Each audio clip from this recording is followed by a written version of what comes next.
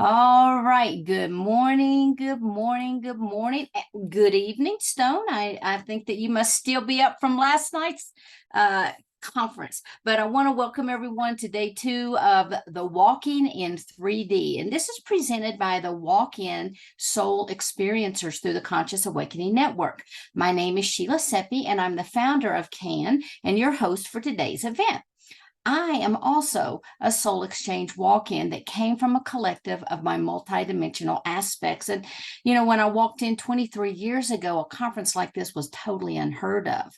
But thankfully, today, not only are we able to talk about walk-ins, but it's becoming much more normalized. And we are moving into the new age. So everyone is waking up to the essence of who they truly are at a soul level. Now, over the course of this conference, you are going to learn about different people's experience, the work they're doing, and even what our galactic families and the Arcturians, the Palladians have to say about walk-ins. So this is the first walk-in conference of its kind, and we wanted to try to include everyone. So we are thankful for you being here, and I want to get your all's opinion on just a minute, but I want to remind you again, if you have not yet had the opportunity, please visit the Conscious Awakening Network.org. Check us out, download our phone app, visit us on YouTube. We're on all kinds of different platforms, and eventually this conference will be on all those platforms as well. I also encourage you to check out the WISE organization, Walk-In Soul Experience. And we would love to have you visit the site to sign up, maybe even attend some of our meetings. And you can do so at walkinsoulexperiencers.com right here on the bottom of the screen, walkinsoulexperiencers.com. Now, over the course of today, you're going to hear some very, very powerful stories from people who have had extraordinary things happen to them in their lives. And before we get into that, well, let me go ahead and go over the agenda first. So the first speaker we have will be Bridget Renee Holiday. Followed by, every speaker will be followed by Q&A. So if you have a question for them, please go down to the bottom of the screen and click the Q&A button. Please place your question in there because it's so hard for me to do everything and to check the chat and everything. It's so much easier to go just to one location. Next, then we'll have Aranania. We'll have Gosia Duszak from 11:45 to 12:45. Marilyn Harper from 1 to 2, Ken Lloyd from 2 to 2:45, Viviane Chauvet from 3 to 3:45, Rhea Elise from 4 to 4:45, and wrapping up our day will be Kimberly McGeorge. Then at the end of the day, we're going to have an open panel discussion from 6 o'clock to 7. So before I do introduce Miss Bridget, I want to ask you guys, how many, I'm going to check out the chat, how many of you here are a walk-in? If you can just go ahead and type that in the chat, or how many of you have had some kind of a phenomenal soul experience? Okay. The chat's at the bottom of the screen. Joanne, Let's see. Raise your hand. Do you have a question? I can't add you as a panelist, honey. If you could put that down. So we have one person. All right. We have quite a few. Julia, Heather, Satar, Heather, Kristen, and Stone. Well, yes. So I want to thank you guys so much, so much, so much, so much. And at the end, we're also going to open it up, and you guys will we talk kind of among ourselves, because that's what this stuff is all about, really making community and coming together.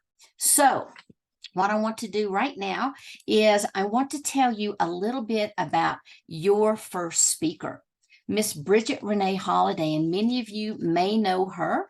Bridget, and if you don't know already, this is Willow, my little faithful companion. He's with me 24/7, so I guarantee you're going to see his head bopping up and down throughout this conference. But Bridget is a star seed. She's a channel and a multidimensional medium. Her star lineage includes the Palladian, Sirian, Arcturian, Lyran, Andromedan, Auroran, amongst others. Bridget is an ascension contact specialist and a galactic ambassador for the Council of Light. She is an international beyond quantum healing hypnosis practitioner and awakening and ascension mentor who specializes in mentoring starseeds in their ascension journey. When working with starseeds, Bridget helps them to remember who they are and that they have trained lifetimes for what they're doing here. This includes discovering where they're from, what their specializations are, conscious expansion, and embracing deep relationships with their cosmic star families. Connect with Bridget and her soul star through her community you can find on ascensioncatalyst.com. So, Miss Bridget, I want to go ahead and bring you up and welcome you this morning. Hello, hello, hello. Hi, good morning. I'm so excited. Hi, I'm having a hard time. Here we go. I finally found the spotlight. There you are. So, Hello, hello, everybody. So you're coming to us from Texas now. I was getting ready to say Florida. Dallas, Texas. Yes. Oh, So I've moved back home. So wonderful. it is a beautiful, cloudy, slightly chilly day today. All right. Well, I'm going to go ahead and turn it over to you. Thank you so much for being here. And I also want to give you a shout out of thanks for always helping to promote the Galactic Alliance on Monday and Thursday nights through the Awaken Ascending pods. Well, I don't know if you call them pod house or chat rooms, but anyway, on Clubhouse. So you can tell everybody about that. Thanks so much.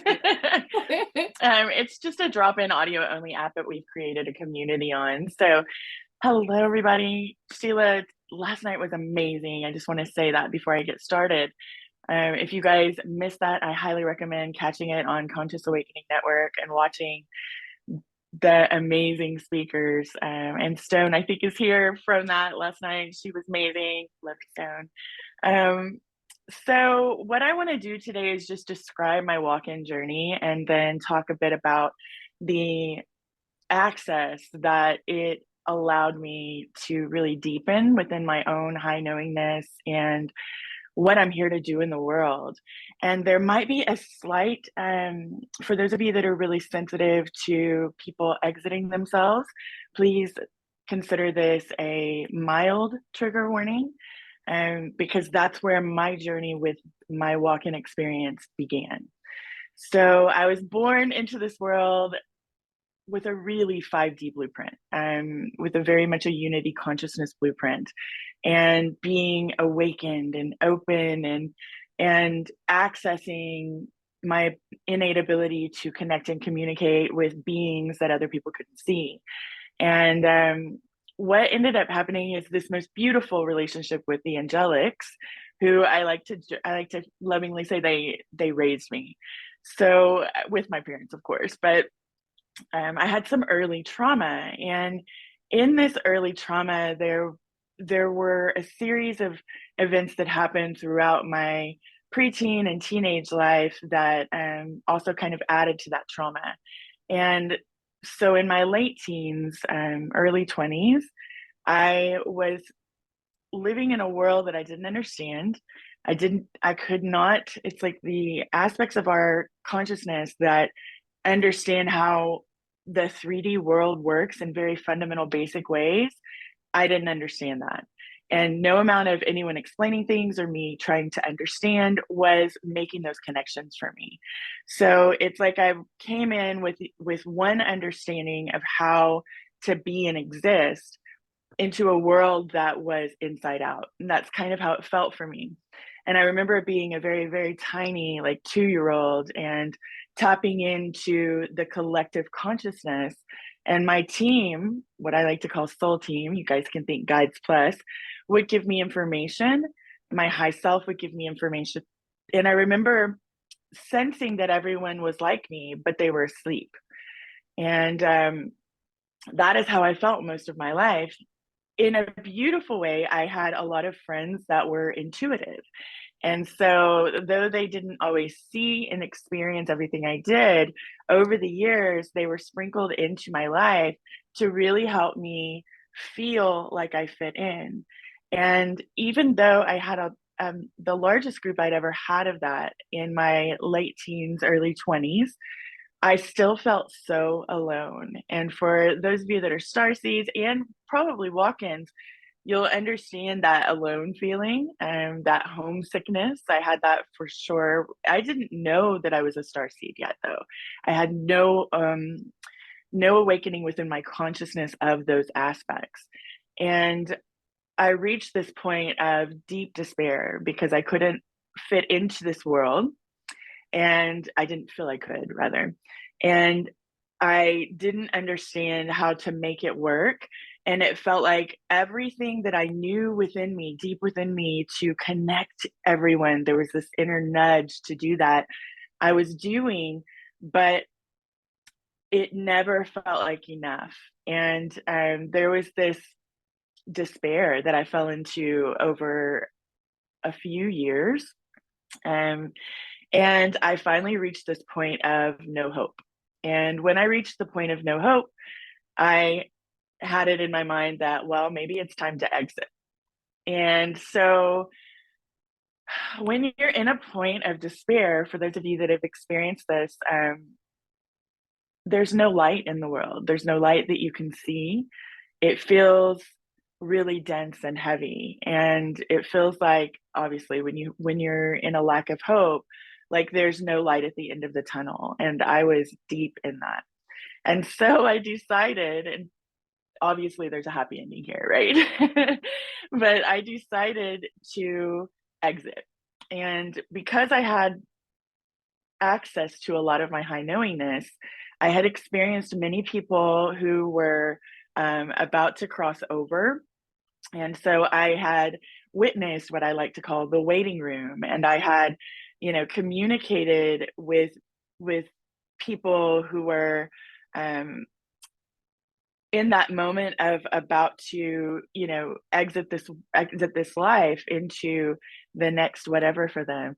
And I had experienced, the groups of people and beings from all of their expressions, not just this particular life that they were living, coming into the waiting room, their angelics, their family, their galactic family, everybody in there with them, where they had this like cord connecting them to their body. And so I was like, I accessed my high knowingness and I thought, okay, I know how to do this. And so I created this room. There was already like a dimensional space for it. And I just held the intention for it to fully create. And it was this beautiful white energy space. And I started to pull my consciousness up into it. And as I was pulling my consciousness up into it, I had this moment of, okay, I don't want to do anything just yet. I want to see if I really want to do this before I do anything. I want to give myself an out, right? If I wanted it. And so I was still undecided as I was doing all of this. I was leaning toward exiting, but I was undecided. And right when I made the decision, I had pulled pretty much all of my consciousness into this waiting room. And I had this intention of, okay, I'm ready. As soon as I had, like, didn't even complete those thoughts, it felt like my soul got slapped by a ruler. It ricocheted through my soul. The space that I had created turned like deep burgundies and red, and there was this booming, almost like an angel voice that came in. And it was like, you cannot do this, but in like a super boomy voice that like radiated throughout all of my essence, right? And me being who I was at that moment, very, very sassy and over it, right? I started arguing, and I had this big argument with them where I was like, words I can't say on here. I was like, that's and you know, forget that kind of stuff, right? Because they were telling me that I didn't have permission to exit at that time. And I was like, well, if you want me to stay, we started negotiating. They started calming down, like the angel voice, right? And I started negotiating with them, going, okay, if you want me to stay, these are the things that are non-negotiable for me. I need to have a deep understanding of this third dimensional expression and how to live in it in a way that is comfortable and that makes sense to me.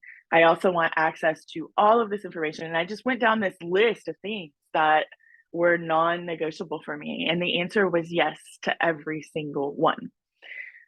Then the next thing I know, I am experiencing myself in deep communication with my high self, counsels, and also with what feels like aspects of my soul.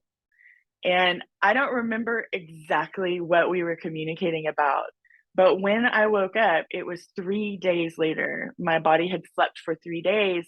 And during that time, my team has told me that my body was being activated.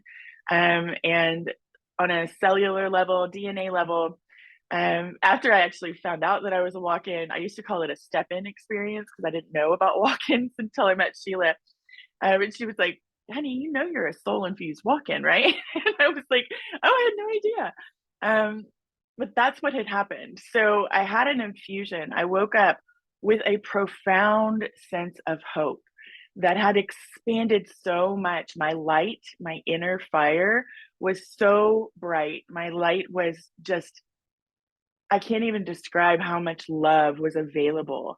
It's like my heart and all of my cells had been cleared out from all of that density that I was carrying within myself. And I had this knowingness that I had had these deep conversations that where things were being explained in almost like a finite detail, like to the most small aspect of this world. But it was almost like when you receive a download and you know it's going to unpack over time. I had that sensation of, I understand a lot more now. Like it feels different in my consciousness. And I feel like I can do this in a way that I hadn't before. But I still didn't know everything, and I knew that it was going to come in over time. So it felt really good. And right around that time, we were having what I like to call the kickstart to the ascension. And everything was already heightened within my senses, but it went at times like 1,000. So all of my soul senses, what I like to call our soul senses, which is like the clairs, your telepathic ability, your empathic ability, psychic ability, all of those things, had completely magnified overnight for me. So I was receiving downloads upon downloads upon downloads. And then I had this experience. I was hanging out with some friends, and there was this amazing energetic drop in that expanded my consciousness. Like, I don't even know how much, all simultaneously. It felt like love, it felt like joy, and it felt like deep, deep wisdom. And in that moment, I didn't know that it was an aspect of my soul. I could feel a soul connection, but we didn't have labels like this, or at least I didn't at that time. So I just understood that everything that I had requested was suddenly available to me, that it felt like more of my soul was in my human experience. I had much more light. I had instantaneous, deep access to all of the knowledge and wisdom that I reached for, to the point that it would create a visual of what it was. So if I was asking about how the cosmos works, or if I was asking about um, some deep information about multidimensionality, suddenly it was available almost as if my entire soul was a third eye, being able to look at every bit of information from all of these different angles. And my soul team always worked in connection with all of this. So as I would be viewing from one perspective lens, I would have my soul team also bring in another. It was almost like if you had a beach ball and you were looking at one angle, and then you would spin it and see it from another and another and another and another. And so this would happen in seconds or minutes. Sometimes when it was a lot of information, it would happen in a lot, a longer period of time, right? But what this did for me was it gave me this profound understanding of who we are. And of course, that has evolved and expanded as I have since then, right? But it gave me this understanding of just how multidimensional each and every one of us are. And a really profound understanding of that knowingness that I had from a very, young age, that I'm here to connect people and help people. It really brought in a lot of my soul's purposes and missions, and understanding how we all have those, and really understanding how I can assist others to connect with that knowingness inside of each of us. And I've been doing that ever since. I did have a moment in my life where they showed me, my team and my high self showed me a timeline of myself that was way too big for my comfort zone. So I did go into sort of a self-imposed hibernation, where I kind of stuck it out until that timeline was extinct. But I just have to say, it was a really beautiful 21 years of my life. So it wasn't something that just came in and left. All of this, when I was walking down the street, I remember for years this was the way it was.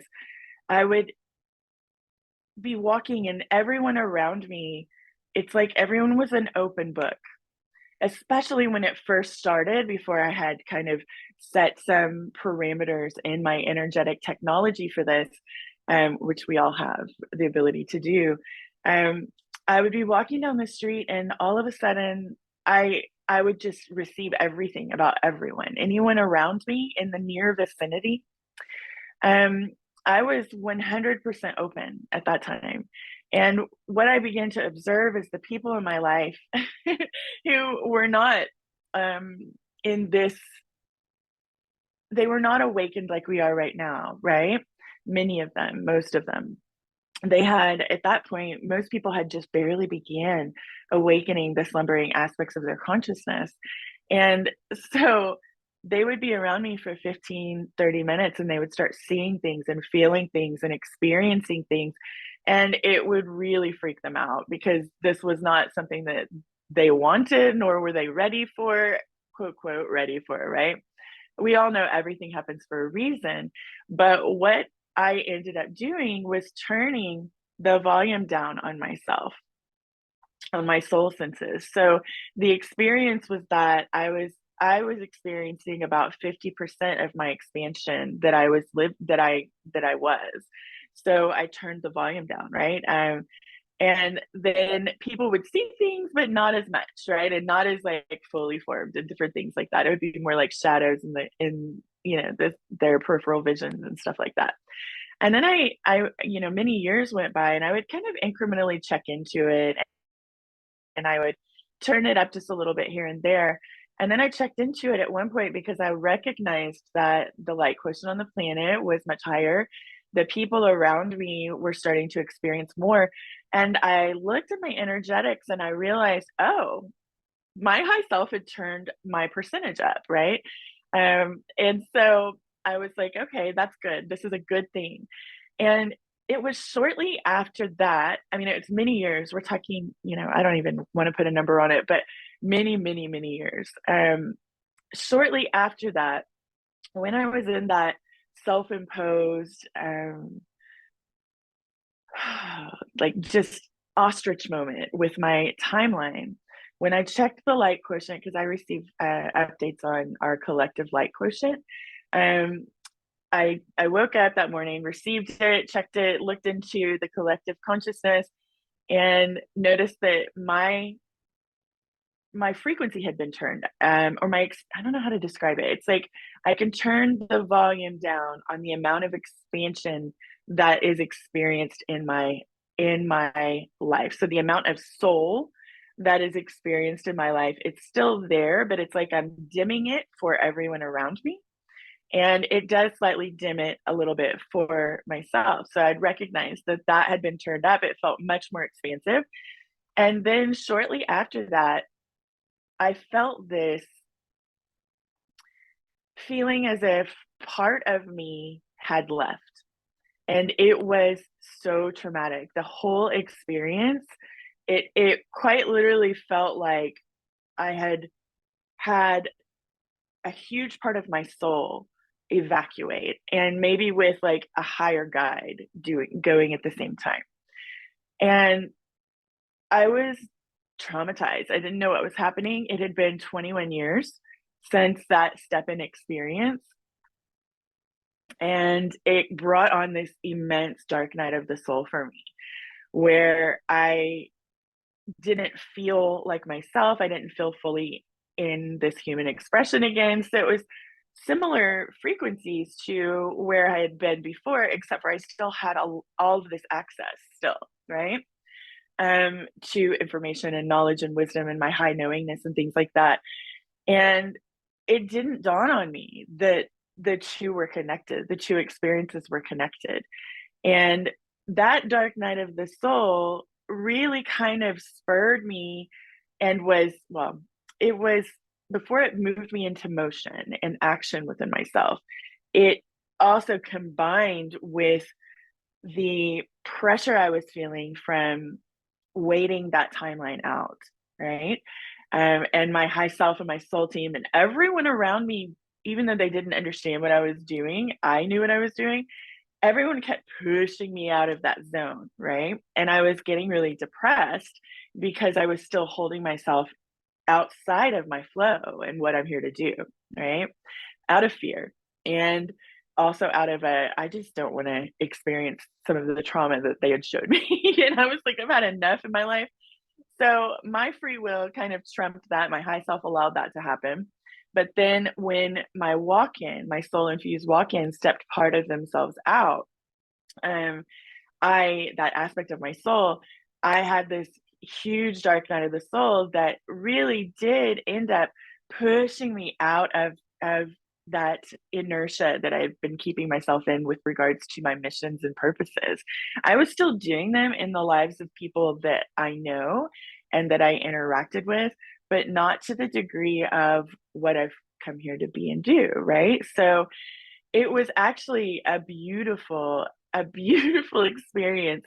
And with time, I started to really feel that fullness of soul again through intention of embodying my high self and my soul and bringing more of it, having sacred practices that enable me to expand even further into my remembrance of who I am and why I'm here and what I'm here to do to be of service. So it was this interesting, like 20 steps back to come into fullness of myself and what I'm here to do and how I can really assist others to remember who you are and what you're here to do and be. And I still have that deep access to all of the knowledge and wisdom. It may not feel sometimes as bold when I observe it. It can often be subtle, but because I've been doing this for so long, and this is kind of a tip for anyone that is really opening into your awakening and consciousness expansion journey and diving deeper. When people who have been actively channeling or accessing information, bring through information, it's not always super intense and bold like you might think. Sometimes it's subtle, but because we've been doing this for so long, we trust it, and it doesn't matter to us if it's a really almost like faint bit of information based on what we've been doing that day and how distracted we are, or if it's super bold and bright and like in living colors, so to speak, information that's coming in. We trust it and we just deliver it because we have tuned ourselves to being able to just hone in on whatever loudness level, we'll say, that information is that we're tapping into and receiving. So that's a little bit of information that just came through as I was talking about all of this. I think the main thing that my walk-in experience showed me is how beautiful and infinite we are, and how each of us has access to the knowledge and wisdom of our soul. And how Sheila yesterday, if you were here for that, she really talked about and showed a slide of the expression of source, is what I would call it. I don't remember what you called it, Sheila, but it was so beautiful. And that's actually how I see it. We are of so many different soul groups that is connected in a unity field, a oneness field, in an oversoul. And we can think of our soul group as, like, I love to say this, like a giant white column that splits off into bigger columns. And then our soul is experiencing itself as if there are all of these little white filaments, right, coming off in all of these dimensional expressions, but not just the dimensional expressions. There are also expressions that are outside of the dimension. There are also multi-universal expressions.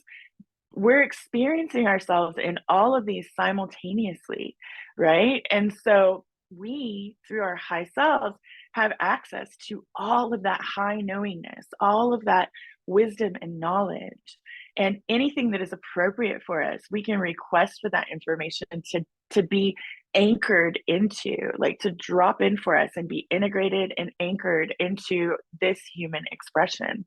And that's what I help people remember.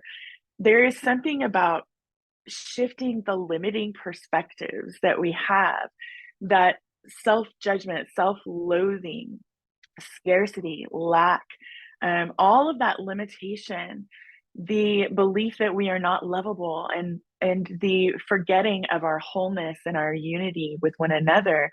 There's something about moving through that, through shifting perspectives, that enables us to really open the door to our high knowingness, that knowledge and wisdom of our soul, of all of our lives and expressions that are appropriate for us in this life, that are within the human earth experience and beyond. And within all of this, there is this deep understanding of our sovereignty that begins to formulate within our consciousness. We begin to remember that we are here for so many things, experience being one of the primary things, but that we're here to shift what it means to be human in the earth experience from this moment in humanity's timeline, so to speak. And as we do that, it's rippling throughout all of our human existences, what we would consider past, present, and future.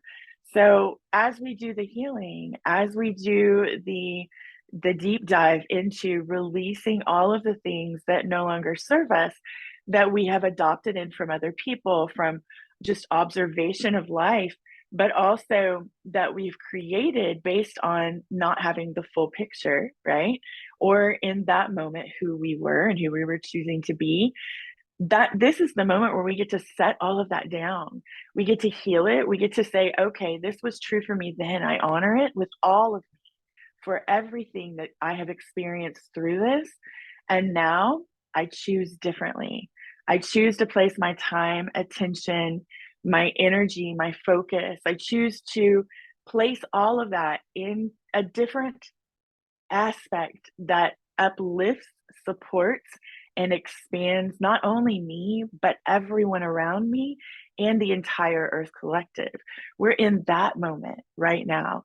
That empowerment enables us to start to consciously create our reality. Now, it's not always like just butterflies and rainbows just because we do this, right? We might still have moments of deep intensity and contrast. They might even hold pain, but we don't have to hold ourselves in the pain and suffering anymore. We get to really just liberate ourselves by how we choose within our own consciousness to perceive those experiences, but also how we choose to allow them to be what they are without bringing in our history, her story, their story back into this now moment. And it's the way we perceive that shifts everything. So instead of assuming the worst, we can understand that everything is conspiring to support us. We can understand, as everybody likes to say, which I really love that. We can begin to shift our understanding of how our external reality is reflecting our inner landscapes.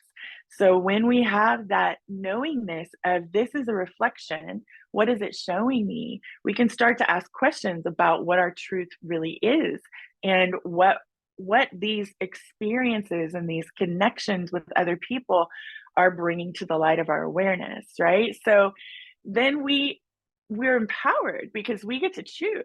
We get to decide what it means for us or nothing, right? It doesn't have to mean anything. We don't have to assign the label. We don't have to give it a deeper meaning. We can just allow it to be an experience, much like we did when we were small children, right?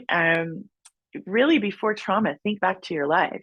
When things happened that were uncomfortable or painful, we would have it in the moment, we would express our feelings, and we would move on to the next, right? And it wasn't until those big, deep traumas that we started observing how everyone else handled their trauma, because we were always in observation mode, and then adopting their ways into us, right? So just as we've adopted that into us, we can also choose something different. And yes, it takes practice sometimes. And yes, it takes dedication to our sacred practices of choice. And sometimes our life, because of these patterns that we've created through the beliefs and the stories, solidifying those into our reality, that created these unconscious and conscious loops of these experiences and patterns and connections and relationship commonalities. Because those are so ingrained, because we've practiced and practiced and practiced at them until we're excellent at that pain and suffering and those experiences, it might take a minute to reprogram, reframe, choose, continue to affirm that we're choosing this. And there are times that our high self will bring those experience, something similar flavor back in for us to reaffirm, yes, I'm choosing. I'm still choosing to a life of grace and ease and effortless flow. I'm still choosing that everything gets to be easier and that everything is supporting me. And the more we make those choices, the more we decide that within ourselves, the more we're in our love space, the more connected we feel to our soul, the more our heart is expanded, the more our interactions start to reflect that, the more we magnetize in people who are of similar heart and mind, the more we connect with others who are doing beautiful things in the world within their own lives, but also in service to others. And it's this ripple effect. And as we hold more of our soul light and as we choose more of our love light, then the people around us, we're designed to frequency match. So they start to elevate in vibration without even having to do anything. And we become more and more magnetic, more and more expansive for the people around us. And that is truly why I've just started a community called Ascension Catalyst, to me, the ascension journey happens within and is reflected in external reality. And because we are all connected in this beautiful unity field, this beautiful consciousness field that brings us all together, if we allow that aspect of ourselves to shine through, and when we hold the intention to be that connection, when all of that happens, this is like a beautiful, it's like the wave in a stadium. I don't know how else to describe it. Or like if the earth is this beautiful still water and all these pebbles get dropped in and these ripples come out from each of us. That's what we do. And each person that ripples gets activated because they have their own permission slips with us and other people, as we do with others. And it's this beautiful mass awakening. We're seeing it now. And the more of us that go into this, the more are expanding. Every day, the light quotient on the planet is becoming brighter. Every day, the expansion of our planet is becoming brighter. And that's why we're seeing so much contrast and intensity, because those people who are not ready, which is totally fine, we all do this at our own pace. It's like this pressure cooker that is building that pressure inside of them. Because just as I had my dark night of the soul moment and that pressure from my team, everyone is receiving that in a slightly different way who is ready to awaken but might be dragging their feet, right? And it's all part of the process. So also there's something beautiful about that unity connection, and I'm sure this is validation for a lot of you. I can feel the expansiveness of this, the people, all of you beautiful family members who have joined us. But there's something beautiful about that unity consciousness that really dials us in to the ability to begin to shift this planet from within this experience. And there are many timelines at play right now. I receive timeline updates quite often for the collective, and also, as you can tell from my story earlier, for myself. But the collective timelines that are really, it's like, you can think of it of like bundles of energy cords, right? That's kind of how I see them. And they kind of converge to make these enormous bundles. And the two that have been really neck and neck, right? Really tied closely together right now is the bifurcation of world sort of timeline that's already been prepared from a higher perspective for all of us. And also the build it where we are, build it in this expression, build it and shift it and change it from within. That's the one I really am rooting for personally, that I am holding space for within my consciousness, though I am not attached to either of them. That's the one that I hold dear in my heart and hope that we are able to really dive into, because for me it's this enormous transformation that we get to experience. And I know that there have been some ripplings in the consciousness community about some extinct timelines, and my team's bringing through right now that they would like to kind of put those to rest for those of you that are here to receive this. There were some really cataclysmic timelines in play back in the late 90s, early 2000s. And Gaia and all of us as a collective have chosen to go a different route. So there are still remnants within the collective consciousness of these timelines.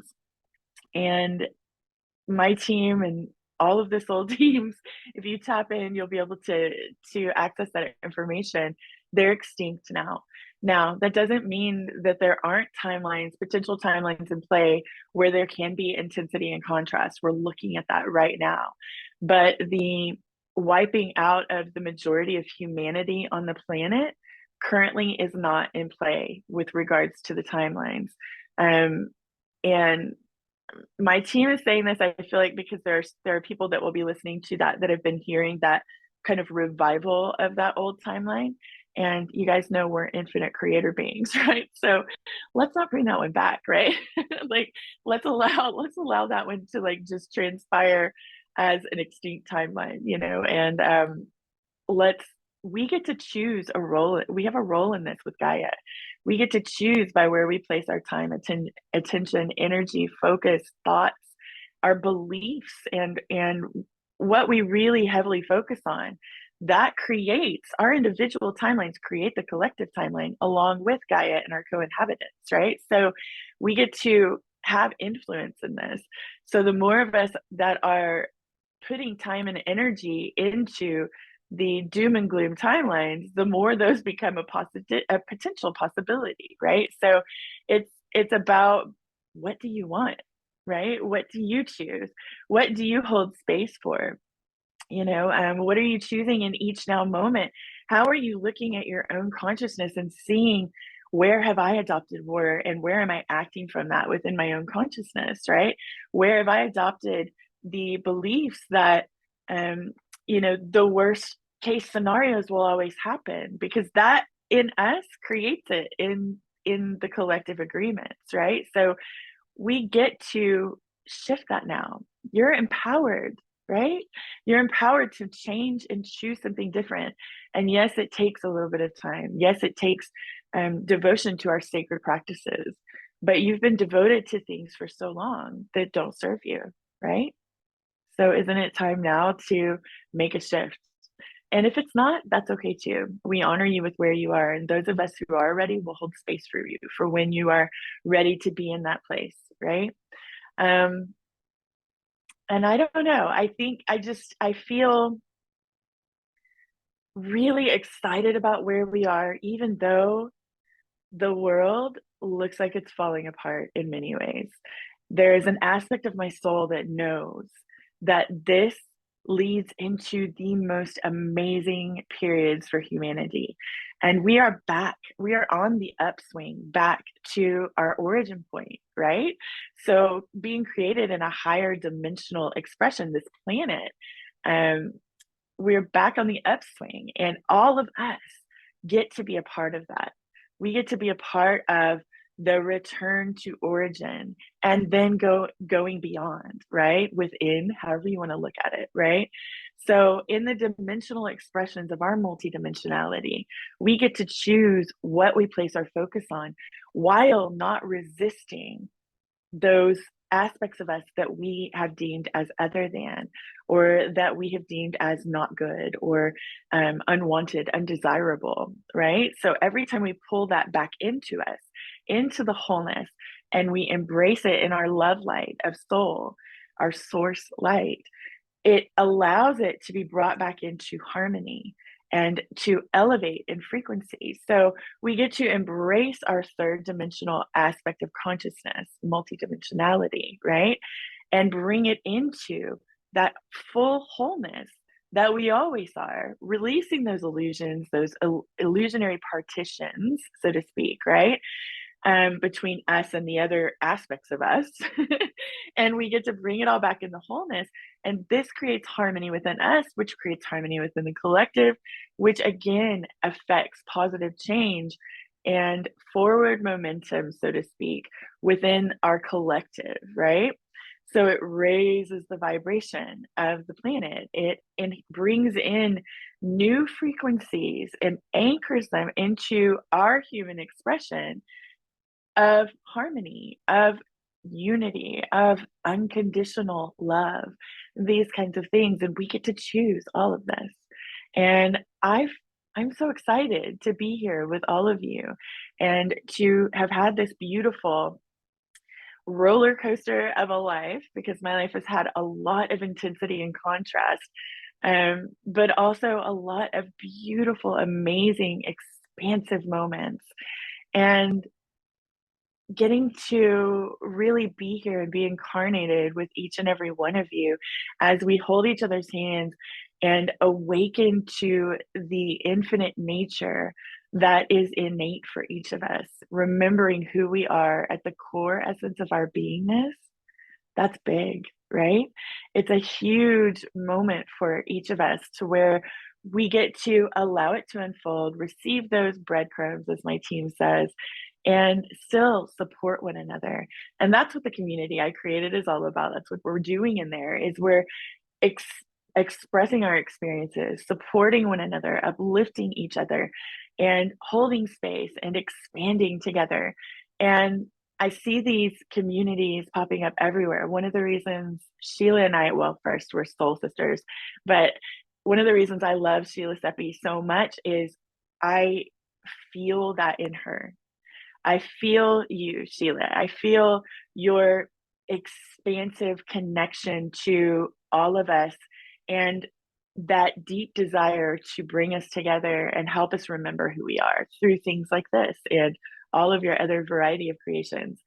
And actually, Sheila inspired me to take action with really bringing that community, Sheila and other people too, but really bringing the community that I've founded into existence, right? To step into that aspect of my purpose and missions that I've known since I was such a small child and have experienced in a variety of ways, setting me up for what I'm here to do, right? And we all get to really feel our resonance with how we're going to stay connected and how we're going to connect even deeper. Because in those deep connections that we remember we have, because they span multiple lifetimes, many expressions, right? And those deep soul connections that we have, bringing it back full circle to sort of where I started with all of the soul speak.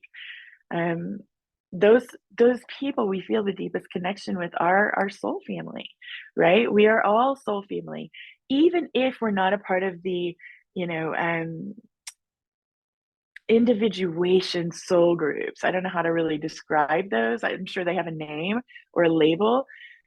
We're all connected, even if, you know, you're a part of another soul family tree. In the oversoul, we're all connected. So we feel those magnetic moments with one another.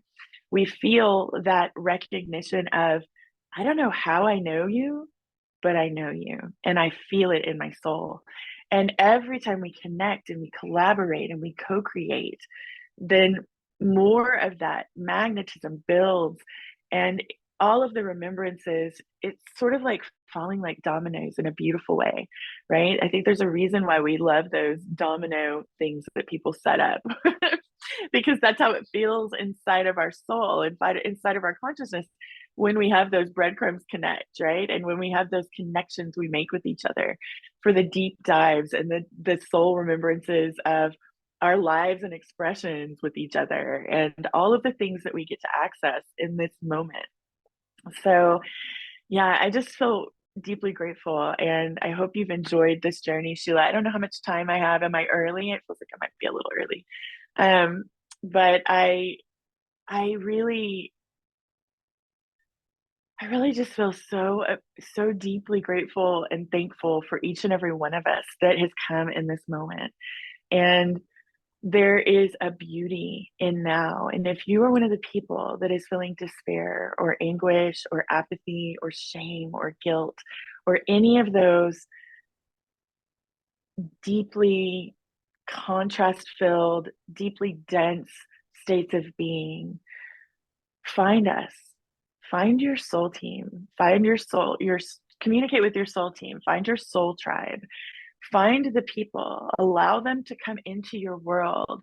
Because as we make those deep connections, as we decide to live from our heart space, from our compassion with ourselves, we expand and we remember more of who we are.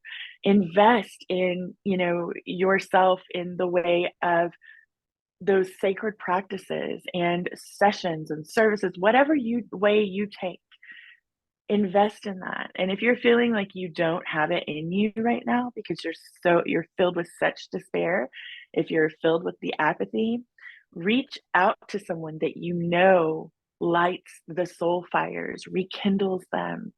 There's an entire massive global community of people that do this and that can help and hold space for you and help you shift perspectives back to your fire, your raging fire within your soul, being fully present in your world and your life and your experiences.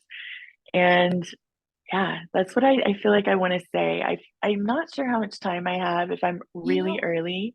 Bridget, I really wanted to see if maybe we could get you to lead us in one of your very powerful activations that you do. Yeah, that was what I was asking for. So I love it, Sheila. Like maybe I was picking up on you Yay. telepathically. uh, um, so what I would love for everyone to do, if you're in a safe place, if you are not driving, right, or doing something dangerous, is just to close your eyes, and hopefully, I feel like there's some people that are kind of racing to somewhere to sit down. Just sit somewhere comfortable. You don't have to lay down for this. Um, so I can't read the chat, just FYI for everyone that's chatting. I'll catch up with you as soon as this is over if I can see it. Sometimes when they drop us down, I can't see it. So Sherry, if you're in a telly, could screen grab the chat real quick for me, so I can see it, or right when I'm done, maybe. Just screenshot it for me so I can catch up with everyone. But okay, let's dive into this. So we're just going to close our eyes and take some deep, deep breaths.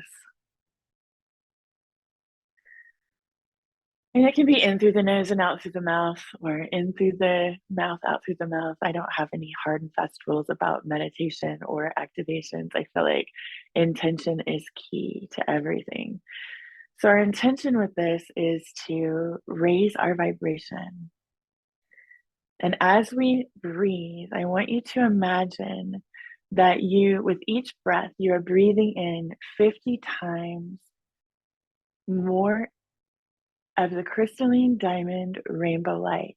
A lot of people call it diamond light. I love to describe it as you are air. And as you breathe this in, it's moving throughout your body. This is one of the higher light frequencies that we're accessing on the planet. It's not the only, but it's one of them. And as you exhale, it's exhaling as well, but it's like it's multiplying within you and around you. So with each inhale, it's moving throughout your body. This is pure, unconditional source love light. And it's intelligent because it is source. So it will move on its own. You don't have to make it do anything. You don't have to direct it. It will find those perceived blockages and those that are still not in the light of your awareness. It will begin to dissipate them. It will start to remove any blockages within all of your energetic fields. You might start to feel yourself getting lighter and brighter because of this. And this light moves through you. But it doesn't just move through you. It clears, cleanses, purifies, activates. And as you're breathing this light in and you're exhaling this light, you might observe that it's filling up the space that you're in as well, and continuing to move throughout all of your molecules of your beingness, both within your physical, energetic body, your etheric, your emotional, mental, spiritual, but it's also moving into all of the layers of you. And if you were to, with your eyes still closed, look down at your hands and your arms, you now see that you are emanating this beautiful crystalline diamond rainbow light of source.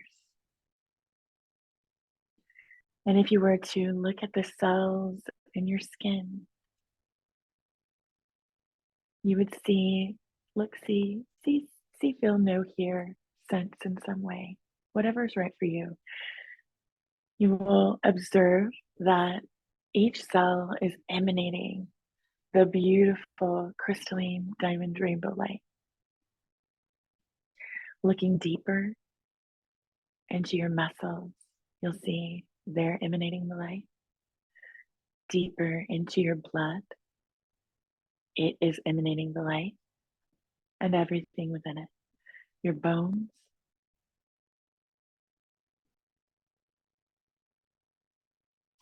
and your ability to see, sense, know, heal, fear, or feel. Ooh, take that fear out, guys. Collective removal. Thank you. I don't know where that. We'll clear that in a minute too. That's actually happening with this. So as you see, sense, know, feel, hear, look deep into the cells. Observe into the cells. Each cell is emanating the beautiful crystalline diamond rainbow light. And as this is happening, let's go ahead and ask all of the high selves, all of the soul team collectives to step forward. And because that word just came out of my mouth, let's go ahead and clear it on a cellular level, clearing anything related to fear, clearing. And let's go ahead and bring in, okay, the soul teams want to clear everything related to fear, anything that it has caused or connected to and within the cellular memory, fully and completely, from all of the energetic layers, all of the energetic systems and technology, bringing everyone back into their highest blueprint. Yes. And as we do this throughout all of the blueprint layers, including the overlays and the holographic, we are bringing everything back to the highest blueprints of unconditional source love light within each of us. Honoring the fear and the expression of it for what it has brought into our awareness and the experiences we have gained through it, and allowing it to be removed at the cellular level, subatomic, and within. Atomic too, yes, thank you, teams, for that correction. And as we are doing this, allowing the fear to be transmuted within us, bringing in that transmutation of those aspects and energies that serve us in our highest, that are the most appropriate for us now, and for who we are choosing to become in each now moment, who we are choosing to be in each now moment. We are observing becoming lighter and brighter, finer and higher. And with this, observing the walls of our heart that we have created to bring in that illusionary protection from pain and suffering. We're allowing those walls to be transmuted into sovereign embodiment and pure unconditional source love light, allowing more of our soul to radiate into our bodies, filling them up with so much light that we become brighter and brighter, finer and higher. And as we become brighter, finer and higher and lighter, we also feel ourselves anchoring in to this beautiful human expression that we're in, allowing ourselves to ground in these beautiful soul love light frequencies that we all are, bringing more of our infinite creator consciousness into this expression, but anchoring it in so that it feeds and supports and uplifts our lives individually and ripples out into the collective as well. And as we are allowing our light to stay very condensed in our body, it begins to radiate naturally from it. So as it is super bright, as if it is woven tightly together within our body, all of the light, it begins to radiate from us naturally and effortlessly. We become so bright. And in this love light that we are, in this soul essence that we are sovereign. There is nothing in existence that can usurp our sovereign, divine, free will. We have the power within us to transform, to create, to choose how we want to play in this world with one another and ourselves. And in this empowerment, there's no need for concern of what other beings can do to us, because we are sovereign. Allowing our love light to ripple out, raising our vibration, assists us to be invisible to those things that we're no longer resonant. Our entire world shifts as we bring this in as a sacred practice, because our inner landscape begins to transform. And for those of you that are feeling your consciousness shift as you're doing this, welcome that newness in. You get to choose what you want to place your attention and focus on now. And let's just take a brief moment, maybe not so brief, to focus on our hearts again, placing our attention and focus there, allowing that beautiful sun of a heart light to expand and expand and expand, become brighter and brighter. And as it does, our higher heart chakras begin to ignite. All of our aligned chakras from the crystalline diamond rainbow light are charging up in whatever way is appropriate for them. Our higher heart chakra becomes brighter and brighter. And you might begin to observe that we, with a mere intention, can connect to everyone on the planet. Let's start with ourselves, everyone that will be in this experience with us at any moment, any now moment. We're all connecting high heart chakras together. Our high selves and our soul teams are connecting in with us. We're creating this beautiful light net of hearts, high hearts, connected all the way around our beautiful, beautiful planet. And as we do, all of the high selves, all of the members of the soul team collective step forward, connect again. So this web is becoming tightly woven. And as it becomes more tightly woven, it becomes brighter and brighter and brighter. So we're in this beautiful, almost spider web of light connecting all of us. And now let's hold the intention that we are connecting to the high heart chakras and hearts of every human on the planet. And as we do, they're becoming brighter and brighter and brighter. And within this connection, this activation that we are offering for the high selves to choose, there is remembrance of who we are, the core essence of our being.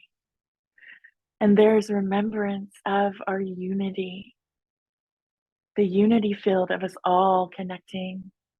And you might observe that even though we've connected with all of the humans on the planet, we're also, just by natural ability, connected with all of the co-inhabitants, from the most micro to the macro. And we're also deeply, deeply connected to Gaia. And in this depth of connection, this unity field of love light, there is remembrance of who we are. There's an ability to hold space for one another and for the dream of the new earth that we all deeply desire to create in this now moment. Hold space for that now. Allow it to ripple into the consciousness of all within the Earth Collective as appropriate. Focus on what you desire rather than what you would like to exclude. How does connecting with one another feel? Perhaps there's a deep feeling of belonging, of being connected in a way that is uplifting and supportive, a transparency between us, a depth of connection that allows us to see each other truly, our full faces, our full expressions, honoring one another simply because of that deep connection, honoring the nuances, the uniqueness of each of us and our cultures, bringing it into oneness, a deep love of our planet and an understanding, an inner standing that our creations are designed to support and uplift not only us, but our beautiful planet, all of our co-inhabitants within the harmony of all that we are together. What does it look like? Perhaps buildings are transformed into harmonious shapes that support the frequencies of us and our planet and all of our co-inhabitants.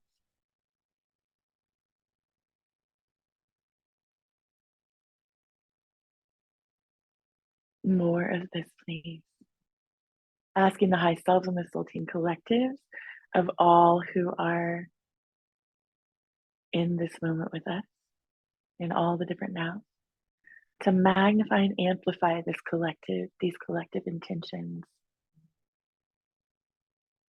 assisting us to integrate and anchor them within our human expressions, allowing them to ripple out into the collective at large. And as we do this, allow yourself to feel the deep love being expressed from each of us, the compassion for all of those who haven't yet remembered who they are,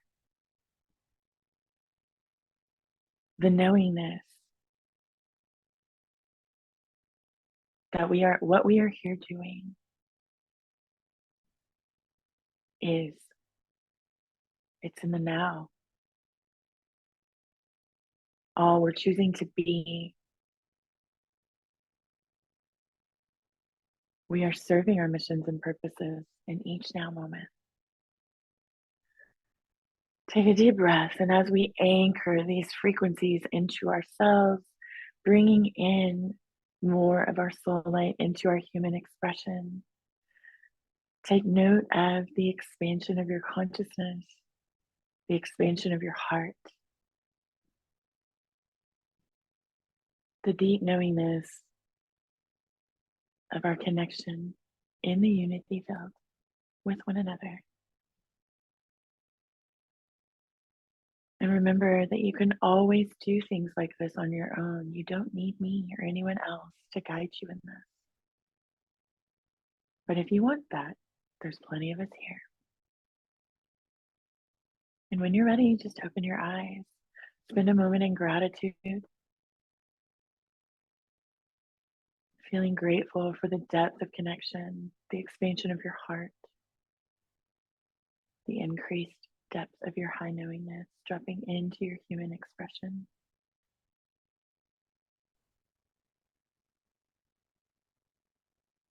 You are so loved, beautiful, beautiful family. Beautiful walk-in family, beautiful starseed family. I love you very much. I am honored to be in this beautiful human expression with you and all the other ones we're sharing. Beautiful. Thank you so much, Bridget. I do have a couple questions, but I wanted to thank you for that beautiful activation and for helping to anchor the energy that we're really building today. This is really an important event, especially for the walk-in soul experiencers, because it's our first event. But more than that, it is really showing just how many walk-ins are out there, how many people are opening up and embracing the aspects of themselves that may not be exactly like their next door neighbor or even within their own friends group. So thank you so much for everyone in your comments, and for being here, and for all the walk-ins that are here with us today. Now, I want to go ahead and move into the Q&A, and there is a question. Do those already over there, I assume on the other side, dream? Do they have lucid dreams? Are those independent of 3D lucid dreams or simultaneous with those originating by physical versus non-physical beings? Okay, that is a big one. Okay, so Sheila, if you can help me unpack that question real quick. So I kind of Okay, got a so little let's lost take in it one So at a if we're, time. First, yeah, do those already over, I guess, on the other side, dream? so what's interesting about the blue-gray world, when we talk of on the other side, this is just a continuation of our human experience here. And it happens based on our choices in this life. So if we believe that it happens in many ways, right? So there are essentially heavens created. There are essentially hellscapes created, but there's also the blue-gray world. And the blue-gray world is a furthering of this human expression, but kind of in an Alice in Wonderland sort of vibe to it. So do they dream? Yes and no, not in the same way that we do in the fourth dimensional dreamscapes and the astrals, because they're in an astral experience, so to speak. Do they have aspirations and desires? Yes. Do they come together and create their own little communities? Yes. But there is an aspect of this that they have attachment and resistance to things. They're stuck in guilt or shame or different things like that. Sometimes in rage, and all of the things that we're being invited to move through within our consciousness now, those sorts of things can create this second phase human experience for us. But also the belief in a heaven or hell, and whatever that looks like for us, we create that as a furthering of our human expression as well. So you can choose, right? If you want to go spend some time in a heaven, do it. I know that the high selves will pull us out of the hellscapes that are created. They're generally much shorter, quote, quote. But do they astral project? No, but they don't have to, because they're in astral form, essentially, right? So they're in their what we would call like the astral form, right? So they are able to project themselves into our version of reality when they learn how to do that, right? But yeah, thank you for that part of the question. Okay, Sheila, what was part two? Okay, I assume when they say those, they're referring to the dreams. Are those independent of 3D lucid dreams, or are they simultaneous? And then in parentheses, an example is with those originated by physical versus non-physical beings. Okay, so that's where I got lost, I think, last time. So if we're asking if they can project into our lucid dreams and we can experience them in our OBEs and astral travel, absolutely. A lot of times when we go into an out-of-body experience, it's very easy for us to be in the blue-gray world. And you'll observe that you're in the blue-gray world. One of the ways to tell the other side is that things continue to shift and change, and you're not lucidly doing that, right? And that can happen in a lucid dream as well. So that's more about becoming conscious in your astral experience during dream time, which is what dreams are essentially. Sort of a different way of looking at it, but yeah, they can definitely come in. A lot of times when you're in a lucid dream or an astral projection or even an OBE, your greatest fears will present to you first. So as you first start doing it, and when you face that and move through it, then that will stop and you'll have a lot more playtime in those experiences. I don't experience that in consciousness traveling, which is similar to astral projection, and similar to out of body experience. But I know that it is experienced, and I've had those experiences myself in those types of things. Now, I'm not sure where the non-being and being comes into this, Sheila. Did you figure that out?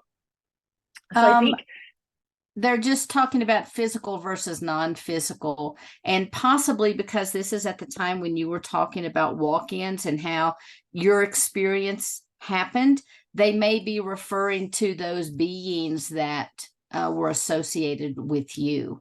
But let's go ahead. We'll move to the second question. It says, who or what decides when exiting is appropriate or necessary? And this is referring to, of course, the soul. What's really interesting about that question is I have been viewing people's life paths since I was a teenager. It's something that happens automatically sometimes when I meet a person, and it's generally our high self connecting us in showing me that connection of how I can be of service and what my role potentially is with this person, right? Whomever that person is. And there are exit points all over. We have so many exit points set up for ourselves. It is almost ridiculous, right?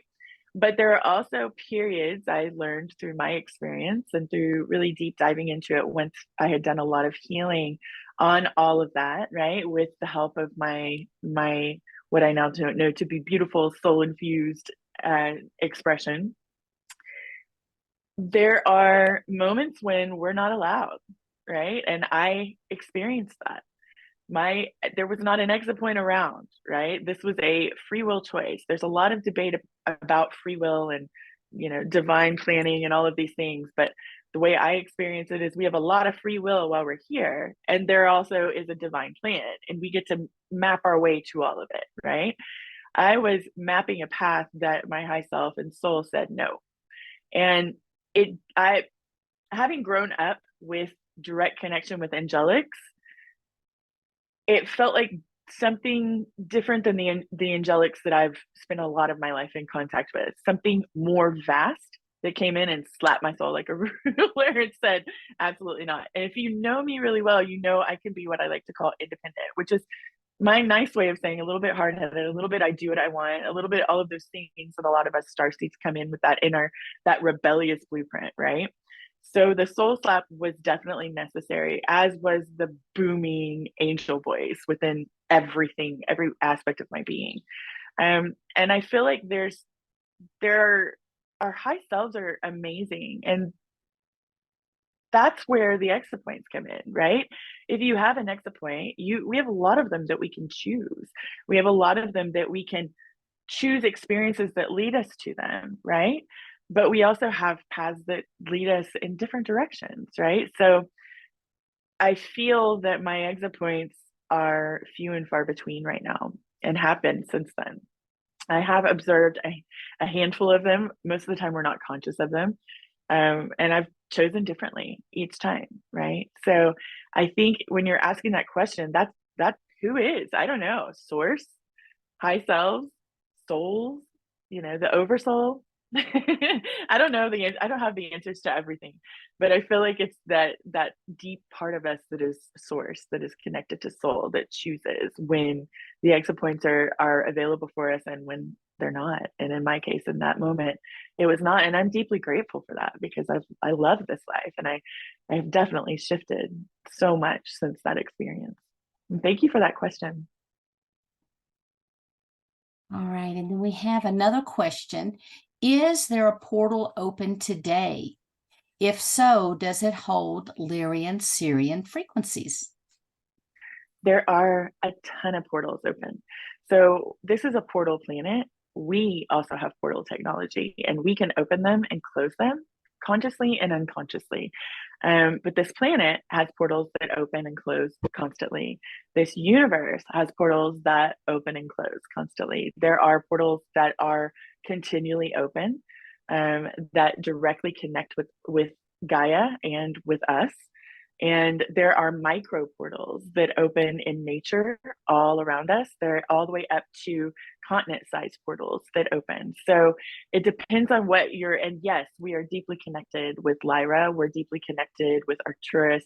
Our soul family, those are us in a different expression, right? So it's our soul. It's our multidimensional expressions outside of the human earth experience. And we are connected with them, but they also do have portals. We have portals on Earth that connect with those different star systems in the multidimensional aspects as appropriate for those particular portals. Some portals face or open to all the dimensional expressions. Others have particular, we can think of it like a birthday cake, even though it's not, particular dimensions that they connect to.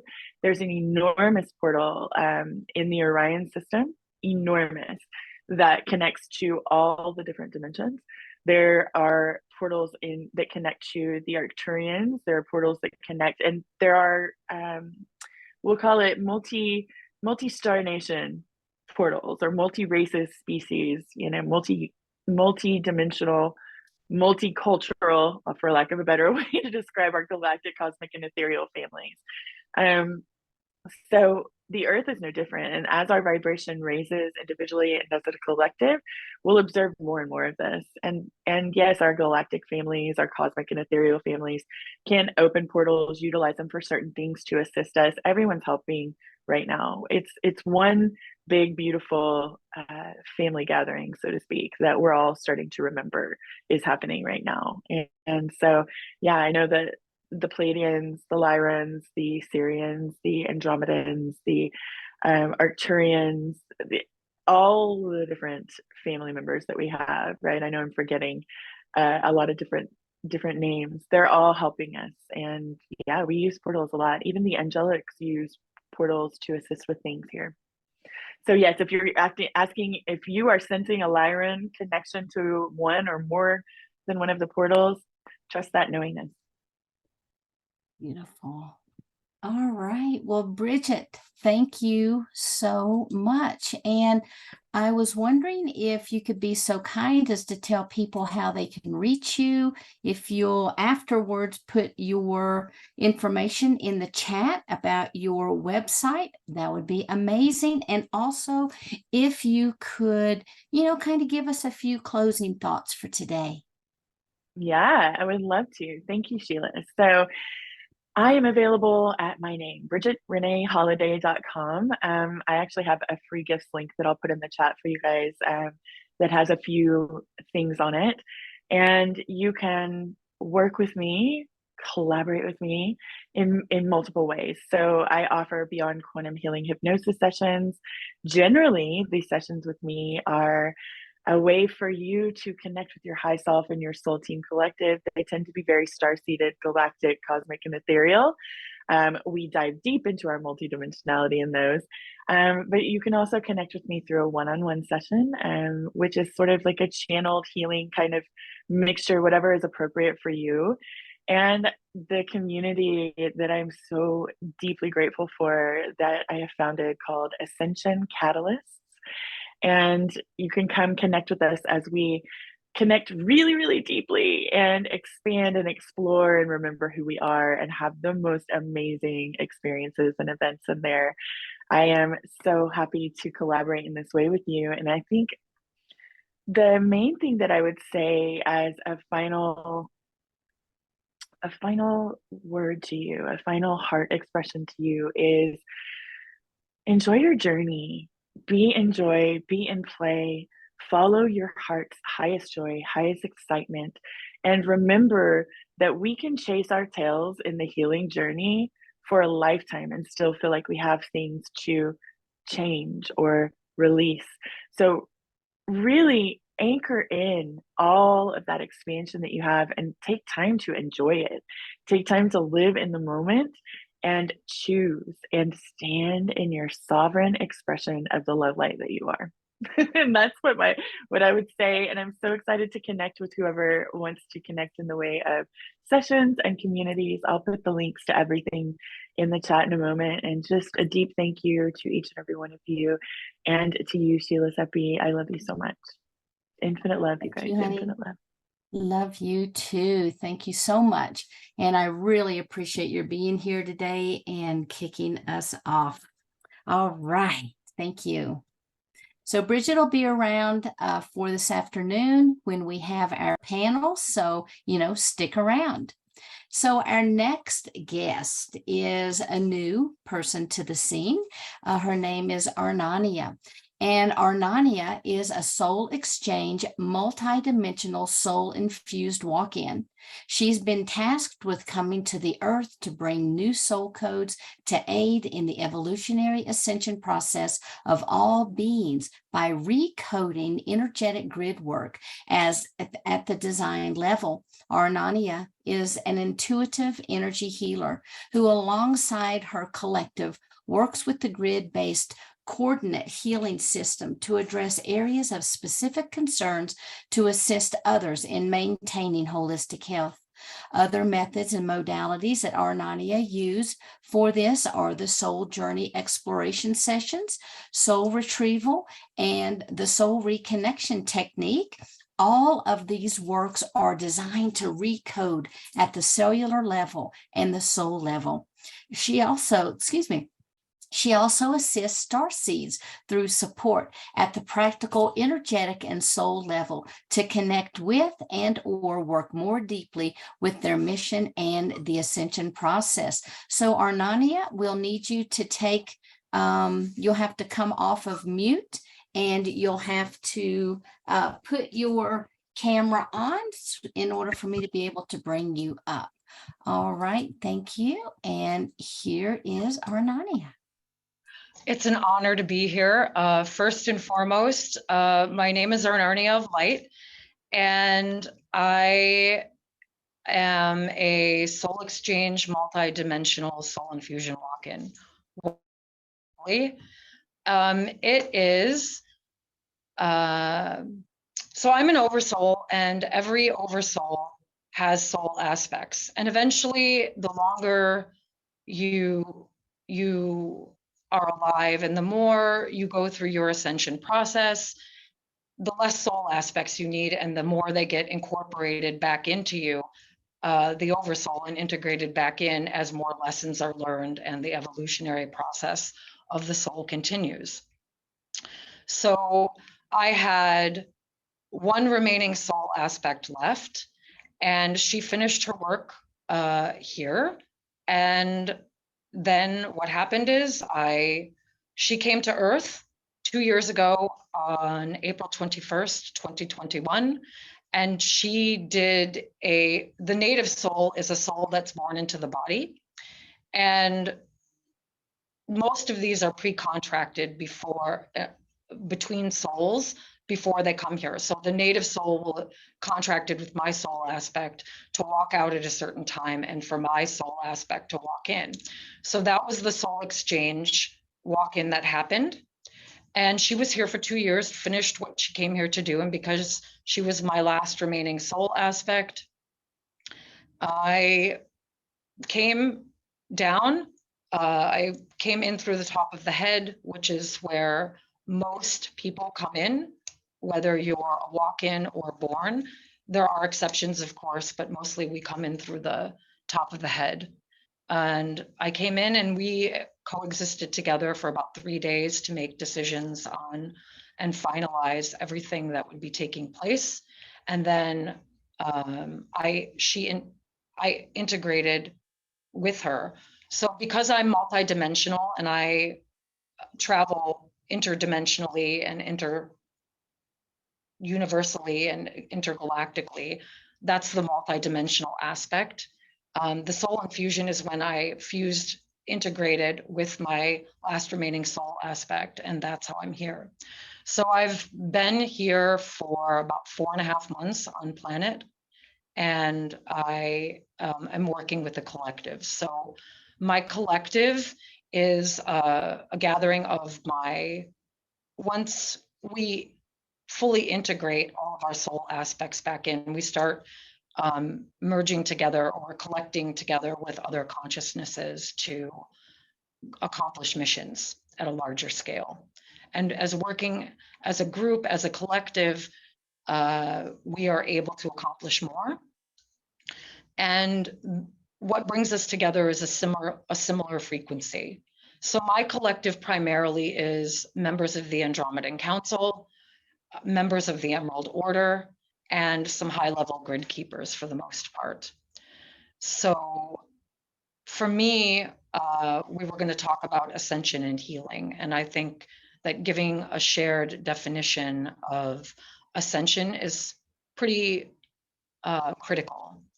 So in my definition, the ascension is expanding one's consciousness in order to more fully express with awareness the richness and depth of the higher expressions and frequencies of our complete being. It is the process of letting go of ego-serving patterns and pursuits to advance toward raising our level of consciousness. It's akin to a system update that you'd have on any of your devices, computer, cell phone. They're modeled after the soul. So it's one in which you let go of your past self and raise your vibration to enter higher levels of frequency that allow us to more fully articulate and express as an ongoing way of being the innate wisdom and higher intelligence of our own higher soul self. So I will talk about grids and share about the various methods and modalities that I use in the ascension and healing process. So for the conference today, my collective and the universe, I'm frequently in touch with what I identify as the overarching consciousness of the universe, the oneness from which we all come, intermittently alongside working with my collective. And so when I say for the conference, my collective in the universe asked me, meaning I got direct conversation with both about how they wanted me to talk about how to access the coordinates in the grids and to aid in the assistance of our own self-evolution. So the manner in which I can do this is to talk about the grid-based coordinate healing system that my collective have been teaching me how to use in order to address areas of specific concern to assist both myself and others in maintaining holistic health. And by holistic health, I mean a mind, body, spirit, a fullness of being, because we exist at all levels. So working with energetic grids, for me, everything in existence, because it is alive, has an energy field, and an energy field is a structured grid. And we'll talk about how to access ascension and healing through working through the grids. What the methods that I use and that I've been being taught are working with grids through telepathy, downloads, and grid-based soul retrieval. And I'll give examples of each of those. And first, I would like to explain how to connect and work with grids and their coordinates.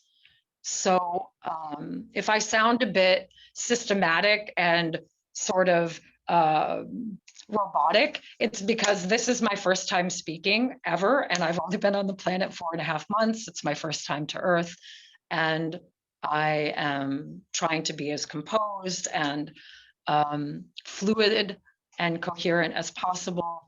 And so, yeah, that is why. So because the energy field, your aura, these layers of expression of your being that surround you create your energy field. So you have your chakra system.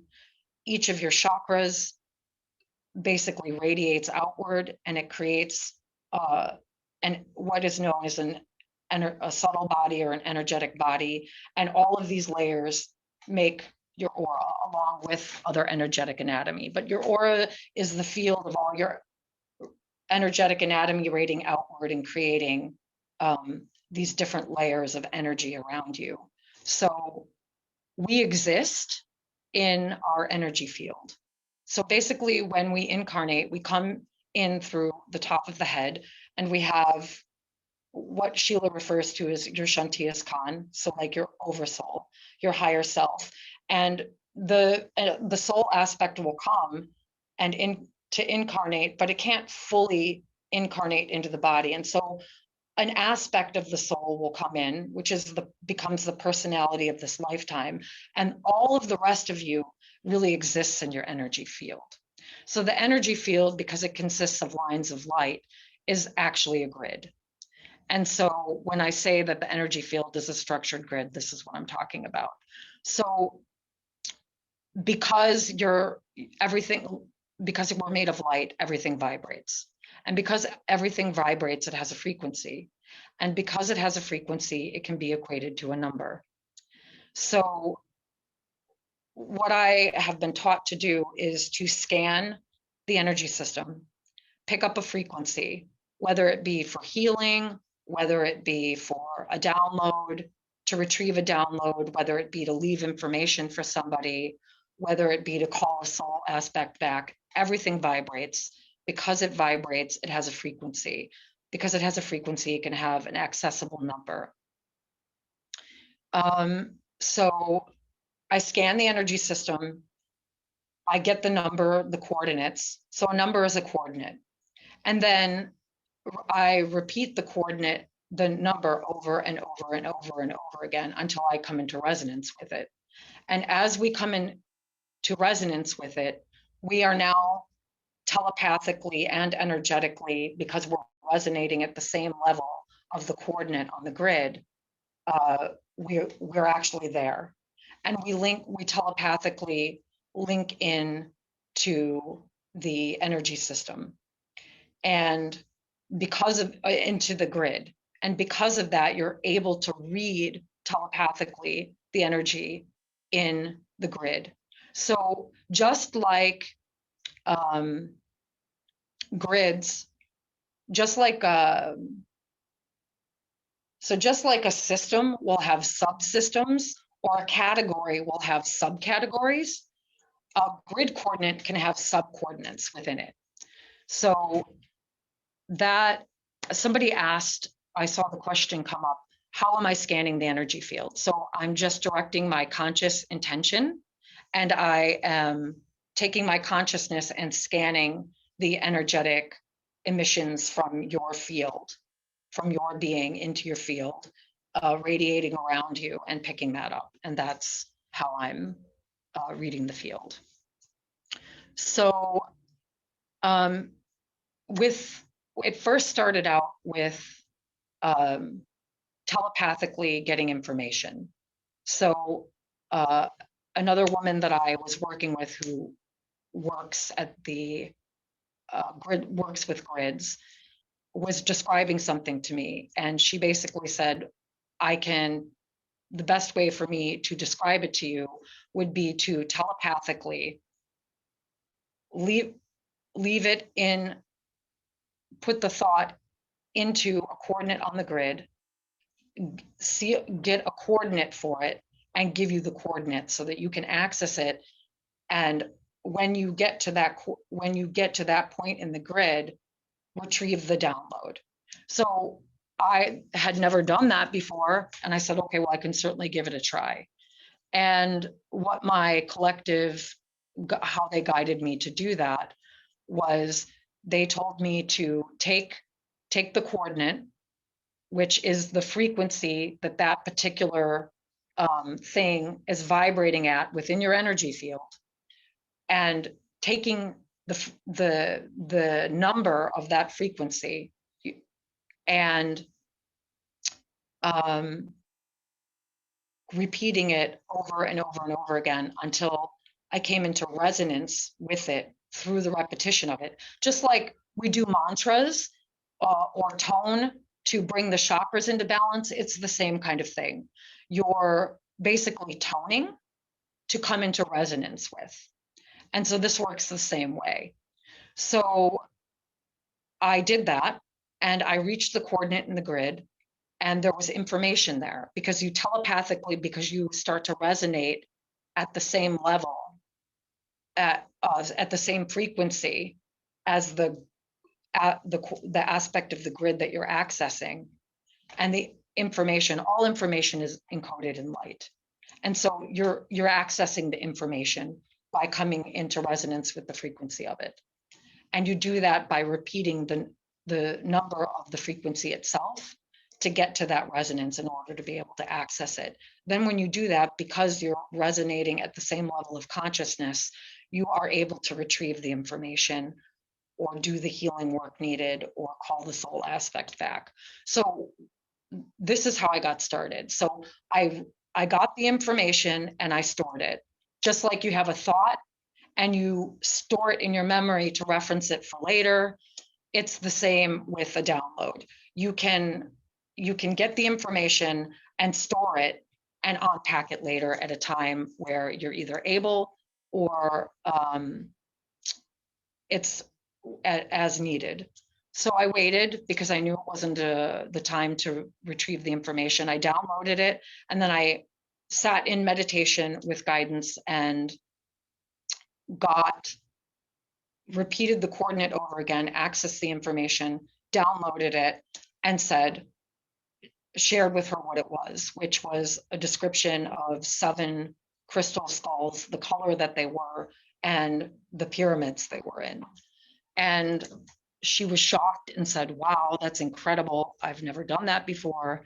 And that's how I started being able to retrieve information from the grids.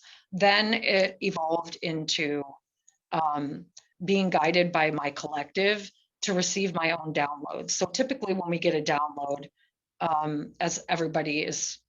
as many people are familiar with, it comes from the universe or from our collective, from portals that open. We just receive the download. So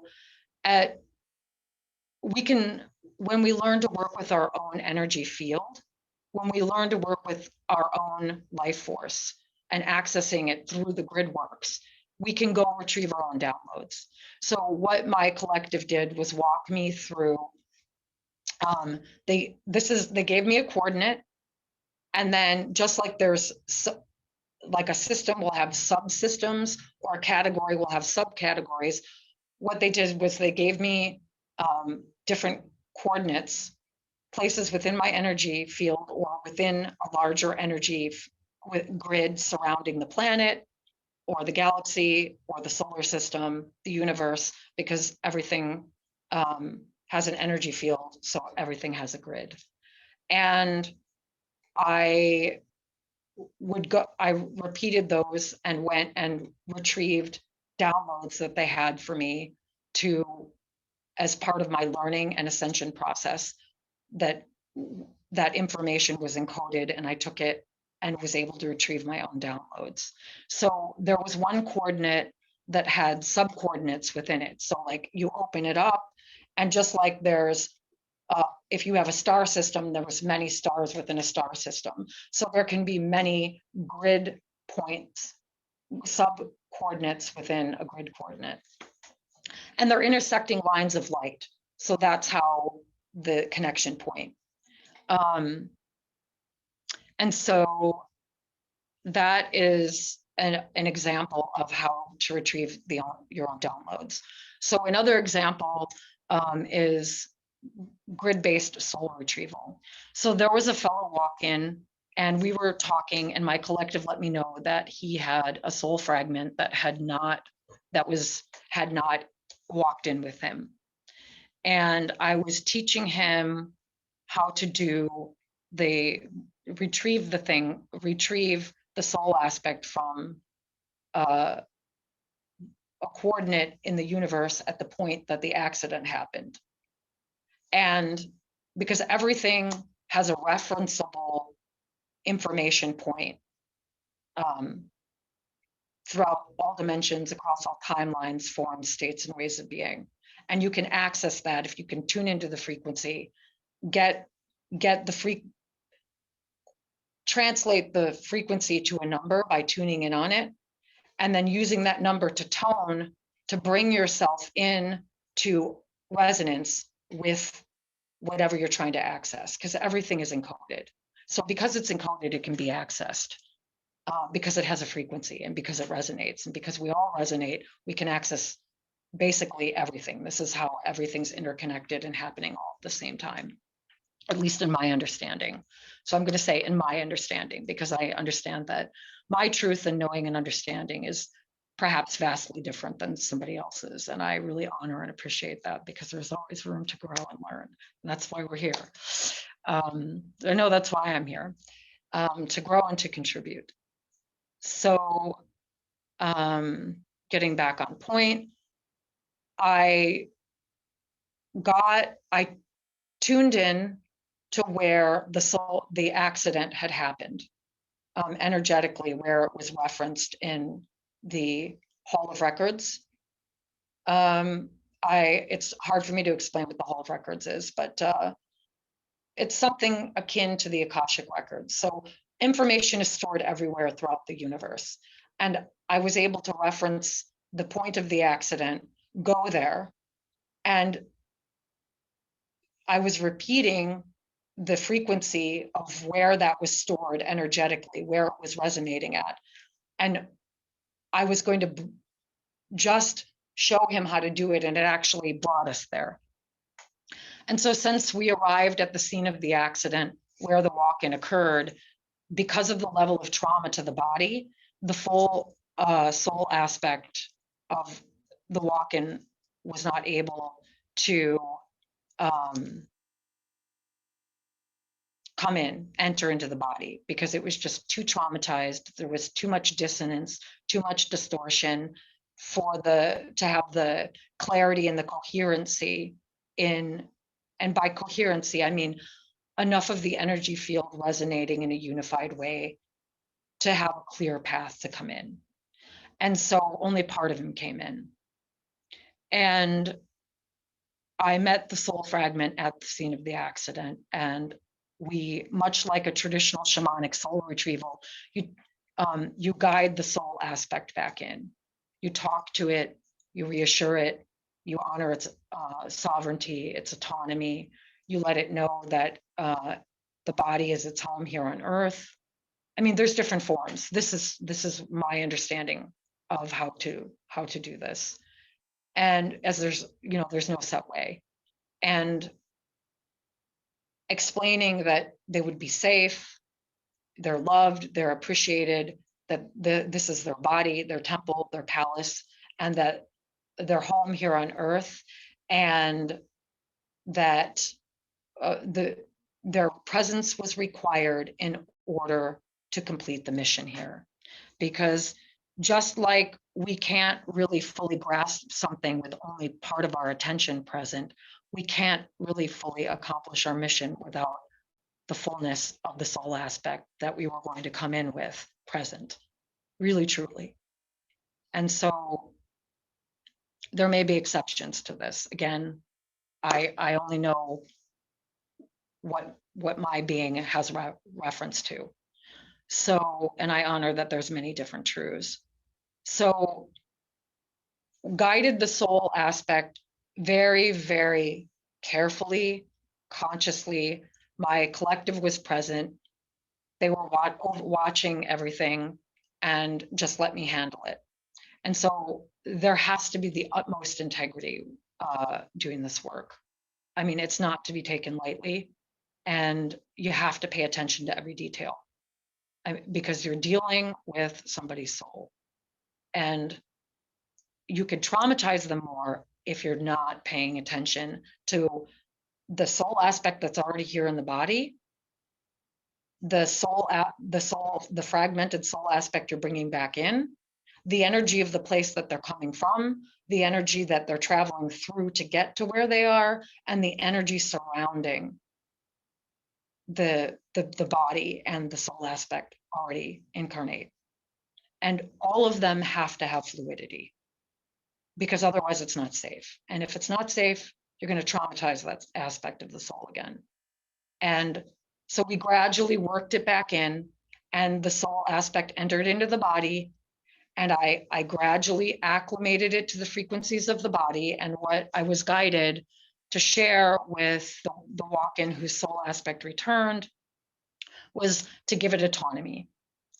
It has to feel, allow it the opportunity to experience who it is, what it's capable of, how things work here, and who you are, because that's going to allow for a resonance that creates trust, compatibility, and the capacity to fully integrate in a coherent way.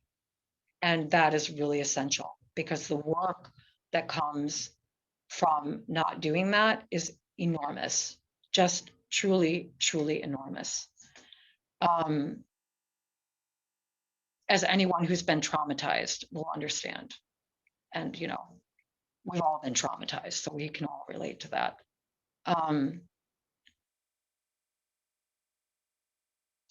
And I was just advised by my collective and by his own soul aspect and just all of the energies, because I'm just a channel. It's not, you know, I'm just doing what I've been tasked and honored and entrusted to do. So I'm just a channel.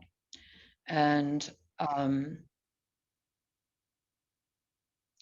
so he did that and allowed for the decision making. I said, think of the decision and then step back.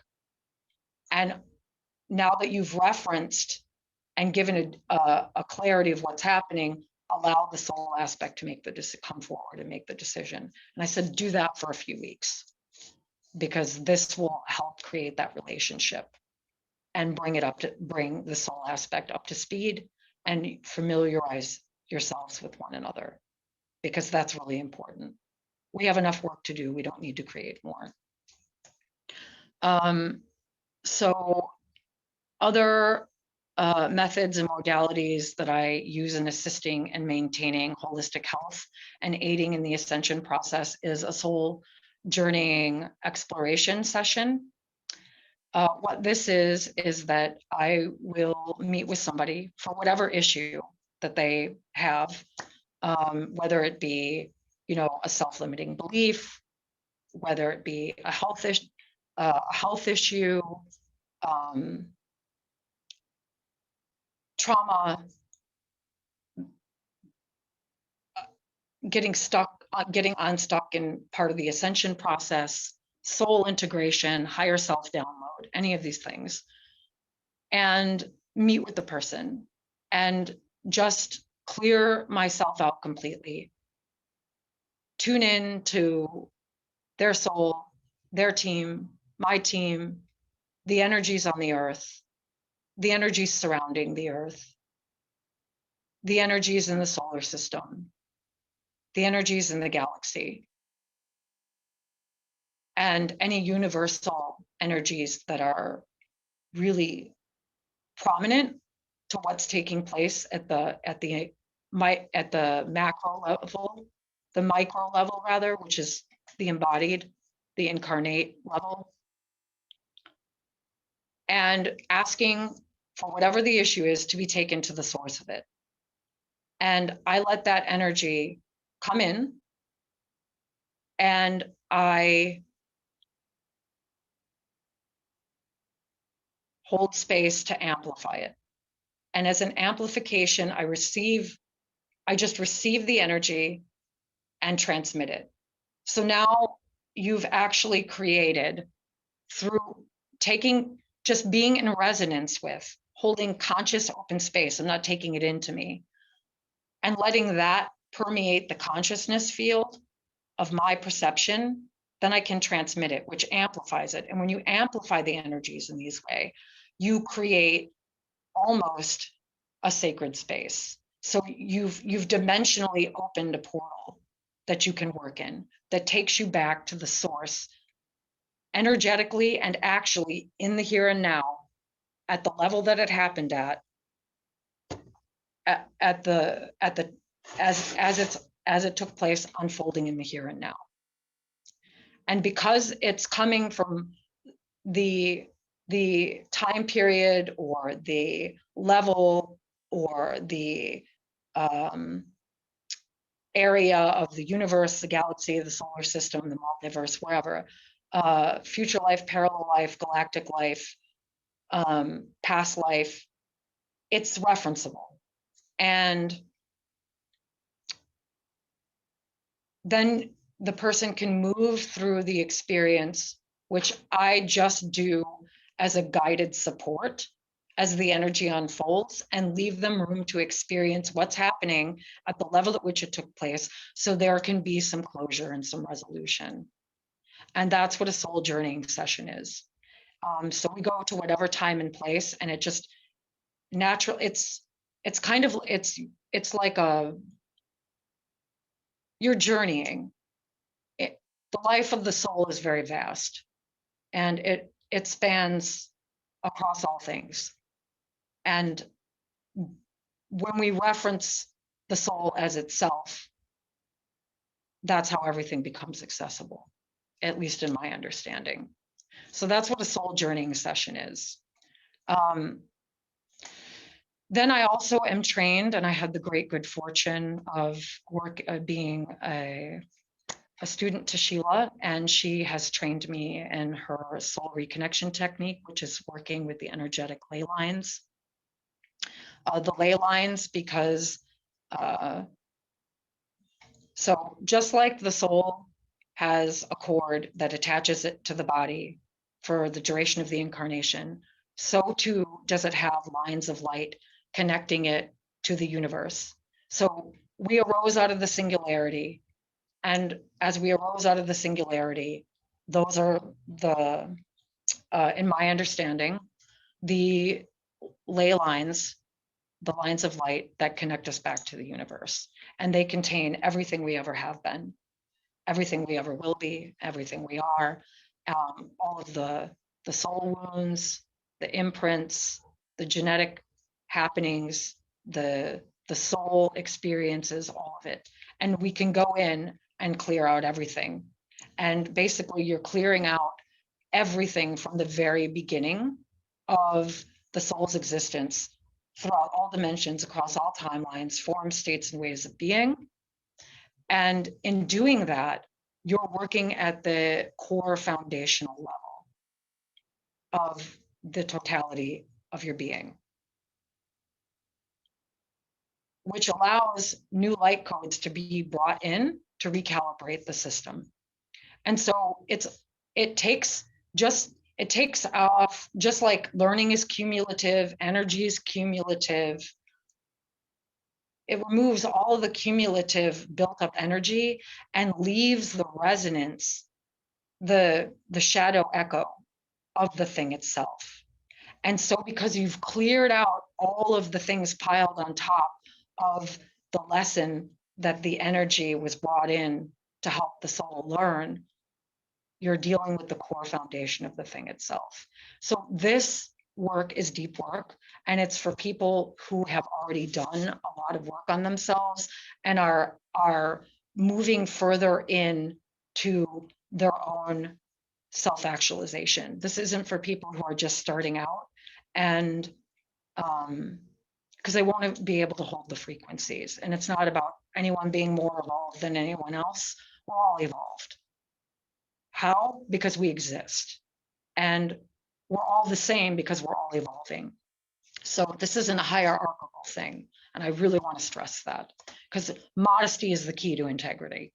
And I think that's what I really want to stress. You know, working with people is very sacred. It's very powerful, and it's deeply, deeply serious. And I don't take that lightly. Even though I'm new here, I don't take that lightly. And so I just wanted to stress that the integrity with which Sheila teaches and practices, and I am profoundly grateful for that. So that's what the soul reconnection technique is.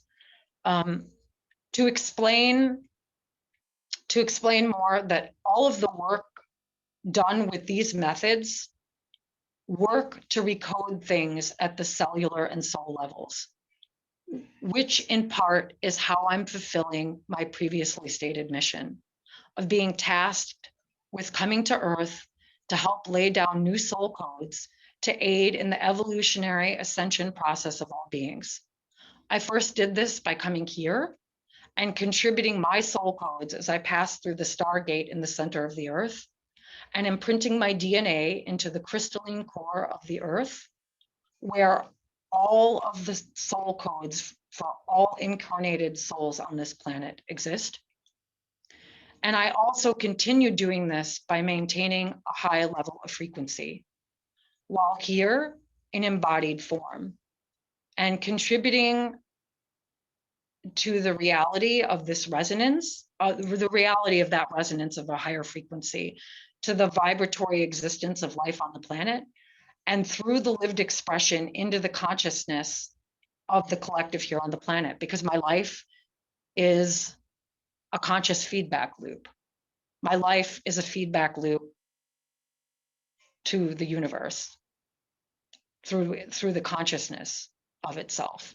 And I had a woman tell me, and I'm so thankful that she said this to me. She said, your first job is maintaining a high frequency and tending to your basic survival.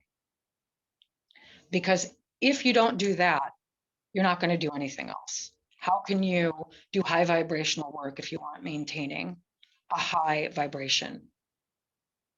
And that really made me stop and think, because I was in survival mode. And I'm not going to parrot that I'm not. I've only been here 4.5 months. It's important to remain humble. I have much to learn in order to be able to contribute more. And so to honor the wisdom of those who came before me, those who walk alongside me, and those at all levels, keeps me humble enough to exist in a way where I can learn what I actually need to learn in a way that keeps me grounded and perceptually open, so that I can be of the best service of and for the highest and greatest good, in ways that are not at the detriment, expense, or harm to myself or any other energy. And that by that I mean life force, throughout all dimensions, across all timelines, forms, states, and ways of being, on all levels and in all ways, for the entirety of my soul's existence and for the duration of this incarnation, because nothing less will do. And that being said, I then secondly do my mission through working with others at a soul level through these various methods. This is the work that recodes the energetic grid works of the self at the design level, meaning at the foundational creational level of universal consciousness and life itself. We all do that. Each and every one of us here does that. And that's the power and the beauty, and also the scary kind of keep you up at night sort of thing that makes us take our missions and our lives and our desires and our hopes seriously. And I really honor each of you for the wisdom that you carry and for sharing that, because being here is not easy. This is not an easy place to be. It's certainly beautiful and profoundly meaningful, and it's also deeply, deeply tragic, gut-wrenching, and profoundly exhausting. And I think both and is the understanding for this existence. To remain healthy and okay and referenceable and present and non-judgmental, both and, because nothing is ever one way, ever. Ever, ever, never. And so I also assist starseeds through support at the practical, energetic, and soul levels, to connect with and work more deeply with their mission and their ascension processes. How? By just showing up doing what's in the scope. And here's the thing, doing what's in my scope. I do not do anything that is not in my scope, because then I'm doing harm. And then I'm operating at a low vibration, and I'm out of frequency. I'm out of integrity. I'm out of alignment, and I'm off mission. And for me, that's just never going to be okay, because, you know, what working with people requires that we do no harm. And that means at all levels, at the level of ourselves, at the level of the individual, at the level of the collective, at the level of the universe, the galaxy, the multiverse, at all levels, as much as humanly possible, as much as possible, consciously possible. And I don't want to sound like I'm preaching. I'm very self-conscious, and I believe in being honest, because all things come from truth. And I thank you for listening and letting me have the honor, the profound honor of speaking with you today. And I say speaking with because I'm not talking to you, I'm speaking with you. Thank you. Hello, Aranania. That was absolutely beautiful. Thank you so much. I was like, wow, I'm so proud of you. So proud of you. That is, yeah, the way that you were describing everything is just absolutely beautiful.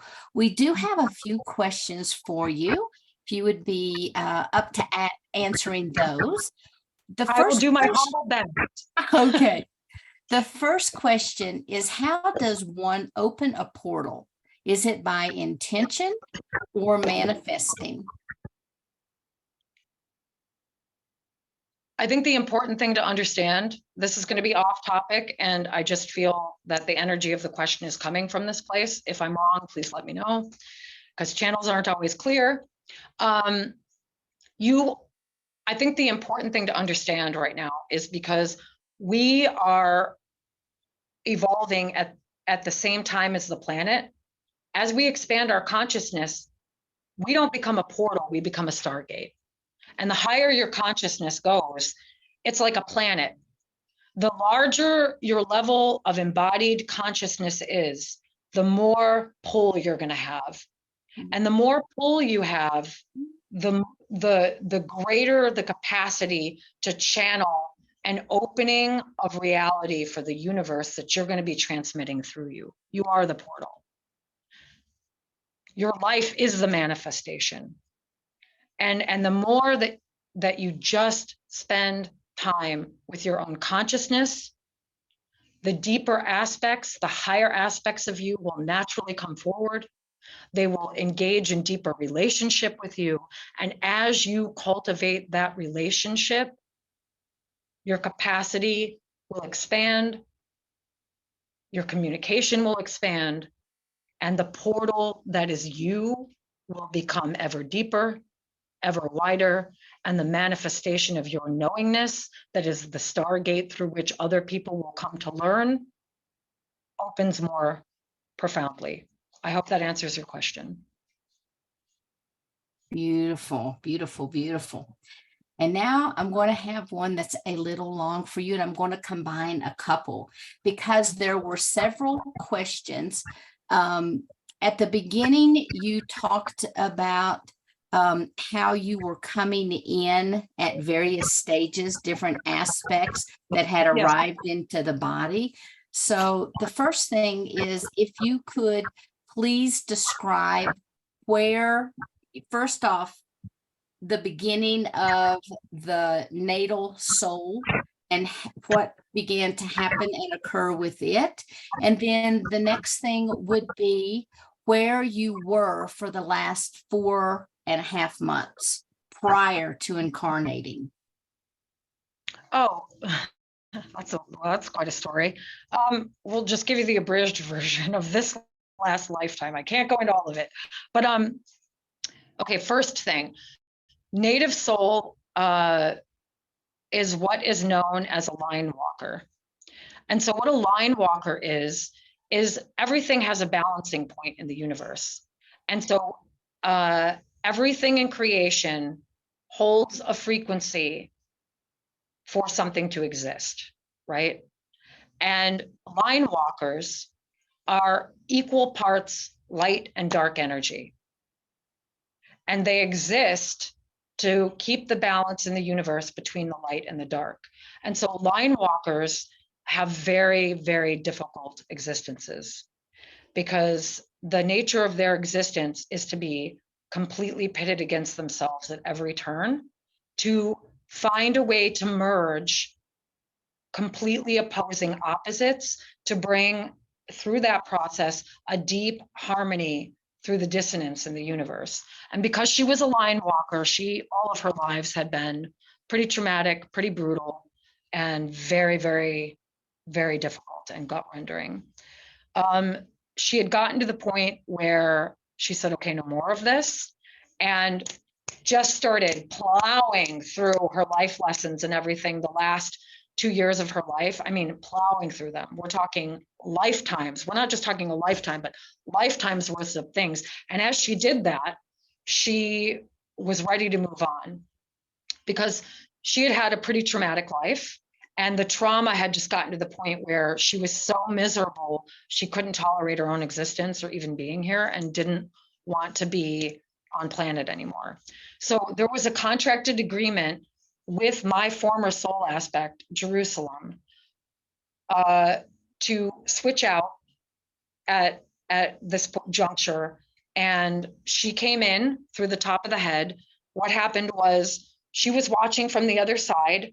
And because of the consciousness level of the soul already in the body, she naturally worked herself out of the body energetically because she had already learned how to do that. And Jerusalem was from the angelic realms, and Uriel and Gabriel were on the other side, instructing her, watching as the soul worked its way out of the body. So as it started to come out of the top of the head, there was an energetic tunnel. Jerusalem, the native soul passed over her, and she passed underneath and came in through the top of the head. So she was here for 2 years. She had only been here 8 times, and that was on mission from the angelic realms to learn about the human experience. Those were very tragic, difficult lives, but she wanted to fast track to get as much learning as she could. However, there has to be an integration of those soul wounds, otherwise you can't move on. And so that's what she did. She worked through those, finished them, and because of that, she finished way ahead of schedule. And I was called to say, well, an agreement is an agreement. Things have to be finished. So here you go, step in. And so that's what the meeting was about. So prior to coming here for the last 4,000 years, I was a sub-commander in the Intergalactic Legions of Light, which is a peacekeeping, militaristic, diplomatic unit for the Intergalactic Councils of Light. And that was my role. Awesome. Awesome. And so do you have memories of that past life? Yeah, very clearly. I remember it very vividly, and when I first got here, as part of the closure process, I said goodbye to my partner, to my battalion, and it's hard because, you know, as a soul, you do have a life, and becoming somebody completely different is painful, no matter who you are. Yeah, absolutely. Yeah. So one of the questions that has come up privately is people are wondering, where this particular person is wondering, when the original soul came into the body, when Jerusalem came into the body, were those all part of the same oversoul? And now has everyone been coming in and out? What was the story there? Okay, so my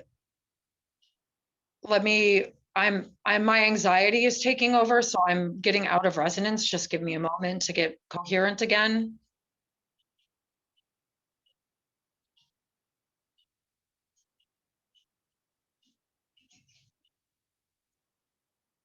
Okay, so what happened, if I'm remembering the question correctly, if I'm not, please feel free to guide me back to what has actually been asked.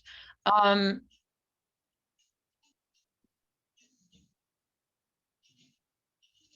getting a lot of answers. Yeah. Go ahead. I was just going to say it's basically were all of these soul aspects from the same oversoul, and how has that worked? Okay, yes. The native soul was not from the same soul group, the same family, anything. So here's an important thing, and this is foundational to all souls in my understanding. Again, in my understanding, is that sometimes the reason we get the body, how we get the body is not always the reason why we have the body, because those can be two different things. So how Jerusalem got the body, not the reason she had it, but how she got the body, was because in one of her 8 lifetimes here, the native soul's former husband had brutalized, tortured, and killed Jerusalem very violently and sadistically. And the native soul knew that her husband had killed Jerusalem and kept it secret, and would just go to the tree where her body was buried and lay flowers there. So as part of the atonement process for the native soul to help clear up her karma, Jerusalem was given the body. So that the reason Jerusalem had the body was different than how she got the body. So the reason she had the body was because she was transitioning out of the angelic realms. As souls, we transition through all different kinds of realms. We don't rarely ever stay in just one as part of the soul's growth. And in my understanding, I'm not going to say that's universal doctrine. And so she was transitioning out of the angelic realms to move into the galactic realms as a galactic ambassador, right? And so she was finishing up integrating those soul wounds, those lifetimes, through recognition, processing, and going through a psychic death with them. Because once there's a psychic death, you can close the door on an energy and it goes back to whence it came. It's no longer in existence. I mean, that portal is closed in time, that door is closed. And so that's how Jerusalem got the body. Now, Jerusalem was my last remaining soul aspect. So the soul will split into the oversoul will split into many different aspects to accelerate its learning, right? And those lives can be happening all at the same time, or at different times, but all time is one time. So I'll leave that for you to figure out, because we're running out of time here. So that being said, my last remaining soul aspect finished ahead of schedule. Agreements are agreements. Because she had agreed to do a very large role as a galactic ambassador, agreements. So just like, and here's another important point, and Sheila can maybe talk to this, is that as a walk-in, or soul infusion or a higher self download, you have to deal with what the native soul left behind and what your soul aspect left behind, and work through it before you can get to your stuff. And an agreement is an agreement. Like if the native soul had an agreement and left, then you're taking it on. And so just like my soul aspect had an agreement, and a big one, it was like, I don't care if you're an oversoul, get your butt down here and do your part, because it's an agreement. And I said, okie dokie, so here I am. Yeah. You're muted. Yeah. Yes, thank you. So people are also wondering and looking through the chat if you have a website or if you're planning to develop a website, and if you don't, how they can reach you. Okay. I'm going to be honest. We inherit what came before us in many ways. So the native soul, and I'm not blaming them, I'm just saying the native soul in Jerusalem did not have tech skills. So I do not have those, and I will need to learn them. So I do not have a website. You can reach me by my name, Aranania of Light. And I know I'm going to be asked to put that in the chat, so I will do that here. Hopefully with some cut and paste. Cut. And then that's the advance of my tech savvy, is cut and paste to put into the chat. Hopefully that works. So there's my name. You can find me by my name at Facebook Messenger, or you can email me directly and I will get back to you. I promise. And that's a promise that I take seriously. So I will get back to you. It may be 2 words, but I will get back to you. Okay. Beautiful. I do apologize. You can hear Willow barking in the background. I'm running everything today, and I had to have someone come to help him go relieve himself. So thank you. Okay, so I'm going to let everyone know that as we begin to wrap up this segment, if you go ahead, I'm sorry, if you could do just a moment, please. Sure.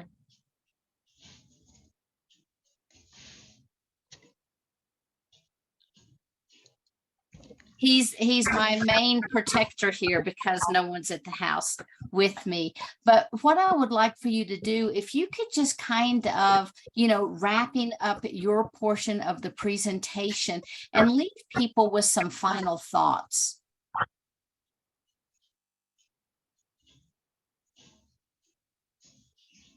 Yes, I think what is very important is to tune in, to sit down and go within. And go within and call in the innate wisdom of your own higher intelligence. Start there and develop a relationship with it. Because when you do that, then you can start to connect to all of everyone has a team, everyone has a team, and you can connect to your team. First, we need to come into resonance with the higher vibration of our own soul to do that deeper listening. And that's the place to start. And know that you are profound, that you are able to access the multitude of the multiverses because you're connected to and exist of and within and as part of it. And that you are part of the mystery, the miracle, and the magic. And that this ascension cannot and will not happen without you. Beautiful. Thank you so much. So I know that we began early today, and I want to take just an opportunity to share a few things with you. Are you hearing a muffling in my? No, I think you sound fine to me. Okay, good. There's something that's coming through on my end that's a little piercing. I just want to make sure that's not coming through for everyone else. But what I really would like to do is to take just a couple moments and to share with you. First off, I want to share the new website that we are in the process of developing for the Walk-In Soul Experiencers. So I'm going to share my screen. And this is a new website. As you can see, it is under construction, but we have our URL at walkinsoulexperiencers.com. Now, when we have this site up, Aranania, myself, Stone, Bridget, almost all of the presenters that are with us today are members of this new organization. And it is our goal to be able to assist people who are on their walk-in journey as well. People who, may be having a little bit of difficulty integrating, people who might have questions. And a lot of times people just need some emotional support, because when you walk into a body, like when I walked into my body, I didn't even have the memories of the old host. And that made it pretty tough for me. And a lot of people come in, they don't remember a lot of the basic life skills. And so everyone comes to this a little bit different. And so if you have any questions, if you are looking for support, if you're looking for a community, please join this organization. The only thing that we really have up right now is our subscribe to join the movement. But if you will subscribe, we will begin to let you know when we are having our meetings, and you are welcome to join us. The other thing that we're going to add onto this website is a large map of the world. And we have representatives who have volunteered all over the world to serve as a point of reference for people if they have questions or concerns or anything like we were just talking about. And so you'll be able to go here and click on it. Some people have already said that they're going to offer online meetings. Other people said that they might want to go ahead and do something in person. But however they decide to do it, you'll be notified. So I'm extremely excited to share that with you. The other thing that I would like to share is the Conscious Awakening Network website. So if you have not been there, please do yourself a favor and visit. And I say do yourself a favor because we have thousands, well, almost a little over 1,000 right now, videos that are right at your fingertips through our streaming media, and also through, if you go to our podcasting, through our YouTube channel.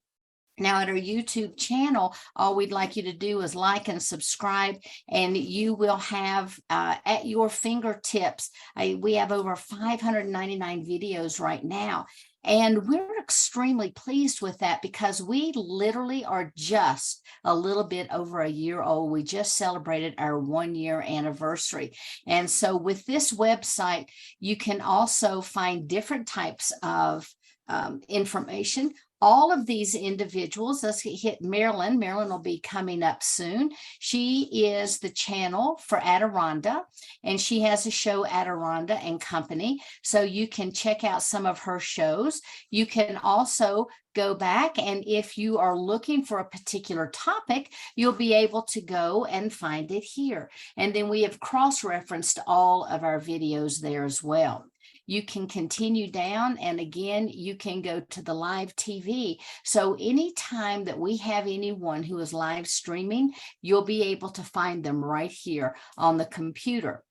Now, if you haven't already done so, we would encourage you to go to your phone app store and download our free phone app, Conscious Awakening Network, and you'll be able to watch everything that we offer, no matter what the platform, except for the podcasting, but you can probably pick that up on your phone too, because we are part of, here we go. So we are part of Spotify. We are on Samsung, Google, Listen Notes, iHeart, you name it. We're on about 14 or 15 different platforms, and even the audio from this conference will be stripped and placed on here. So we're really excited that we have so many outlets.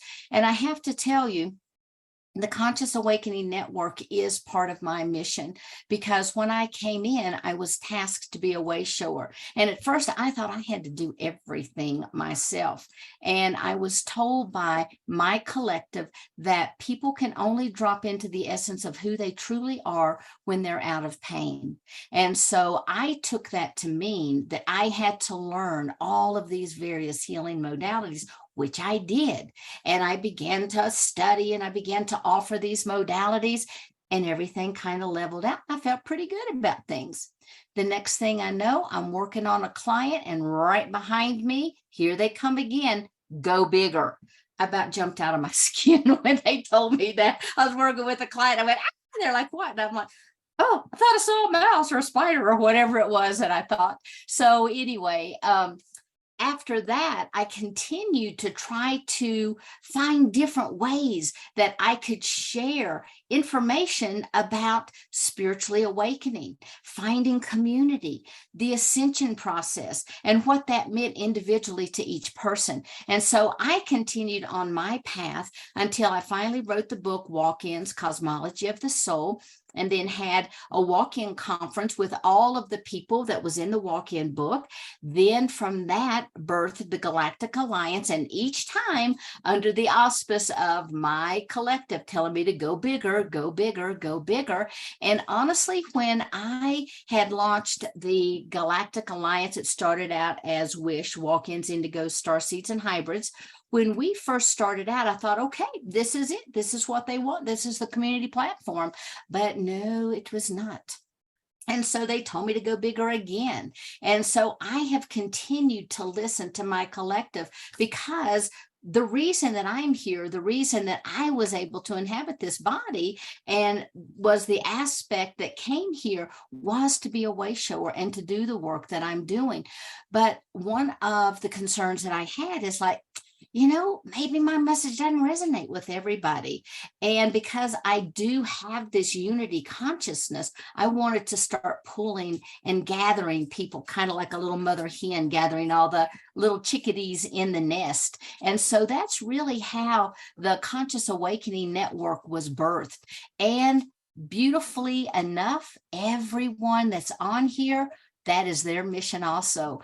And so we were able to come together, and now we have this large synergistic voice that we're able to share with the world. And literally it is with the world. We even have now expanded that we have our own CAN radio. And if you're on the site and you want to listen to some music while you work, you can go here, and you can also go to the radio, but you can go here on the website as well. And you can just go down through and you can select the individuals that you would like to listen to. But if you want to just keep something playing all the time in the background, then you could go to the radio.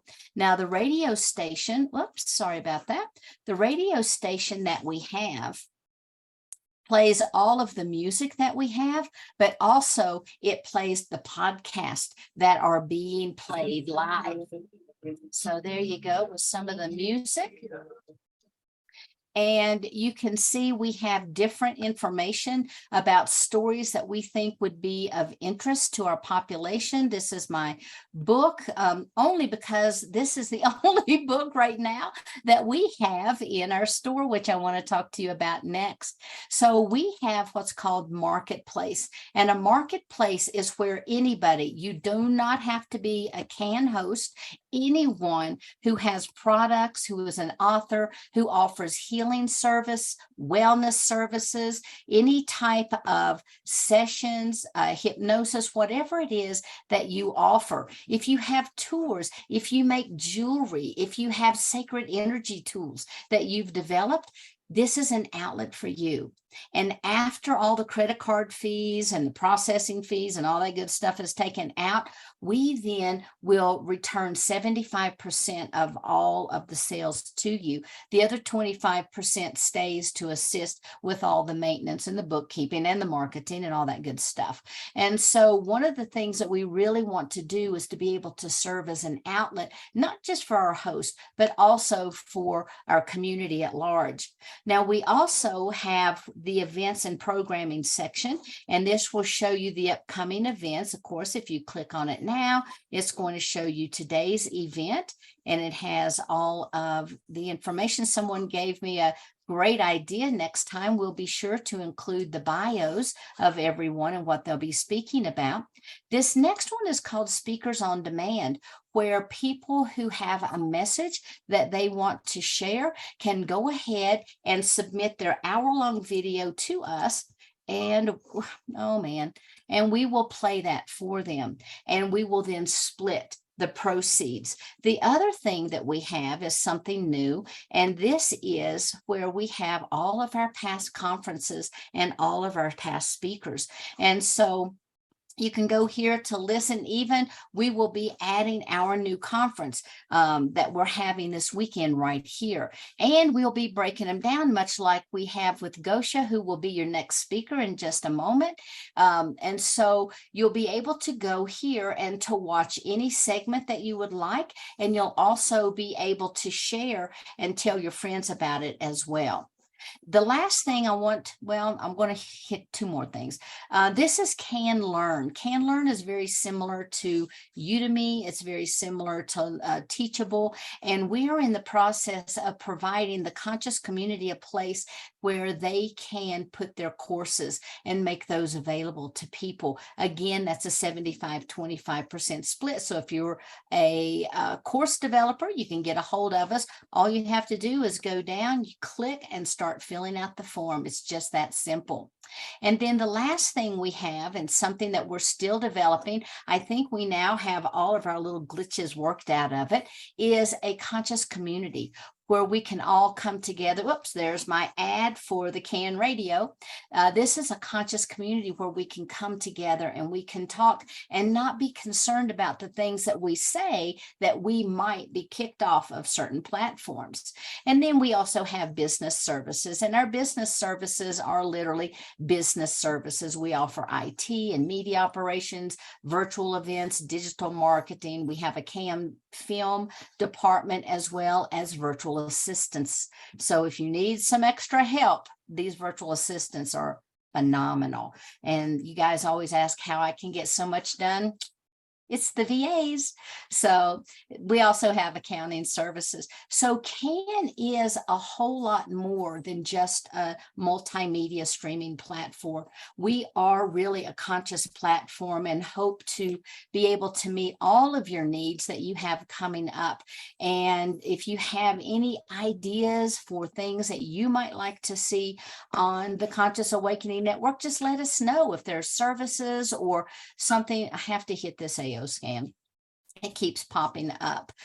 This is the Quantum Energy Center. Now, the Quantum Energy Center promotes the AO scan technology. I'm not a big promoter of individual products, but I'm an AO scan guru, and I run my scans. They give vitals, they give energetics, they provide emotional information and the frequencies to bring you back into homeostasis.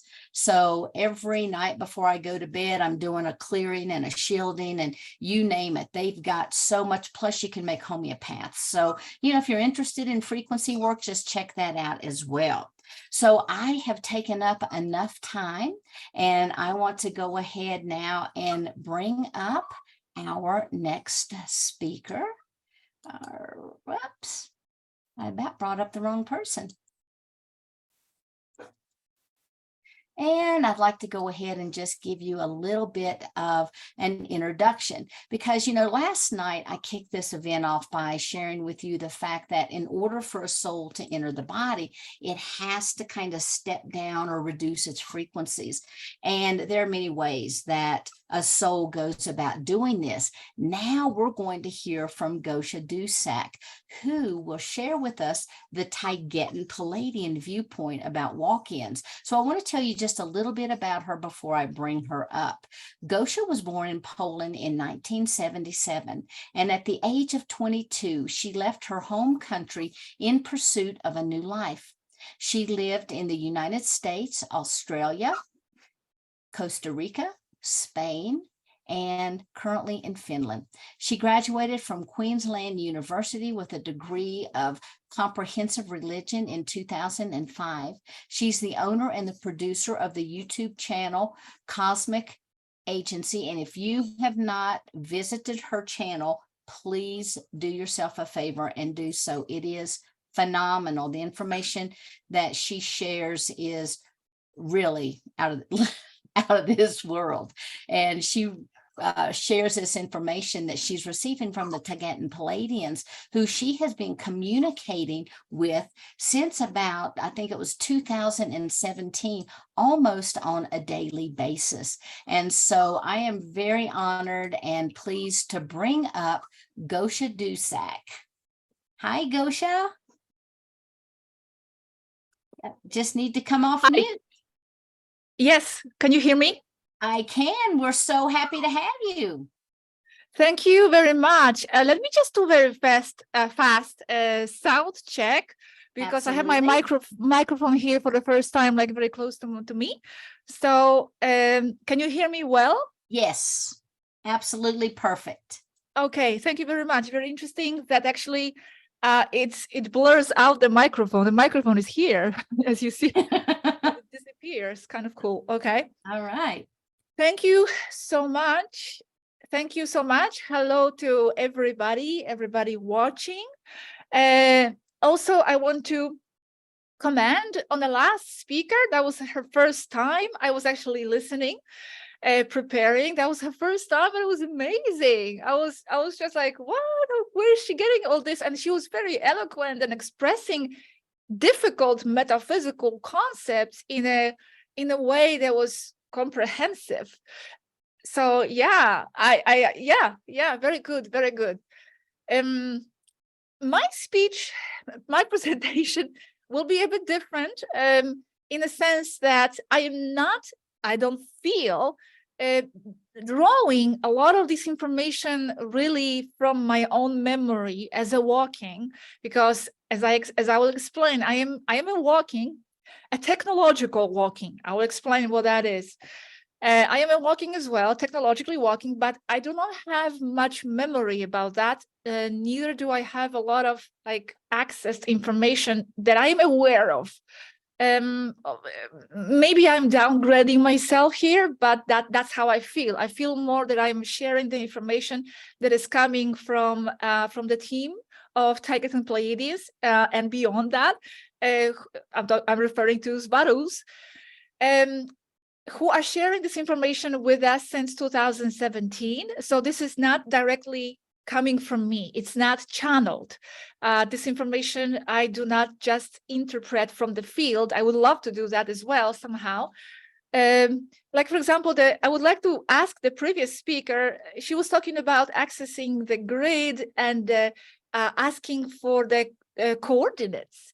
But how do you know what's the number? Like, how do you know what the coordinate is? Maybe I missed that. I don't know. I would love to ask her that. Well, she has stepped away, but I will connect the two of you through an email. Okay, thank you very much. For now, all my information is coming from the communication that we receive with the Tigetan Pleiadian crew who are in the orbit of the Earth. I'm not going to be going through this whole introduction again, how this started, because I am assuming most of you speakers, or most of you viewers already know more or less.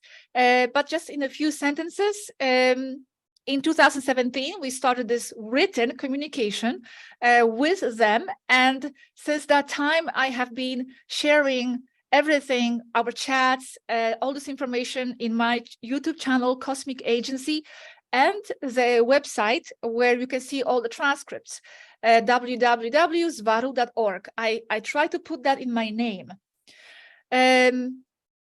And since, this is very important, since December last year, it's not just me who is sharing this in English, but actually one of them themselves, called Mari Svaru, started to work on her own channel from the ship itself. I know it sounds unbelievable, but they are physical people with, fingers and ability to type and the desire to communicate with people. So she started to make her own videos. Her channel is called Svaru Oficial. It's also in my name, I think. I'm not sure what you can see. Yeah, it's there, Svaru Oficial. I put it there. And Mari Svaru actually this week made 2 videos on walkings. She started this walking series. It's on her channel. Go directly there. So you'll see what the extraterrestrial person directly says about this subject. She's not finished. There's going to be more parts to it.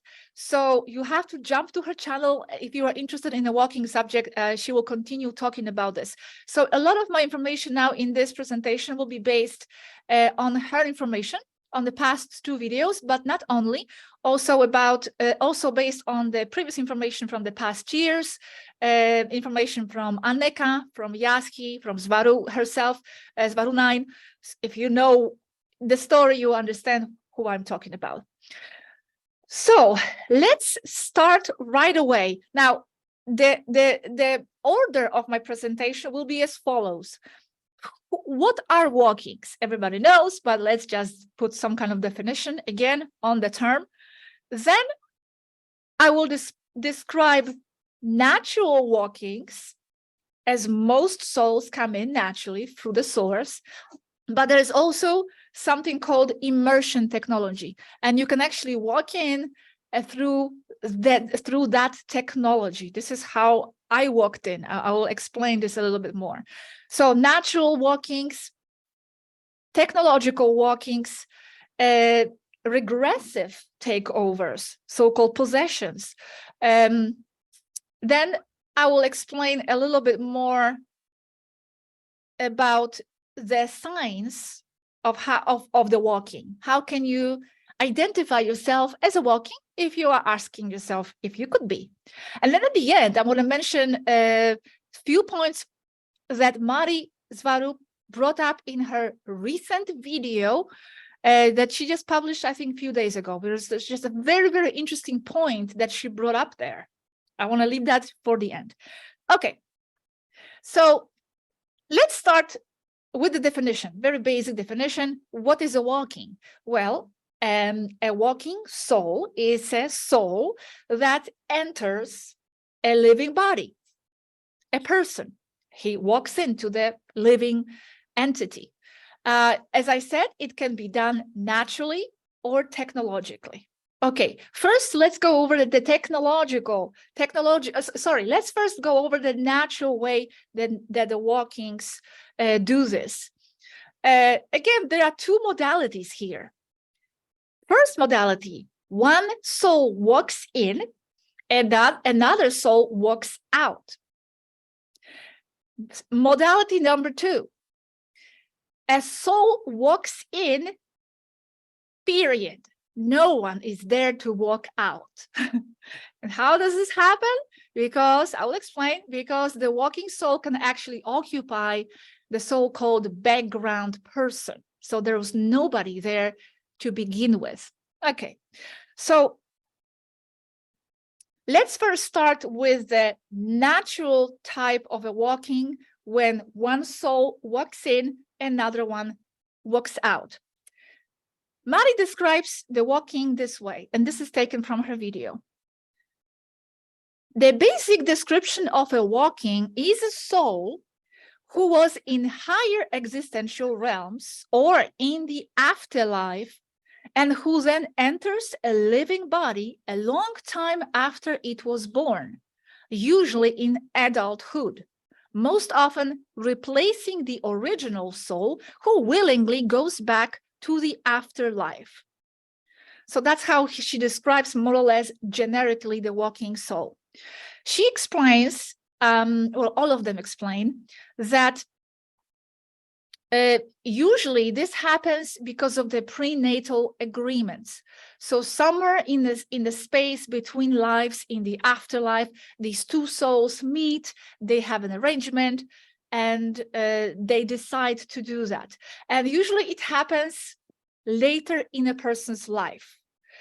They actually make a distinction between a walking and a crawl in. The crawl in would be a soul that enters at birth, somewhere around that time. And then a walking, you are walking into the body that is already operational. It's kind of like buying a used car that is still good, and you can still, put it to a good use, but the old owner doesn't want to drive it anymore, so you just decide to purchase it in a way. And there are many, many, many, many reasons why the old soul could want to retire. Maybe that I can go into that separately, but generally the old soul, is tired, doesn't want to be there anymore for whatever reason agreed upon in the afterlife, and the new soul is ready to do something and doesn't want to go through the whole experience of being a baby, growing up, learning things. It just wants to walk into the identity already formed and do specific job, because that's basically what it came to do something, something precise already. Now I was asking them if it's possible to walk out without any prenatal agreement. Like if I'm tired of life, like how many people are very tired and they just want to leave. We talked about this in the Starseed presentation, how many people are just tired and want to leave Earth. Well, what if one of them were like, I want to walk out? How about maybe someone can walk in my place so my family doesn't have to suffer, and I can just go. I'm tired. Well, they told us that it's hard to do it this way if it was not based on some sort of prenatal agreements, because from the physical side here of the incarnated self, it's hard to maybe contact that realm where the souls operate, make decisions. I'm not saying it's not impossible, but it's hard. It's hard. And also it could be dangerous because we don't know who might respond. So be careful about that, like asking for that right now, because especially if your frequency is low, if you are asking for that from the state of a lower frequency, depression and deep sadness, because then you are becoming a match to the lower astral entity, and they might respond to your call and come in and occupy your body, and then it's not going to be nice. Your body then will be used for not such nice things after that. So that's basically what they told us. Okay, the next point is that it's very important for the body here to be compatible in frequency with the new soul, because each biological body, each individual cell in the body holds a unique vibration. And as they told us, that vibration is the result of the average frequency and vibration of the soul that inhabits it, which in turn is the result of the overall vibration of its thoughts and emotions. No two people, no two bodies have the same exact vibration. It's like a unique energetical address in the energy field that we are immersed in. So when the walking soul comes in, it has to be matching, compatible in frequency in that energetic address with the body. And many times it happens that it's not completely compatible. So this is when the subject of many abductions come in, because many abductions are actually positive, and they are done in order to have the procedure done on the person, on the body, to improve that compatibility. And they explained to us that this is done with energy frequency specific to that body. So now, in other words, the DNA of the person on Earth is accommodated enough for the incoming soul using frequency imposition with a method similar to the medical pods. And they explained to us this procedure exactly. So you can see this more in our channel. And this is done a lot of times through the little positive grays called gardeners. That's how they refer to them. So many times you can be, the body of the person before the walking is abducted to tune in that body to the incoming frequency of the walking soul. Sometimes mothers are abducted, especially if it's a walking that comes in early in life as a crawl-in. So many times mothers are abducted as well, sometimes even fathers. So that's what happens here. Now, okay, next point is that, as I said, the first modality, natural walking, is that the soul comes in, walks in, another walks out. But now there is another modality, number 2, where the soul walks into the empty person, organic portal. They are so-called unreal people. They are unreal people. Their body still needs to be adjusted, because that's another topic. They are unreal, but they still have bodies. Complicated. And that point is when they become real. So actually it can happen that you might have someone in your life who is like a matrix person, and suddenly it seems like they woke up. Well, because maybe there was a soul that walked into that body and animated and transformed that person, occupied that vehicle because it was available. So that happens as well. And a lot of positive races do this.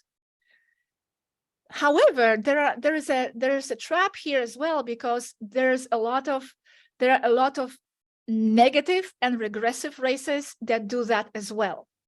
So a lot of astral entities who are in a non-physical form, they do come in and they walk into the organic portals, and they are basically like embodied demons, just walking demons in the human physical form.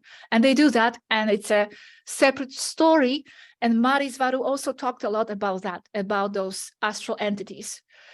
And also regressive races who are not astral, but just physical regressive races also have the technology to do this. I will maybe mention this a bit more in the technological part.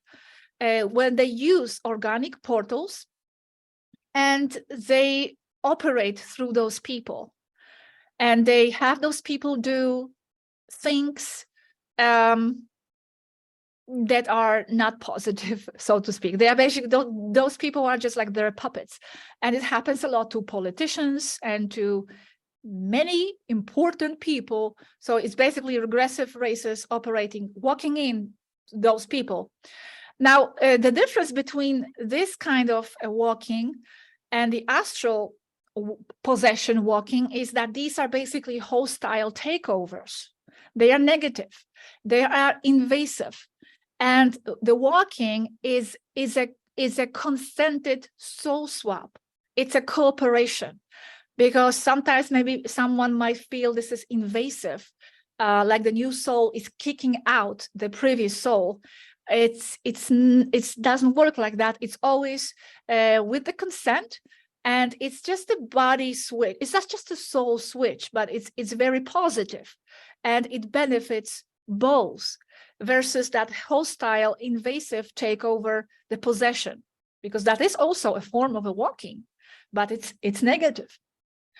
Okay, so now that I went through the natural walkings, this is where it gets kind of really technical, because there is a technological type of a walking, and actually it's very common. They told us in the last 20 years that the walkings through the immersion technology has increased a lot. It has been always used. It's an ancient technology, but it has increased a lot. In general, the starseeds walking in to the Earth, that increased, but also coming in through the immersion technology, that increased too. I will tell you later why they choose that over natural walking in.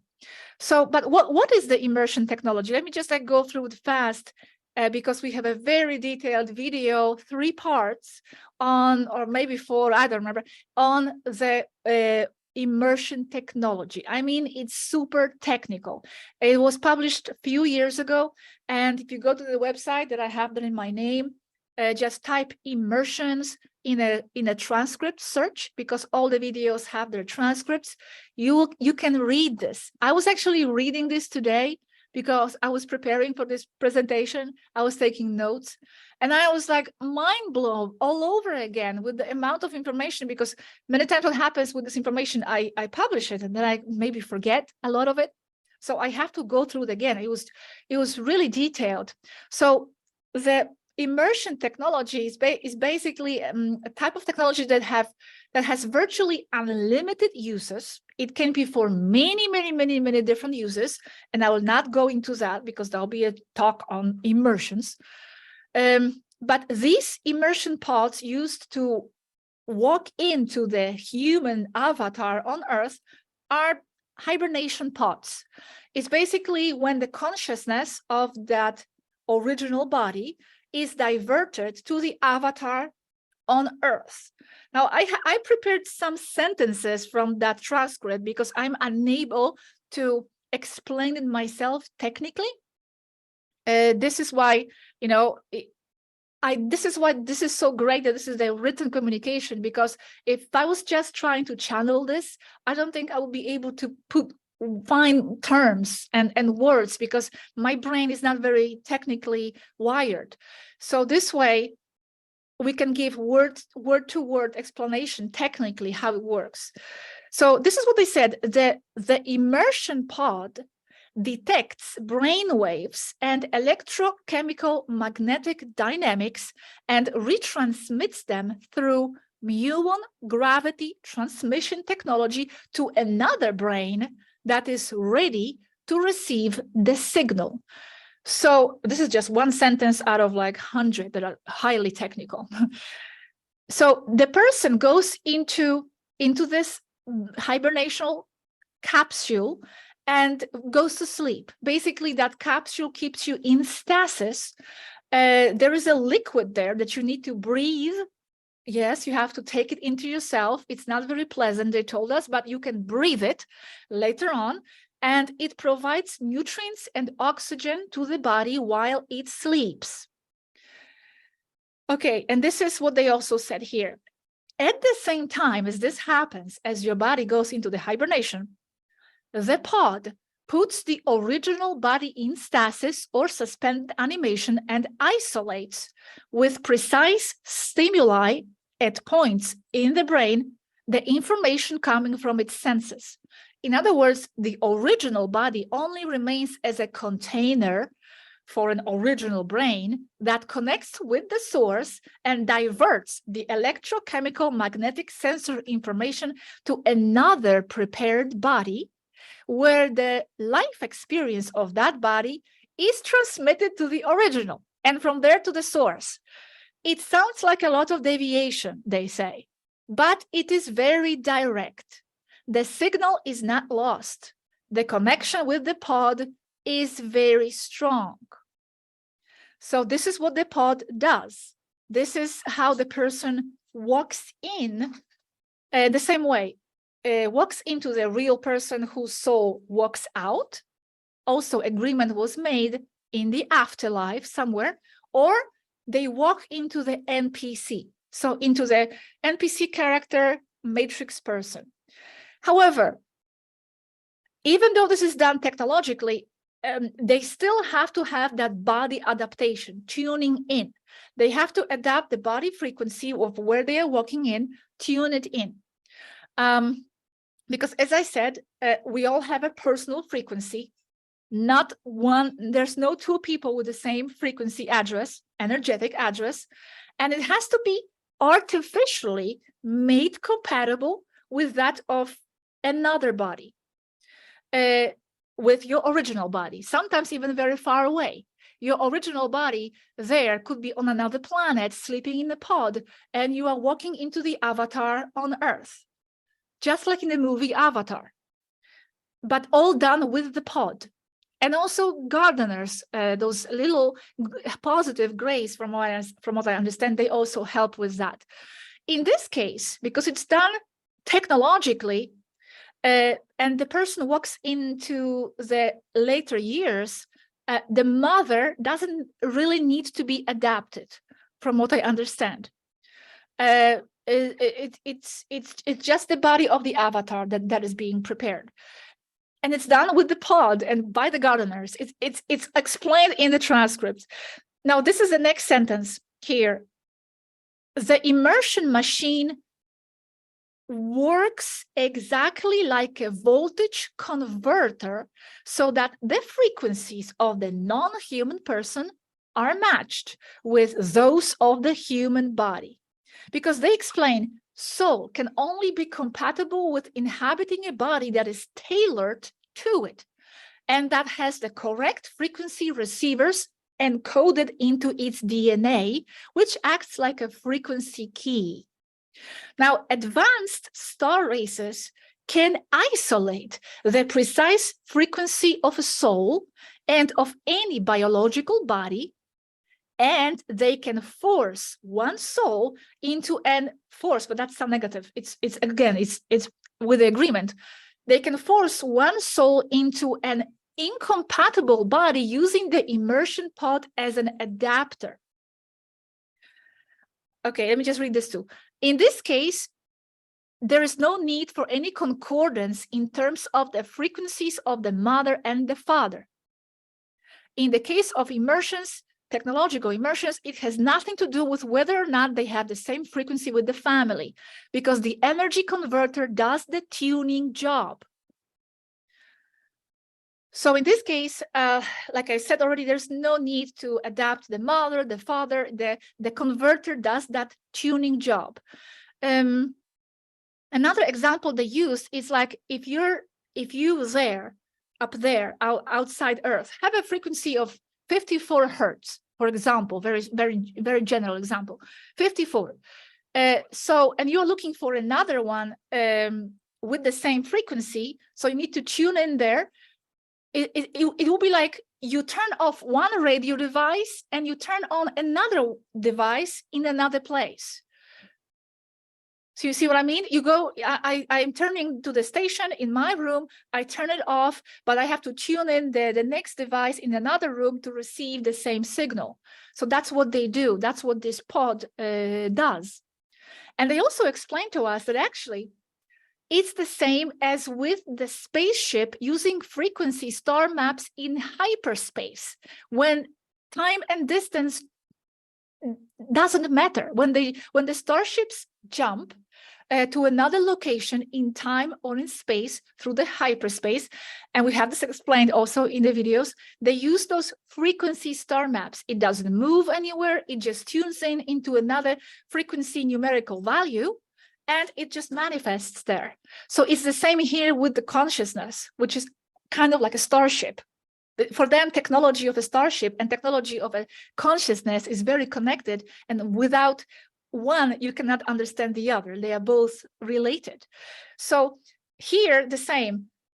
Just like the starship jumps through the ether, through the etheric field, manifests anywhere through the frequency management, here the same, the person, the consciousness jumps through that frequency tuning and management to another avatar, to another location. It just appears there. This is how they walk in. It's also a type of a walk-in, very, very frequent. I remember that some time ago, Dor Kalel, who is one of the targeted men on the ship, a pilot, told us that it's a very important subject to share with the people, because the starseeds probably want to know how they walk in, because this is a very, very, very, very common way that a lot of ET races use to come in. So as they explain here, there are no distances, only energetic localization in a field that is ether. So a concordant signal passed through hyperspace with transmission technology by muons can pass the signal from the computer of the immersion pod in Taygeta to any place in the universe equally. So you can be in Taygeta and you can go into these pods and you can jump literally into any space, in any place in the universe. It doesn't have to be walking into Earth. It could be into any location. Actually, that's why I began this part of the presentation about the technological pods with the statement that it's used for a variety of things. Because, for example, they use it, they told us, fun fact, they use it to be able to work in environments on planets where the place and the environment, for example, is too hostile to be there with their original body. So they use this immersion program, which is another type of walking. They walk into another avatar of themselves, and they operate on another planet where the environment is hostile, and they do take scientific samples, or they analyze, explore, whatever, not with their original body. Very, very interesting. Now, they told me, as I told you, that I am a walking too. I'm saying they told me because I do not have that knowledge myself. I don't have the memory of any event that happened, or I have very vague memories. I would say that not no memories, but very, very few and very vague. But they told me that I am in one of these immersion pods. And they have about 2,000, or in the beginning when this program began, they had about 2,000 men who went into this immersion program, and 2,000 women and 500 men. And like I said, it doesn't matter where your original body is and where you want to jump into, walk into. In my case, my pod was somewhere in the orbit before on the ship, but then they moved it, and now the immersion pods are back in Taygeta. But as you see, the difference doesn't matter, and the signal is still strong. Okay, and another fun fact, and this is also something that applies to me. They told me after a few years of communication with them, I got it out of them, because I say I got it out of them because they don't like to give this personal information too much, because they find it invasive. They do like the person to kind of reach their own conclusions about themselves, you know, go inside and connect and not just have this information handed to them. But I always insist, and I give me more, tell me more. So they actually told me, and it's possible that immersion pods can operate more than one avatar on Earth. So you can actually walk in, and I'm sure this can be done naturally through the source as well. Your soul can operate more than just one person on Earth at a specific time. So actually, my immersion pod supposedly operates 2 programs. So I have another person. I'm not going to reveal too many details, but they told me it's a girl, and she's in Norway. And I have no knowledge of that, like consciously, but basically it's possible. It's not very common, but it's possible to operate more than one walk-in immersion program at the same time. For whatever reason, I have my idea about the reason why I decide to do that, but that's another story. Okay, now, okay, so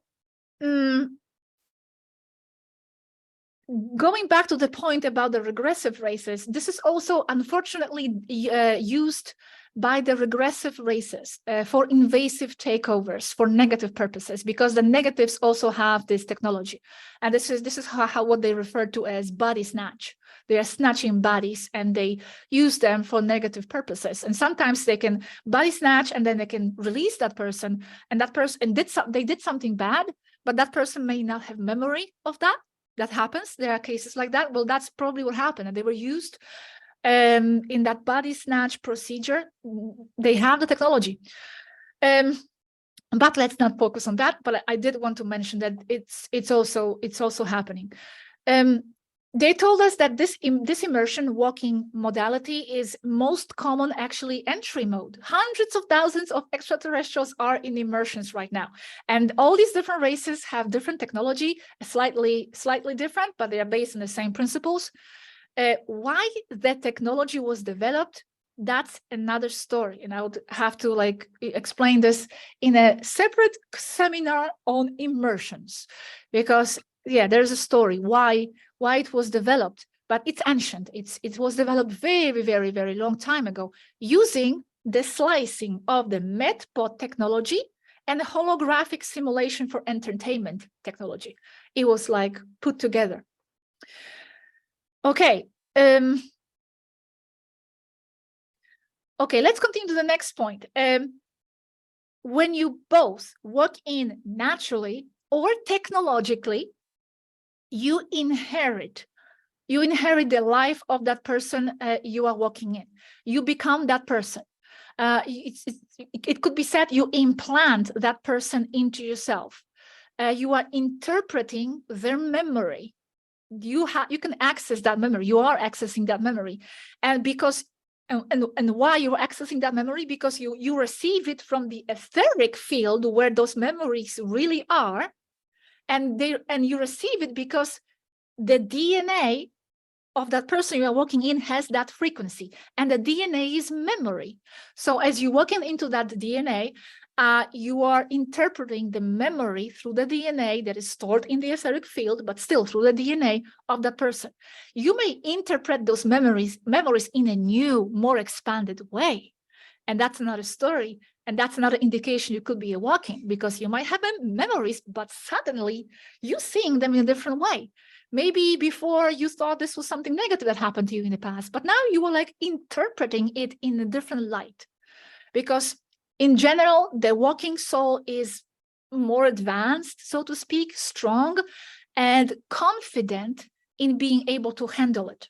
This is a very important point. If you feel you are a walking soul, believe you are very strong and you knew what you were getting into and you were very confident in yourself. This was done fully consciously. Another point on the side I want to mention. How much time do I have? I still have time, I think. Okay. Okay, another point I want to mention, when I said that when you walk into that person, you inherit that person, it's sort of like you are implanting into yourself that person. That idea of implanting a memory, it's actually nothing so unusual. And they actually explain to us in a separate topic how souls go around implanting things all the time, individually and collectively, for the context. For example, you are going into the Arcturian life and you want to implant yourself some Arcturian context. So you do implant certain concepts and general field through which you'll be operating as an Arcturian. We have a separate video about this called etheric memory implants. So this is a very interesting topic in itself, how this happens. Okay, another point. Very important to understand that both walking experience naturally from the source or technologically are both real as any other life experience.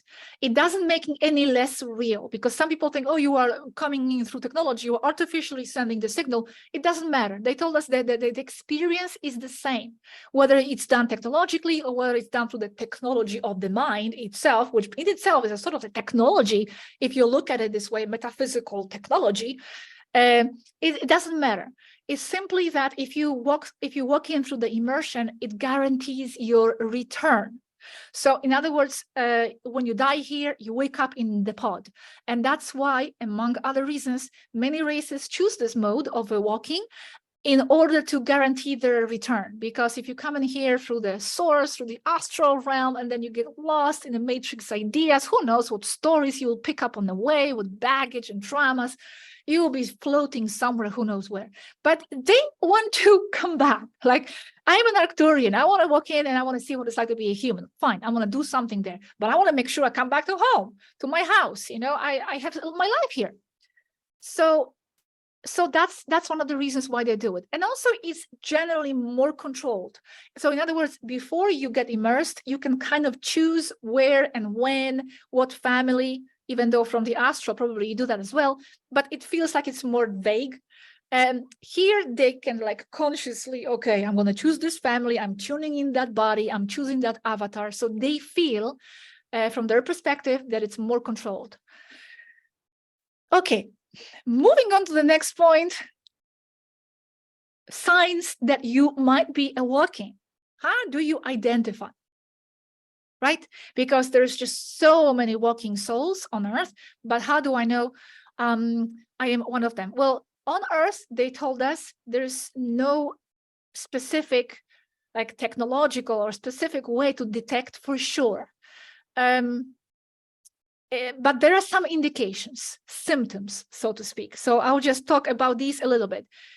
Well, in both cases, whether you come naturally or technologically, sometimes, usually, I think, there is no memory.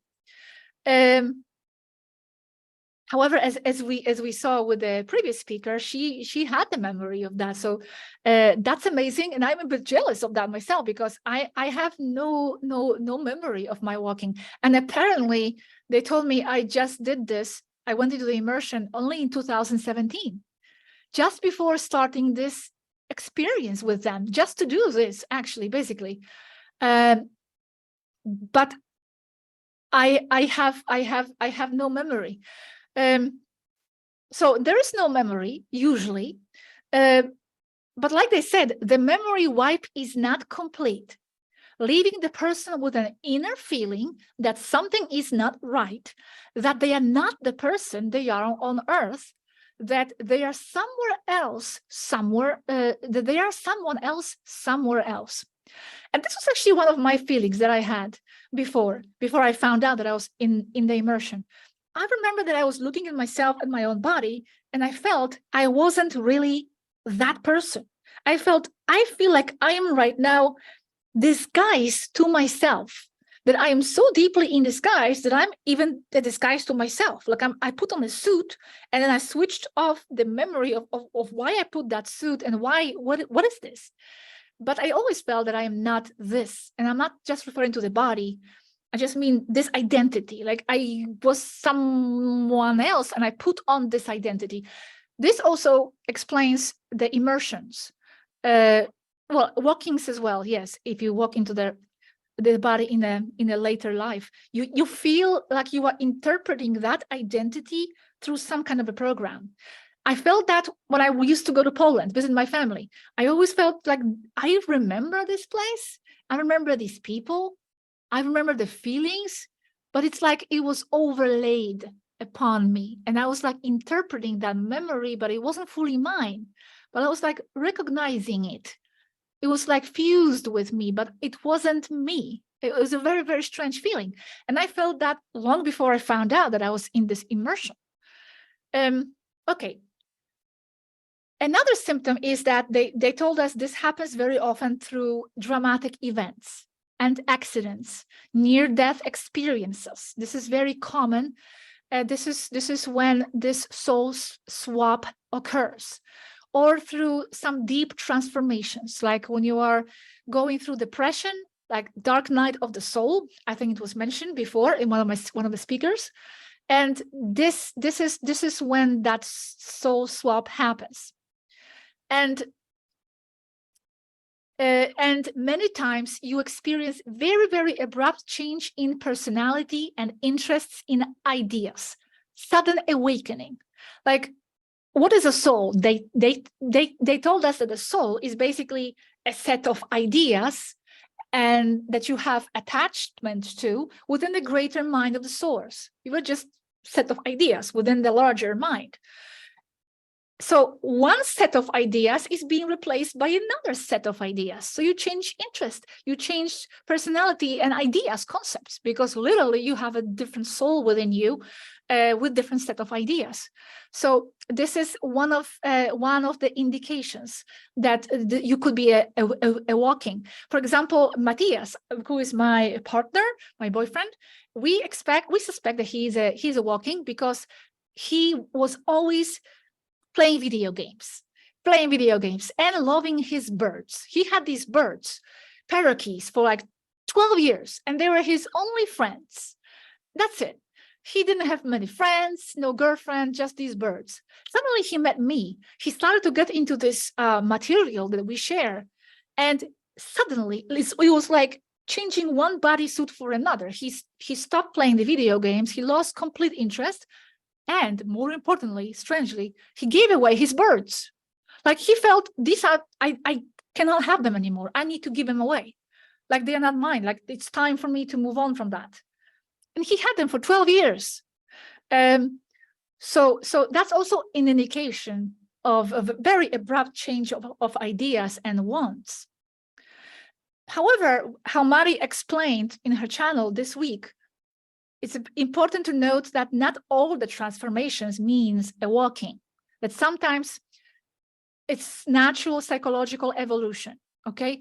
That many times in our spiritual circles, we also use this label walking as a coping mechanism, like, okay, this explains my situation. But she explained that, yes, it happens, those walkings, but also sometimes it's a natural psychological evolution of a person. You grow older, you transcend certain ideas. So just keep that in mind, okay? That it could be, you could still be the same soul, simply transformed and evolved. Or like someone mentioned in the previous presentation, they were talking about the aspects, maybe like another aspect of your soul. It's the same soul, but it's like another aspect of your soul came in. There was no specific swap. Just trying to understand this myself. Okay. However, so I said dramatic events, abrupt change of ideas. However, it doesn't necessarily have to be this way either. Because, for example, in my case, I had nothing like that happen. I had no dramatic event, nothing sudden. I was very gradual. I was always interested in these topics. I was always interested in, and didn't change any ideas. Now, I changed one idea. I will mention it. I think it's a bit silly. I know, superficial, but I have no other reference. I'm telling you, there is no other changes in me. I feel in ideas. The only idea that I changed, I'm preparing, which is going to be silly, superficial, is I changed my preference in men. Okay, I used to love black hair. Since this moment, since 2017, I totally switched the preference, and I started liking blondes. Like, this was my preference suddenly, like blondes with beards, exactly how Taigetans are. Like, what is this? I was never drawn to Scandinavia, for example. It was boring to me. I'm from Poland, so Scandinavia is like very, very close. It was like nothing to me, nothing exotic. And suddenly, around 2017, I became obsessed with the Scandinavian cultures. And I went to travel to Finland, to Sweden, to Norway. I visited all these countries. I don't know. I don't know if this is the indication or what, but this was the only change that I can notice in me that was so different. So my point with this is, even if you don't have any dramatic changes, it doesn't mean you are not walking. It could be something gradual. But the one indication that I had, and this, I'm going to mention this. Look at this. This is very interesting when I read this. This is actually the book that I wrote. I never talk about this because it's not important. I wrote this back in 2011, and it's based on my own diary. It's not a novel. It's not fiction. It's real. It's based on my own diary. It's called Odyssey of an Airhead. Well, doesn't matter. At the last page, this is what I wrote. This is from my diary. And I wrote this back in 2017. I'm just going to read a few sentences because this is an indication that maybe I was ready for the walkout. I say this. I'm reading from here.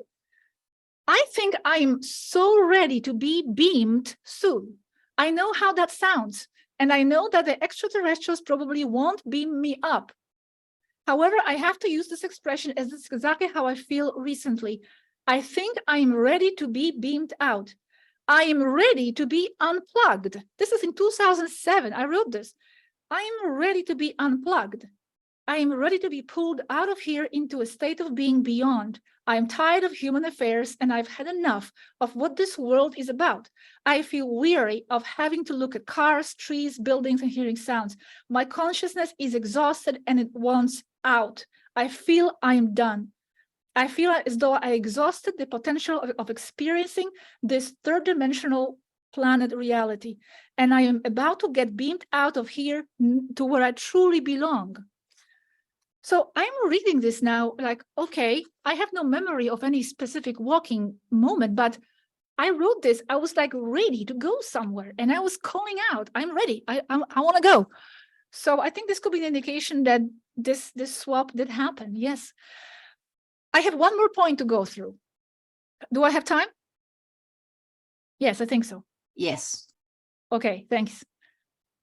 Because this point that I want to go through is something that Mari mentioned in her last video about walkings. And it's something that I never thought about.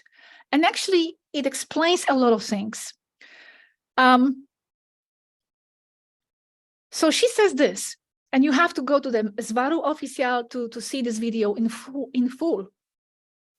She says this, that, as we already talked about this, body can only be inhabited or taken over by a soul that has a frequency compatibility. That can be adjusted. Okay, yes, we talked about this technologically, the gardeners come and adjust it, but there is another reason why there is that compatibility. The walking is actually a higher, future, more evolved version of the same soul. It's you, it's the same person, but a different point of a spiritual path.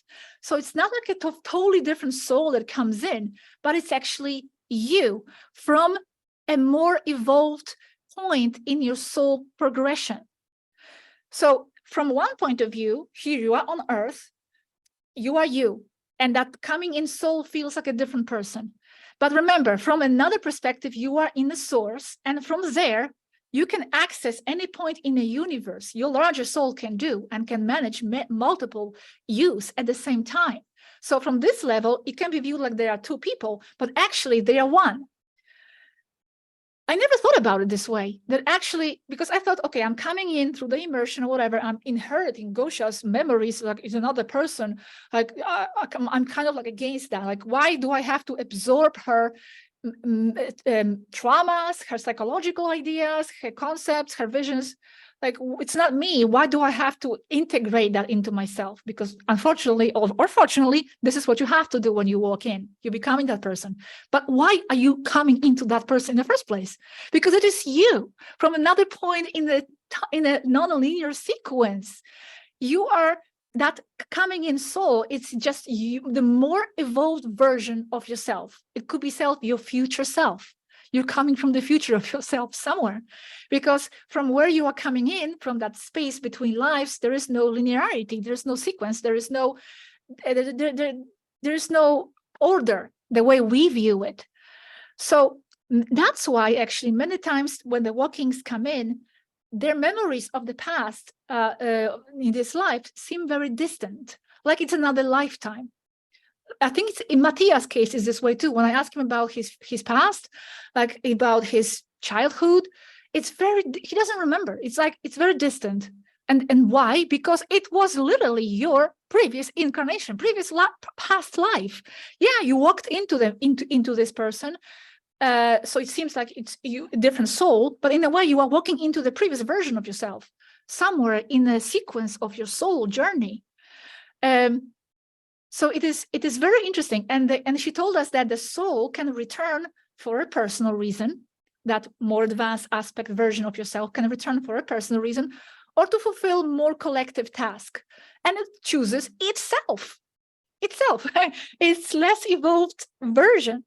Perhaps a more beat up version and depressed, it wants to let it rest, go to the astral, renew itself, and it comes in with new perspectives that it gains somewhere in higher realms. So they switch positions.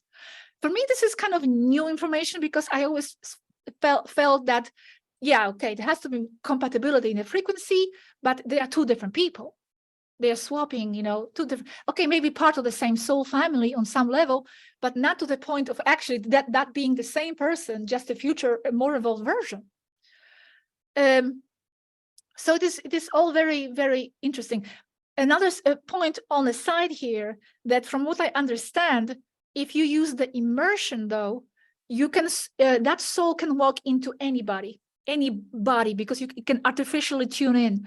So in other words, you don't have to walk into your version of yourself, lower past version of yourself. You can walk into anybody, from what I understand, because you are walking through the technology. So you can adjust any avatar. Of course, the more compatibility, better, but it can still be adjusted technologically. So this was mentioned in Mari videos. In Mari video this week, go to her channel, because she explains this more deeply in her own words, written from the ship by the extraterrestrial person herself, and she's not done. So if you want to continue with the series that she started this week, go to her channel, because she only made 2 videos, and now she's going to make another one. So I don't know what she will speak about, because we don't really know what she will talk about next. So I'm interested to know that as well. So I basically went through all my notes. This is very general, what I explained. Any of these points and threads can be deepened, of course, and go to my website if you want to deepen on immersions, type in walkings, and all the transcripts will come up as well. And you must go to Zvaru Oficial, okay? Because it doesn't have any human interpretation. You see here in my channel, even though I say I present it directly, yes, but it's still like I am making the video, I'm editing what goes where sometimes, and she does it herself, okay? So it's awesome. Ready for questions? Okay, Thank you. Great. That was a wonderful presentation, full of excitement. That was awesome. So a couple things for people who may have just joined us. what Gosia is talking about is she is in almost daily written contact with the Taigetans through her computer. They have found a way that they are, I'm not going to say hacking, but for a lack of other terms, they're tapping into the internet system and they're conversing back and forth. Is that correct? No, it's not hacking. It's not that magical and mysterious and strange. They're not hacking because sometimes people ask me, oh, they just appear on the screen and you start. No, they don't hack. They are people and they are using digital computers because that's what they have to use in order to connect to ours. They have their holographic through the internet, right? So they're connecting in. Yeah, through the internet, through the normal software, like, in the past we had MSN, Hotmail or something, chatting back and forth. And sometimes we can also put the audio, like I can speak through the audio and they can hear us. And yeah, there's no specific, weird magic about it. It's just a normal internet connection. Great. And so there was a question that came to me. They said, I love your enthusiasm. Can you please explain more about the medbed and entertainment technology? Okay. Well, they have on board the immersion technology that is for entertainment, which is, they are basically like this high-tech virtual reality where they can go and they use these simulations. It's basically like being there. So if you want to go be on a beach somewhere, you can create that, recreate that, and it's basically like being there. Everything is there, all the sensory experiences. You can actually create something strange. So if you want to put there, flying robots, well, then you have flying robots. You can design it your own way.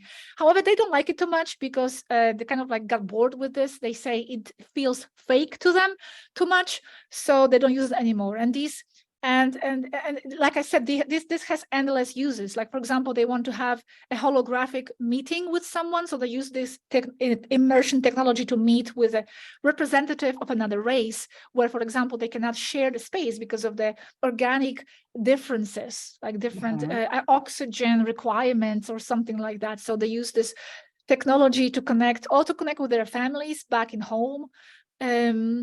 And medbeds, that's another technology, but it's but they used the medbed technology and this holographic simulation technology to create this immersion technology to enter Earth. We have a variety of videos on medbeds too, and how they work. So you have to go to the website. Okay. One of the things that was shared with me by my collective when I first came in and started working with them, and I was inquiring about walk-ins once I learned I was one, is that walk-ins come to be in service of people, and that they come to either fulfill something that they didn't get to do, but now they have this opportunity that they can move a mission to a much higher plane. They always take on the karma of the other person and help clear up all of the cellular memories and debris. And then I started asking them about possession. And they said that possession typically occurs when a soul is, very weakened, or the body's very weakened, and the negative entity is much stronger and moves in and takes the body over. And so I was just wondering if you could explain the difference. And this is a question from Sherry. Can you elaborate and clarify the difference between walk-ins and backdrop people theory, possessions, passengers, hitchhikers, and attachments? Oh, I don't know much about the hitchhikers. However, I do understand the idea. I will have to ask them more about that. Well, it's very simple. Walkings and possessions. The walking, like I said, it's a mutual consent. It's a soul swap where both are cooperating in benefit for each other. It's that. It's a mutual agreement. But the possession, there's no agreement here because the demonic astral entity doesn't operate that way. It goes and it does what it wants in a very invasive, chaotic and arrogant way. and it takes advantage of the people when they are in the lower states. So that's why I was talking about protecting yourself and keeping high frequency in the last video about starseeds. I understand that we all get sad and all that. It's okay, but just try not to stay there for too long, because you become a match, you become a portal to those lower entities who can start to manipulate you. They will start with just manipulation. They will whisper thoughts and ideas and inject you with feelings, and you will interpret them as yours.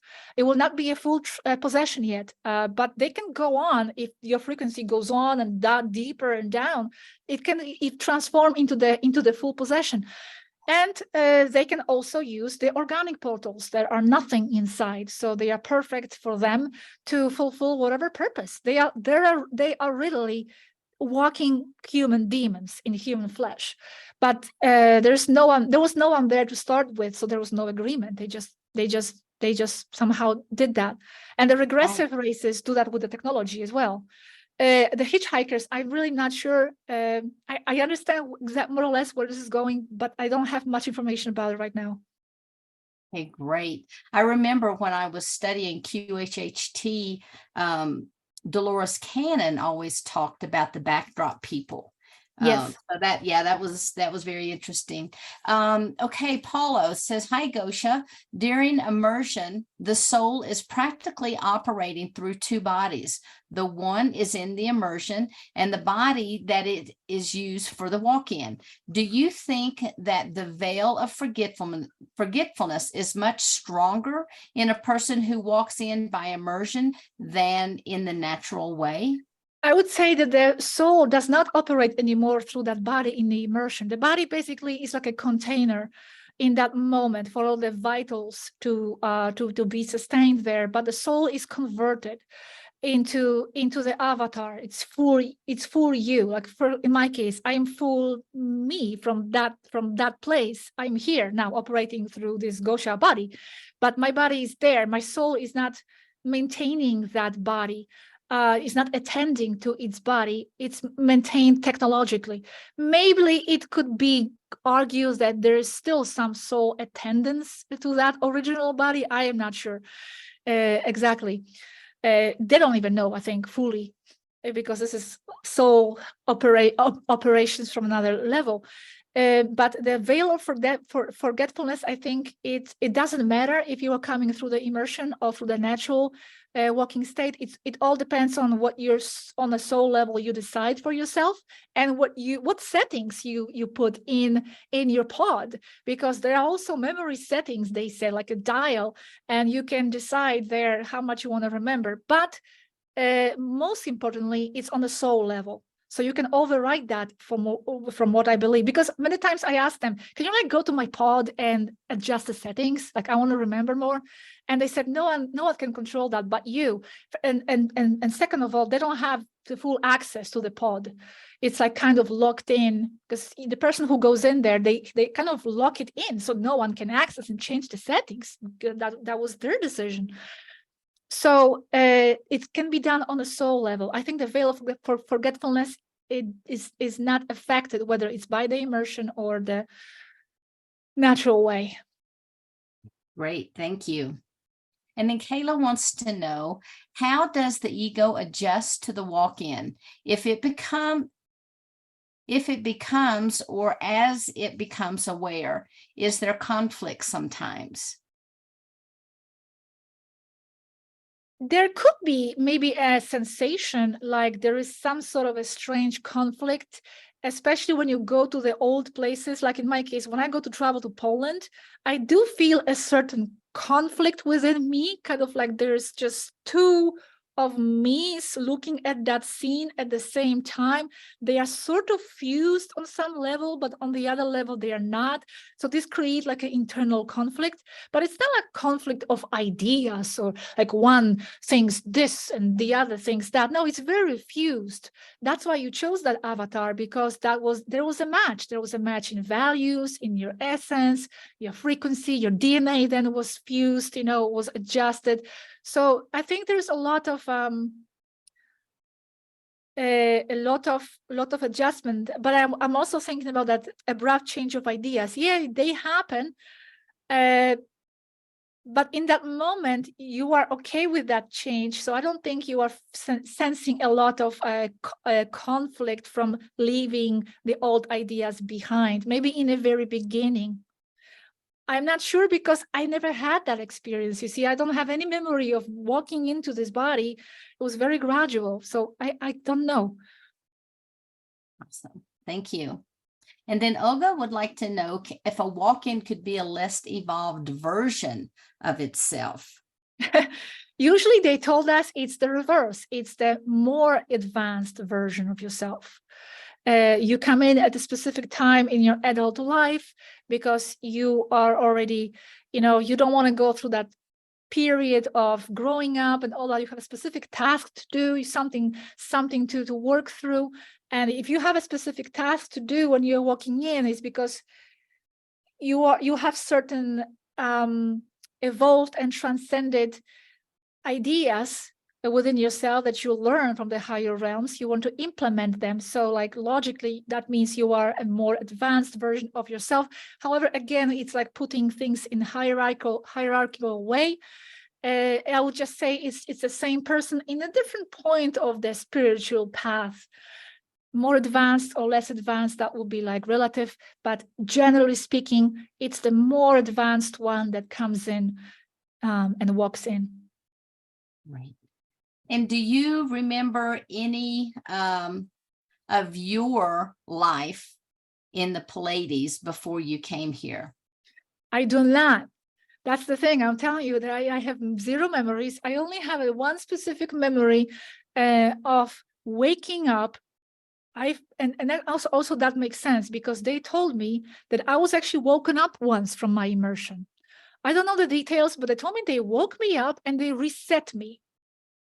I don't know the circumstances. They don't want to tell me more. I don't know. It's vague. But I have a memory of actually being on a small ship in the orbit of the Earth, small capsule, like a small fighter jet or something.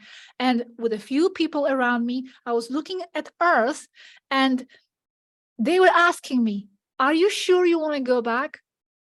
And I said, yes. I looked at Earth and I felt, that's what I remember. I felt so much compassion. Like, it's just amazing. I felt compassion towards the humanity. And I didn't want to leave it behind. Like, I just wanted to be there among them, helping. Like, compassion. That's what I felt. Compassion. That's what I remember, the feeling, the emotion. And I looked at them and my teammates and I said, yes, I would need to go back. That's the memory I have. And then they told me that I was reset once, that they, for some reason, I don't know exactly circumstances, they woke me up from the pod and I was reset. I don't fully understand it, but that's the only memory I have, nothing else. Great, thank you.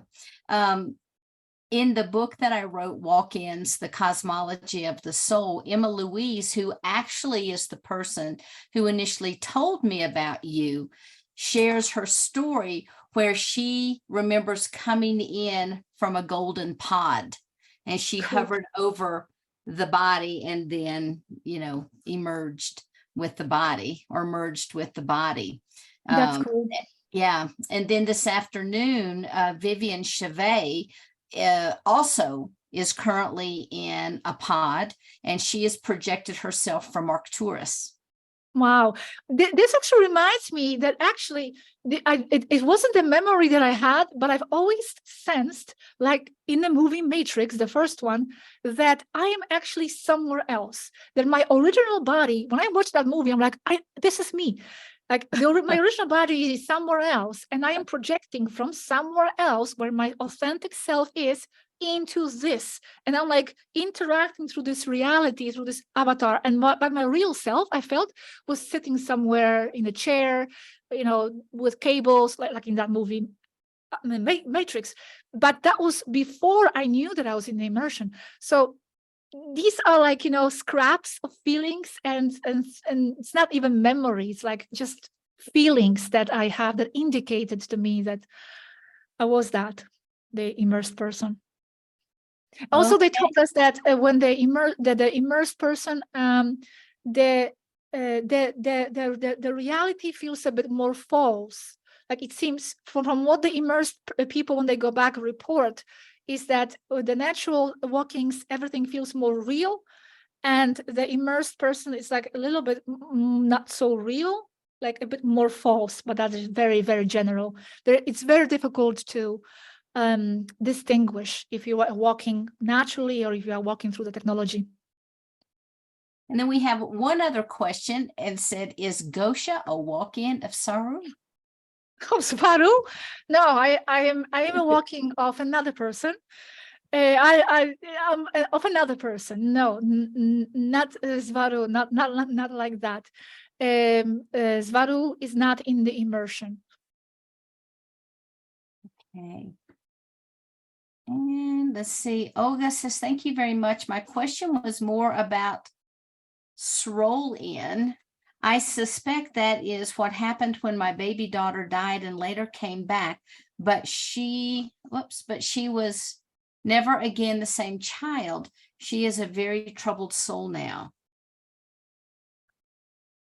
Okay, I don't see that question. Is it in the questions?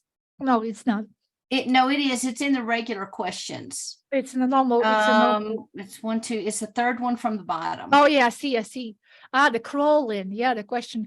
I don't know what age it has to be to categorize for crawl-in, but I guess that's at birth, when they come in. When my baby daughter died and later came back, was never again the same child. I don't know if the crawl-in would refer to walking into the child, or that would be just a normal walking. Well, yeah, I don't know. I will have to know more details about this to comment further on this case. But yeah, all kinds of variables of these walkings and soul swapping happen. It's a very difficult subject even for them to fully understand. They told us, because it's very difficult to study. They have certain ways to study it, but a lot of it is done through the other side, through the agreements on the other side, metaphysically, through the etheric side. So it's very difficult to judge every single case and put a label what's happening there, because even for them, like I said, it's very difficult to study, and they don't know everything about the phenomenon of walkings themselves. Right. Do they happen to have or any way to gauge what percentage of the population on the planet are walk-ins? Or maybe you could ask them next time if they're studying that. Yeah, basically, okay, yeah, I don't know. I'm trying to scan my memory fast if I ever talked to them about that. I know that the amount of real people versus unreal people is very low. Like in the very beginning, they told us that 1 in every 5 people is actually real, more or less, of course. Now, do you want to define real versus unreal?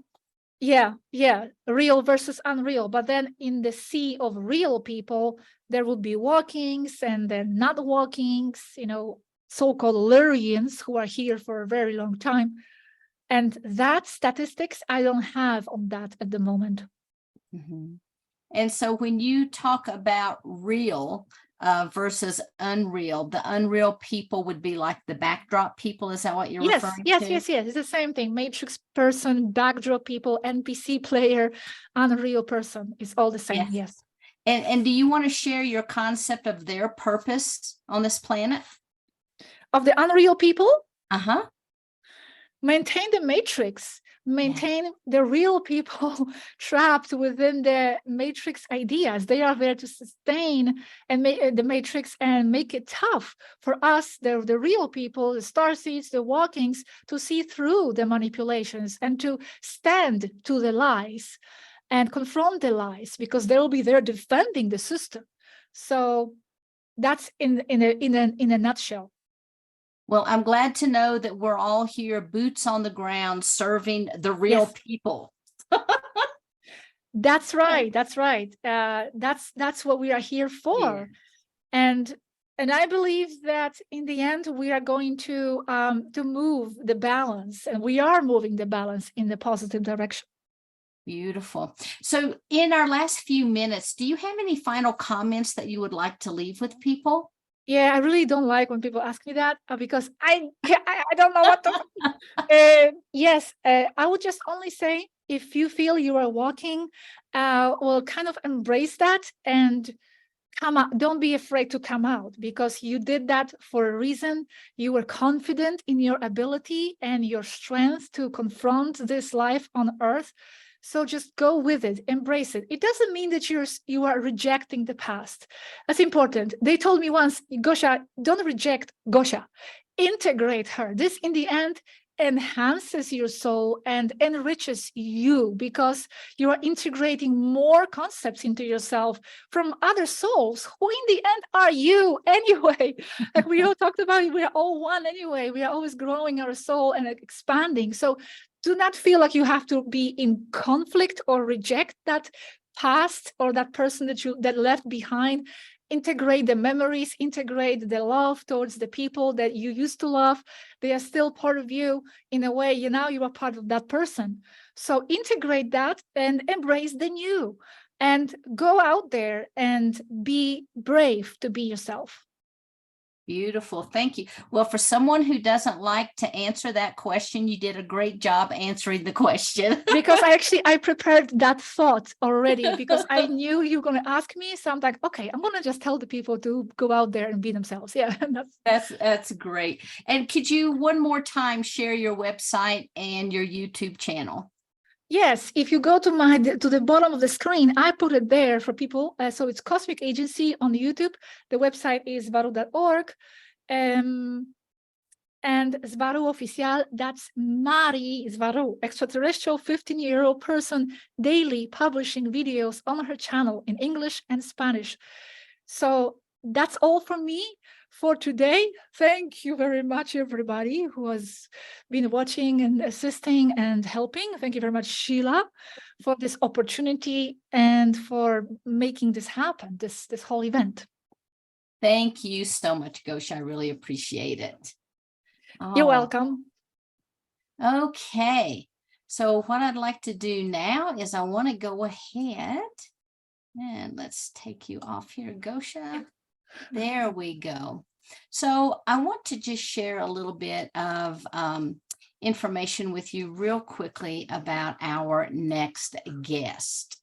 When I first decided that I was going to write the book Walk-ins, Cosmology of the Soul, as I've shared with you, one of the things that I wanted to do was to make sure that I could interview people who had a story to share. And let me tell you, this next guest has quite a story to share, not just because she's a walk-in, but who she is as a person on this planet, and that is Marilyn Harper. Marilyn is a divine link for Aranania and the Council of Light, and admittedly, she teaches people how to be happy every day. So guys, you're going to have to get ready because she is just a little spark plug of delight, and you're going to have a great time, I know, because for nearly 2 decades, she has delivered Aranania's message of unconditional love to global audiences of tens of thousands of people. With a mix of candid humor and Midwest straight talk, she provides actionable steps for the esoteric concepts that she shares. Marilyn communicates a unique blend of inspiration and intuitive insight to empower you becoming your authentic self. She can wield an 18-inch selenite sword of light to activate an entire audience of willing participants. Now that is a feat to see. And Marilyn, I don't know if you brought that sword or not, but I am sure that you can wield an audience at any time with or without a sword. So welcome. Thank you so much for being here. Thank you, Sheila, for having me on. It's exciting. It's powerful. I was just listening to Gosia, and you have the most interesting speakers on. I love what you do. You are living the life. You are, as many of your speakers have said, people come in as a walk-in with a burning desire to make a difference. And so many times they say they don't know what to do or how to do it. You are doing it. You are doing it. So Thank you. thank Thank you. you.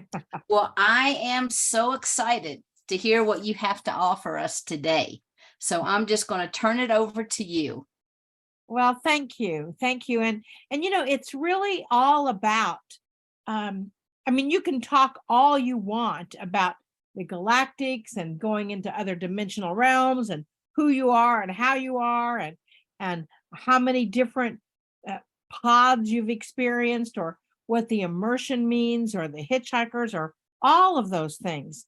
I mean, I thank you, God, that all of the speakers have, or several of the speakers have really defined what a walk-in is and how it works, because everybody's idea is just a little bit different, but it's also related and connected to the same. So all of that energy and all of that information as it's coming in comes in with such an effective way to provide answers for everyone.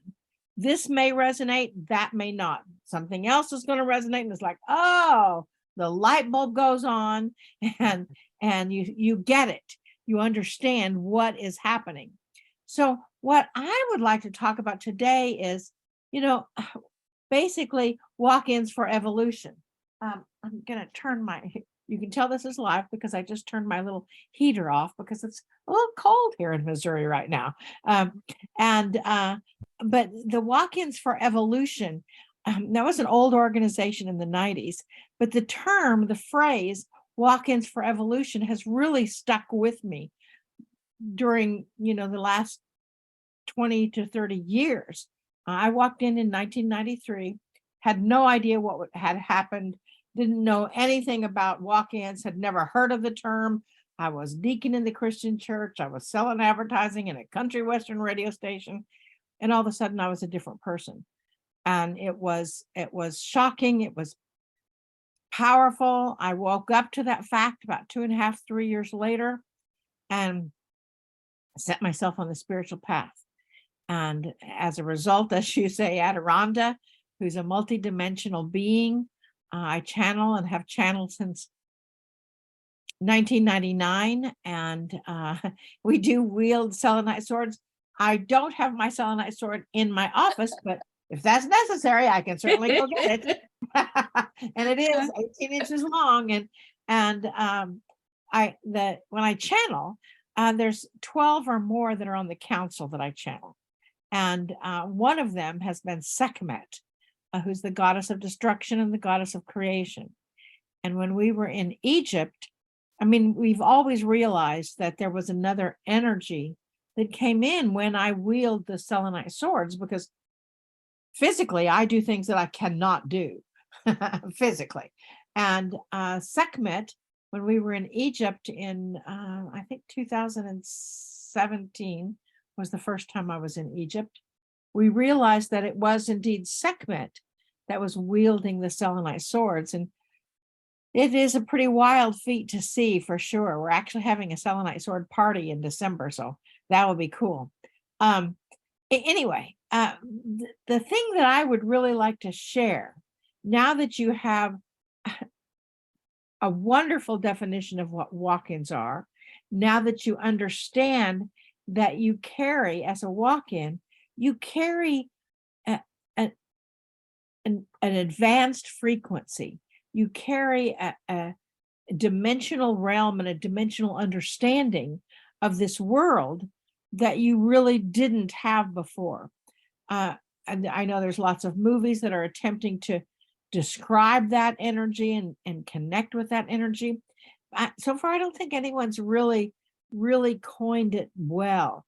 So as a walk-in, your biggest challenge in the beginning, as you know, is to integrate, is to realize that you get the opportunity to complete the circuitry, complete the contracts of the walk out, and fully embrace the contracts and energy of the walk in, which is the same soul, more advanced, coming back. I mean, when I walked in, I used to be a profound writer before I walked in. After I walked in, my writing is like a third grader. You know, I could no longer write in English.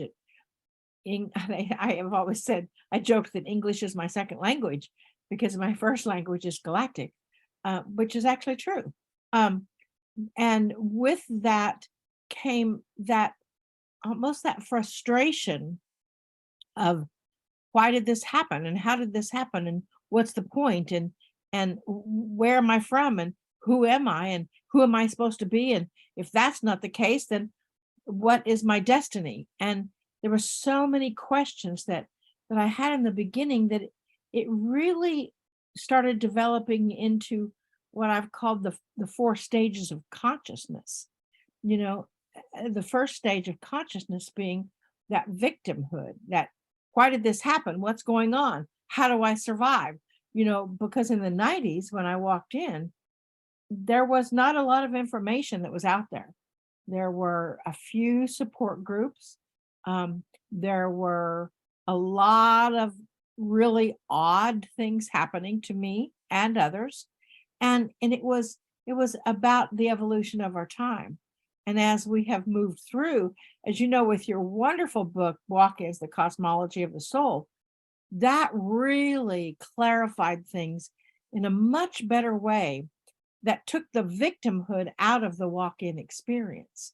And it moved it directly into the second phase of consciousness, really, which is the acknowledgement that you have the ability to affect the world around you, that your intention, your creation, your connection, your communication, if you would, has that capability to really have an effect of your relationships, have an effect of your friendships, have an effect on really most anyone in your immediate world.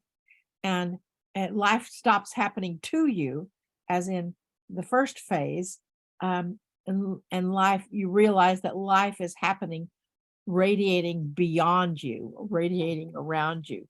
You know, I was told after I started channeling, Aranania came in and said to drink out of cobalt blue bottles. That's what this is. And on the back, we've got it engraved with shift in the world around you shifts.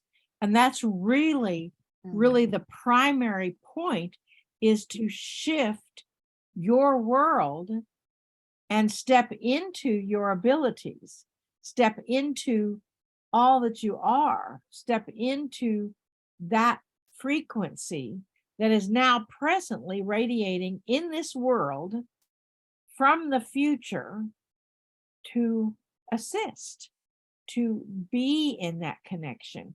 And as you are in that connection, you sort of, through integration, and in the olden days, I call the olden days anything but, you know, before 2006 or 7, actually, that you had to really integrate for about 8 years as a walk-in, which is really a long time, from the time you realize you're a walk-in until the time that you are integrated in standing and stepping into your abilities.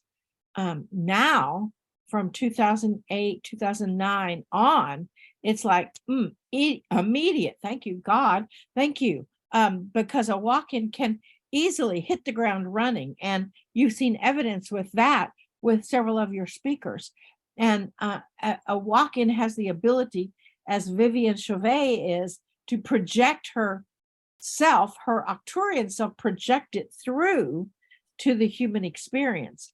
That you don't have to, you know, mess with the human form and the body and all of that. You know, I remember when I first walked in and woke up and realized, you know, couldn't you have chosen a little different body? I mean, come on. But again, that goes back to that victim stage. But then when you move through the victim stage, that's the stage 1. Stage 2, the realization that you have new skills, new abilities, new talents that you get the opportunity to develop. and then you expand those beyond your physical self, that's when you move into the third stage of being a walk-in, or even the third stage of consciousness. You know, my definition of consciousness is really being aware that you're aware. And I know that's a little redundant, but that's what I see. And the third stage is the realization that you are a new energy on this planet, maybe, and that you can indeed, life happens through you from other realms, and that you have the capability to project yourself. You have the capability to transport yourself. You have the capability to bilocate. You have the capability to remotely view or connect with energies that are beyond your physical reality, or energies that are physically on this planet but not in your physical space, and be able to connect with them. And with that comes a tremendous amount of responsibility. And that's where the evolution comes from, is to evolve and realize that as you are connecting, as you are expanding, as you are growing, as you are affecting your world, you also, in your sphere of influence, affecting a minimum of 200 people, because that's what science says is your sphere of influence, is you have 200 friends and people that you experience. I think I have 200 friends. Wow. But you do. And those people are what you're experiencing. And because you've realized that life is happening through you, not to you or from you, but through you, from the higher sources that you as a walk-in have brought in, that's when it gets really exciting. That's when you realize that in this dimensional realm that we're living here on Earth, we are actually touching lives that they can sense them on other sides of this planet. We are not limited by the programming of the people of this planet. We are not limited by the effectiveness or ineffectiveness of the people that live on this planet, because we bring with us the memories, or it may not be a conscious memory, the subconscious memory. We bring with us those subconscious memories, that cellular programming from other realms of existences. And that's really the cool part, because that's when life is happening through you. And you realize that that this country, this world, this planet has some opportunities that we as walk-ins can help. And that is really ultimately why we are here. Mm-hmm. I mean, we all as walk-ins have chosen to be here as a part of our soul contract, as a part of our agreement. I honestly don't believe any walk-in has come here without that agreement. And now sometimes after they get here, they think, "Ay vey, what the heck have I done?" I want to go there. But because Earth is a little denser vibration than where you have been, but yet you chose to come here. You volunteered to help this planet evolve. And this planet, it's my information that all the galaxies, all the universes are watching this planet Earth, because it is transforming its dimensional realm, that it is the whole planet itself is shifting dimensions, not just the a few people on the planet. Now, the walk-ins, I was listening to the questions before, and someone asked, how many walk-ins are there on the world? It's like, who knows that answer? But according to my information, there's now 27% of the world's population that are what I would call light workers, people that understand that they have awakened from something that would be considered, not dark entities or anything, but asleep, as we are awakening to this new realm of existence, and the fact that life, our life, and the life of our planet, or the life of our galaxies, depending on where you're from, is happening as a result of what we are choosing to focus on, what we are choosing to experience.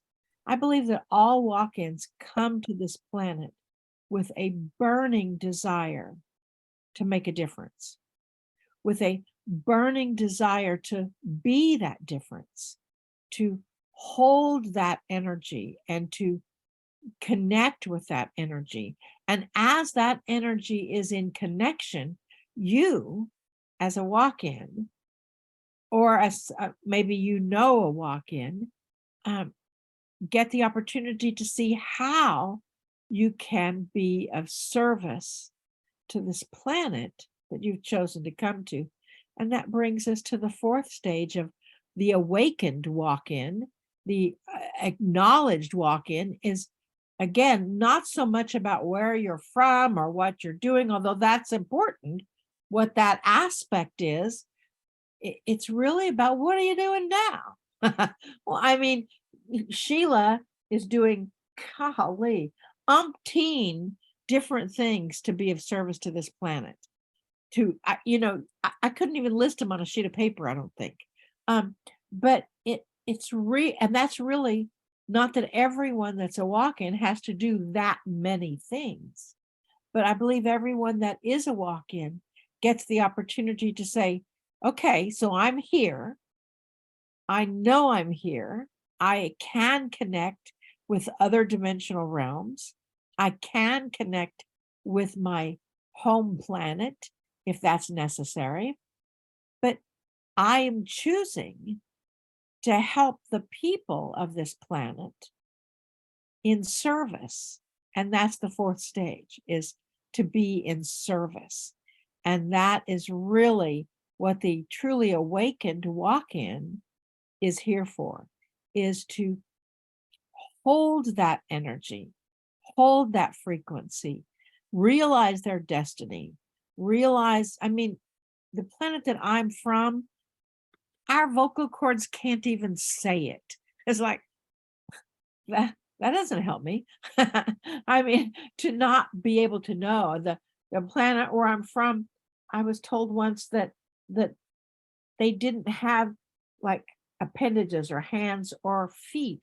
They were kind of like these bubble people that moved around, and they liked the human hands, and they kind of prototyped them or something. I don't know. But, it's like all of that outer realm still comes back to, what are you doing here on this planet? How can one person be of service? How can one person provide a group of people to be of service? And it doesn't matter how small or how large your service is. People like Sheila, people like myself, and people like several of the speakers on this conference are making a difference on a global scale, in addition to a galactic scale. But on a global scale, they have a passion, they have a mission for educating people and talking about the things that you don't talk about, and understanding the feelings and the ideas and the opportunities that we have to be here on Earth, and to know that sometimes when you have the realization that you're here on earth and you think, oh my goodness, what the heck have I committed to?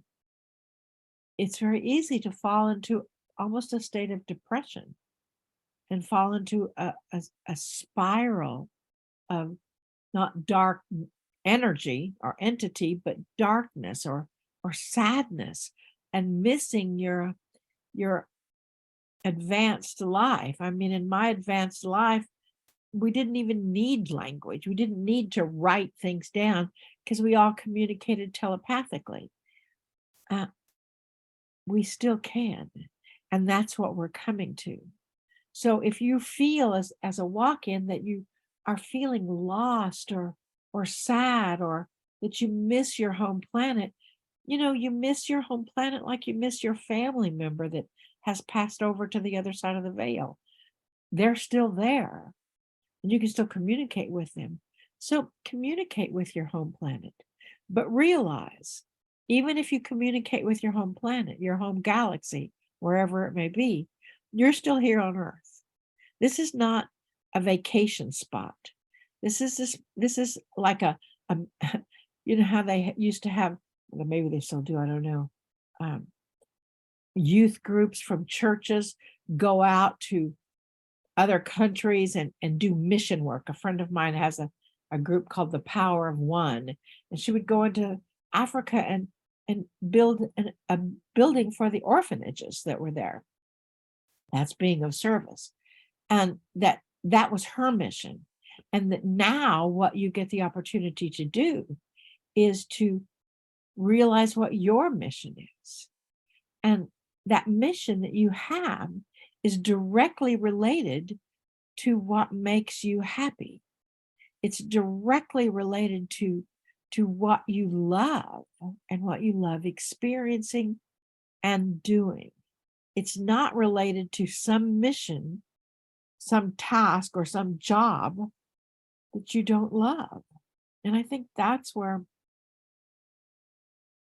we as walk-ins get the opportunity to realize that if we think that our mission is about something that we don't love, then we're stuck back in the integration and the victim stage. Instead, it's really about what you're really, really good at, and what you're good at and what you love experiencing. And to know that your mission as a walk-in, or as even a friend of a walk-in, is directly related to that. It's directly related to that experience. And, years ago, 2008, 2009, it's been my information that there was a shift globally amongst walk-ins around 1985 and 1987, with the convergence, the harmonic convergence, and sort of a spiritual awakening to new things.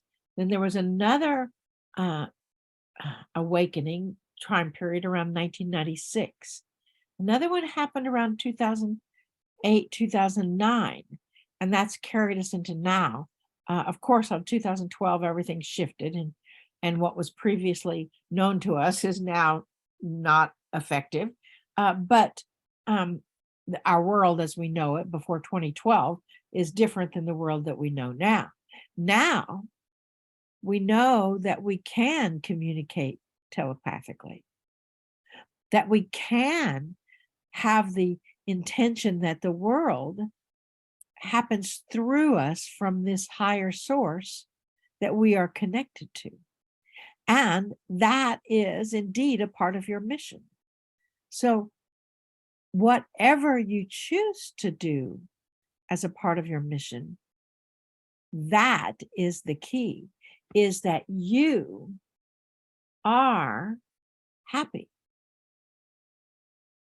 Happiness is a choice. Everyone gets up every morning and has the choice as to whether to be happy or not to be happy.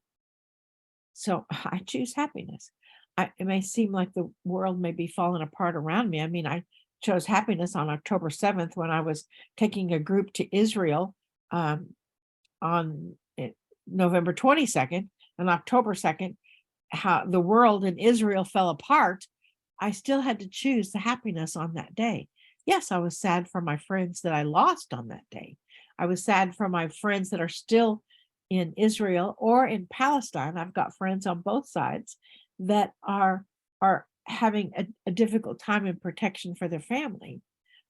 So how can I, living in Branson, Missouri, as a walk-in, affect, as a part of my mission, that energy in Israel and Palestine and amongst Hamas, or in Russia and Ukraine? How can, and that's what we have to ask ourselves as walk-ins, is how can I, by living wherever I am, by living my dream, by living my world, by living my existence, serve the human population of this planet? And by serving the human population of this planet, then we serve the planet itself. The planet itself is going through an evolutionary time period as well. And we as humans can either help it or we can hinder it. And that's where you and I get the opportunity to say, how can I help? You know, we get those messages in the most odd ways sometimes. I was watching a television show on Netflix called New Amsterdam. And I mean, it was the hospital show, and I like doctor shows, and it wasn't that well written or anything else. But the phrase that stuck with me was, how can I help? How can I help this planet? How can I help the people that I have direct influence on? So if I have a direct influence on at least 200 people, then, and by me shifting, then they shift, and then they have a direct influence on 200 people, and then they have a direct influence on, you get my point here. It's like this opportunity of service moves very quickly throughout the planet. That's why in the past few years, we've gone from 24% light workers, or as Aranania calls us, light plurkers.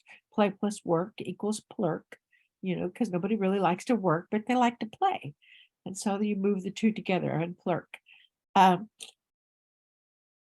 can we, that's how, because it moved, you know, when we started off in 1999, I think they said there was like, you know, 21% light workers on the planet, light plurkers on the planet.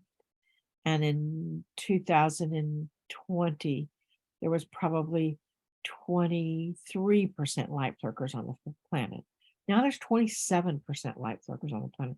So we've moved, you know, in the past 3 years, 3% of the world's population have awakened to their own destiny of service. That's how the world is changing, is by you and me and Sheila and Gosia's and the Vivianes and the Kens and the, you know, all of the other people that are out there living their mission. How are we providing conscious, awakened information? You know, I was sitting the other day in a group of friends, and these were people that were pretty awake, and that they really experience light in their daily lives. And we had gone to see a live performance of a rock opera, and the first 20 or 30 minutes after we saw it, they most of the people that I was listening to were complaining about the writer, about the producer, about they did this and they did that, and if they should have done this and they could have done that. And then all of a sudden it was like the whole carload of people took a deep breath and said, oh, that's how we're a part of the problem. That's how the world is not shifting, because we're complaining about it. Excuse me. And in that avenue of complaining, in that we're part of the problem.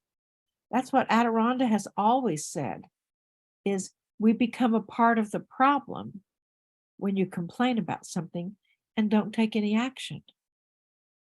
We become a part of the solution when you look for the divine solutions. We provide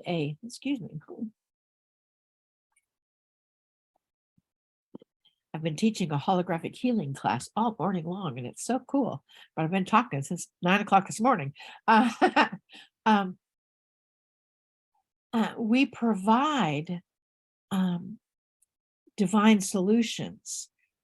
My business partner and I, through Aranania and Company, that's my division of our company. She has her division, Solopreneur Productions, SOULOPRENEUR Productions. I have Aranania and Company. We produce a spiritual happy hour on the first and last Sunday of the month. And then in 2024, it will be every Sunday. And when we produce that, a couple of weeks ago, we had one about imagine divine solutions.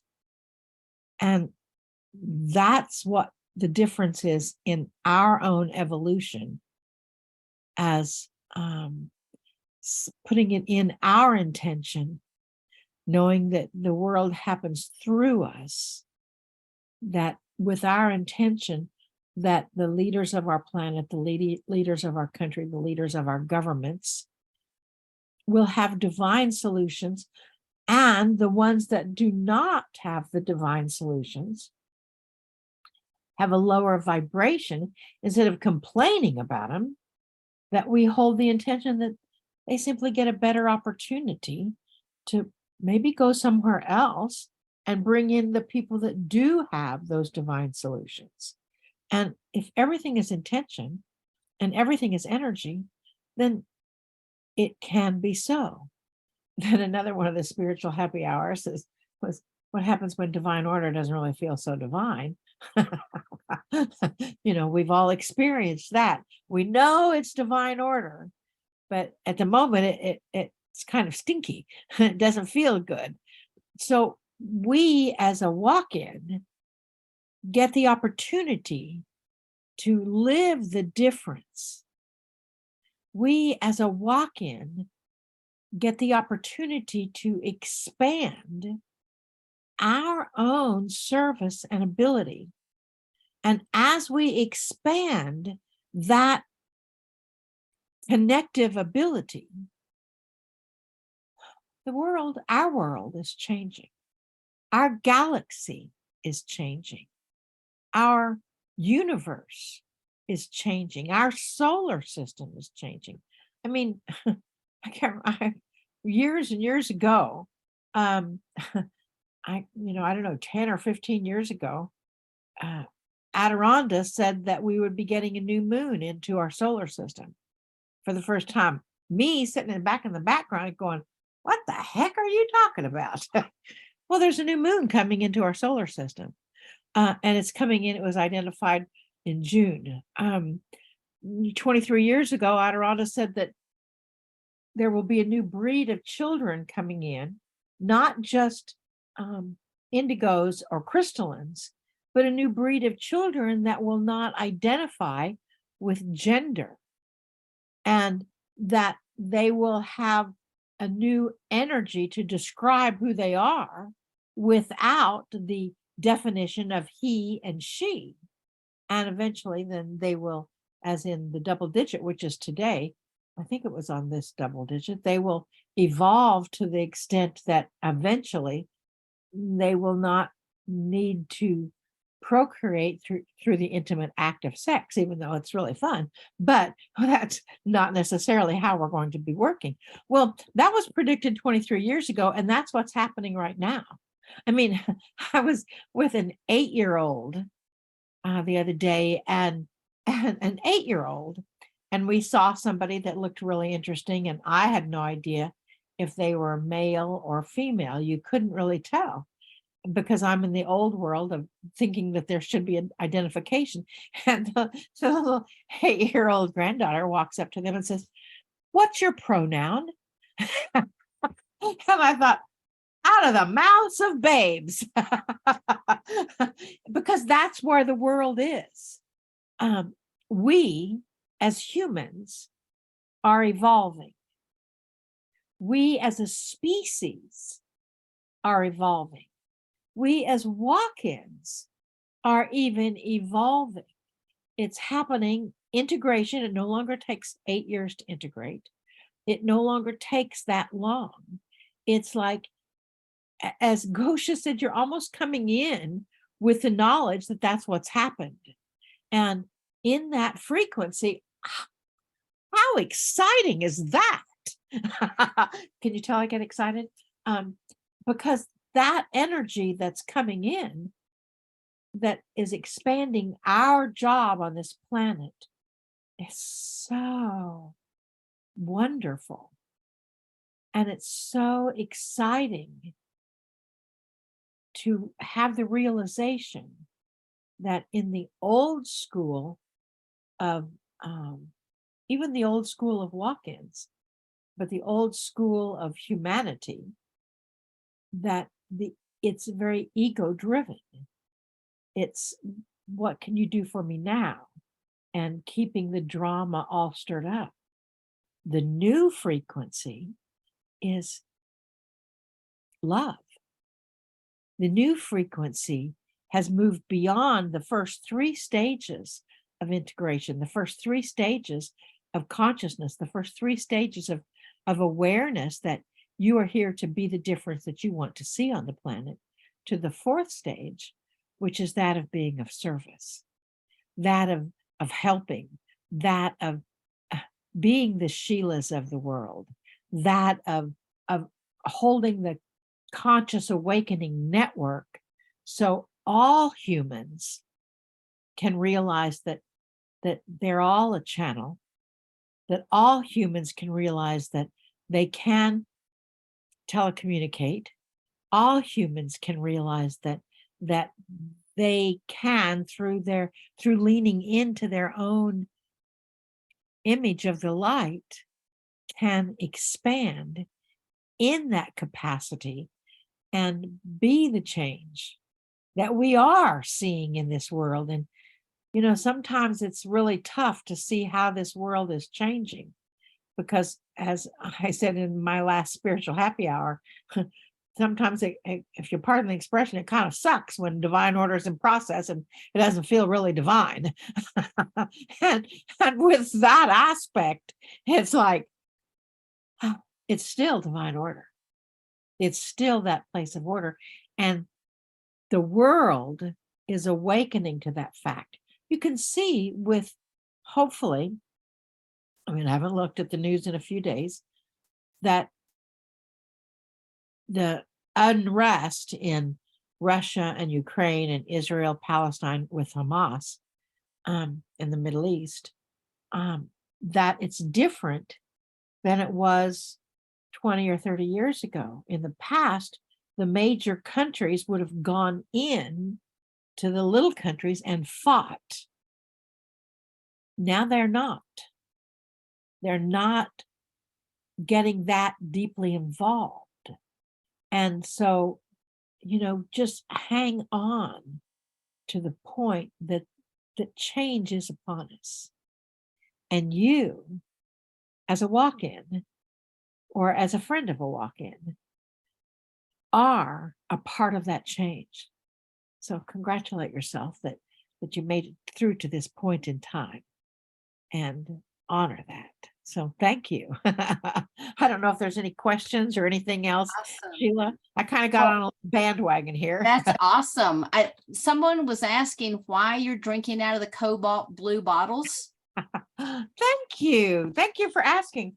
Adirondacks in 1999, when they first came in, Adirondacks is a council for 12 or more ascended masters and angels from the 17th dimension. They said that when you set the cobalt blue bottle using any water into a window where somewhere time the sunlight can pass through it, doesn't have to be all day, it can be for a few hours or a few minutes even.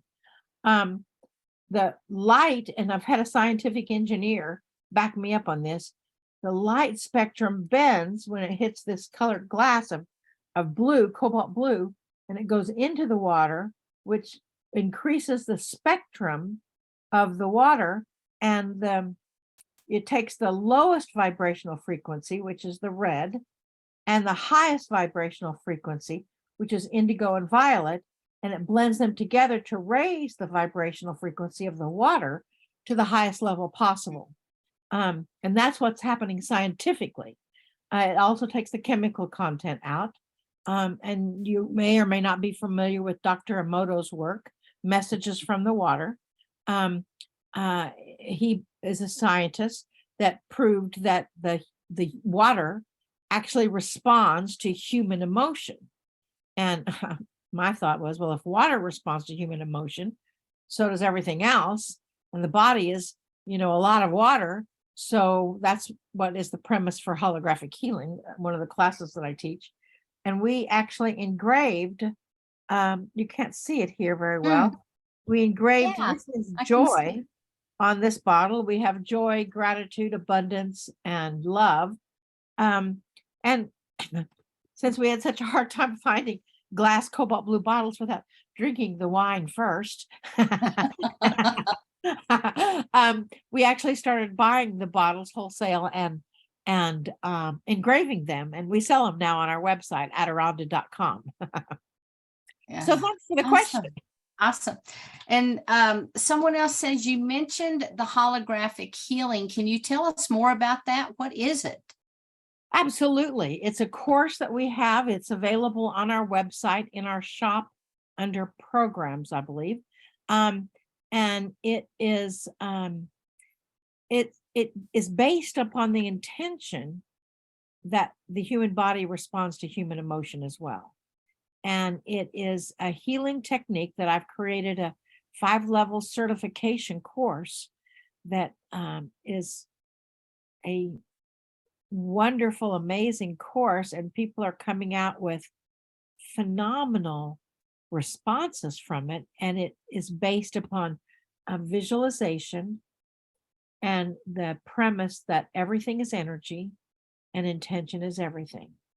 And so we go and remote viewing, which is one of our innate abilities. So we teach people how to view or sense inside of the human form remotely, and then shift the spectrum or the physicality of the human form through intention and energy.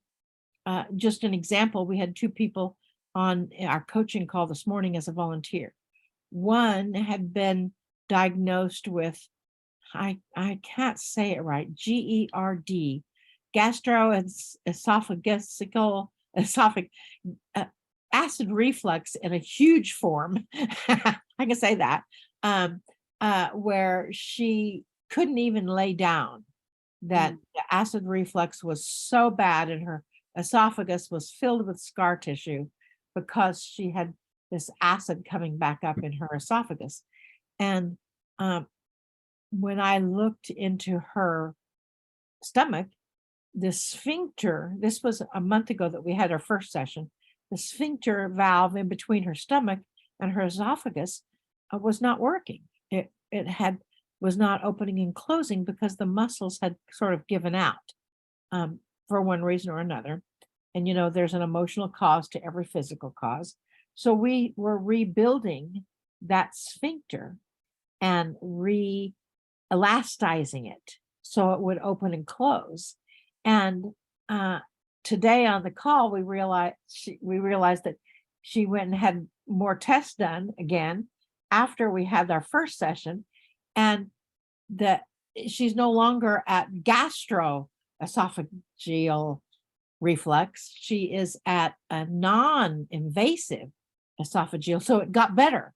And now we're working through the neck to move it out completely. Another one that we had has had 14 surgeries on her back for scoliosis, and her pain level that she lived with every day was a 9, 10, or 11 on a scale of 1 to 10.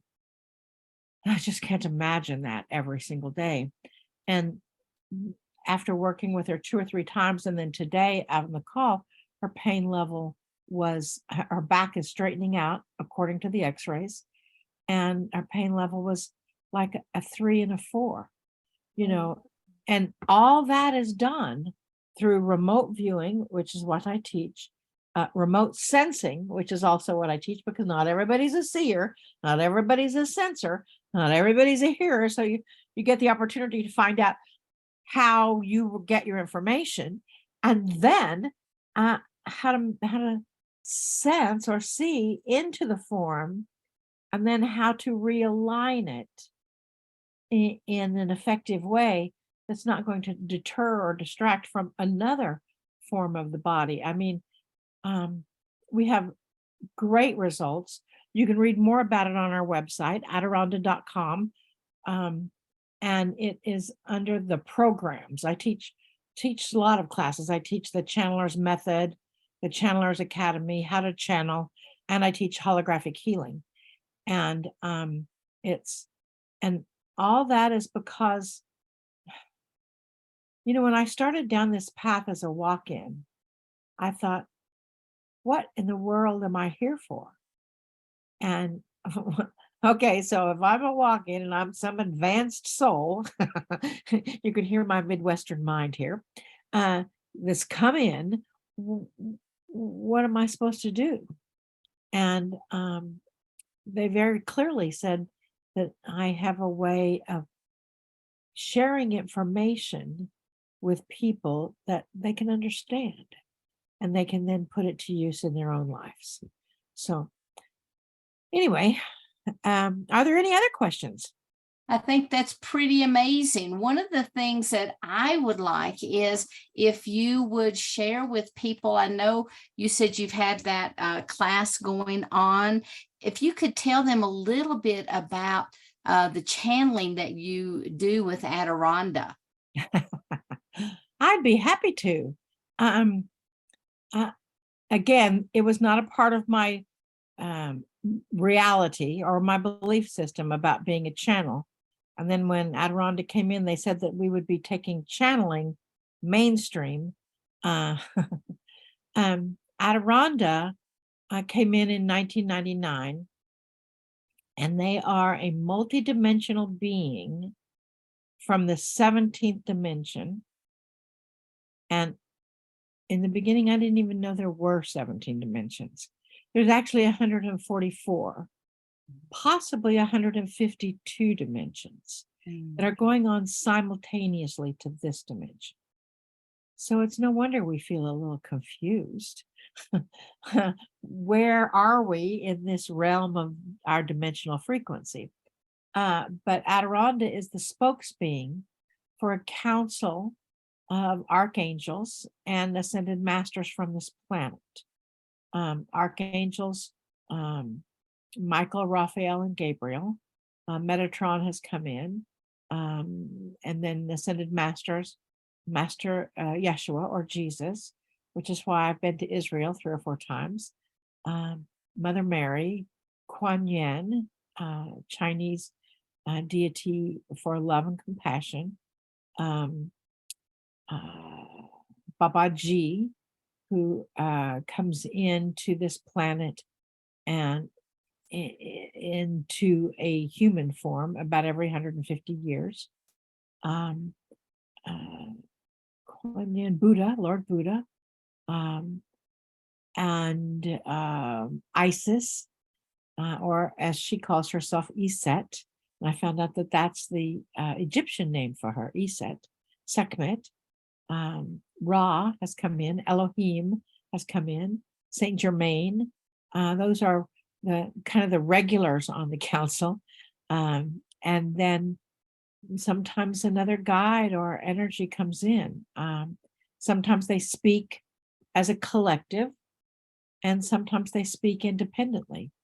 But it's been a fascinating experience, and I feel so honored to be able to connect with these energies. And when I channel,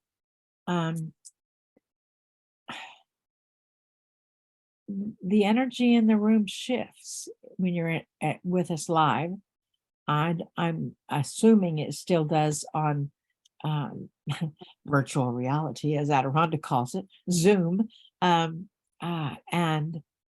It's well, you've been our guest, Sheila, on the Double Digit before, and it's so great to have that experience and to be quite honored by their presence. So thank you for asking. Yes, very, very powerful. And I know that you're kind of back out doing some traveling as well.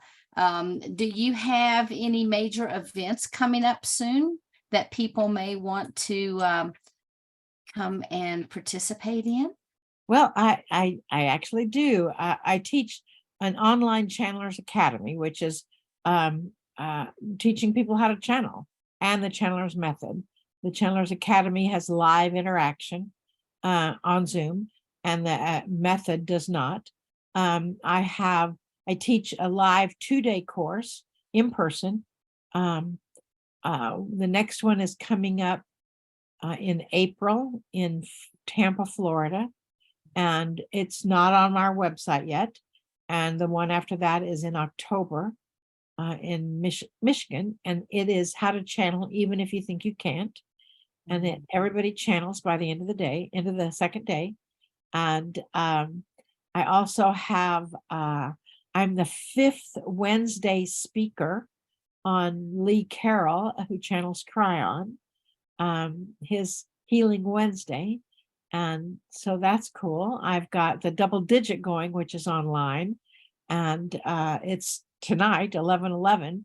We have another one coming up, 12/12. I have a Mount Ida, which is up on our website. We dig crystals. One of the largest crystal deposits in the world is in Mount Ida, Arkansas. This little minute of a town that is on a mountain, Mount Ida, and we go there every 2 years and we dig crystals.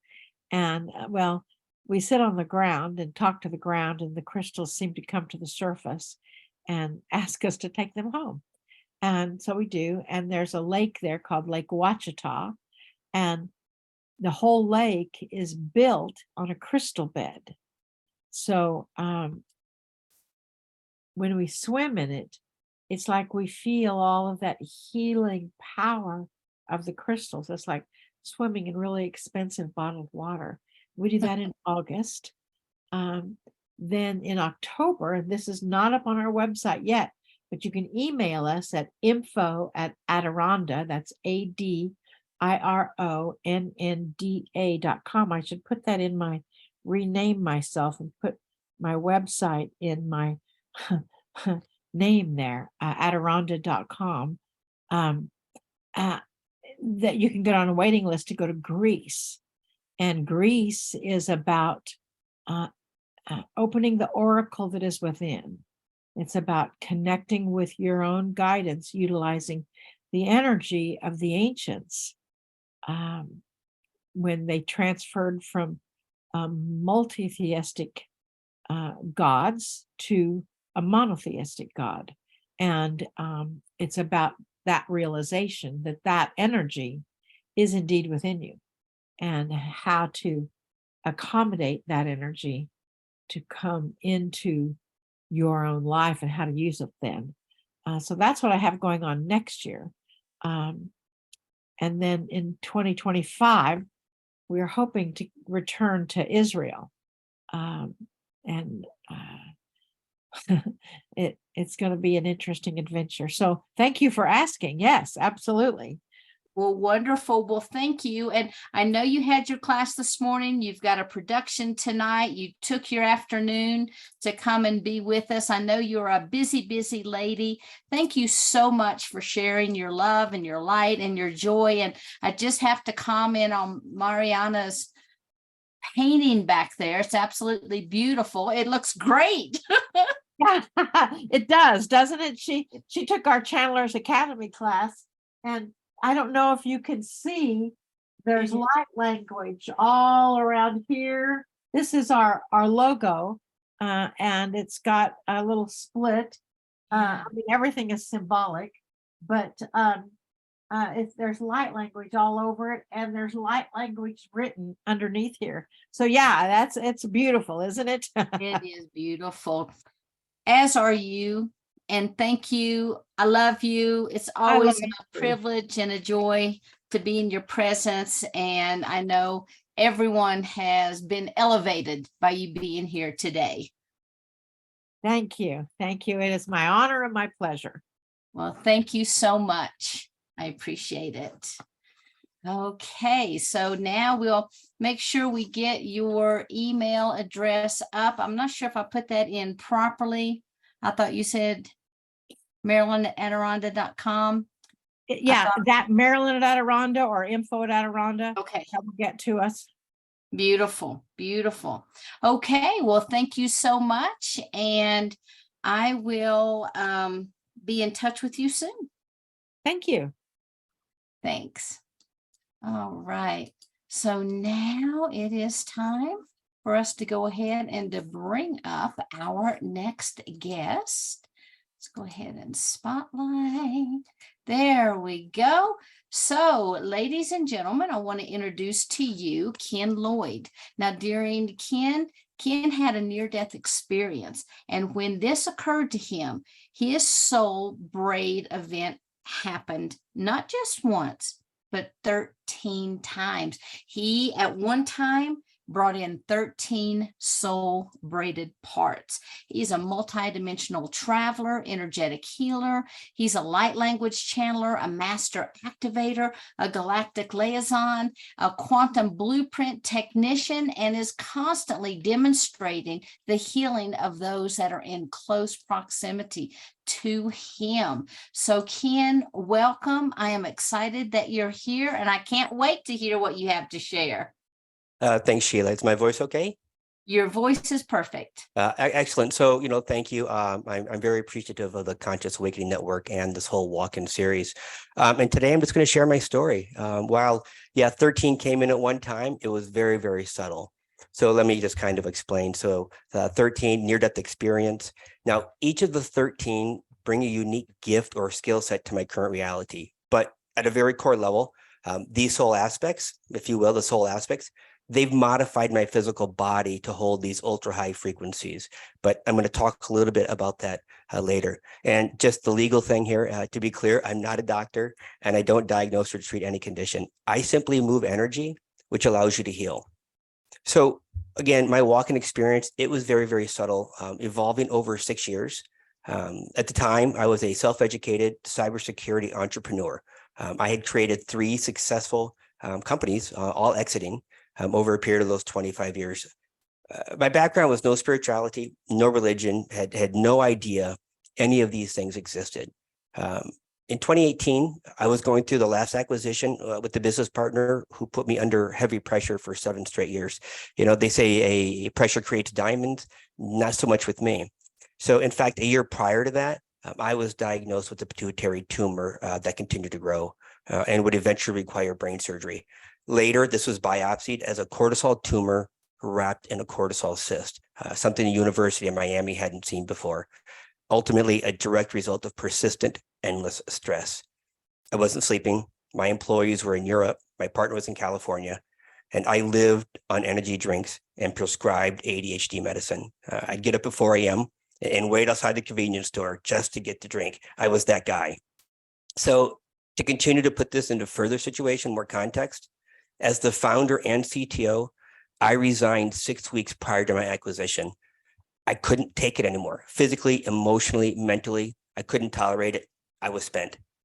Now, interesting enough, during the peak of all this, my deceased mother and my wife's deceased father started talking to me. Nothing like that had ever occurred. And this lasted for about 3 weeks. And looking back, I remembered I never asked any interesting questions. I wish I would have. That being said, I really don't remember what triggered me on the day of my near-death experience, but I recall I was angry, almost in a rage. And I remember laying on my back in bed, my fists were clenched, and I just kept asking for it to stop. Specifically, the acquisition, the business, and especially the partner. I needed it gone. And then for 2 minutes, I had intense energy enter my body, and they forced my back into an arch with my stomach in the air. It almost felt like a perfect U shape. I was locked in this position, and then I felt something very heavy leave my body in the area of my stomach. I passed out. So when I woke up, no miraculous healings, no visit to the other side. In fact, no stories at all. There was almost no clue something had happened, except I had a strange peace come over me, and my relatives no longer talked to me. Now, it took me 3 years to learn that during this moment, my soul had a choice to stay or leave. And I was experiencing what many people do just before they pass away. You see this a lot in nursing homes when the person starts talking to the people that are no longer in the room. Well, what happened instead is that during those 2 minutes, my root chakra was removed.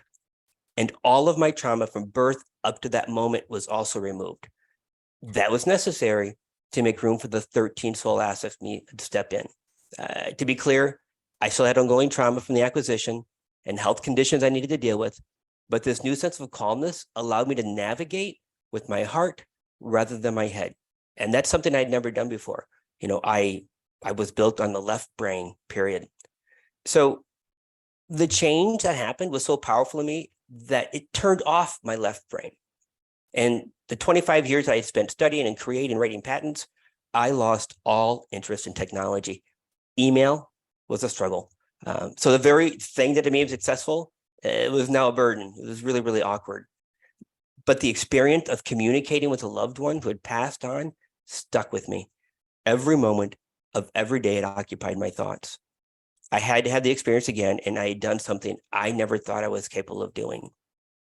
So I started visiting local psychics and asking what had happened. And then I started asking, how did you do your magic? And what I learned in each of those engagements was almost nothing. Just like little breadcrumbs that kept me looking for more answers.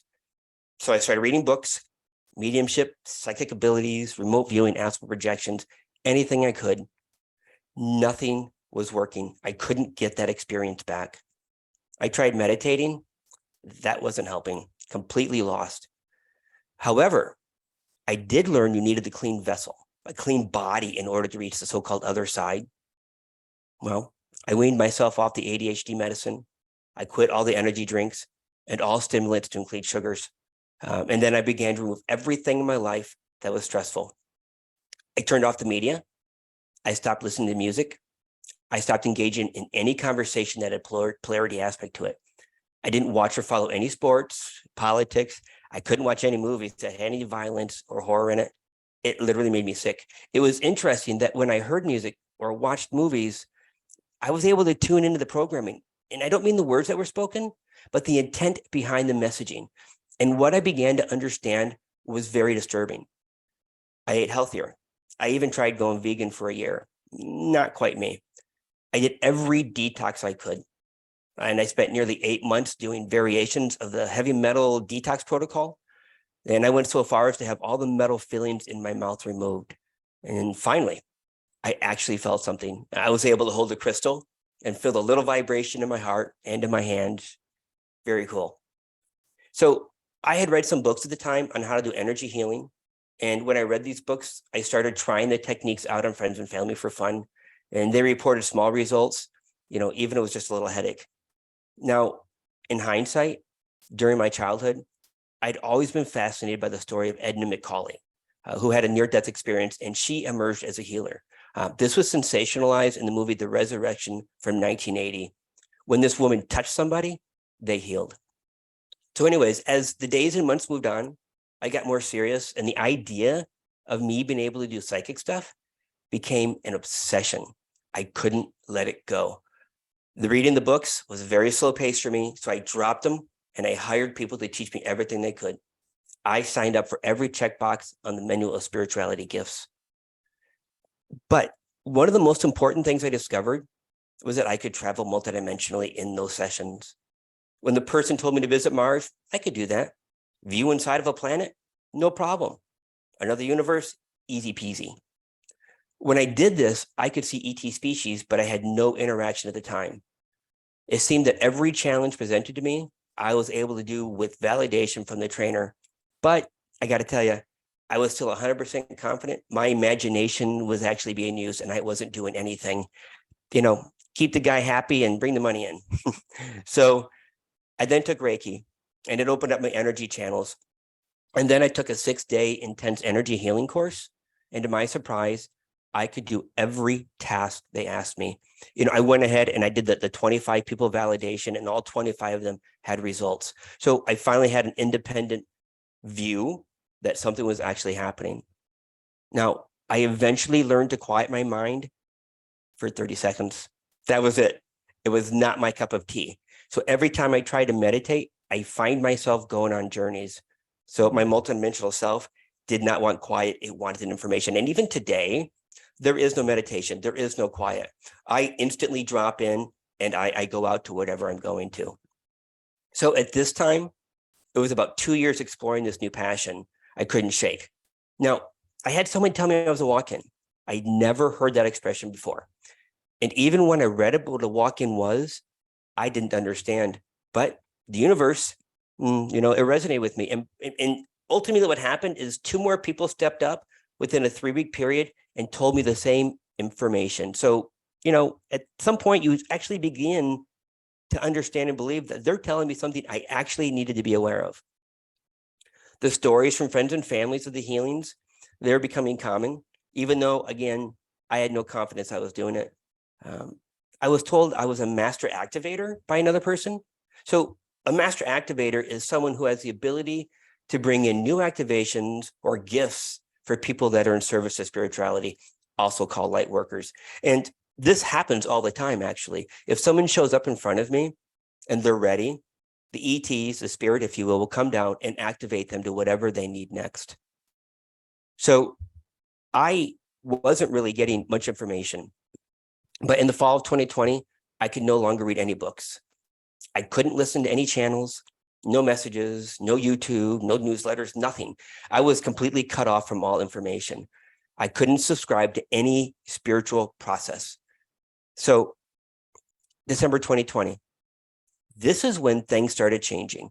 I received my first download, my first interaction with any ET as well. Now, up until this point, there was nothing talking to me. You know, I got those little bits and clues that said, keep moving, but there was never a voice. There was never anything that was solid and concrete I could wrap my mind around. So in this download, I was shown to go into my DNA. So specifically the 3rd run on the ladder. So if you look at your double helix, it's the 3rd row up. And I went into it. And if you could think of that as a straw, and in the middle of it, where I sat, on the left-hand side, there were 4 drum cymbals. So if we know a drummer and they got the metal plates that slap together, well, these were there, but they were vertical. On the right-hand side were also 4 of them. So I got the little message in my head that says, take the one on the left and move it over 3 positions. And I did that. Now, when that happened, everything started vibrating. And the bottom of the straw, or the tunnel, if you will, it dropped down into a pyramid shape that looked like it went to infinity. I could see little lights everywhere like there were cities. But when I lifted my mind or my eyes up, and again, this is in my mind, when I lifted my eyes up, there was a portal in front of me, a tunnel. It was 30 feet long. At the end of that tunnel were 4 incredibly large ETs. They must have been, again, 30, 35 feet tall. No motion. And I wasn't able to communicate with them. But I did receive the message, we're your family. And that was literally it. Several months later, it was revealed to me that these were the Craigs, and I was the 5th ET of that group. It was also revealed at this moment that I had elevated my frequency high enough so that the 17th dimensional Craigs were able to drop low enough to introduce themselves. Now, I didn't get much more information from them, but the very next day, I connected with a friend of mine and I said, hey, this thing just happened. Can I do yours? And when I went into his DNA number 3, completely different. And then we did his 4 and 5. We went all the way up to his 12 DNA. And every single one of him was a different memory, another activation, an awareness and understanding, introduction to more ETs for him. So that was a very powerful moment in my journey. I had finally done something that wasn't found in a book, something that was truly my experience. So 3 weeks after that, my body started to experience little pinpricks in my feet. And when I looked at my leg muscles, they would twitch in a very weird way. It wasn't the whole leg muscle. It was just this little spot that would pop in and pop out, like maybe a blood vessel or something. But I would only feel it when I wasn't moving. Now, as time went on, the sensations started growing in my hands and my arms and all of my legs. And right now, these physical sensations, they cover 85% of my body with high intensity. You can think of it as taking a 9-volt battery and sticking it on your tongue. And that's what my body feels. And it feels like this all the way into the bone and about 1.5 inches to 2 inches outside of the body. Now, to be clear, it is beautiful. In fact, I will not move for hours on end, just absorbing and feeling this incredible energy. So what I later found out is my cellular structure in the body has been altered to retain ultra high frequencies. Now, to put this into perspective, when somebody channels information, or typically when they bring in healing energies, the normal situation is information will fly in and fly out, but not for me. When the energies come in, they stay in my body. I'm literally holding all of these frequencies. Now, right now, if you're within 25 feet of me, you will feel these frequencies around you. By spring of 2024, they'll be around 300 feet. And by winter, 12 months from now, it'll be nearly a mile around me.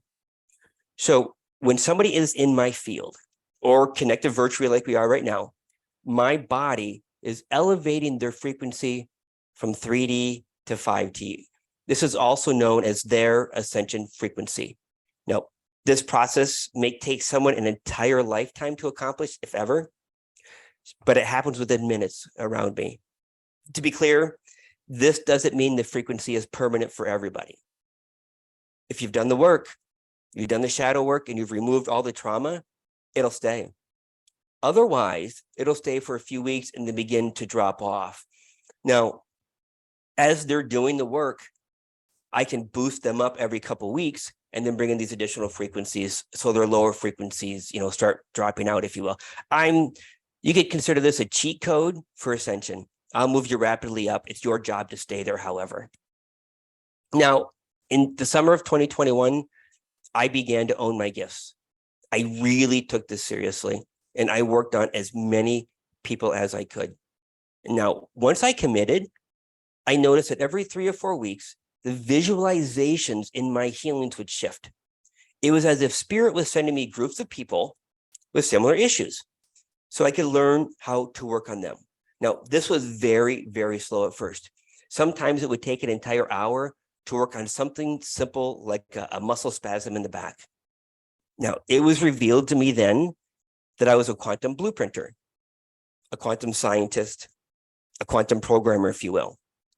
And as I learned how to work on different conditions in the background, I was writing code. I was writing quantum code. So this code is stored in my body.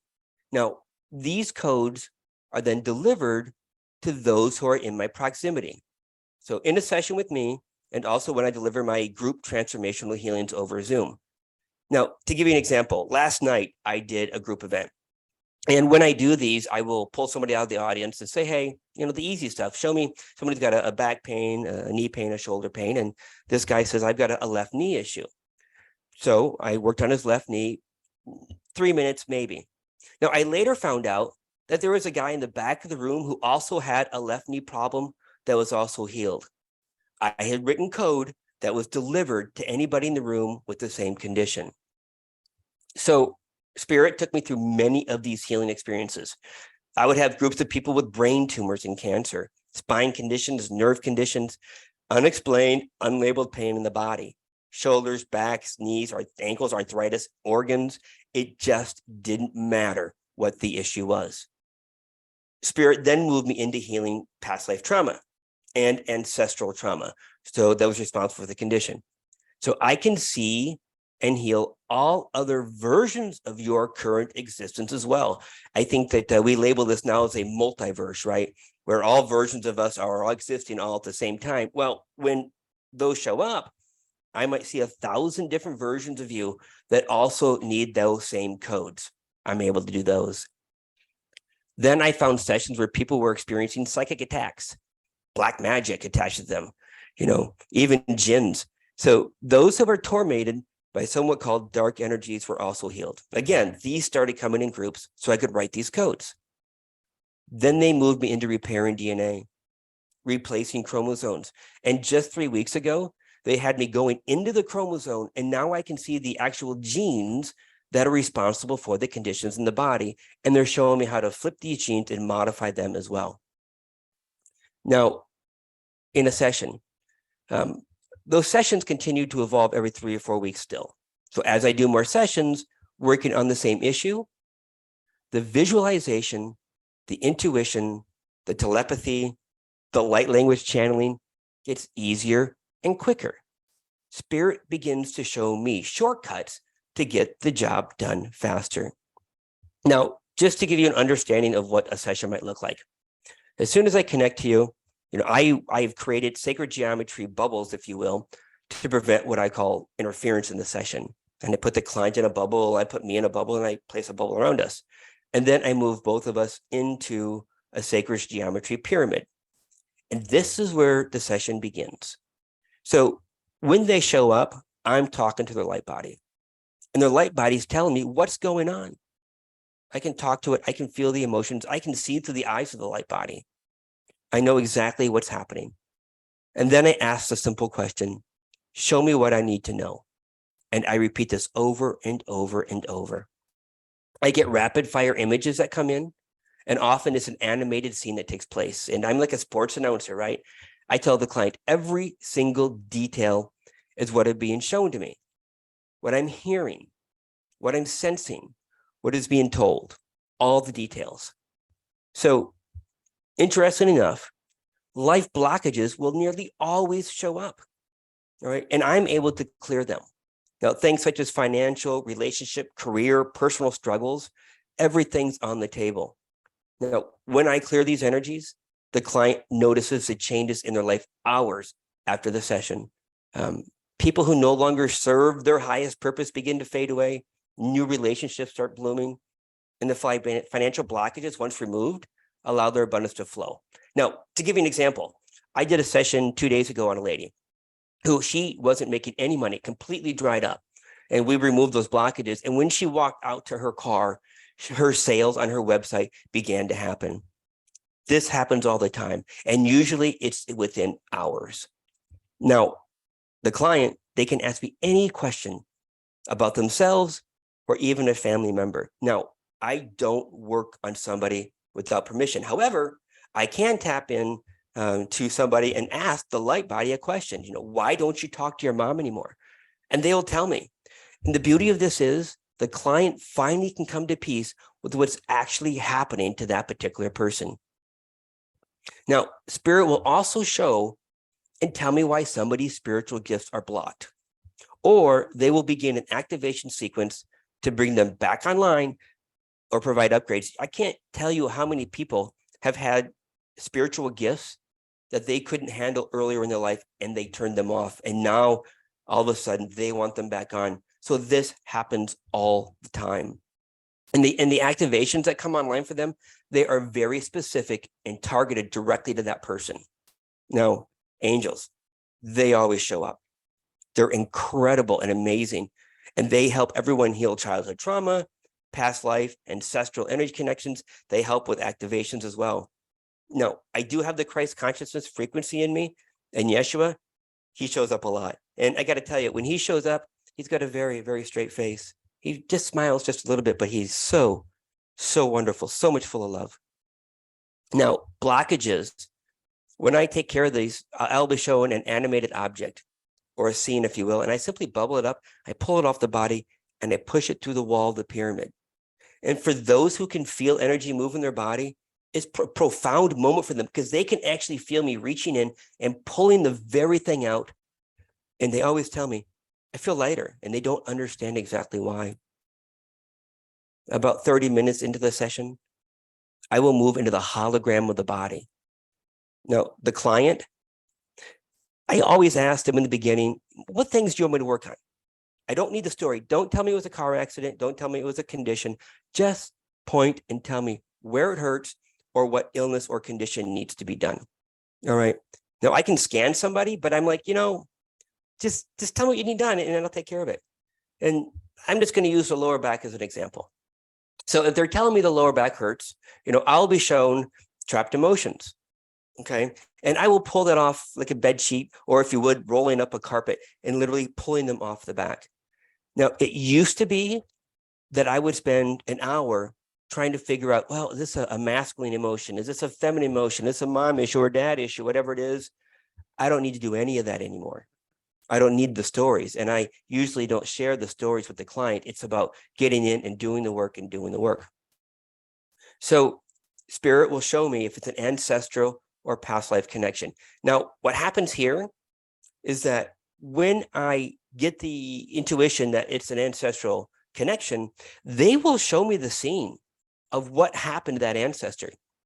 And that ancestor will sit there, the angels will come down, and they'll throw 3 halos over the angels. Over the client. Three halos over the ancestor. And the ancestor will literally drop the trauma out. And as soon as that happens, the energy connection to the body part of the condition dissolves. They will often feel instant relief, if you will. So very, very cool stuff. So I can see contracts and I can see your soul plan, the things that are preventing your healing. Now, I can break your contracts and your guides will come forward and they will tell me if there's a blockage. They will say, hey, we're going to allow you to heal it, or there's an issue that we can't. But, I'm able to negotiate with the guides a little bit and get them to release. And ultimately, there are times where you can't be healed. The guides, you have put this in place. The guides want you to have that experience, as difficult it might be, but normally that's not the case. When the guides actually release the condition or the requirement of that experience, the healing is instant. It happens immediately for people. Now, the other thing that happens, so in my mind's eye, I can simply wave my hand over the body part. Now, when I do this, the body part disappears. Like if I was looking through the bottom, through the body, like the lower back, I would look through the lower back as if nothing was there, if it was hollow. I wait 3 seconds, and then it begins to rebuild like a 3D printer. Now, what's really happening here is the body or spirit or the energy, if you will, is pulling from the human blueprint, your original blueprint, and it's reconstructing from that. If I'm working on somebody's knee, I'll ask them to stand up and walk around to confirm the healing has taken place. And I repeat that process a few times because I want to know, are there any clicks or pops in the knee? And that'll take 15 seconds for me to remove the clicks and pops. When it comes to an illness that's a genetic condition or perhaps something in the chromosome, I can see all 23 chromosomes. And again, I can wave my hand over them and rebuild it from the client's original blueprint. I had done this once for a client that had extreme allergies, very extreme allergies. And I had removed 3 or 4 different chromosomes and replaced them. And interestingly enough, that was the very first time they showed me that technique. Now, I got a report from that person 2 weeks later. All of her allergies were gone. Her lifetime allergies had disappeared. Now, I want to be very, very clear.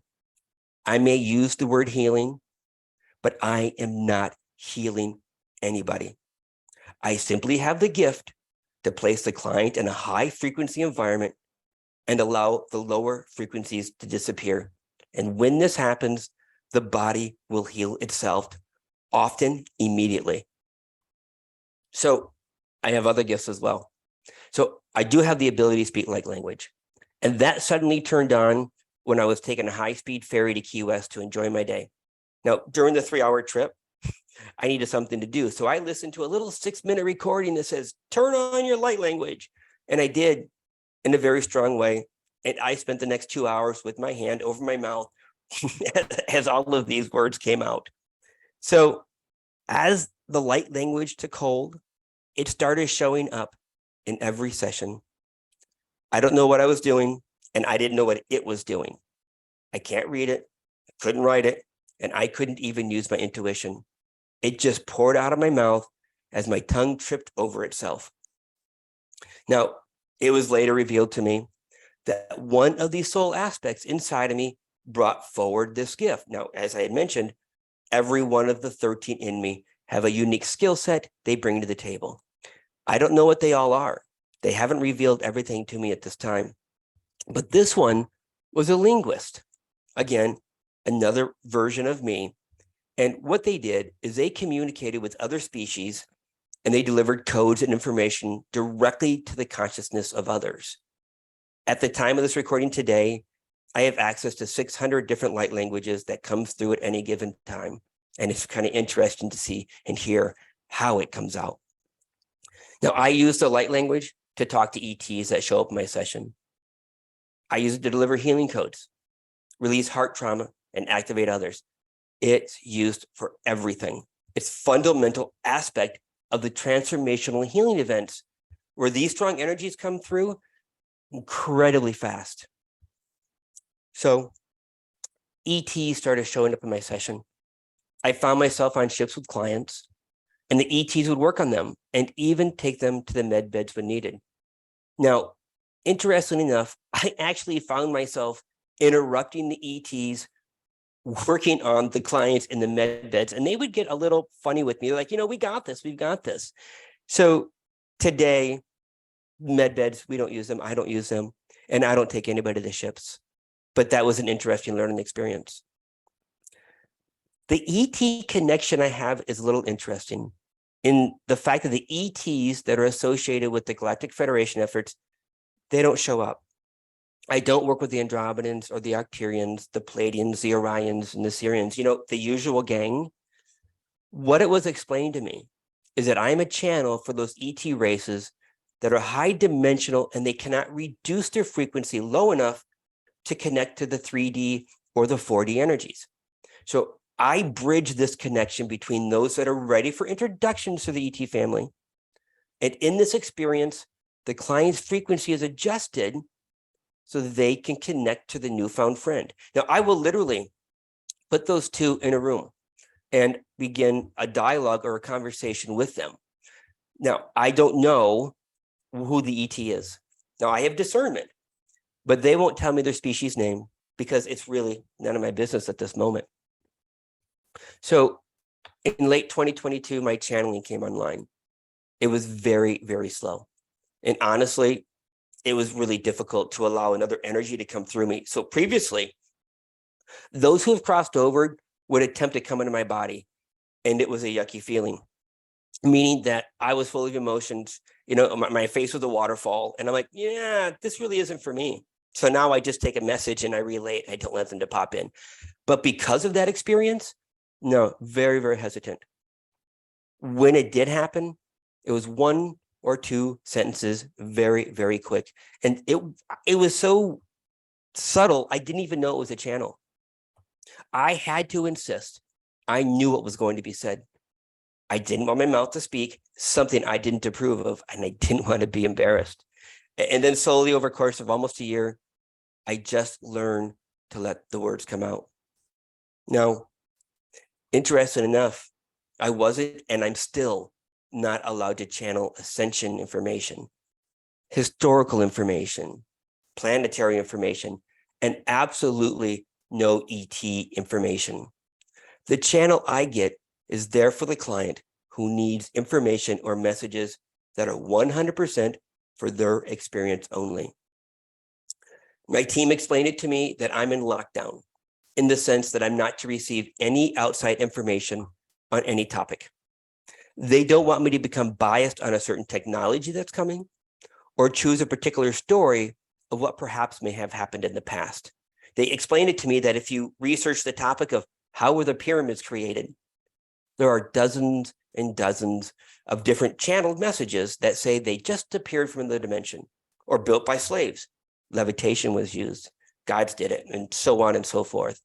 And they went on to explain that not only is my body holding and sharing those ultra high frequencies and those codes, but right now they're installing a library of knowledge in the cellular structure that'll come online in spring of 2024. They don't want me to be retrained. I think it's just easier for them. So in September this year, there was another shift. I started feeling pressure around my heart when I connected to somebody, like an 8-inch circle. It felt like a brand new muscle that I didn't know existed. But I tell you, I'm pretty sure my heart was open. So it was a little peculiar.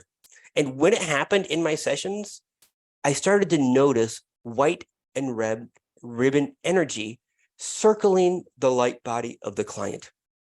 And then it would begin to move in the body in different ways and shapes and forms. Now, I started asking my heart to work on the client. And I would see more and more energy. And I would feel more and more pressure in the chest. For some sessions, I would do absolutely nothing.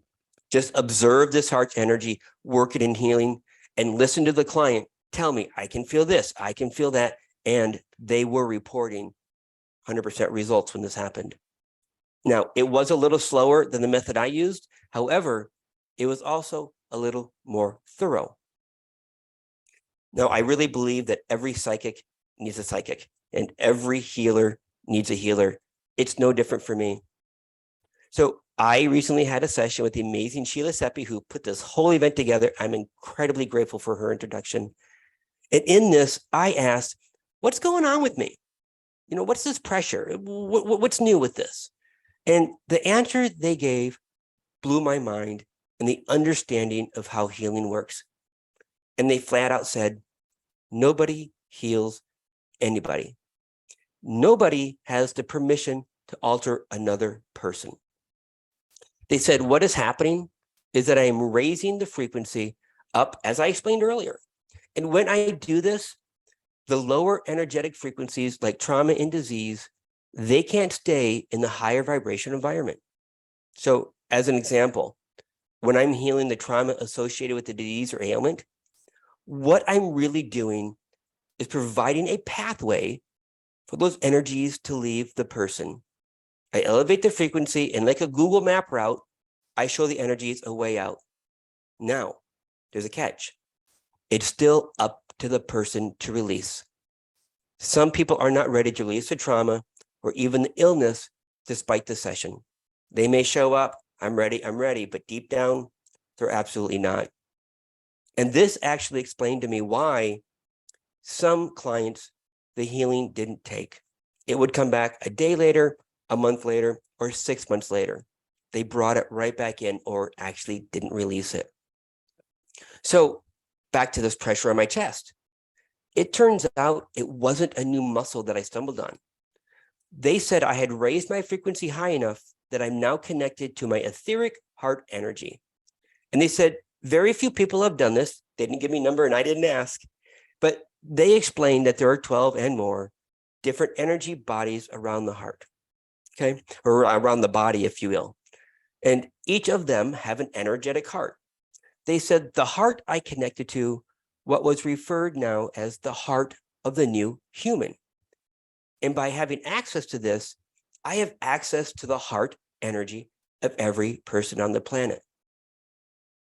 Ironically and quietly, I had never told anybody that I always felt like I was the new human. Not the only type of new human, but the new human.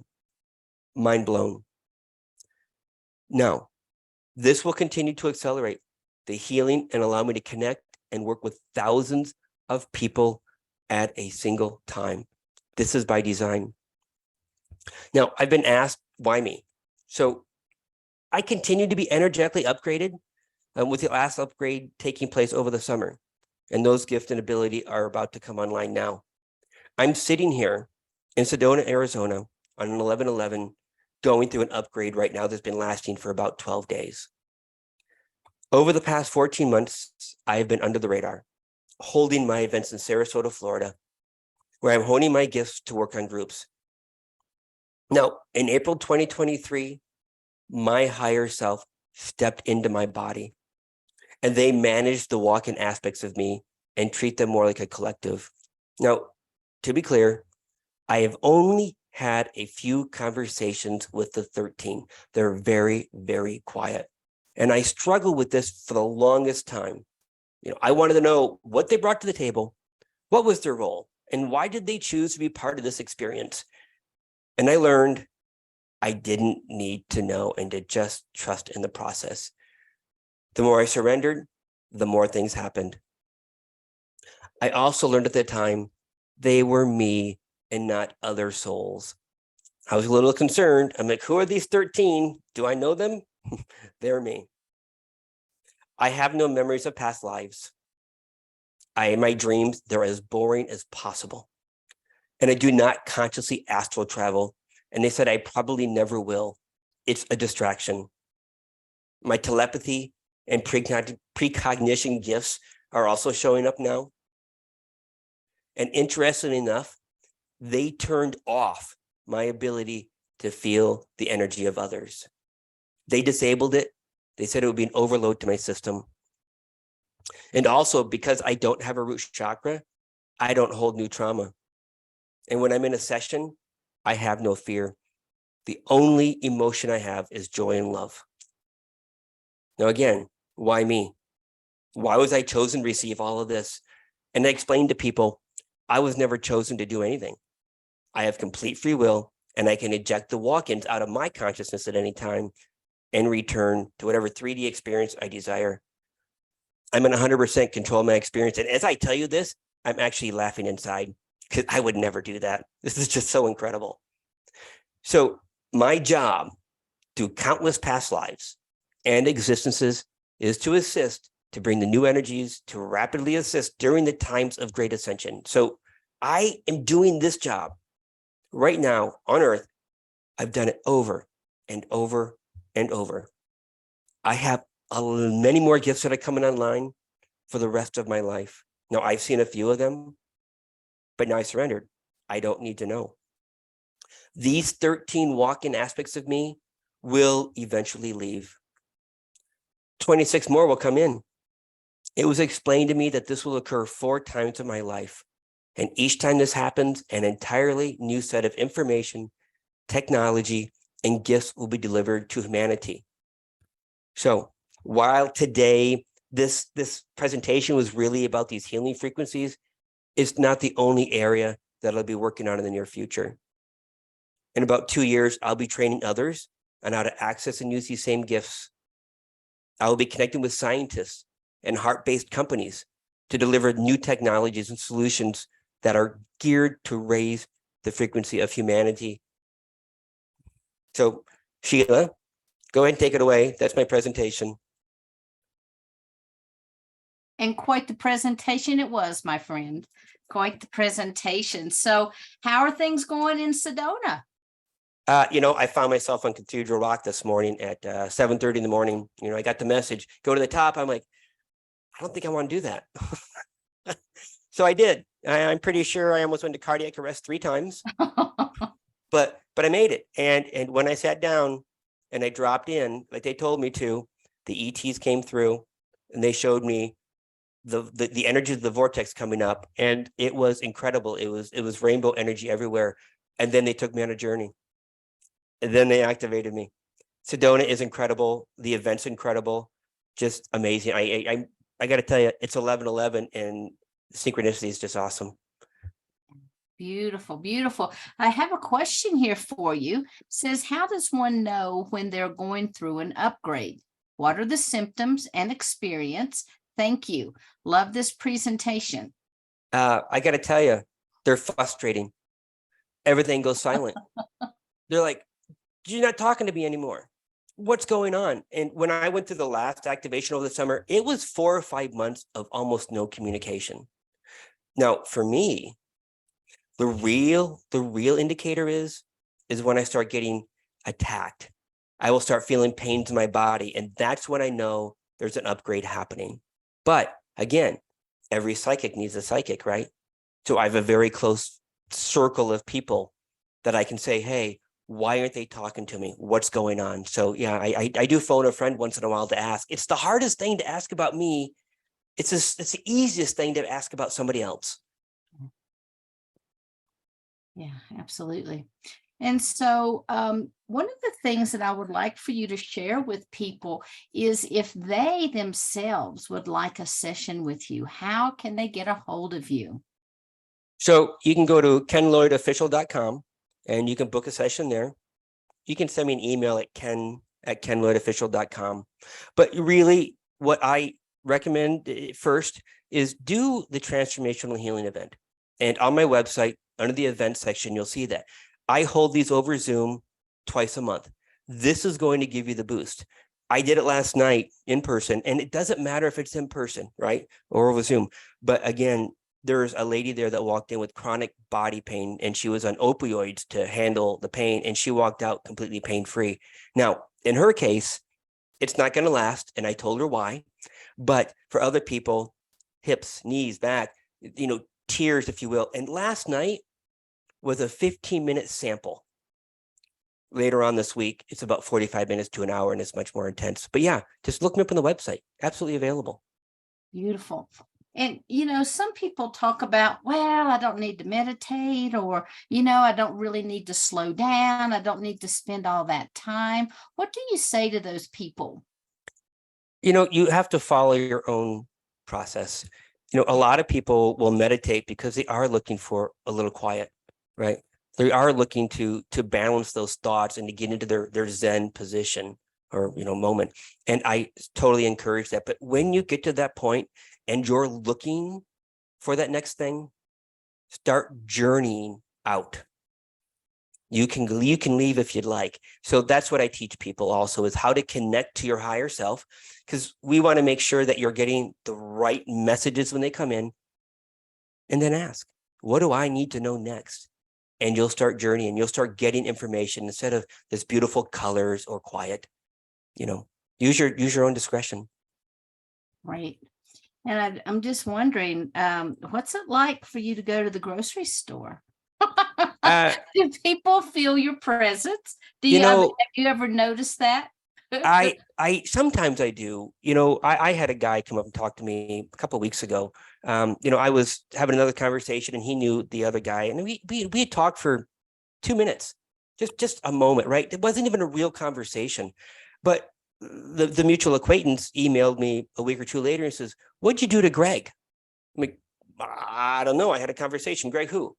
He says, "Greg got home and he's feeling energy and he's working on his wife, energy healing. He's never done that before. So this is happening." Now, think about it a moment, right? I don't know who those people are that are standing around me. All right. And truthfully, if they can't feel energy, they may not even know it's happening. Their conditions will just start dissipating. So the feedback I get in that situation is pretty minimal. Got it. All right. So let me see if we have, love this, lots of great positive comments. Let's see if we have anything in the Q&A. I don't. That's a walk-in. Okay, let's go here. All right. One of the things that I would like for you to explain to people, because everybody's walk-in situation is different. And when you had the near-death experience, you had the 13 energies that entered your body. And I know you've talked a little bit about it, but even when we're all telling our stories, we just kind of glaze over it. And I have a feeling that there's probably some people here in the audience that have had energies to come in that that they may have dismissed as something else. Could you describe a little bit about the sensations, or even the lack of sensations, but the awareness that came to you? You know, it was frustrating for me. It was so very subtle. All Spirit did was just give me this little spark, this little crumb, right? We're going to give you a little experience, and it's up to you to chase it. And I couldn't stop. Those 13 in me were pushing me and pushing me, pushing me. But, you know, the experience itself, it was just another day. Just another day. I was sick, right? I was passing out randomly and, you know, angry, just angry. Like I had never experienced anything through my body before. Absolutely crazy. I was locked in a position for 2 minutes. I couldn't move. So, you know, looking back, just very, very odd. Just absolutely out of the ordinary of anything. So, you know, chase it. Find out what it was. Get those answers, and you're going to be surprised on what you find. So, you know, I know there are a lot of walk-ins, even like you, Sheila, that's a replacement walk-in, right? And you came in, you know, many of others, they know, hey, I'm not the original person, I'm the new person. But in my case, I never left. This is Ken. This is still me. I'm still the CEO, as you may say, right? Of me, and I'm still in charge. So, you know, it was just so trickle, trickle, trickle. You just have to keep pursuing it.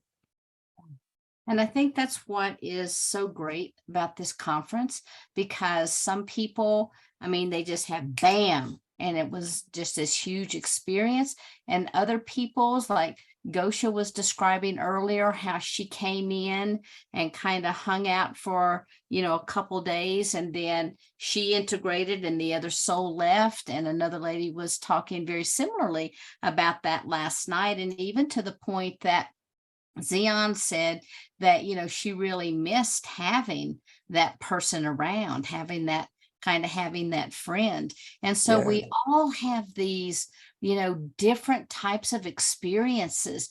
And I hope you're going to be able to stick around for the panel tonight.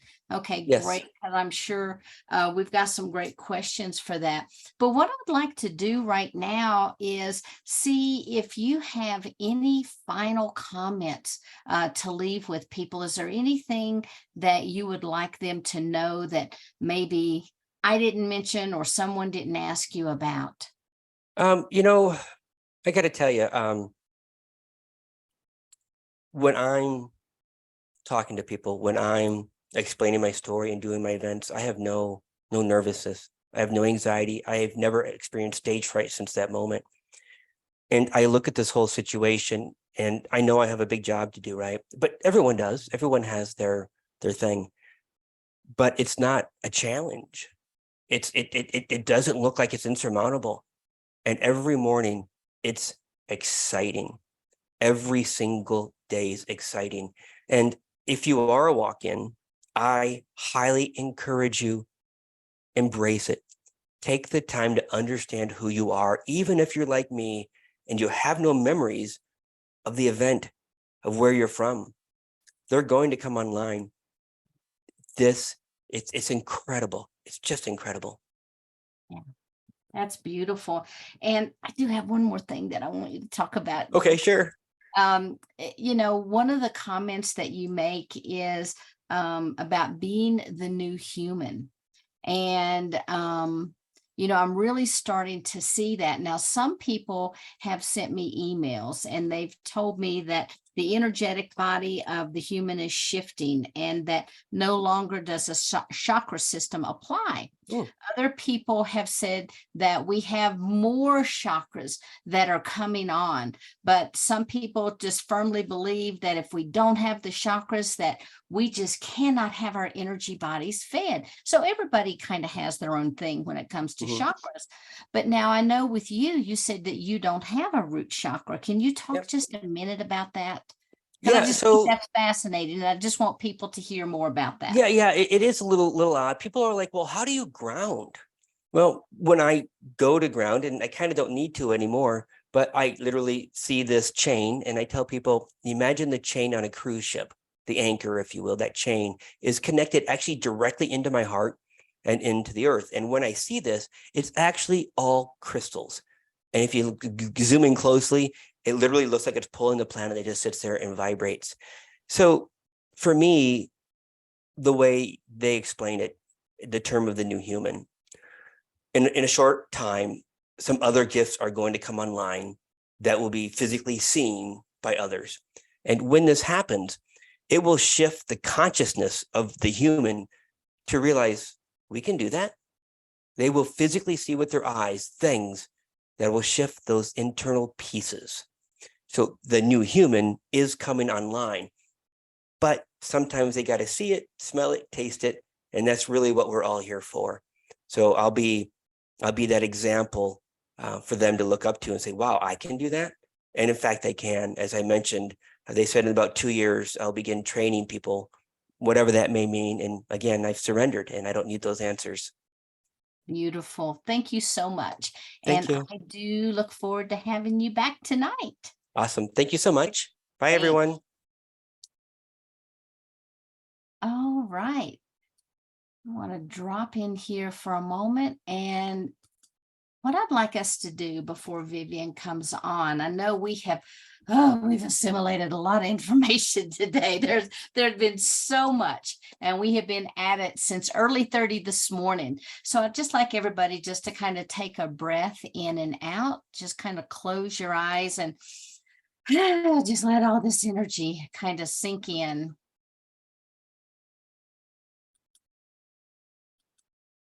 See how you're feeling in the body, see what's moving.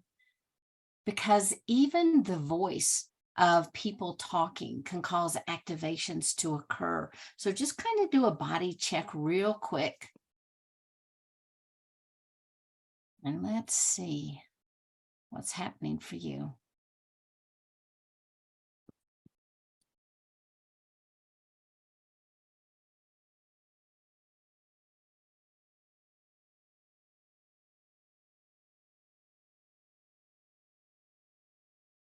All right. Thank you so much. And there is my friend Viviane. So let's go ahead now. And if you haven't drank any water, also drink some water, because all of this energy needs to have the good old H2O. Well, this is hydrogen water, but good old H2O in order to attach and to be able to move through the body. So I want to go ahead. I'm going to bring Miss Viviane up. And once she arrives, I will go ahead and I want to introduce to you, ladies and gentlemen, Miss Viviane Chauvet. And Viviane is an advanced Arcturian hybrid avatar. She's a published author, an international speaker. She's the creator of the Arcturian Healing Energy Matrix and the Arcturian Healing Arts Program. She's the owner of the Infinite Healing from the Stars. Over the past decade, Viviane has conducted 22,000 healing sessions, private healing sessions worldwide for transformational change and quantum evolution. She has traveled in several countries, including Costa Rica, Egypt, Greece, and has given intergalactic lectures and co-hosted global gatherings. The Zuni, Hopi, and the Lakota indigenous Native elders have recognized Viviane as a star being. Her presence emanates the radiance of the Arcturian 13th light dimensional system. And if any of you know Viviane, you love Viviane. So, hey, Viviane, welcome. Thank you so much, Sheila. Always a joy to be in your presence, Star Sister. Everyone on the panel, of course, I see so many names, but especially all of you who are taking the time on this very powerful 1111 portal to be with us. Of all the places you could have been, you chose to be with us. And we want to honor you, as well as those who will be watching the recording. And even beyond the 1111 portal, it's just going to be as potent and, of course, uplifted for all of us. So thank you for being here in many formats. Sheila, anytime my delegation and I have an opportunity to collaborate, participate, be with you, it's always a joy for us. As it is for me and my collective. And before Viviane gets started, next year, she and I are working on a workshop series that we'll be sharing with you guys. 4 years, 4 places in the United States. We'll be traveling and conducting these workshops. So kind of watch out. If you're not on our mailing list, you can go to Viviane's website. You can go to my website, Sheila Seppi, at sheilaseppi.com, or just go to sheilaseppi.com. You can sign up there. You can also go to the Conscious Awakening Network. If you have just joined us and you are not on our mailing list, we would love to have you. So at this time, Viviane, I'm going to go ahead and turn it over to you. And ladies and gentlemen, just sit back and enjoy. Indeed. Thank you so much again, Sheila. Yes, I'm quite excited about our new workshop series. We want to combine the mastery, the wisdom, and the knowledge of course, our own group systems, the Andromedans coming with the Arcturians, on co-creating a series of workshops that will be much more refined and very precise in terms of the quality of the frequencies and the vibrational experience behind it. But for today, moving into the walk-in soul experiencers opportunity here. And you know that we're looking at the conjunction of timelines. We feel that the Earth are really shifting significantly. That's because so many levels of overlays of all historical timelines are really coming to the surface to be recognized for what they are without creating an emotional attachments to them, and being able to be transformed. So we're looking at more of a transmutation of energy that is coming back right now on the planet. And many of us, whether we call ourselves light workers, whether we call ourselves, hybrids, and that's a huge umbrella, star seeds, huge umbrella, walk-ins, and so forth. It is really much about recombining our light, our synergy in a more unified way.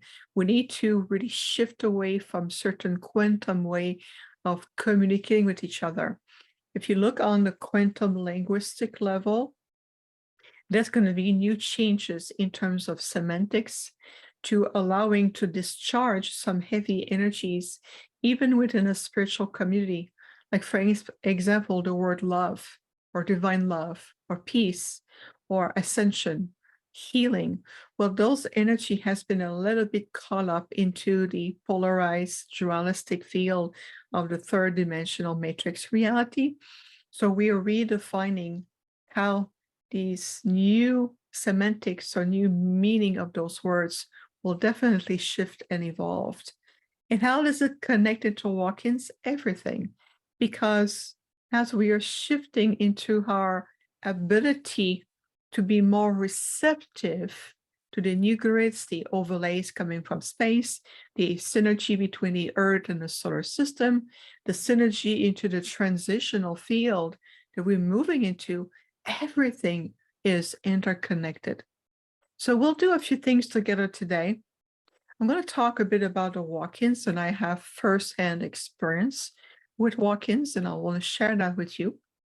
I'm also going to invite the Andromedan with the Arcturians today to bring what's called the Andromedan Silver Light transmission, to bring a more fifth dimensional intergalactic field to allowing us to come into more unity consciousness, allowing us to embrace what does it mean to be in the presence of other cosmic intelligence as here on the planet in the shape of human form, to be among each other so we can really bring this earth into the return to our celestial original blueprint. Many years ago, when I moved from Canada to Arizona, I was very new to Arizona, and I was readapting to the energetic grids here, very ancient grids in Arizona. And it's also connecting with the ancient grids of Egypt. So I met a group of light-minded people and they at the time called themselves Out of the Box. Quite original, right? Has a name. And we got to do a lot of activity together. We went, into Sacred Site. We had meeting. We would do activation. We would do a lot together. So we got to learn to be with each other's field, recognizing each other's very well. One of the members went through a walk-in experience. And now that we know is that for quite a while, several months, 8, 9, 10 months, close to a year, we got to know him in a certain way. Well, I got to know him in a certain way. And then one day he came back completely shifted. His way of talking, perception, behavioral, mannerism, energetically, and even the way sometimes he would not quite recognize everyone, but would have a memory of who we are and who we are as a person, but who we are to the group. And so I had a talk with this beautiful being, and I said, welcome. I said, you are a walk-in. And he said, yes, I am. And I said, can you explain to me exactly what took place? Where is our friend? What took place? And you have to think about it was a mature adult, well in his 50s. And that walk-in situation took place because at that time, the original soul, who was our friend, has been on this journey of spiritual evolution, open of the mind, conscious awakening for a number of years. In the walk-in energy of that being, they came to connect with each other at some point.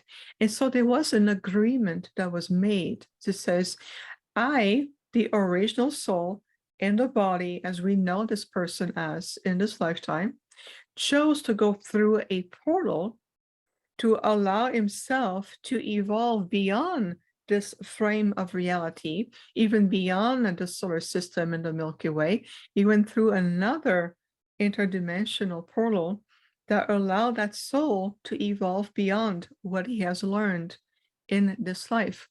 Now, in return, that walk-in or that soul energy who wants to trade place with him chose to return back to the earth to experience the reawakening of an entire civilization and the movement of the timelines, because we know when you are at that level of consciousness, you can see a multitude of timelines unfolding all at once. You're no longer bound by the illusion concept of linear time. You are much more on a universal timeline, so to speak. So that soul or that walk-in wanted to come back in this physical form without having to go back to the birth process, growing up, learning the lessons, clearing the karma. There was no need for that soul to experience that.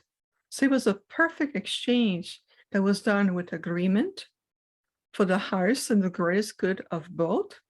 And it was done in a beautiful way. So one night, that portal opened, the soul essence of our friend, as we knew him, went on to the portal, and the soul essence of that walk-in came through, and they exchanged, and then came through the body, embody that reality, that personality, stopped to tap into the reservoir of memories of that previous life, understood a few referral, and when he came back to the meeting, to our group, everybody noticed, everybody knew that we were looking at somebody new coming to the group.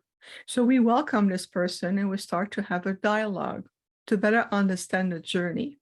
So that soul who was returned as a walk-in, it was simply an exchange that was done consciously in order for that soul to recognize and understand not only what it feels like to be an earth human, which is, believe me, it's quite an experience, and at the same time experiencing the shift of an entire civilization known as the Earth humanity on planet Earth, Gaia, and to feel, to be able to see, almost like to be a witness in time, an observer of how everybody around will be adapting to his arrival.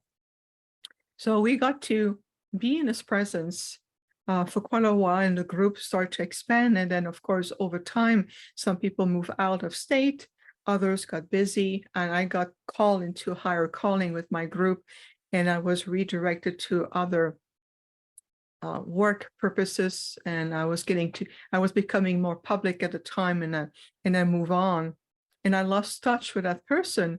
But I want to talk about my personal experience of having this type of walk-in. It is very, very different from people experiencing with sometimes entities or soul or energy may jump in the body and have an attachment. Nothing to do with that.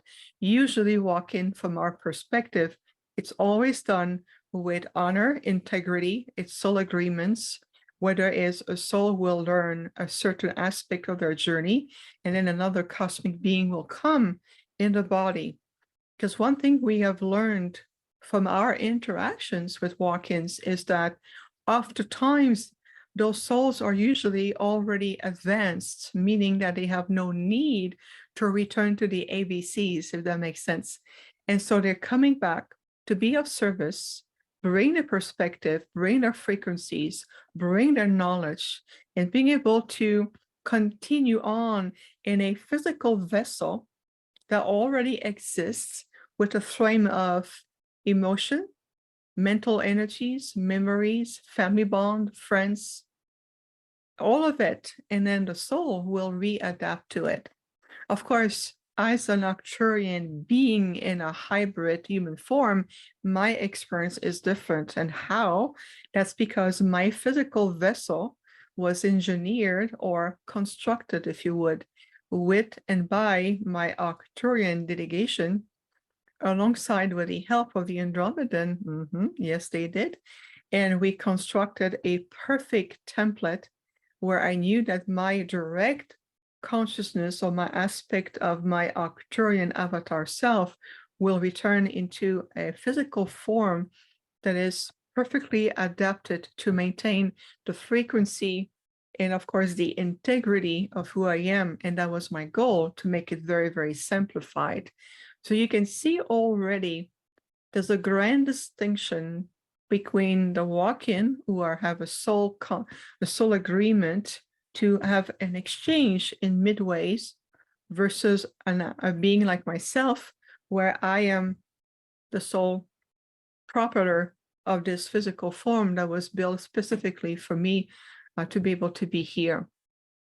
So there's a multitude of goals and experiences. Remember that the coin is on both sides, meaning that the walk-in who comes to experience at a soul level a human form will have also the vast arrays of all of these experiences or understanding what it feels like to be on the earth into a third dimensional frequency base, to experience the gravitational pull of the planet, to be able to see core values, emotional reservoir, because human beings have such a powerful emotional capacity, whether it's for compassion, true love, empathy, being highly sensitive, recognizing each other, helping one another. And those are really beautiful virtues that the earth humans have when they're in touch with their heart.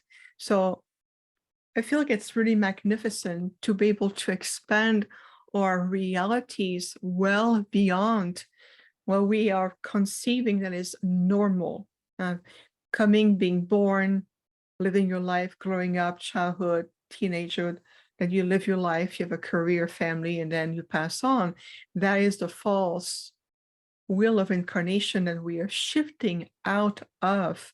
We're moving into a more universal way to recognize how life is expressed and how your capacity to recognizing the diversity of life expressed in many forms is also expanding you and expanding you on a multidimensional level. Let's take a deep breath, everyone, and release. One more time, deep breath, and release. we always invite you to breathe deeply. In addition to feed your body for the oxygen and the life force energy, allowing your own chi to flow, it allows you to stay better connected to who you are. Because when we contract our breath, it starts to influence the mental mind. We're going to be more fuzzy, we get overwhelmed. This is where it changes the behavior, and it brings out of alignment with the heart and the mind. So the heart-mind alignment is very important in order to stay centered. Are you present? Are you allowing yourself to have these powerful energetic reset? So that's why we do deep breath to reset ourselves. As an Arcturian being myself, return in this form, it is also our observation that the Earth human is retraining themselves to be more receptive to different life forms. You're becoming more and more conscious emissaries. Yes, you are. Why? Because the Earth is coexisting into a vast intergalactic communities. There's so many galactic councils, different level of spiritual hierarchy, councils, subgroups. There's so much going on in the universe. So when you start to open yourself to understand more and more your space, you are opening also the changes right into your nervous systems. You're shifting the chemistry, your brain chemistry, which open the neural pathways, the neural receptors. You're being able to feel that you're reactivating in higher consciousness, what we call your microtunnels of communications. And this is a time where there's a great change coming to the planet, where you're going to be asked to stay focused on your light, to allow yourself to build a greater harmonious interaction within yourself, to start to live more in harmony with the pulse of the universe, whether it's the universal laws and the universal principles, working with the rays of creation, working also with the changes in the earth grids. And there's a lot of different movement coming up into new light spectrum that is returning to the earth. And you will see that it's going to cause to bring more light, but at the same time, for people who have still a little bit of a challenge of accepting all of this, whether it's walk-ins, star seeds, ascension, opening, all of this, it can create some tensions and of course fear energy. So we want to shift that, moving out of that primal retracted feel or primal fear energy into more, I am a receptacle of light, I am open.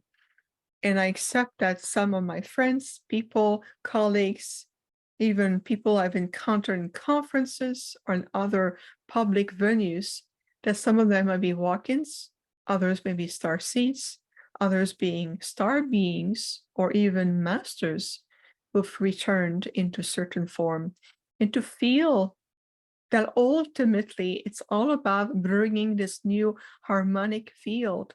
We are together to bring back the sacred universal principles so we can finally shift beyond the third dimensional matrix reality.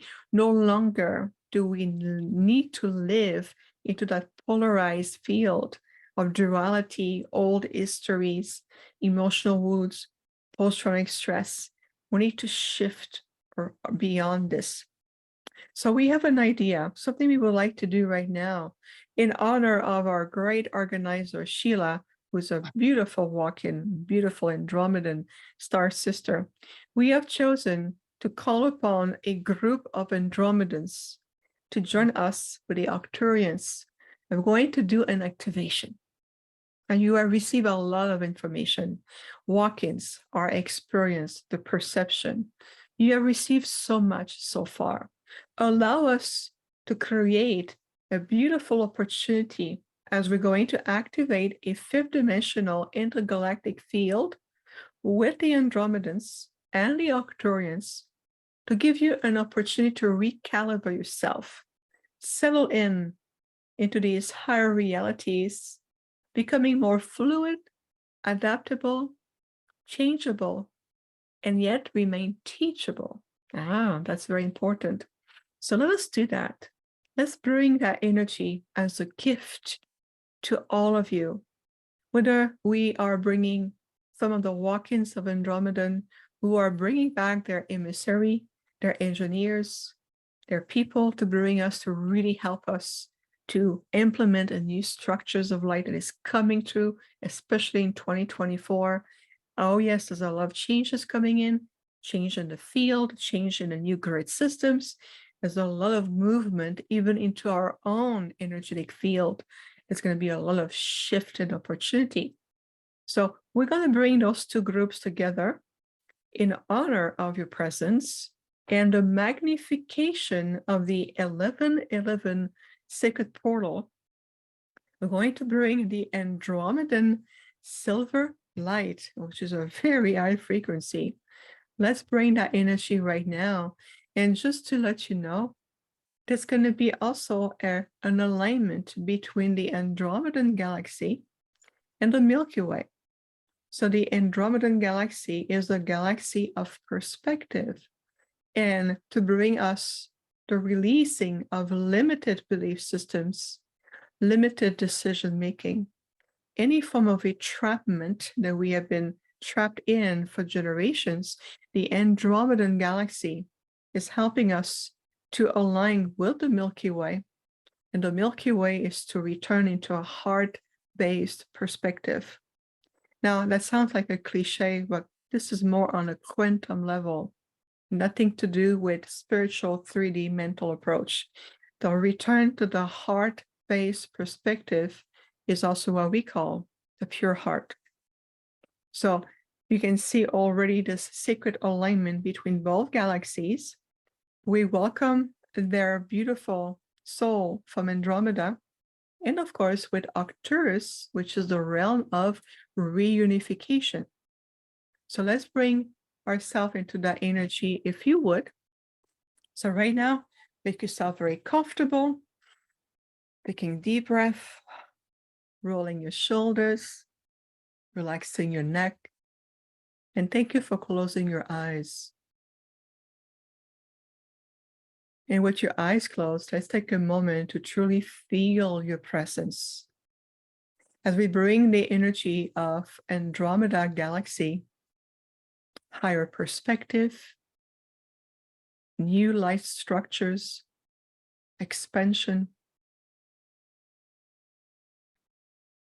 I'm going to feel also the Milky Way, going into the solar system, the grand return into a heart-based perspective, the return to the pure heart. And with Arcturus, as we are returning into a reunification, a reharmonization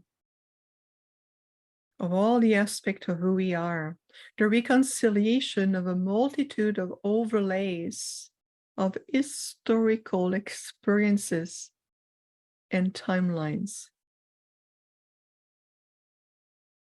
Let's just take a moment to breathe into these three powerful configurations through Andromeda, Arcturus, and the Milky Way.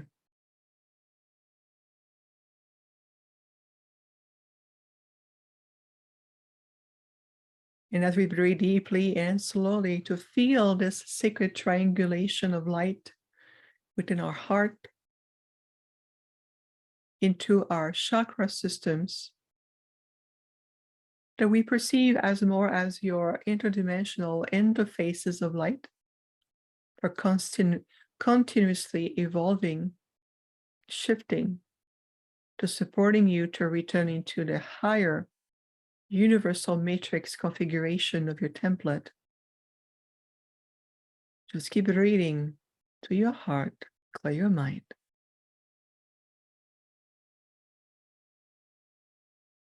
And with the Andromedan silver light and the presence of the Arcturians, we're going to proceed now with your higher self's permission into a gentle recalibration of your energetic field,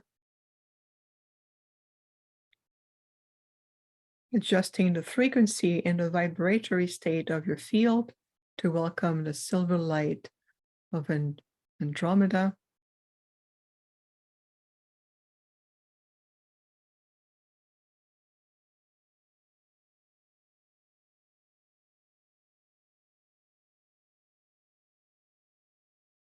Perfect. Let everything flow.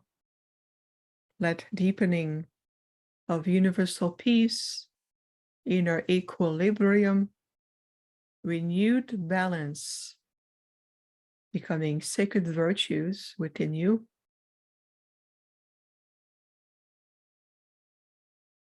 Let's bring those virtues also into the energetic grids of Gaia, also known as Terra.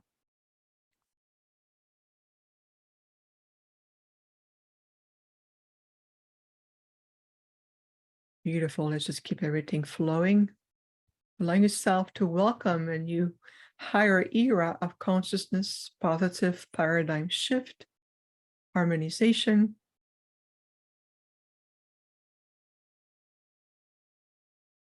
To feel also new algorithm of light codes energy coming to the planet. This is brought forth by the Andromedans and the Arcturians.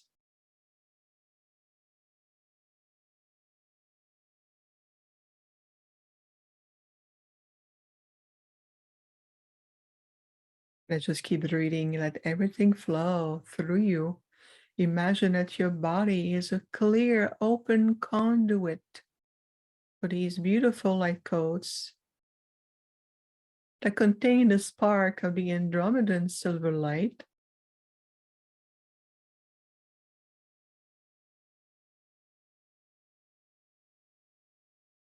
Beautiful. Let's just keep reading. Let's bring divine love and true compassion in your field, in your reality, as becoming a part of you. Let's bring also divine love and true compassion into the conscious field of Mother Gaia, allowing this return to ignite something divine and pure in the heart center of conscious sentient life forms.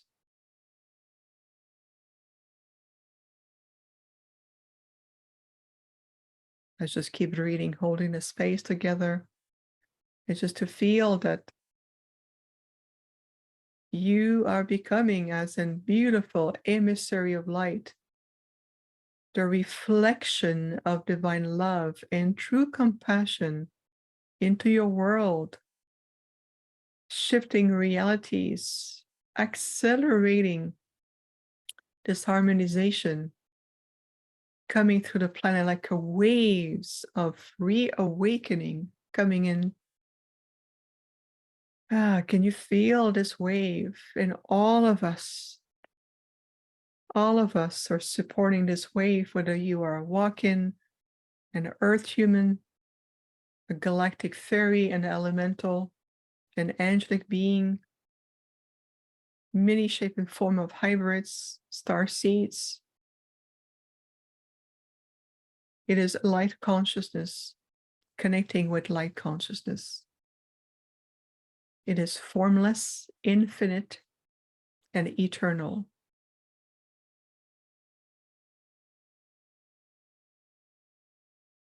Beautiful. Let's just keep reading. Let's breathe in the new energies to allow yourself to sink into this new alignment within you. And with your breath, imagine that you are breathing through the Andromedan silver light into your body, opening into your field. Let's breathe these energy into the earth grids, the earth ley lines, as well as your own body ley lines.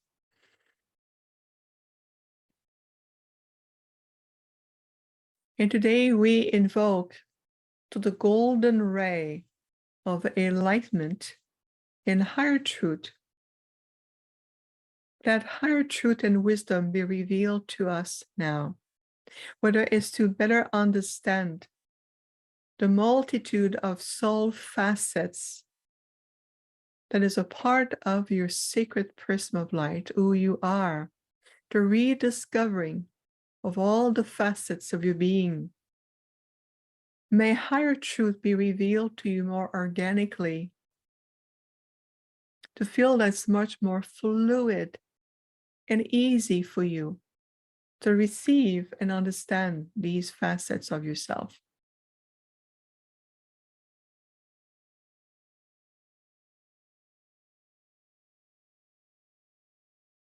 And to activate innate wisdom and knowledge that I easily understand what a walk-in is versus an attachment, versus a star being or a star seed. I understand with my being, I understand with my innate knowledge. It also activates innate understanding within my DNA template, my sacred archives.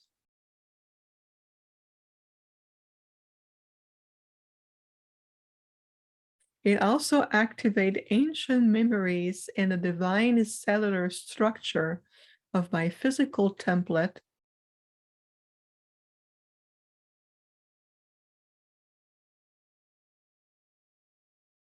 And allow also the sacred bridge between my higher mental faculties, my higher mental mind, opening with my higher heart.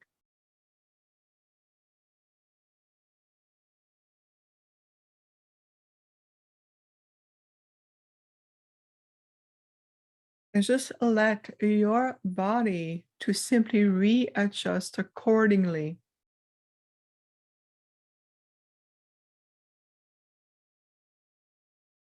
We keep the reading, allowing everything to be fluid,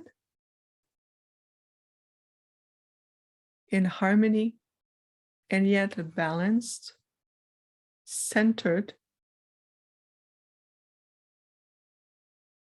and deeply inspirational.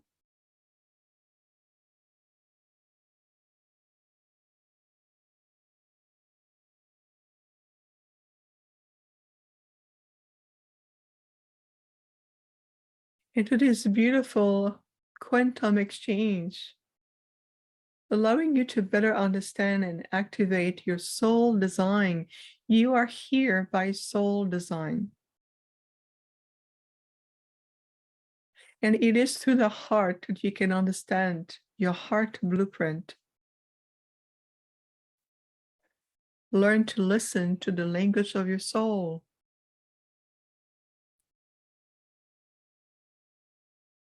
And to truly deeply recognizing that you are an integrated part of the multiverse. Can you feel the omnipresence of many cosmic intelligence? And many of those cosmic intelligence have chosen to come back into many forms, including walk-ins.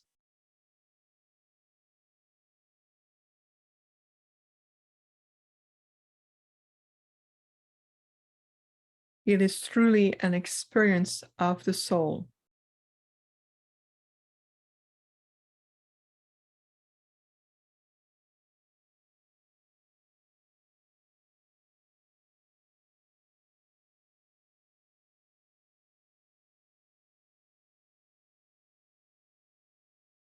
Perfect. Let's take a deep breath in and release. One more time, deep breath in And release. Beautiful. We're going to invite you now to gently bring yourself back in full consciousness, centered and balanced, back in your body, in your room. To already feel your feet. We always says, feel your feet, feel the roots of your inner tree of life. And when you are ready, you're welcome to open your eyes. Now let's return back here.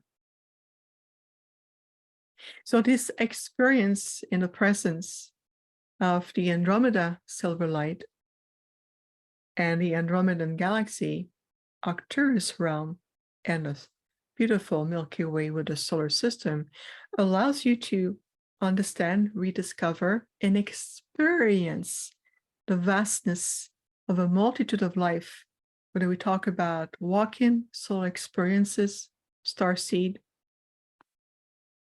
And I know that many on the planet have understood from early age that you are a starseed, which is by definition a soul emanation of a group consciousness that coexists either in another multiverse, galaxy, star system, coming from different planets, everywhere, and have returned as a soul emanation into a human form.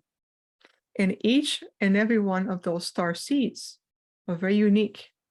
The frequencies, the measurement, the vibration that they bring is unique to them. And that's why you bring an aspect of that soul group consciousness that you represent. For example, whether you are from Sirius, Alpha Centauri, Arcturus, Andromedan, the Venusian, the star of Vega, and so forth. And there's so many of them. And there's also many more who are now returning into the new grid system with new tools, with the next level of influence to really supporting that level of evolution. So when we explore these themes as walk-ins, starseeds, ascension, timelines, in reality, that's just an invitation for all of us to return to the greater understanding that is within us. It is an invitation for you to disengage and unwind from the mental concept of confusion and 3D and, well, what does it mean for me? Well, what is my place? What is my soul purpose? Those becomes concept that keeps you into a fragmented state. So when we reverse that, as we just did with the fifth dimensional intergalactic clearing, it's helping you to return into a place of unity, equilibrium. And as you are staying centered and connected to your inner gifts, you're able to stay more centered into your light. And that's going to help very much so with the other major upgrades coming through in a timeline that you call 2024. So I know that's already a lot, but I want to make sure that we're giving you an opportunity to comprehend, feel, experience, and integrate. So we feel it's a lot more effective that way. There's going to be much more coming to the planet, much more going to be revealed. At the same time, it will all depend on your ability to discern what part of you is connected to what. What are you accepting as part of your reality? Because reality is just a frame of reference, and that can change very quickly. So in other words, be mindful, be discerning of what you accept as part of your reality, what you accept in your mind that will also influence on a subconscious level, that will influence also behavior, patterns, decision, and will also going to invite you to even expand even more, or keeping you a little bit more down into lower frequencies. Everything influences our behavior and how we respond to that. So remember, we have so many beautiful being cosmic intelligence that's working with us. At the same time, they are counting on us to step into our light and recognizing where we are and what difference do we make. So what are you choosing every day? Are you choosing to be a power of the light. I am an emissary of light. And I accept that I am coexisting with a multitude of life, including walk-ins.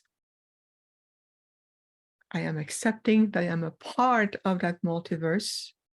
And I allow myself to stay in a heart-mind alignment, and I stay centered in my light. If you talk to any advanced, spiritually and enlightened cosmic being, whether there's a walk-in, a star being, whether it's a star being or a star seed, you will see that we tell the same messages. We're very much in sync with each other because we are working together towards a very common goal, which is the elevation of an entire civilization. It is time for the earth to return into our own original form, and for all of us to carry more light, to free ourselves from illusionary concept and realities that have been interweaved and maintained for generations. This is why there's so many of these beautiful cosmic intelligence are coming forward with courage, with light, with love, with wisdom and friendship. Does that resonate with everyone? Yes. Beautiful. Yes. Yeah. Thank you, Viviane. Thank you. You're very welcome. I have a question, and I know you have more time, but it's come up. Someone is wondering how many Arcturians are alive on the Earth now. Sorry for the noise in the background. And I wonder how many will be arriving in the future. Well, thank you for the question. So how many Arcturians are on the planet? It depends on your perspective. There's many of us who are working with a multitude of teachers around the globe and are holographic light bodies. What is amazing about the Arcturians is that we have the ability to shift and adapt our field in many ways. So for example, some teachers or authors have perceived the Arcturians as very short beings. That's because we readjust the projection of our holographic light body to make it more comfortable for you, to make it more in resonance. And so, on that level, we have been very active for the Earth for a very long time. In terms of star seeds, what I think the question is more about, we have a few star seed on the planet. The compare of the larger population of star seed from Sirius, for example, or Pleiadians and other groups, you would say that we're in minority. We're not that many. We're pretty much scattered all over the planet.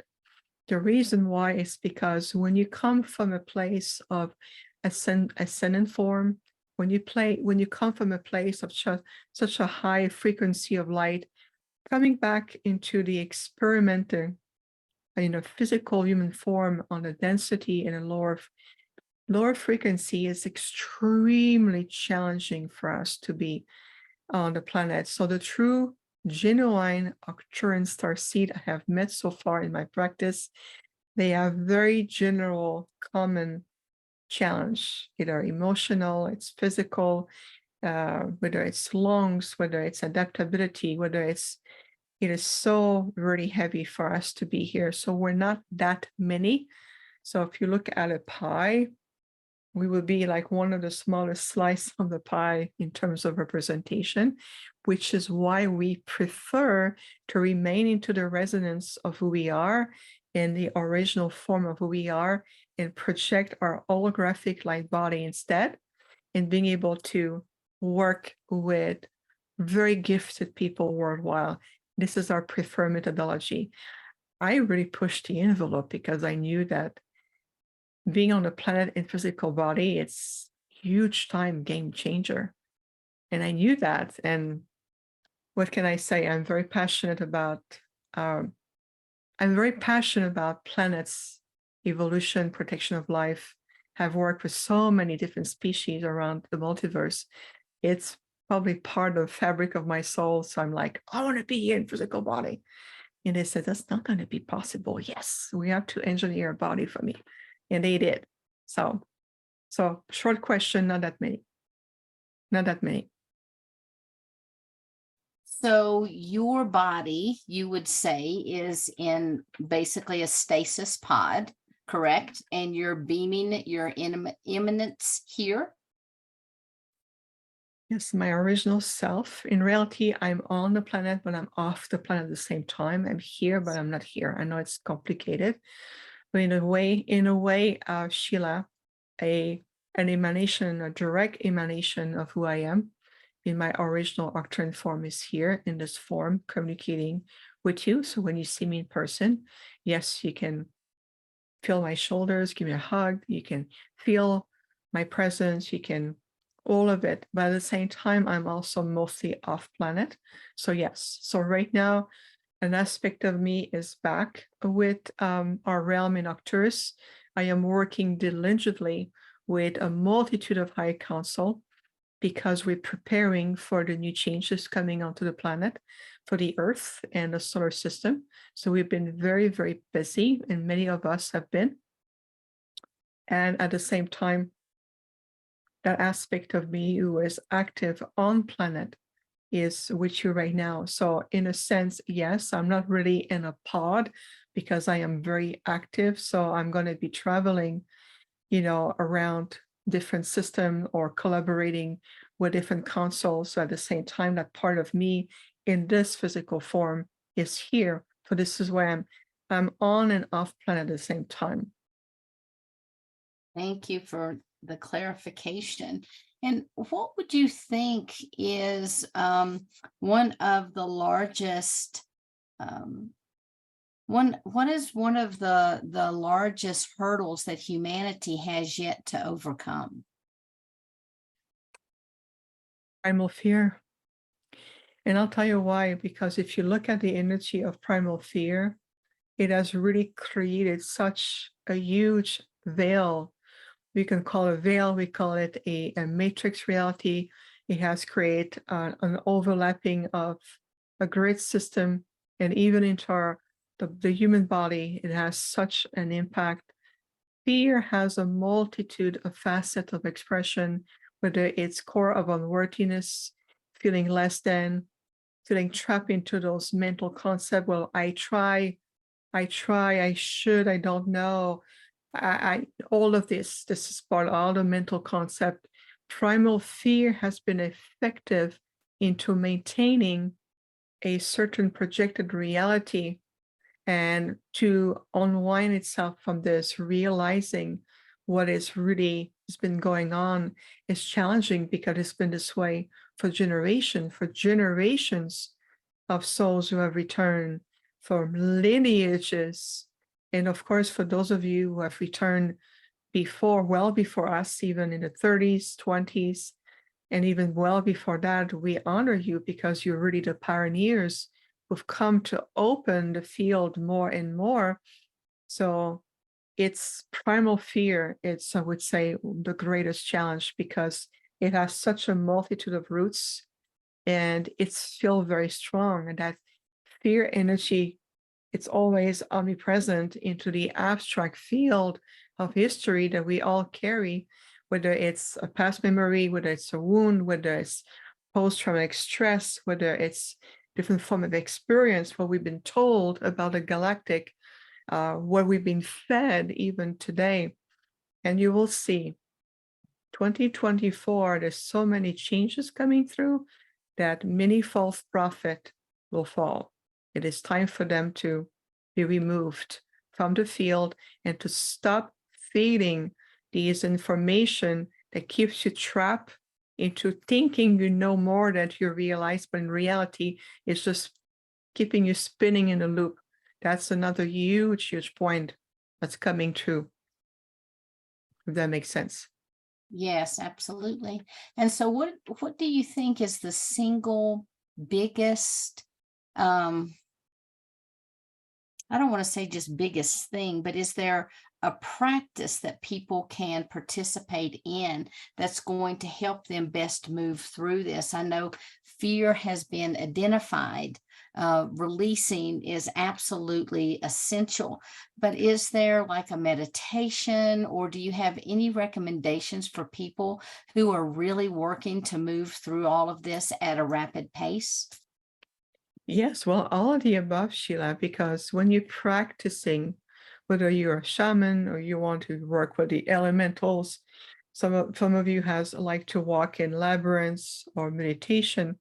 When you enter into this secret space within yourself, first ask yourself, I'm going to enter the space completely from an open heart, and I'm going to bring all aspects of myself here. So this way it prevents the mind from taking over, doubting yourself, bringing in any aspect of fragments. So anything that comes in your practice, if you start to doubt and you say, well, I did it, I try and do my best, I meditate, but my mind is shattering, you're not really meditating. You're simply attempting to do it from the mental mind.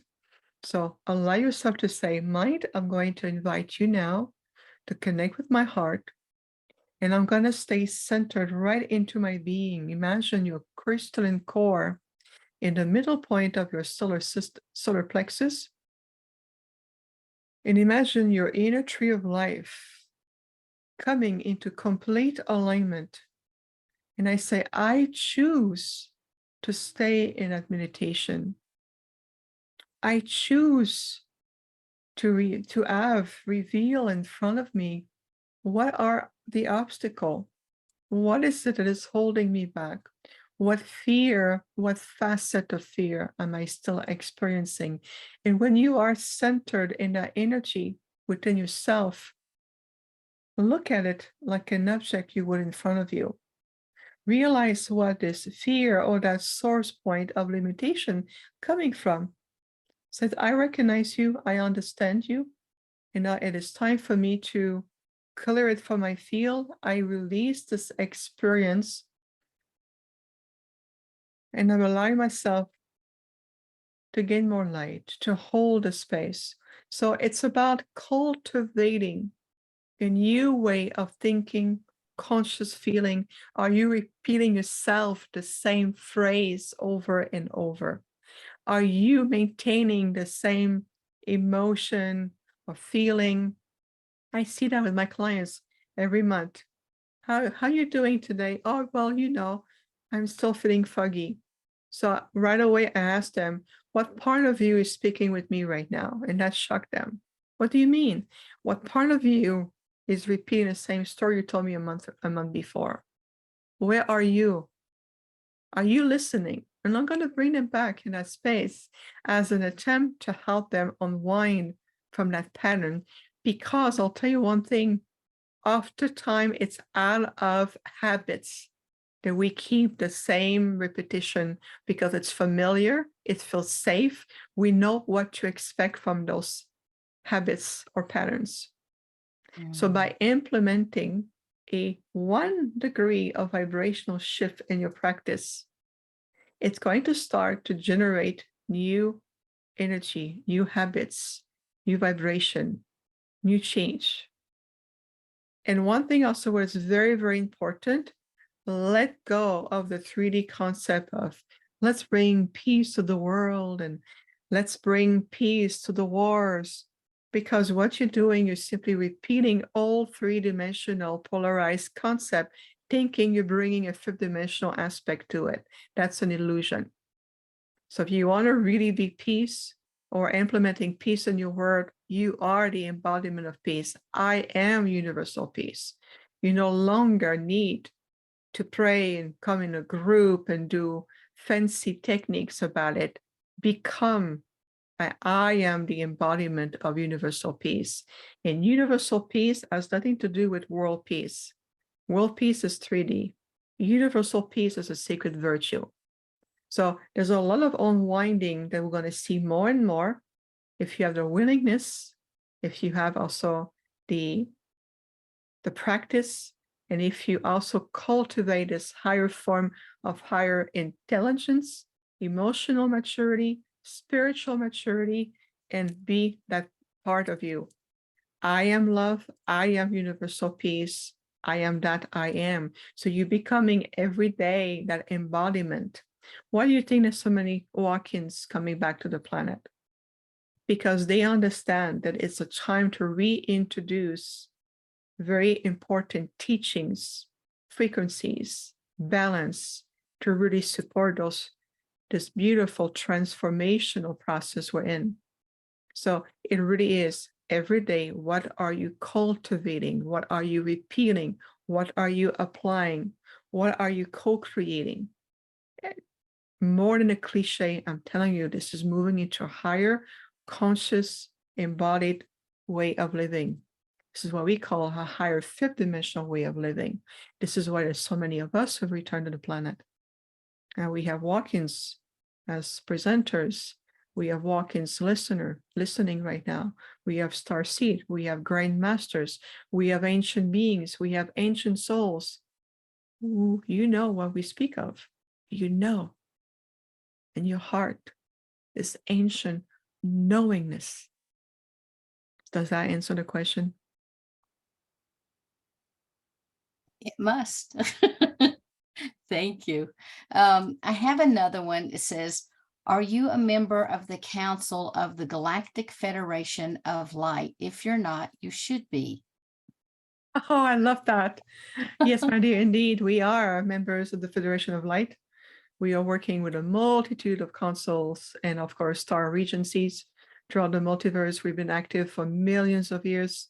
Rest assured that we, the Octurans, are really of service, a supreme source for the elevation and the protection of life.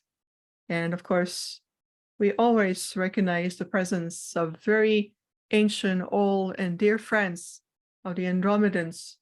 We have been part of the council for millions of years.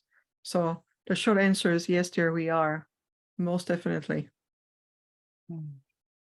Beautiful. People are loving the presentation, but I think that we have all of the questions answered that were asked. And then I have a couple questions for you, my dear. I know you have a website and I know you have an email, and I was wondering if you could share that with people and tell them a little bit about the sessions that you offer.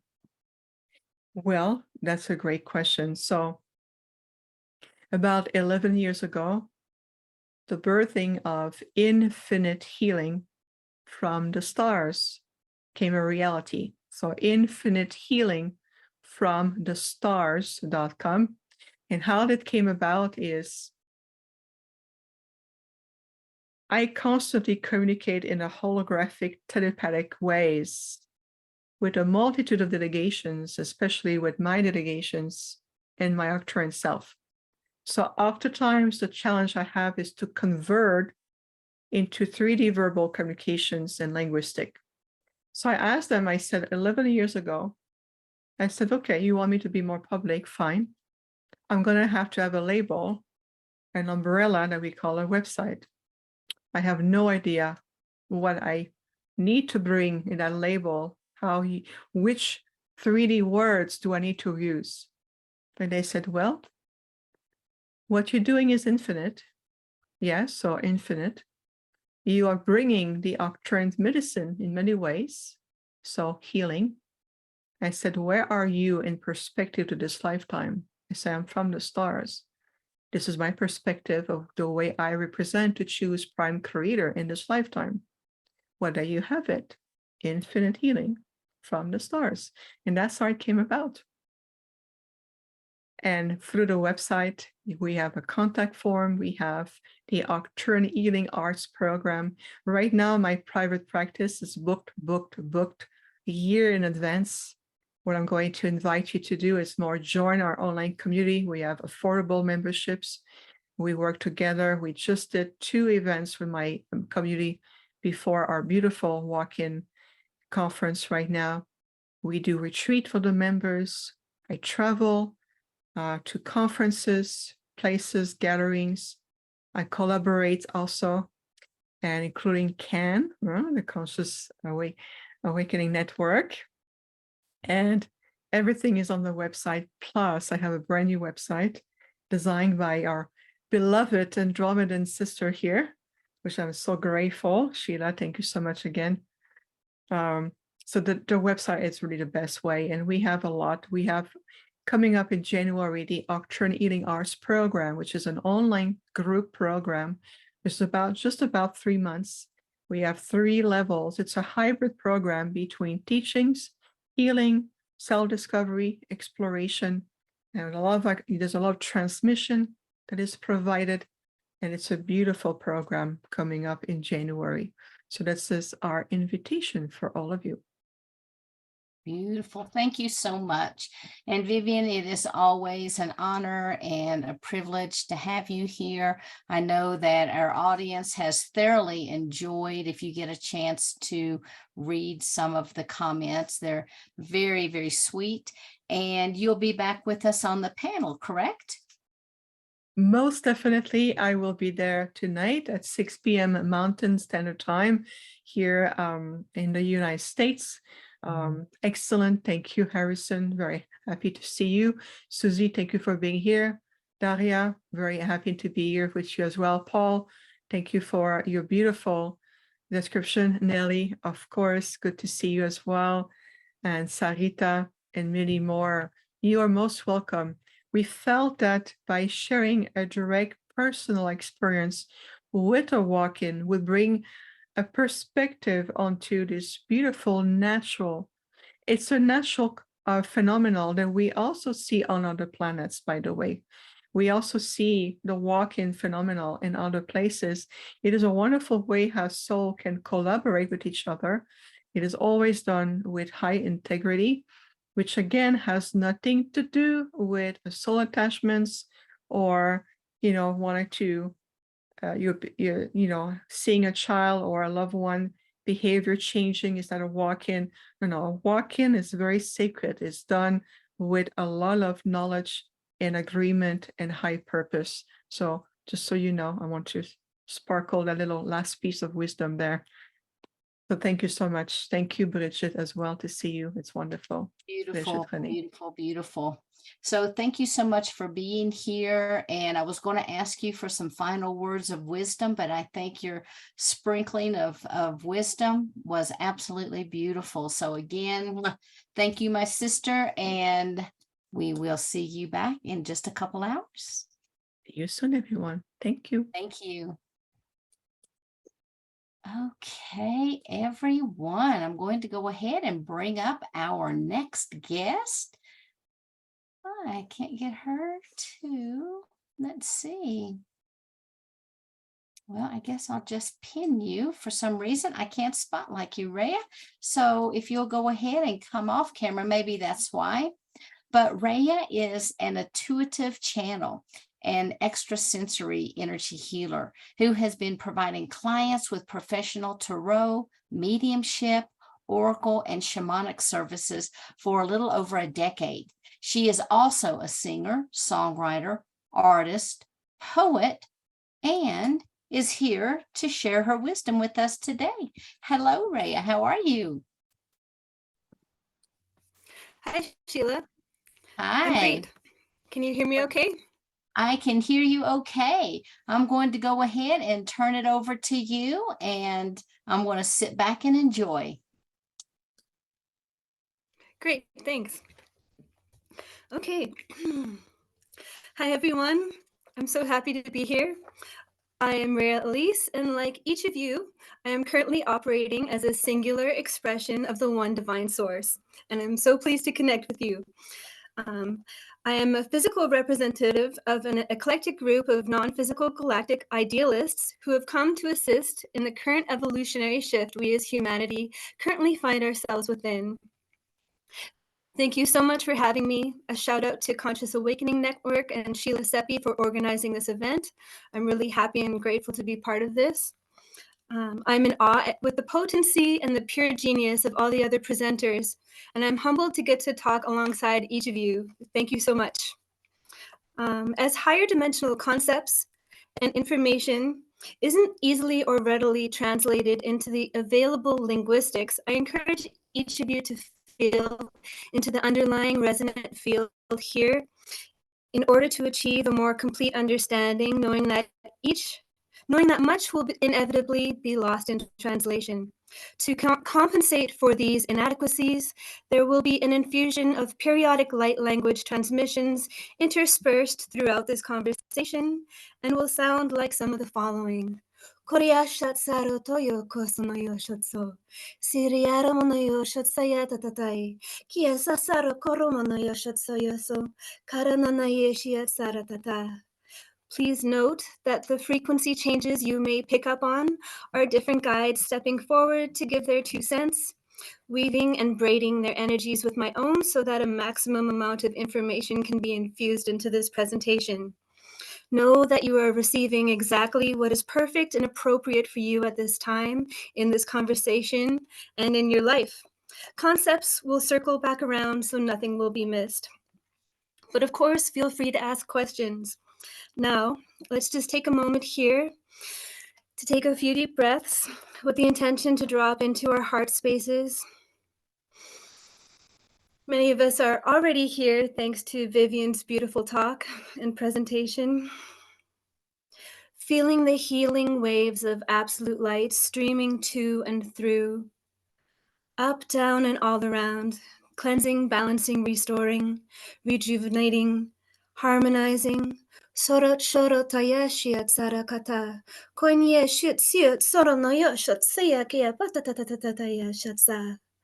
A technique of my teacher, Cindy Dale, is spirit to spirit, where we affirm our own spirits, each other's spirits, the helping spirit, and the greater spirit. And this assures clean relating, connecting heart to heart with the diamond heart of Gaia, anchoring into the crystalline grids, streaming, balancing, and nurturing energies of Mother Earth up to and through us, providing us with perfect instructions of how to thrive on Earth in harmony with each other and with all of life. Connecting heart to heart with the heart of Source, with Galactic Center, streaming the divine vision of humanity back to and through us, bringing in stellar and planetary codes unique to each of us. Kuatsaro tokoyo sotsaraki pie shotsaya kotsianya shotsataye kyun horototoyo karataya shatsaye kyum hoyeshia saratataya shonoso sanayo shonono sanaye.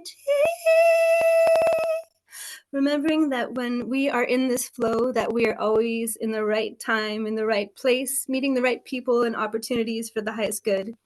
All we must do is attend to the maintenance of our own frequencies through sublime self-care, and the rest will take care of itself. We ask for assistance from the beings of the highest frequencies of light and love and all others we bind from us. And may the work we do here today be done in service to the one heart of prime creation. Grounding multidimensionally, the topic of my talk today is first and foremost an invitation to live from heart-centered consciousness. We humans have 2 operating systems, the head and the heart, and the time of the disembodied talking heads is finally coming to a close. Our hearts are our multidimensional translators through which we may receive, perceive, and interpret higher dimensional information. In our human energy bodies, the heart is the bridge between the physical and subtle realms, and as such, has the capacity to operate simultaneously within each. It is also the neutral zone where we unbiasedly receive information free from the fear programs, conditionings, and distortions of our intellects. And what does that have to do with walk-ins, you might ask? Well, to introduce myself more completely, I am a soul exchange walk-in. I have had 3 walk-in experiences, and this information was given to me by my guides as not only the way we as humanity can move through these great changes, but also how we as walk-ins can best integrate and adapt into the physical experience. My background is one with huge amounts of trauma, mystical experiences, multiple near-death experiences, and ET hybridization program experiences, not all of which are fully integrated at this time. Getting the opportunity to speak at this conference really provided a fast track for me to explore and unpack my own walk-in experience, which led to my now soul being fully birthed onto this physical plane during an energy healing session only just Tuesday of this week. And it was the culmination of 18 years. So now that I'm more fully here, I find I operate at a completely different vantage point than one of being half in and half out of my body, which has its learning curves and much to be discovered.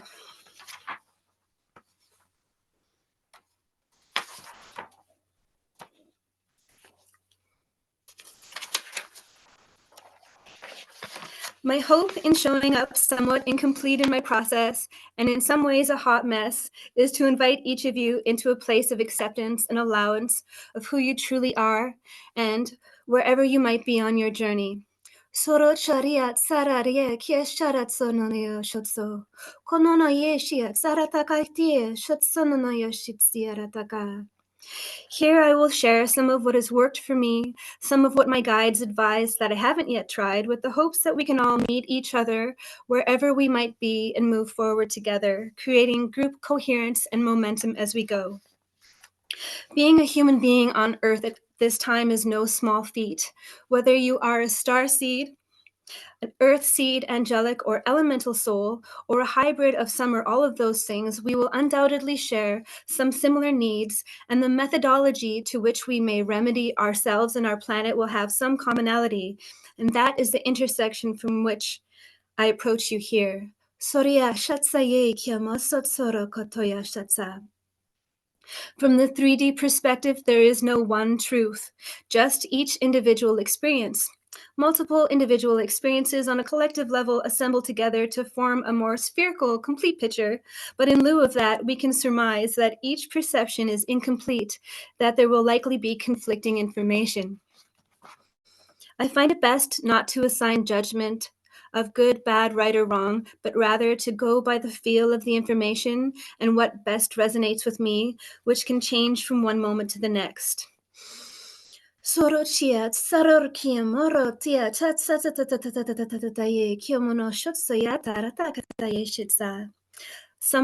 said that the degree to which we can be compassionate is the same degree we can be ironic, as irony holds two seemingly opposing stances at once, and to be thoroughly compassionate would be to extend grace to those you might ordinarily judge or condemn.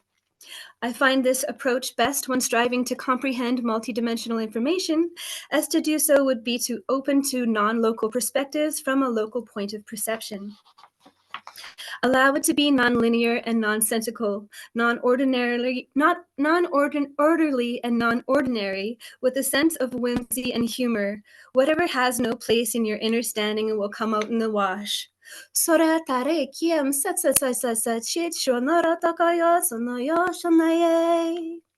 My first walk-in experience took place when I was around 8 years old. I was a sickly child with many health issues, including allergies, asthma, and a soft tissue disorder that resulted in the frequent, painful dislocation of my right hip and shoulder. At home, I experienced domestic abuse as a scapegoated child in a narcissistic family dynamic. At school, I experienced bullying, and with my many health issues, it felt like my body was rejecting my soul.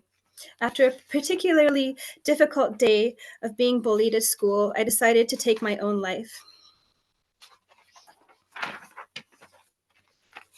I was severely allergic to many things in the natural environment, such as different types of grasses, dandelions, and other wild plants, to the degree where I had been previously hospitalized after rolling down a hill while playing with my cousins.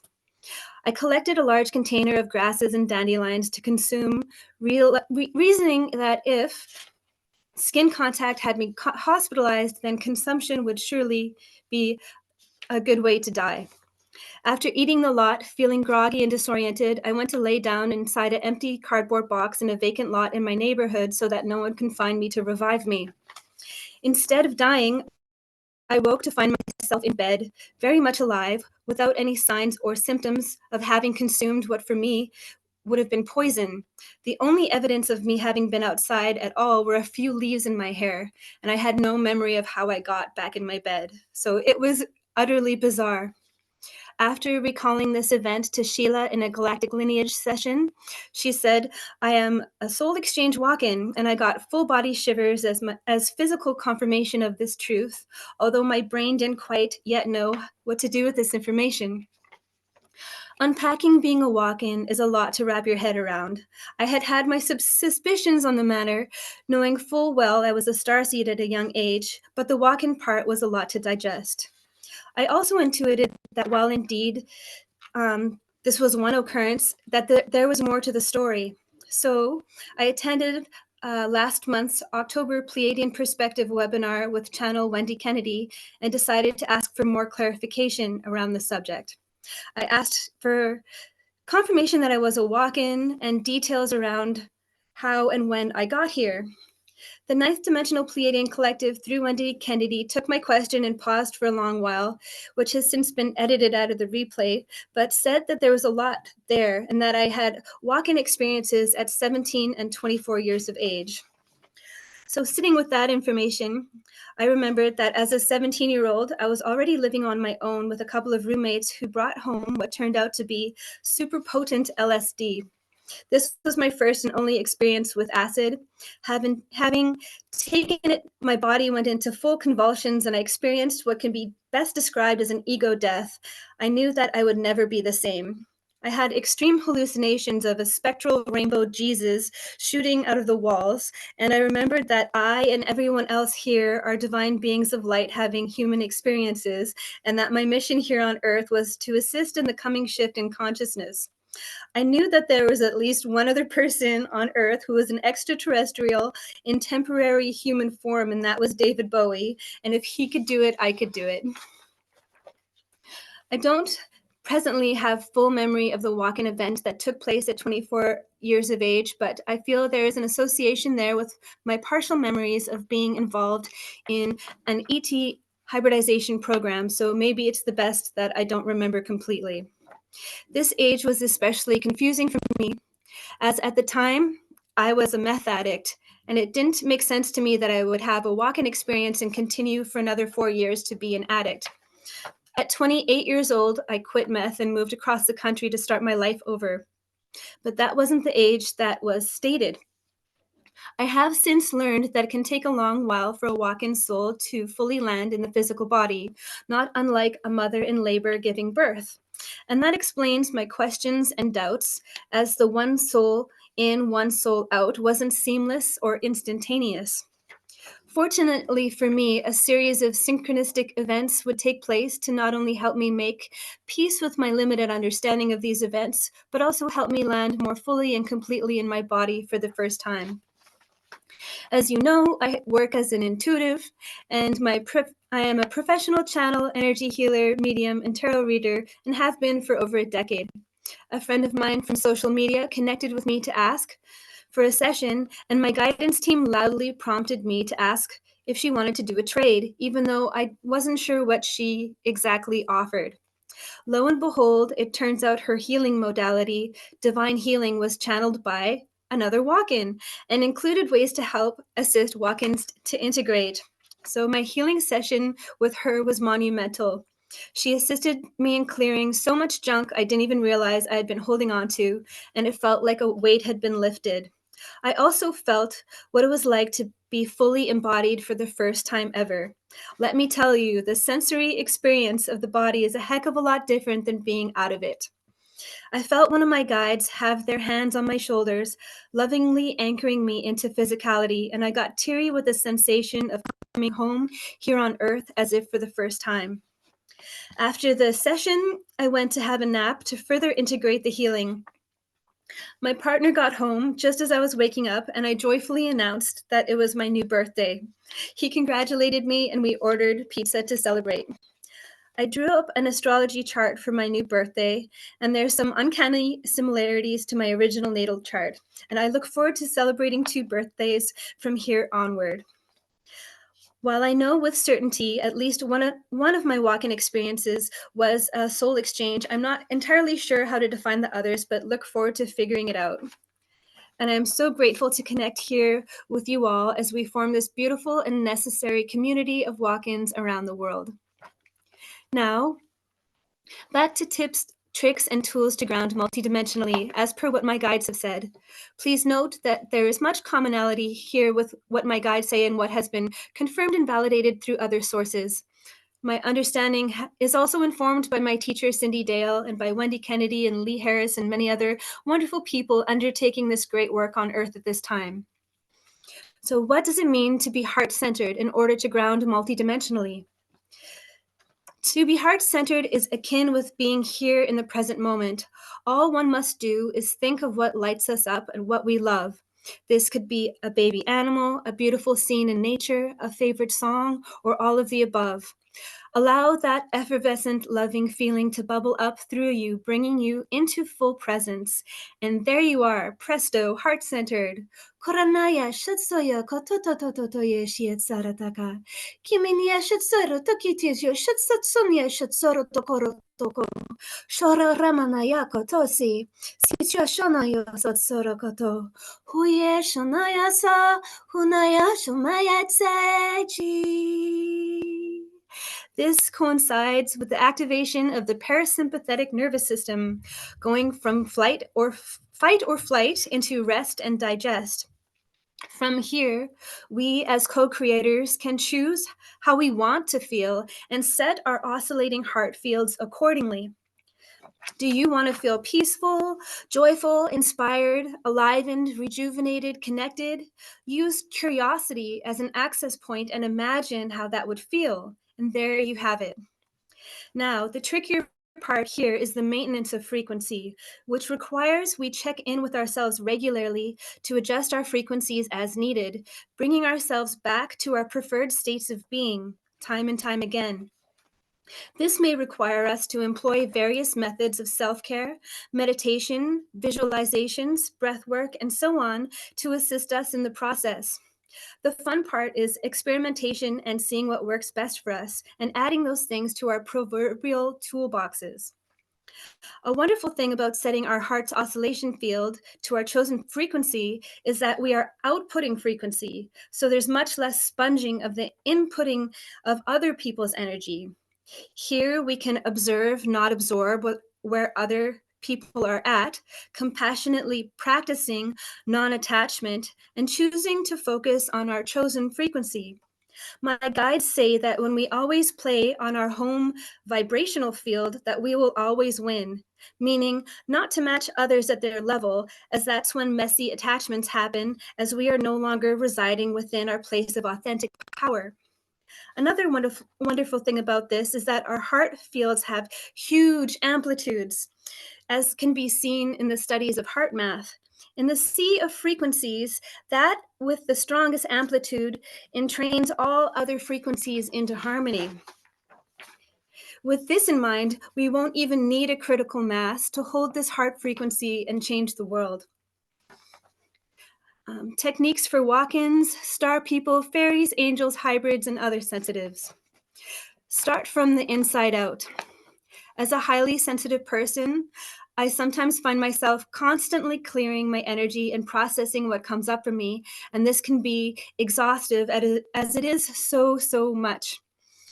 Searching for answers in meditation, I saw myself as a giant block of unformed marble with an aspect of myself ceaselessly chipping away at it from the outside, but getting nowhere. Then my consciousness was brought into the center of the marble slab, into the heart of it, starting to shine luminously while humming my specific unique soul song until all of the marble was reshaped in accordance to this light and sound, bringing my authentic self into form almost effortlessly. My guides say that if you are always looking for things to fix, you will always find them. Focus instead on your sublime perfection, and all will be remade accordingly. Remember to go slowly, star child. Give yourself the grace and the space to go at your own pace, and everything else will sort itself out. This reminds me of a section in the book, ET 101, the Cosmic Instruction Manual by Mission Control, Zoev Joe, Diana Lupi, where the author speaks of how we came to Earth to embody and take on dysfunctionality in order to transmute it with the alchemical properties of our own beingness. This is paraphrased. Here, I remember too that sometimes it's not just about seeking out and healing old behaviors and belief systems, but to replace these things with new, exciting, healthier habits and ways of being, and just let the better ways replace the outmoded. As this can be done lightheartedly and with levity, with spontaneity and playfulness as we try out new things, we can make this process fun while not taking ourselves or this human experience too seriously. Now, this is a fun way to be a systems buster. More ideas that worked for me.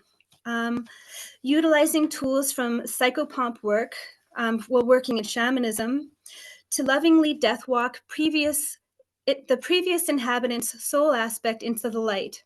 So if you find, like me, where it can be difficult and you still have a lot of remainder from the previous inhabitant sticking around, we can employ techniques used in shamanism, which is to help to psychopomp or death walk them home into the light. So this requires we witness them, comfort and reassure them that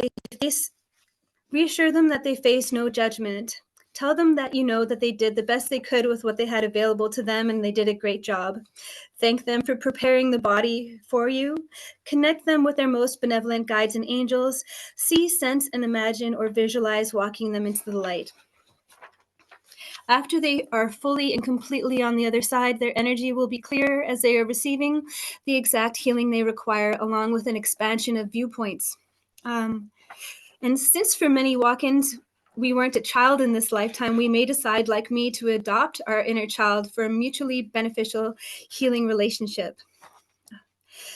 Celebrating your walk-in's birthday can also be really joyful, with much to be learned through your additional astrology chart. If you're unsure of when your walk-in experience was, you can use a pendulum to help narrow it down. You can also find and work with energy medicine practitioners who are skilled in working with the Viv axis for a more thorough grounding connection. So the Viv axis is an element of our energy body. It is our life axis, our energy umbilical cord, and the places where you plug it in provide you with life-supporting energies. So when I healed, I sent healing to and through my Viv axis, which, while we talk about it, can be done right now with each of you from a heart-centered and grounded place. That we can, we send healing to and through the Viv axis. And we can ask our guides, our highest guides and angels, to help us to reassign the Viv axis to a better place to plug into. So for me, I divided my Viv axis into several branches, one where it's here on Earth near where I live, but in a pristine time before pollution. Also back when I remember heaven on earth, which was in Lemuria, in the highest timeline. And I also have branches of my Viv axis rooted in Alcyone, the great central sun. Working with the heart line can also be helpful. To nourish ourselves with the geometry of our home star system's constellations and infuse it into our field is really beautiful. Vibrational therapies such as crystals, flower essences, essential oils are essential to me. Shooting star flower essence helps star seeds feel at home on Earth and has been extremely helpful for me and my son. And also to remember to bring home here. That is by way of utilizing creativity, as whatever we create, whatever comes through us is infused with our energy and by proxy our home star system's energy. So whether we are drawing, painting, sculpting, writing, knitting, dancing, gardening, baking or cooking or any other creative venture, you are bringing more of your celestial energy here to Earth through your vessel, and this will nourish you and help you feel safe in the familiar energy. As my guides say, to intrinsically remember that you are creator, you must routinely and consistently take part in the process of creation. Creator, create. Remember too that as Earth is a living library, seeded with genetic information from thousands of worlds, finding kinship within nature can connect you with other species of flora and fauna from your home star systems. It is so magical to foster reciprocal relationships with animal guides, birds, insects, flowers, mushrooms, herbs, and trees, to later discover that we share the same star origins. Several authors have written on this topic, my favorites being Where Are You Really From by Joe Amadon and Star Origins and Wisdom of Animals by Jacqueline Smith. Diana Cooper's Archangel Animal deck is also really great. Yeah, another thing that's really helpful has been, of course, light language. And we each have our own light language, whether we are speaking it or not, as it is just a transmission of our frequency.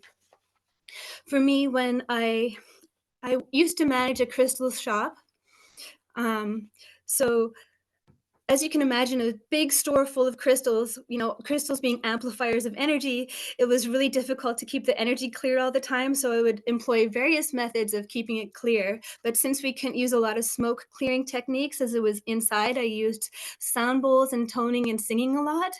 And different crystals required different means of being clear. So one day I picked up a Lemurian seed crystal and I was like, how do you want to be cleared? And then I started toning, and through that toning came and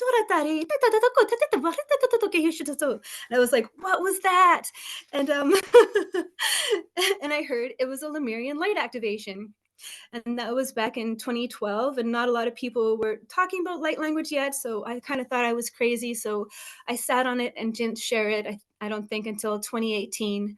But light language is a beautiful tool that is comprised of light information, sacred geometry, sound, and it bypasses the linear mind and speaks to the emotional body. So it could speak a lot of what cannot be spoken and kind of activates us in a different way. Sometimes when I'm speaking light language, I get different visuals. Sometimes those can be a lot for me, so I try to ask them to slow down, because it can be like a tinker tape rolling past my third eye of all these different geometries and the different themes that they cover.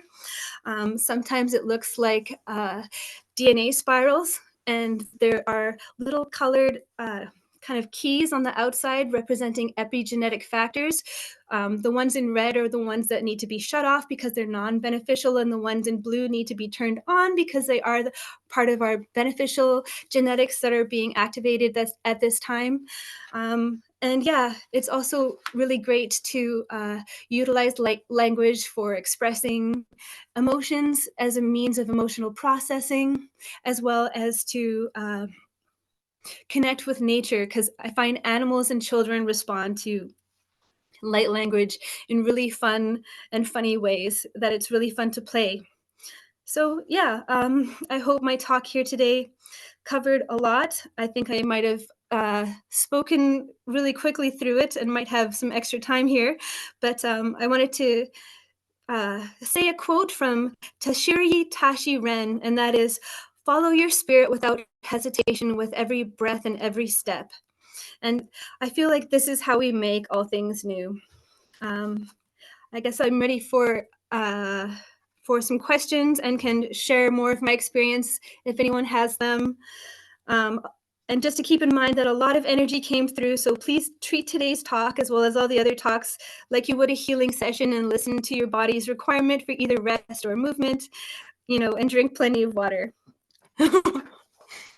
Yeah. Thank you so much. I've sat here, there was a little popping sound coming through, so I had my camera off, but I was just sitting here smiling from ear to ear from the first time you started talking until the very end. So I appreciate all that joy that you brought in today. And I was wondering if you could speak just a little bit more light language for us. That was very lovely. Sure. There's several different dialects that are really fun and funny, and some of them, get pretty weird. So we'll just see what comes through here.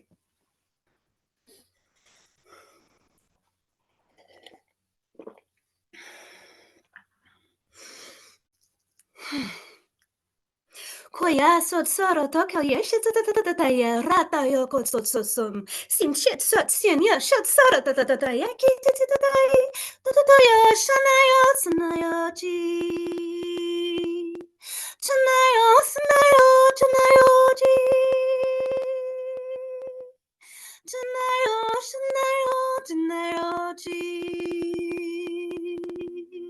kunayo 주나요, 서로 처만나요 거친시 최자지 주더 걸어다다다다라다 가마 띠띠띠띠띠 도나야 시스다다다다기 까다닥 도가나네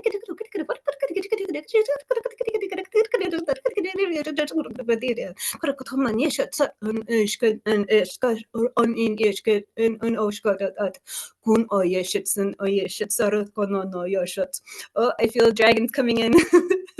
This is probably gonna get even weirder. Koronia shotsoro kuyo shotsoro kuyo shotsara karomana yashotso. Kurokayama yashotso yuki chiatsara ko. Kumani chutso yokumono yotsara kare yashotso. Raya shotsara koto. Kumana yashiatsara kataya sa. Sitsia so shotsoro koto to yashotsa. Umanayo shotsayoji. Umanayoji sensei chitsatsunayo chotsayo konoyo chotsaya karotoyo shotsa. Sumiye shotsa koya. Sumiye shotsa yi kantaye shotsa. It's a really funny kind of like he's got a Himalayan Tibetan monk kind of feel that does some interesting deep resonant noises, but he's pretty hilarious too. Right. Beautiful. Now, do you Yeah. get the sense of the conversation they were having? Yeah, there's a bunch because it was felt like a bunch of different of them were coming in. Yeah, there's some really soothing, like the nurturing grandmother's energy, the like galactic grandmother council that come in, and they simultaneously like do a soul or they take away what we don't need, really. They kind of take and they replace with like pure loving infusion. And it's this beautiful just webbing fabric that's knitted with light that kind of contains us and surround us and is really beautiful. There's some that are they sound kind of like Asian a little bit. Some of my clients have asked me, "Are you speaking Japanese?" And I'm not. It's just part of what comes through. And yeah, that feels like a really precise surgical, but also it's just reinforcing what is beneficial to us and helping again to remove what is not. But it's also providing a set of kind of like instructions or templates or the blueprint that will help us, because all these different star races have gone through certain themes of mastery. So they have certain geniuses in certain spots. Like the Cassiopeians are like geniuses in dealing with love, so they have mastered that. So what they offer is their resolved template in helping us deal and heal with what's going through our lives, because we as humanity, we have so many emotions, and all of those emotions equate to the genetics that we have been infused with. So each little section of genetic coincides with an emotional spectrum.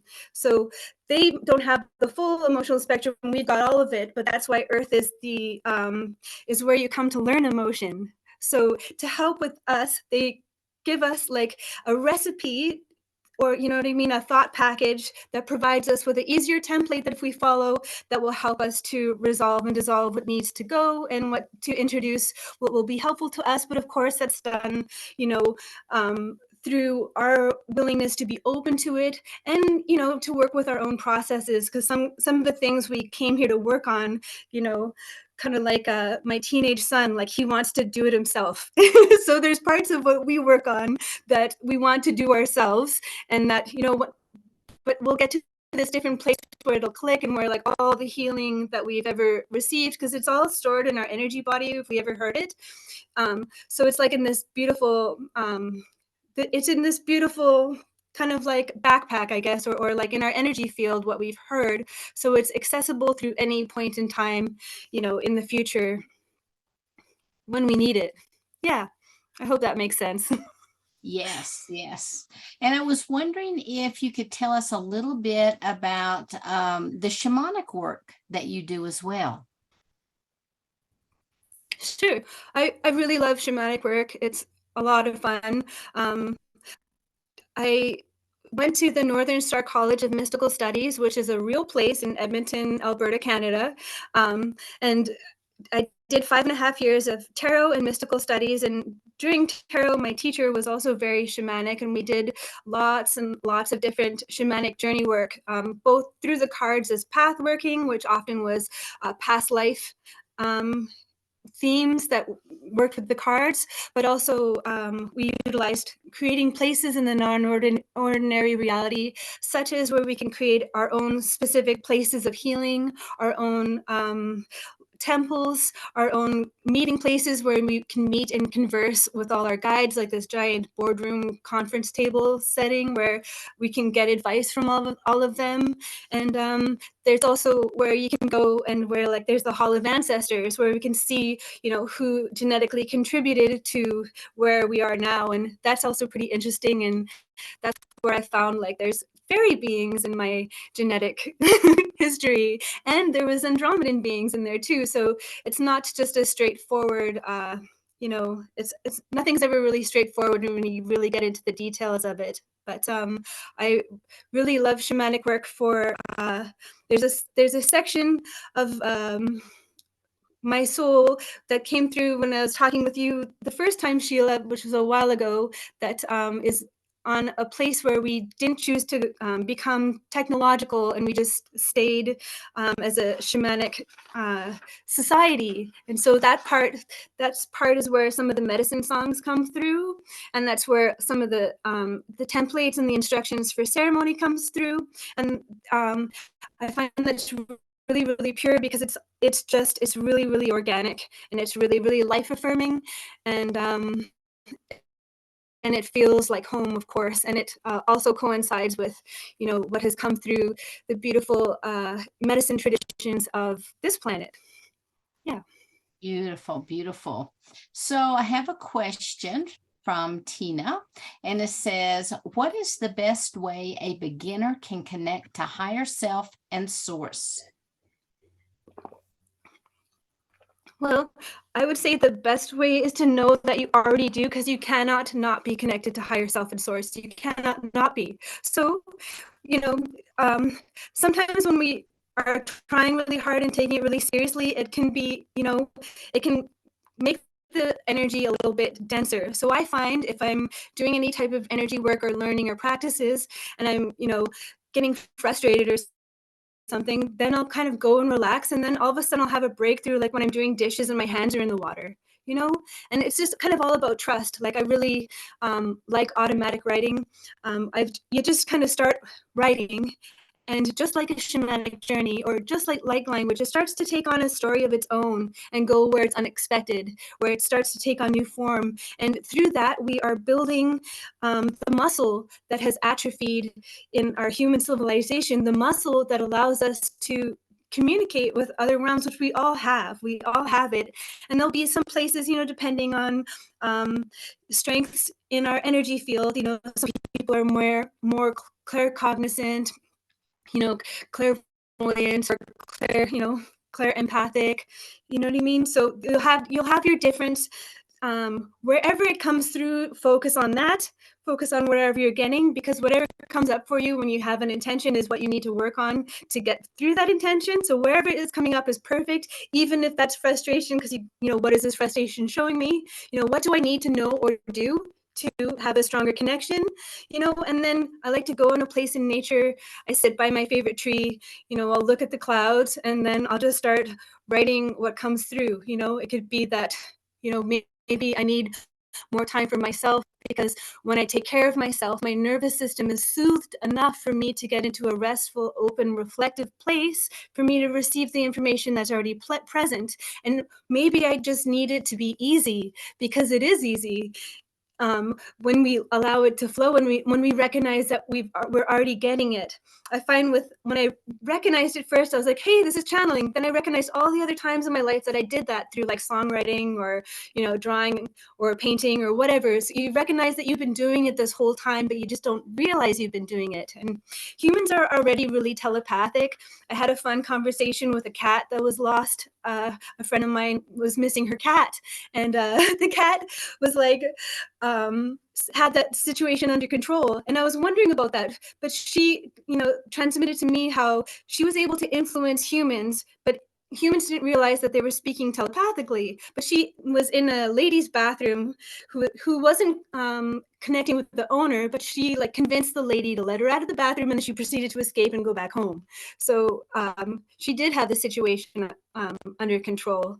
And I think there'd be way more traffic accidents if we weren't telepathic, because when we're like driving in a car, you can feel the telepathic grid where you just know someone's going to go in front of you, or, you know what I mean, change lanes or that sort of thing too. So it's just recognizing what's already there, building on the strengths that are already there, levity, having fun with it, having a sense of humor, not taking ourselves too seriously is a really, really fun way to streamline the process, because that really helps things flow.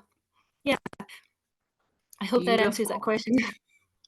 Beautiful, beautiful, beautiful. Okay, let's see. I do have another one here. It says, I have a high pressured job, but I also meditate and do yoga regularly. I've always wanted to channel light language as it speaks to my soul. Could I not be speaking light language because my job keeps my adrenals in a fight or flight? I don't think so. I think that, like, yes, we're often in high stressful situations and in fight or flight.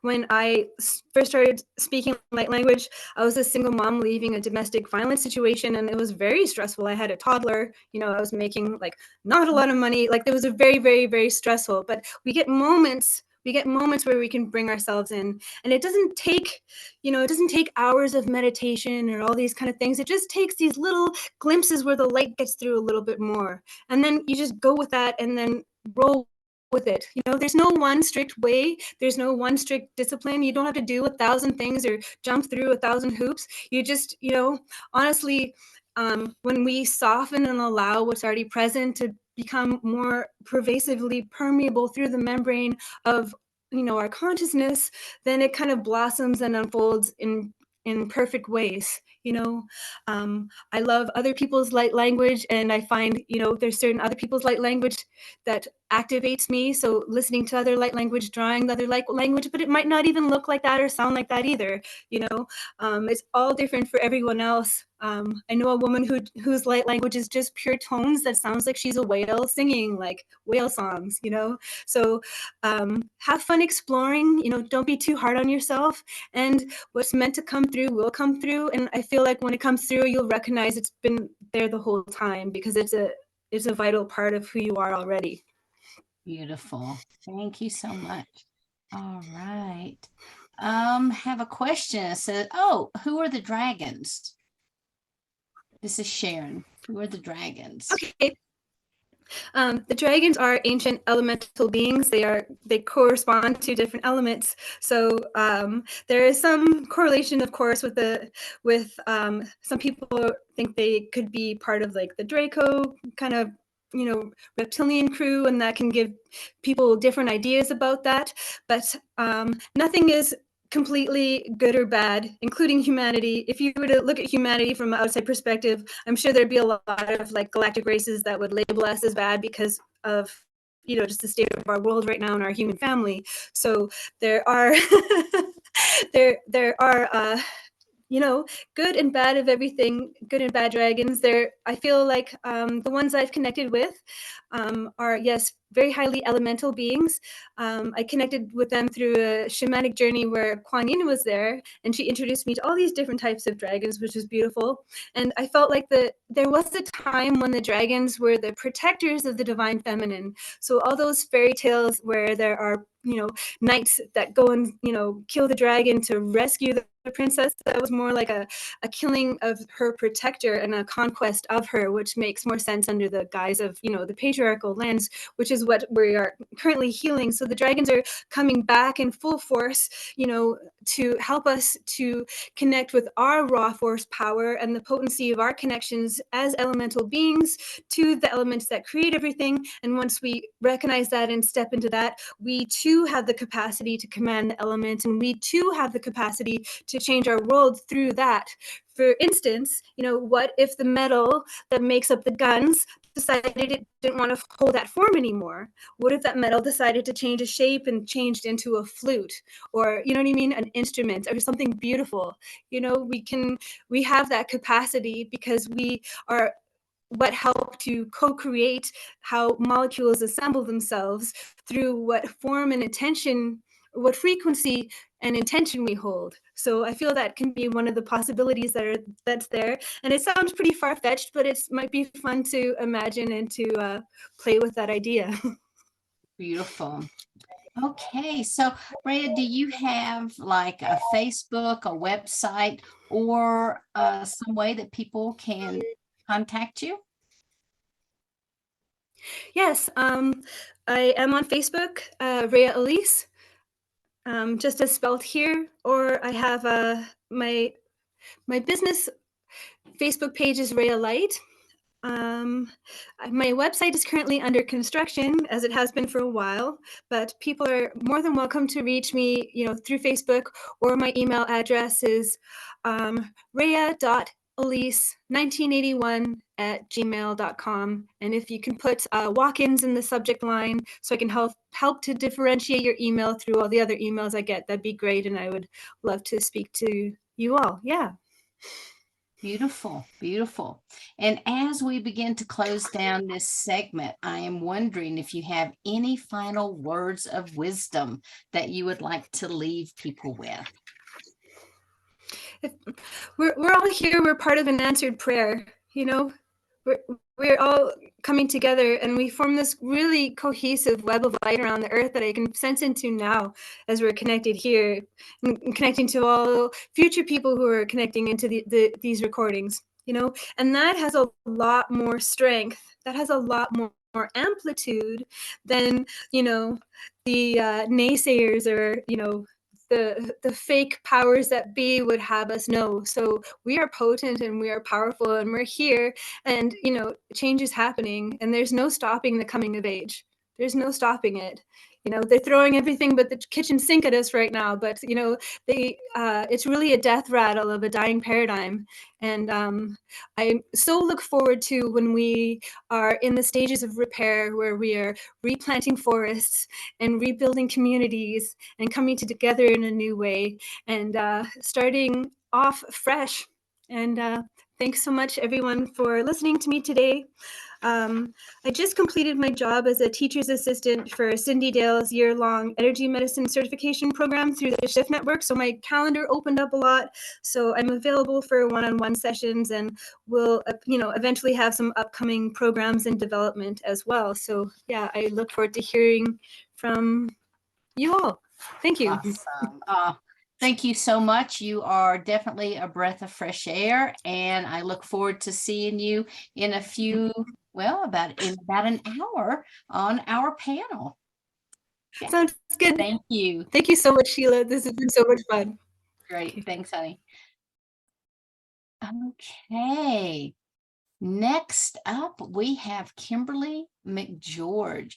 I want to go ahead and bring you up. I am just having a hard time with there we go. Let's see, Kimberly. Still not allowing me to spotlight, but I'm going to go ahead and pin you. All right, there we go. And so while Kimberly is settling in, I just want to let you guys know a little bit about Kimberly. She is an ND, Kimberly McGeorge, ND. She is a neuropathic doctor, a conscious teacher, and paranormal expert. She has been using frequency techniques in her practice for the last 30 years. She is one of the original patent holders of the Halo technology, and she is also a gifted psychic and remote viewer. She was Sean Pittman's Holtz Files psychic medium for his paranormal group. Her goal is to empower others to discover and remember who they truly are and to help activate their own abilities.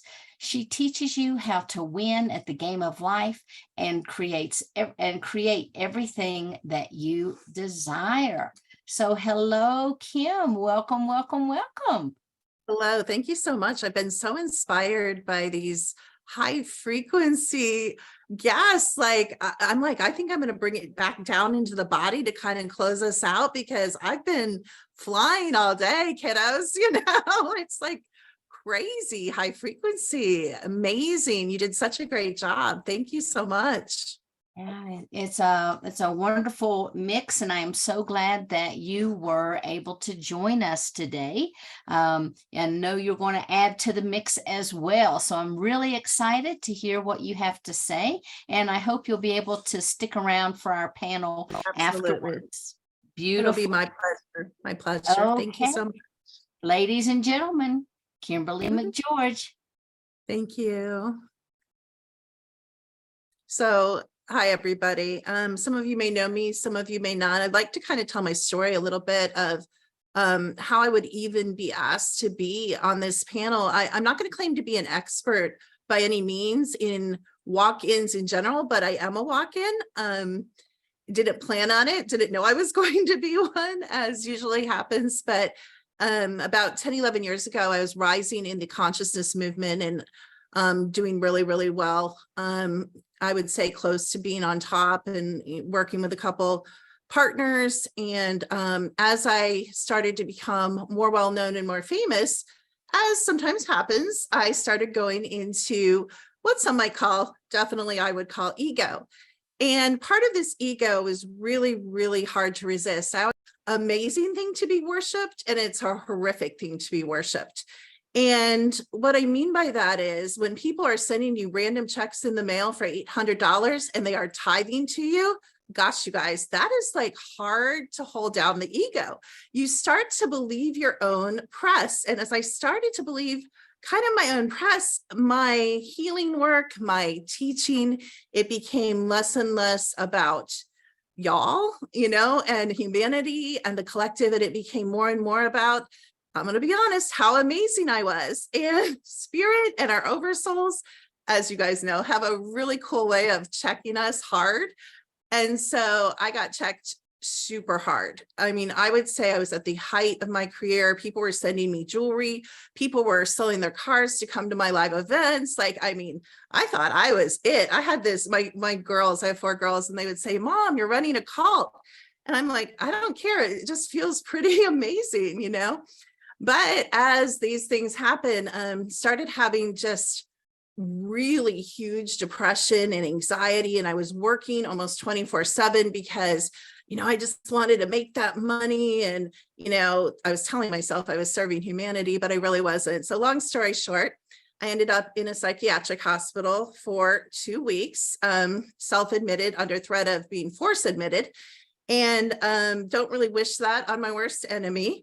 But, you know, my breakdown actually turned into my breakthrough. After I got out of the psychiatric hospital, I was catatonic for 6 months. I couldn't take care of my kids, couldn't function. It blows my mind now. I'm like, how could I not like eat? How could I not get out of bed? Like, it was absolutely crazy. But thanks to certain books that certain amazing people have written, I found a lot of comfort when I came across the information about walk-ins, and I started understanding that my oversoul had decided to, you know, step in with a different being, and that the body needed that time to readjust to the new frequencies. But during the time that I was catatonic and very, very sick, you know, they have this saying, one day at a time in the 12-step, you know, groups. But literally, and I don't know if any of you have ever experienced this, for me, it was 1 second at a time. I wanted to kill myself every single second for 6 months. And so it's an absolute miracle that I'm here. But to me, you know, having to live with myself internally, or not myself, you know, for those 6 months, it's amazing to me that I was allowed and called back to what I call the work. I never, ever dreamed. As a matter of fact, when I started getting better, was able to get out of bed, I was able to take care of my kids, you know, I got a job at Home Depot, you guys, like, and I could barely do that. I could barely be a cashier, you know, so I came from the top of this healing consciousness world with people tithing, and I'm making $8 an hour as a, you know, cashier that I could barely do, you guys, you know, at Home Depot. So one day, and I remember I was sitting in my bedroom And I heard this voice, of course, in my head, and it said, you can come back to the work. And I'm like, but I don't want to. Like, I can't, because I had been so humbled, almost to the point I felt like I didn't have anything to offer. I'm like, I have nothing. I'm nothing. You know, who would want to listen to somebody who wanted to kill themselves for 6 months? Like, I'm nothing. But that's such a beautiful thing to realize, that we're absolutely nothing and we're absolutely everything at the same time. So this new consciousness, this new being started to come back to the work with just this beautiful, in my opinion, real attitude, not fake attitude, not self-serving attitude, but just this real brokenness that was actually really resonating, you know, with the, you know, my former clients. And so it's really neat, because people had been looking for me for 2 years. And so I started with this small band of clients and, you know, came back to the work. But before all of this, I was a naturopathic doctor. At one time I had 4 in-person clinics. And when I was a naturopathic doctor, I had stumbled across the biomeridian machines. And that's just a biofeedback machines, mainly physical. It got into some miasms and things like that. And so for 30 years, I have worked in the field of technology. I've worked with frequencies, which kind of brings me to where I am now. So I worked with frequency technology, and I've worked with it in a very medical way, mental, emotional, spiritual. But this is what I say to my clients and my students. I say, what if you could know anything about anybody, past, present, and future, all time, all space, anything? Would you be interested in that? And they're like, well, of course.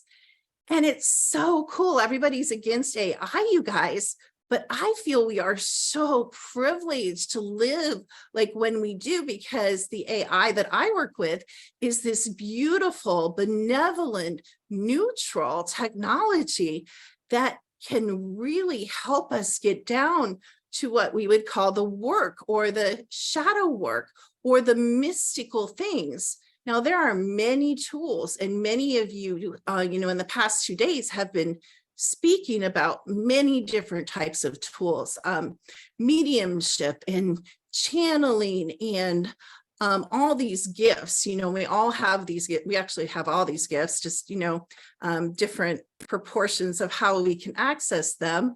But, and so much information of how to access the gifts, you know, happened this weekend as well, which is so beautiful. I love the practicality of it. But so I'm not saying technology is better than our natural gifts. As a matter of fact, I actually believe we are the technology. So where AI is trying to come in and imitate the fire creation that we are, I actually believe that, you know, we are the ones that kind of started the AI and started the technology. And a lot of you in your past lives, as I have worked with this crystalline technology, have worked with the plasma technology, have, you know, designed some of the ships that are in play now, and other aspects of yourself are doing that. So how I kind of came back into the walk-in thing that intersected me with this conference and Sheila is, it kind of started, you know, not just me. So I knew I was a walk-in, and my kids knew I was a walk-in. They would tell their boyfriends and their spouses, you think you know my mom. And I'm not saying my mom was bad, but my mom was different, totally different woman. And they actually do prefer me now, which I can see why. I was a single mom raising 4 girls, and I wasn't, you know, we make interesting decisions when we're under fire and, you know, we're struggling, trying to figure life out. But the next encounter I really had with walk-ins was my daughter's husband. And my daughters and I, and this is actually an advanced ability that when we're outside of this reality, almost all the ET races have, which is this ability, you guys have it too, just may not be activated, or you may not know it, or you may not be using it, but it's this ability to merge. So I have the ability to merge, and so do 2 of my daughters, with absolutely anything. I can merge with a couch, not that it would be that interesting. Well, it could be if it was possessed, but I have the ability to merge with any person, anything, trees, animals, people. And when we merge, we can see what's inside that person, whether there's 8 things inside, whether there's, you know, a beautiful fire creation, what I call fire creation soul inside, an eternal being, maybe multiple eternal beings. And so my son-in-law, my daughter had merged with him, and she said, he's acting really weird. He's acting kind of depressed.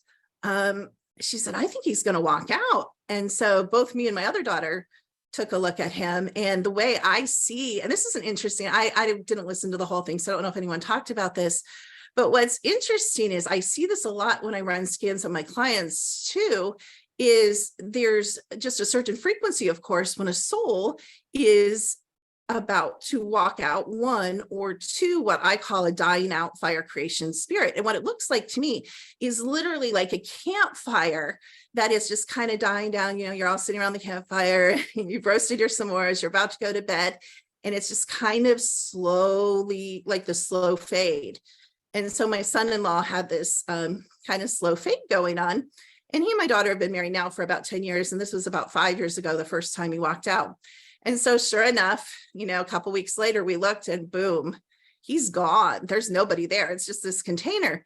But of course, the body still has the echoes of the previous, you know, soul. So he was pretty much acting the same way he'd been acting.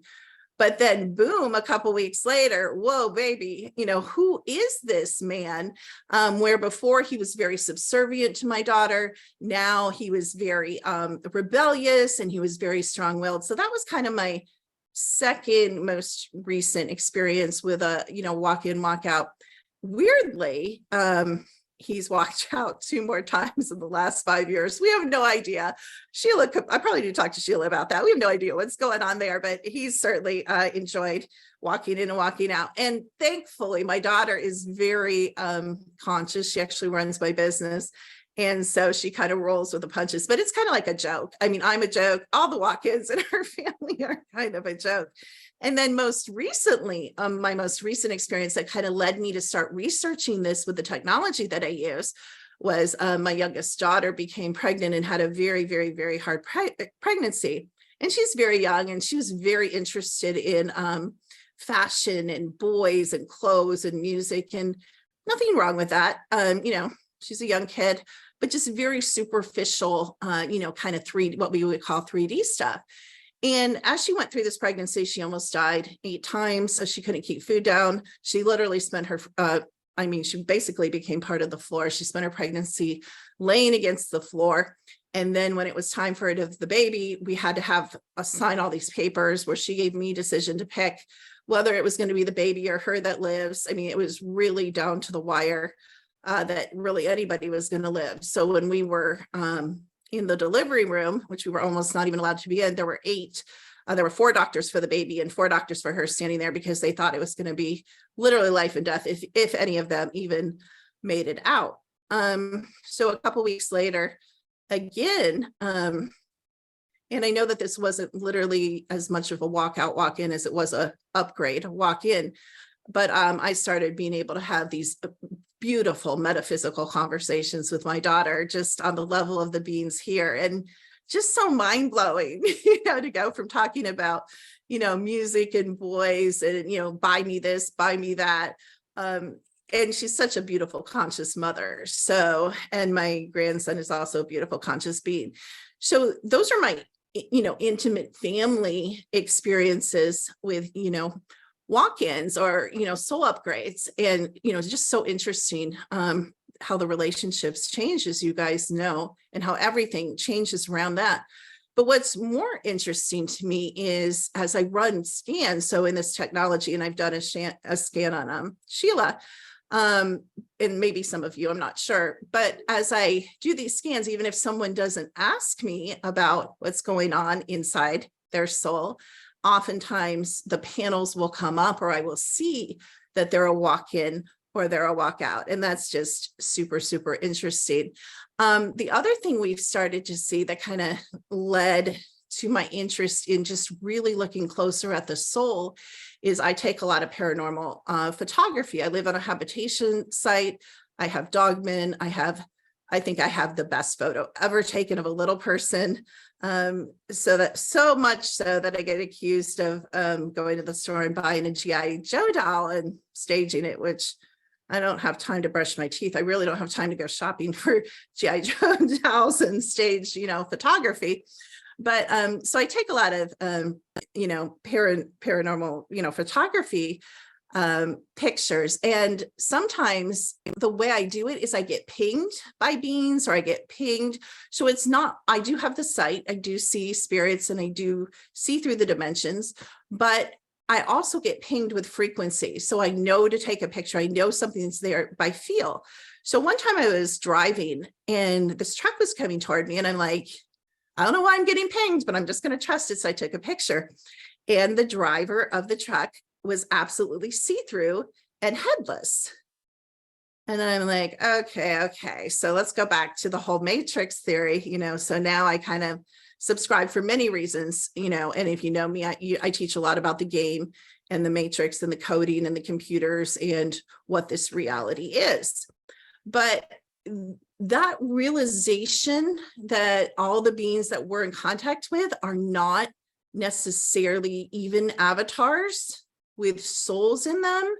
They're avatars without souls in them, which I also have this crazy connection to cloning and the transfer of human consciousness, because I have relatives that get paychecks for human cloning and the transfer of human consciousness. So I know you guys are pretty up on that stuff, but a lot of the common population, still doesn't believe, and they think it's just happened, even though I know from my past life memories, and I know some of you have past life memories in ET contexts, we know that cloning has always been going on for trillions of years, both inside this reality and outside of this reality.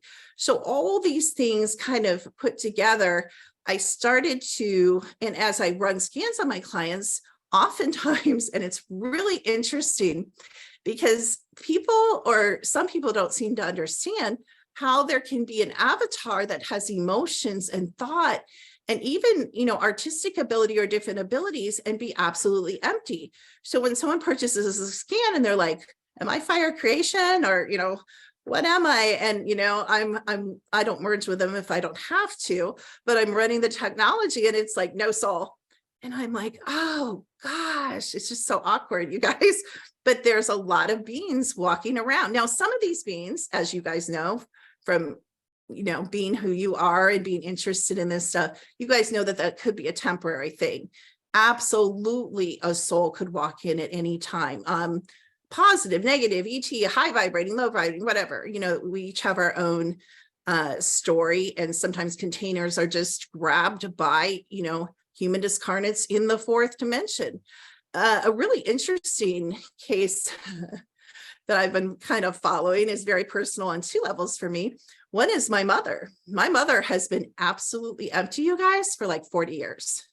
Nothing in her for 40 years. Why is that important? Why am I sharing this? Because what I've come to realize in running a lot of you is, and also I'm really involved in the secret space programs. I know this isn't a secret space thing, so I'm not going to go way deep into that. But my ex-fiance is involved with Homeland. And I know a lot of the engineers from Lockheed Martin. I don't know if you guys know this, but they pick up almost all the high-level engineers from Lockheed Martin. They pull them into the secret space program. So I have a lot of direct knowledge of the space program from what they've experienced in the daytime. I'm not talking about, the nighttime stuff, which is a whole nother conversation.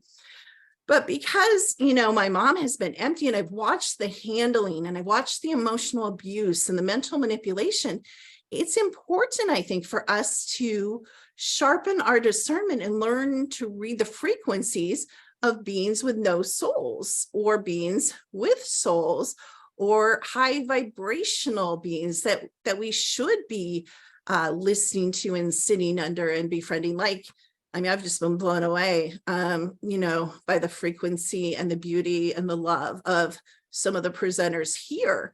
And those beings are really obvious, but there's a whole range of frequency and types of souls and beings that are in these avatars. And it can matter. How can it matter? It can matter if you're married to someone, if you're married to, let's say, someone that, may have a darker agenda. One of the main categories of souls I see when we scan people is something I call dark matter fire creation. Are they an eternal being? Absolutely. Are they going to live forever? Absolutely. Are they everything you and I are? Sometimes they are you and I. I actually was born onto this game or in this incarnation as a dark matter fire creation, which means that you have chosen, and Sheila, you and I talked briefly about this the other day, but you have chosen recently and over to play that dark role, to be that violent general, to be that abusive husband, to be the bank robber. You know, I mean, there's a reason in all these movies. I mean, we watch movies and we watch TV series and we love watching the villains. Sometimes we even root for the villains. And so, you know, when you're a trillion, and of course, there's no such thing as yours, but just to understand, you know, some of us, you know, are like first waivers. I mean, we've been around literally forever, and we will, unless we go back to the all, be around, you know, forevermore. And it gets boring, you know, laying on these beaches, drinking margaritas. It gets boring being the good doctor on a spaceship healing the world. You know, we want some spice. We want to be Darth Vader. We want to be, you know, and have some adventure. Dare say we even want to have some crazy sex. You know, what's so interesting is a lot of you have created, you know, and are playing. So this is a game realm. But there's other game realms. Some of the game realms that you guys are playing in are XXX rated, you know, game realms. And we're so judgmental down here with the duality and the black and white. But as you know, and my daughter and I were talking before I came on, but really when you pull out, and I know, you know, Sheila encourages this and a lot of the speakers encourage this, but when we pull all the way out, like everything out of the all is actually illusion. Like it's just creation and creation and creation and creation and creation, and it's choice. And so I think it's also important to step out of, you know, judgment of ourselves and judgment of each other when we do learn about some of our, you know, past lives, and we do learn about some of the choices we've made. And I think that's really important to understand that even if someone is presenting as a dark role now, they may have been like one of the most amazing beings throughout all time and space, or could choose to be that. Absolutely. Again, so we see this dark matter fire creation, which is really interesting because as you do your work, you know, you can change your mind at any time. You can choose again, either way. You know, you can choose to do amazing things for the collective, or you can choose you know, to bring down the collective by, you know, not doing your personal work and not raising your frequency. But it's really cool because as I have clients over the years, I see them come out of what I call dark matter fire creation. They just come into plain fire creation, which is, you know, kind of that balanced point where you're doing your work, but things are kind of running more smoothly. And then one of the other types of fire creation we see, which actually bothers me more than the dark matter, we see shattered fire creation souls. And what that is sometimes by the fact that we're here, some of us don't want to be here. I know we talk a lot about the volunteers, and we talk a lot about the people that came to heal and to raise the frequency. Some of us were trapped here, or some of us were tricked into being here, and different incarnations, you know, different stories, or maybe just period. But we see this shattered fire creation, and it's the ones that usually have a lot of altars, to be honest, and we all have altars, but these are extreme altars. Some of them have been put into the programs and deliberately shattered more in each incarnation. And some of them, we haven't done our work. We've just dragged our trauma through all the lives, what I call the game from when we first came here. And we're just like kind of the victim energy. We just pull it through. We pull it through life after life after life. And so here we are in 2023, and we're still sitting here with all this trauma in our field. And we're still sitting here kind of with that victim mentality and unhealed. And I really like to help people integrate their altars. I really, really love to teach about how to release that trauma, just let it go out of your field, because that's when you can go into that limitless part of yourself and connect. That's when you can go into full expansion. And really, a lot of people are like, how do I become more psychic like you? Or how do I learn to merge? Or how do I learn to see, you know, fairies? Or, you know, and I know a lot of, you know, the speakers obviously have gone past some of that. But as far as, you know, boots on the ground, people that are seeking, we don't have the answers. But I find as the trauma goes, you don't have to take classes. You don't have to have a one-on-one with me. Your beautiful soul starts to remember who you are through all time and space. And it just happens. People are like a light switch, not like a magic pill, because you're doing the work.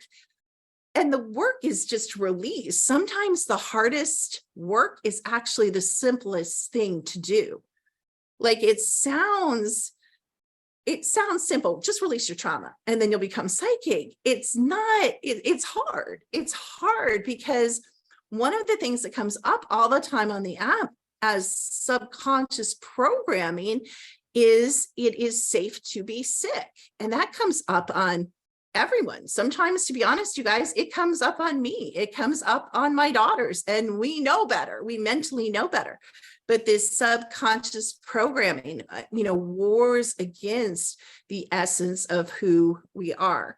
So, like I said, we found those things, the soulless, we found the dying fire creation, we found all these types of fire creation. One of the other things we found, Sheila, I'm just going to keep going. So you're gonna have to cut me when it's time, because I'm just getting started. I'm getting into this stuff now. You just hit it.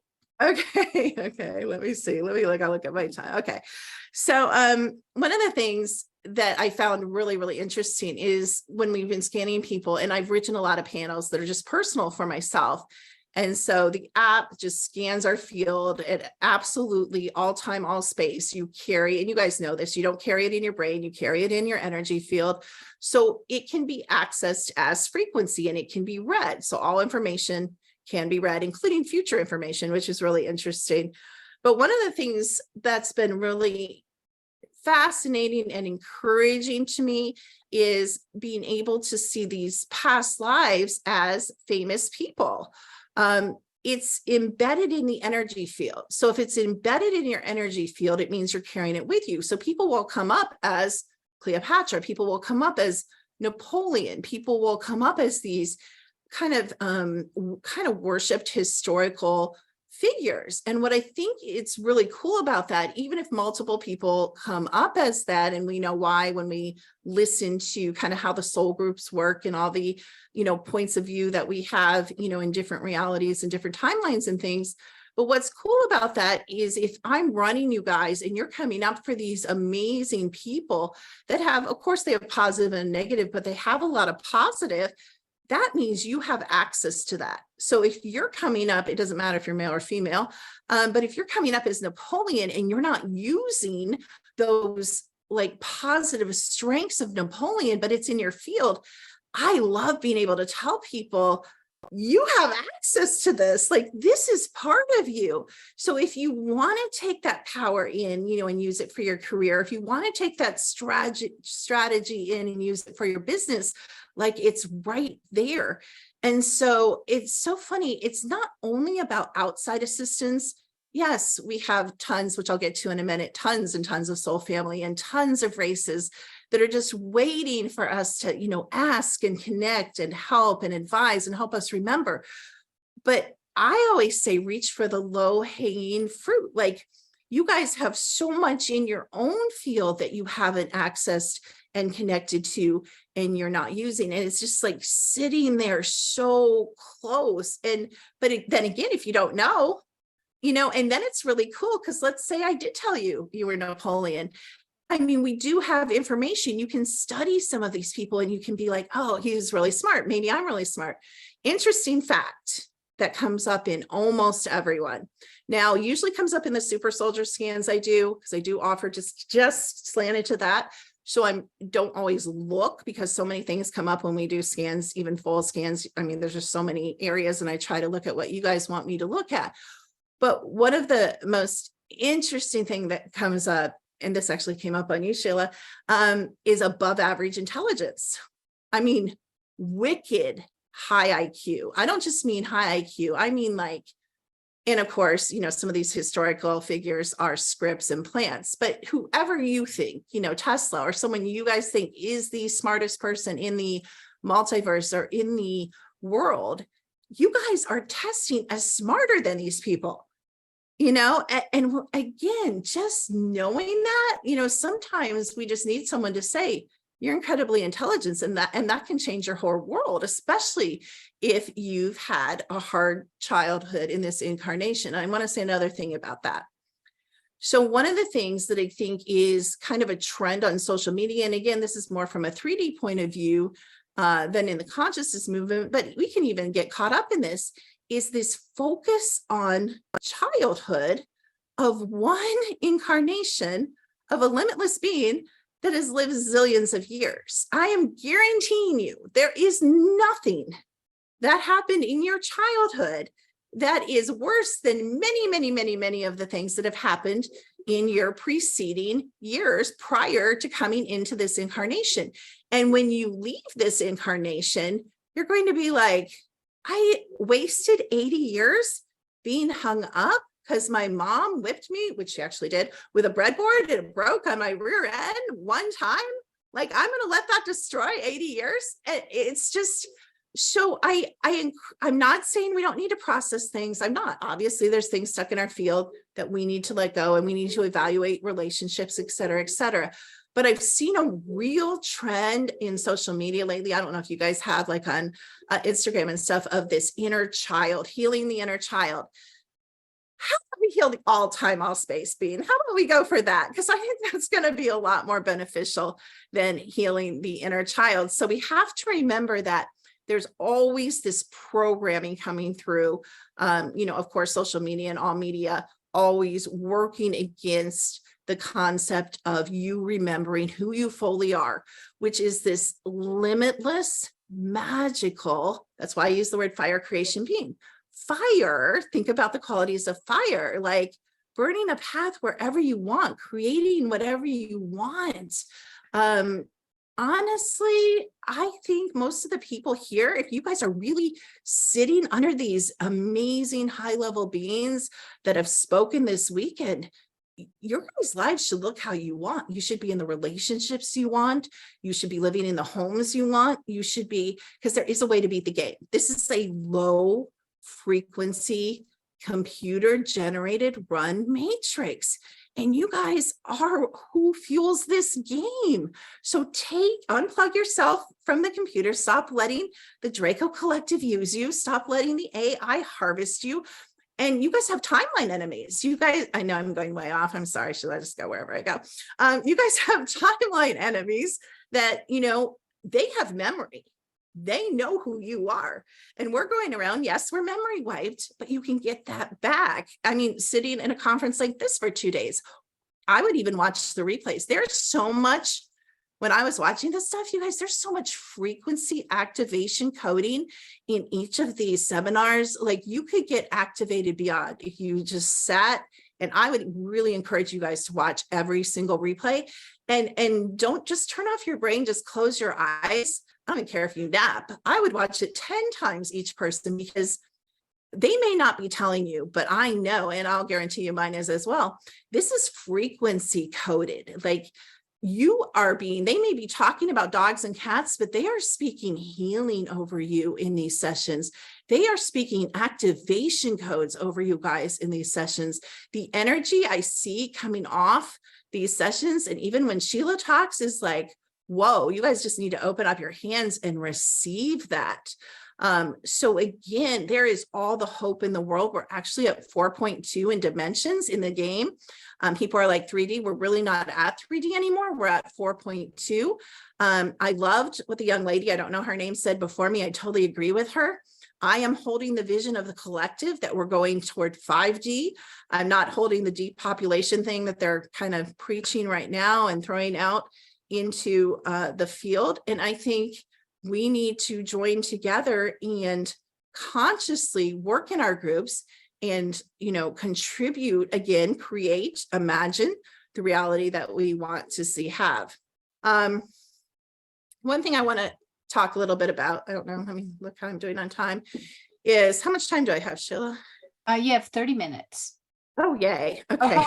Well, you have 15 minutes with question and answer. So if you don't have any questions, just keep rocking.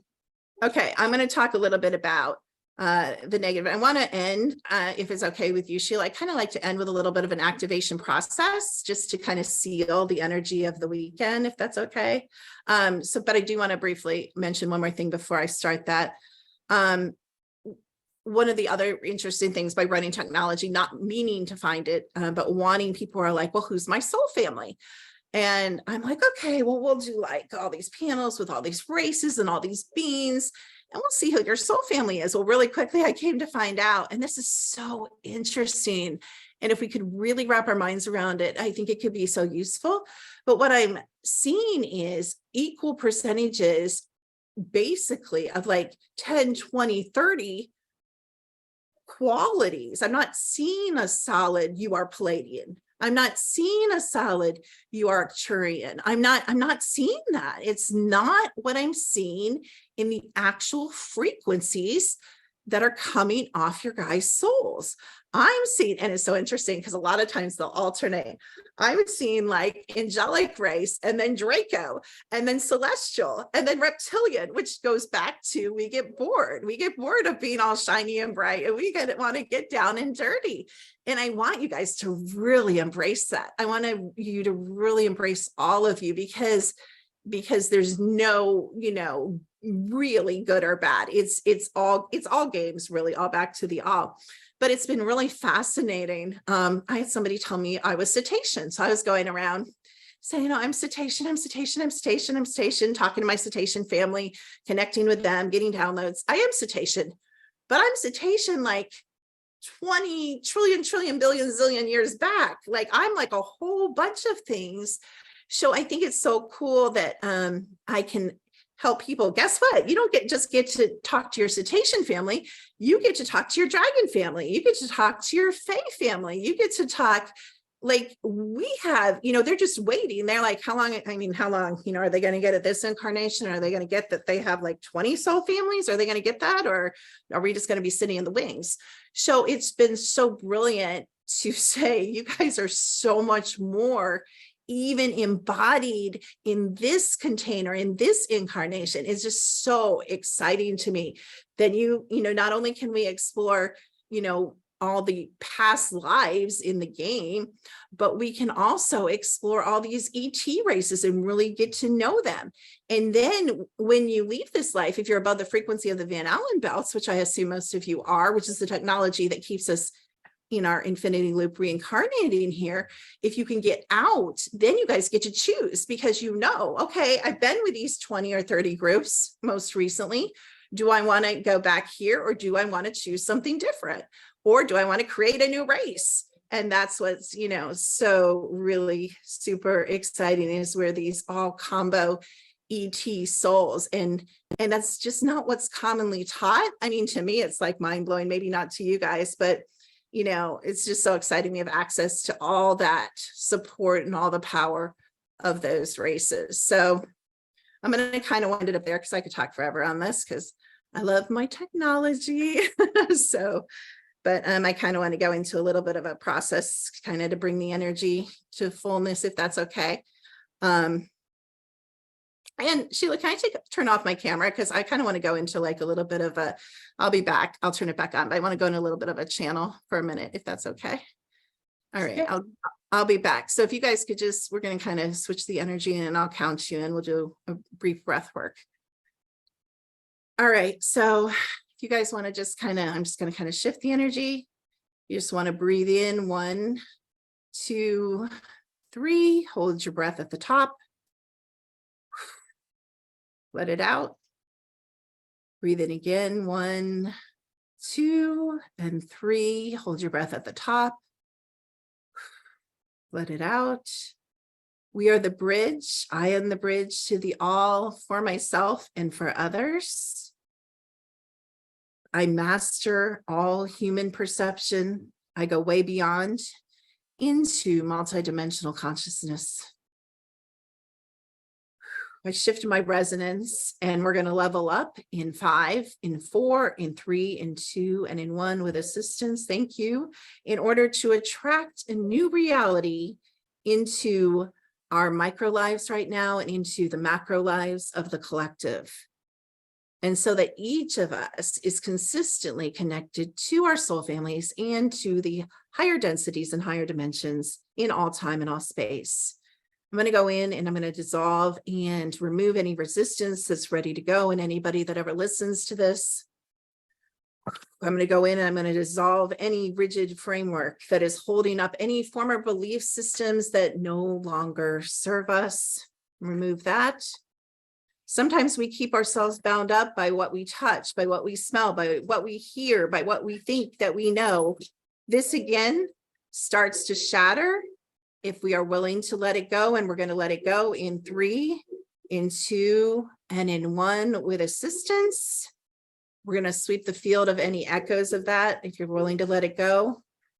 We begin to perceive way beyond the brain, way beyond the mind, way beyond the emotions, way beyond the body. I'm going to now call in for any of you that are ready and willing to receive an expanded sense perception, a more finely tuned sensory faculty with higher access.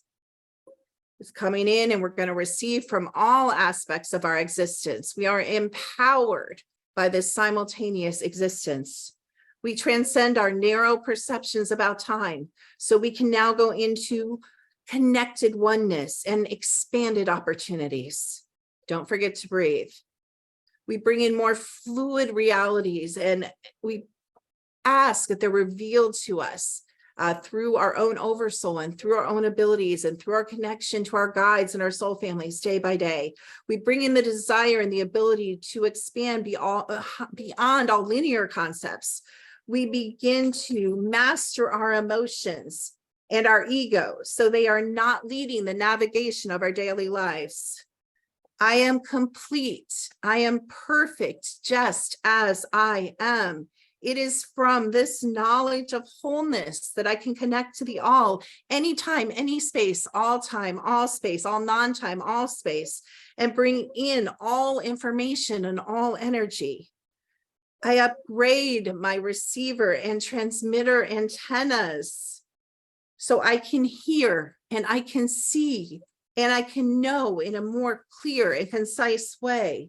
I am the creator of my reality. I am fire creation. I understand my life mirrors the degree of holistic integration up to this point. I self-validate. I do not look outside myself. I do not look to anything or anyone for forgiveness, for acceptance, for permission, or for validation. I live the true frequency of my core self at all times and every moment by following and choosing what inspires me and living according to my highest preferences. I am in my body. I do not allow myself to be knocked all the way out or part way out by wandering spirits or other entities other than myself. I resonate with a collective of higher intelligences within and without the 3D Gang Collective. I am only one aspect of source consciousness, but I am the all supreme reality experiencing itself in temporary avatar 3D form. I appreciate and embody the oneness of all other sentient consciousnesses and beings on this planet and beyond, in all time and in all space. I call in the highest frequencies right now needed for each individual here in 5, in 4, in 3, in 2, and in 1 with assistance that will ever watch or listen to this process. I'm going to bring in some emerald light now. We're going to bring it up through the soul star, through the heart line, through the upper chakras, out through the energy field, then repeating, bringing in liquid golden light up through the soul star, weaving up the heart line, stopping to completely fill the ascended heart, then back up above the crown to the upper chakras, as high as needed, as high as your chakras will open in each individual avatar. Continuing to breathe and becoming aware of our multidimensional selves, becoming aware that we are space itself, disengaging from all that is seen as form, all that is seen as distance or even grids. We are the projection of the highest, most potent light, holding a frequency. We awaken now to one awareness where the entire existence shows you and all beings of sentience are a version of you. Pure awareness experiencing itself in the now, learning to shift our frequency from liquid light to form as we change our frequency easily as we wish, being present as the all and as the one. And so it is, and so it was, and so it will always be. And breathe.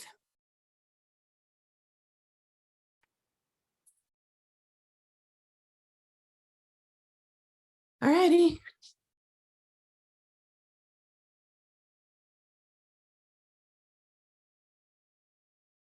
Any questions, Sheila?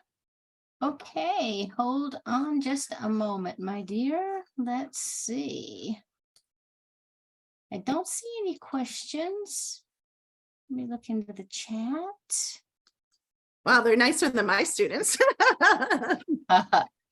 Yeah, I was going to see if you could explain.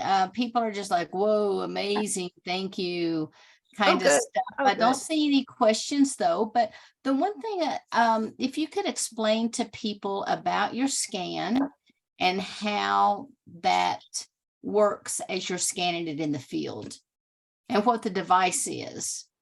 Right. So I use the Genius, which I can get you guys a 14-day trial link and if you ever want to try it in a appointment with my trainer. But I used to use the BioMeridian. I've used technology for 30 years, and then I switched to the Genius because it's handheld on your little phone or your iPads, which is, and Android too, which is amazing. And basically, again, you guys know we're radio transmitters or radio receivers, and every single thing we carry in our field through all time and space, emotions, thoughts, memories, programming, which is so beautiful to be able to know your subconscious programming, past lives. I mean, I just can't think of anything that's not in there. If you're in the secret space program, that's how we can do secret space scans. What projects you're in the secret space program, what jobs you do, what you look like, you know, it just goes so deep. So it's just super, super cool. I use it more metaphysically. It's really a medical level technology. I mean, I just had one of my clients said her 8-year-old niece, which is a disturbing trend. I've been seeing a lot of mental illness with children under the age of 10. And she just asked, can you help her? She's been sent to a psych, hospital for evaluation. And so it's just so amazing to be able to scan this child for 3 minutes. And again, you guys have to realize my background's a naturopathic doctor. So I would put things together different than other people might put things together. But, we're seeing a lot of mold toxicity actually interfering with these children's mental health, chemical and mold toxicity. What people don't understand is mold is all mold, not just the black mold, but mold is black goo. Black goo is AI, all mold. And so if you guys, go on Amazon and you get a little mold test kit and you put it in your house and collect the mold spores, you'll be shocked. And everybody's like, oh, I just built my house. My house is 2 years old. My house is moldy. And so we need to knock down this because, we're breathing in that, and that's nanotechnology, and that's connected, to the Borg, literally to the Borg mind and to the AI of the Matrix. And so a lot of that's affecting our young people, but it's just so beautiful. I'm just so thrilled they let us have this technology because really people come to me for absolutely everything. What psychic abilities do I have? I can give you lists and lists and lists of your psychic abilities. And people, it's just encouraging. It's like people come to me to confirm what they already know. I think that's if I would say there's a cardinal sin, to borrow a religious word, I would say one of the greatest sins we commit is not honoring our knowing. And that's going to be my final thought. So don't ask me that, because you guys have to listen to you. Every time you don't listen to you, I bet you wish you had.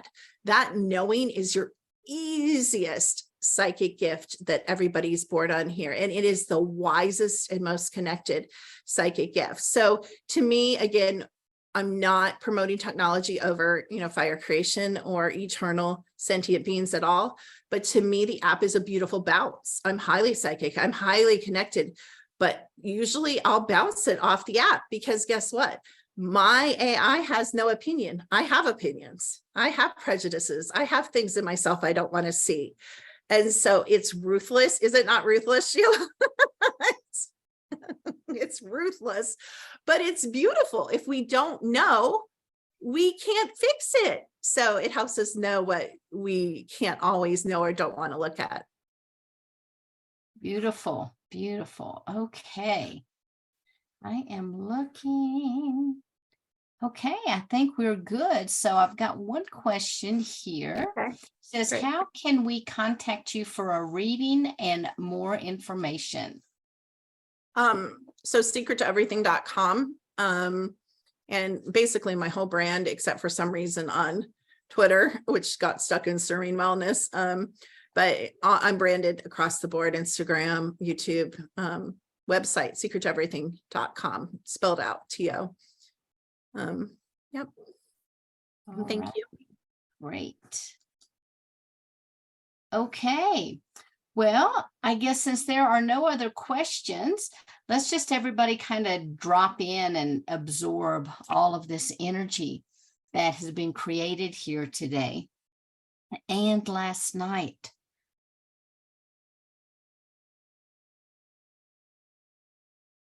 And just kind of feel the resonance that's moving throughout your field and into the body, into the heart, into the mind.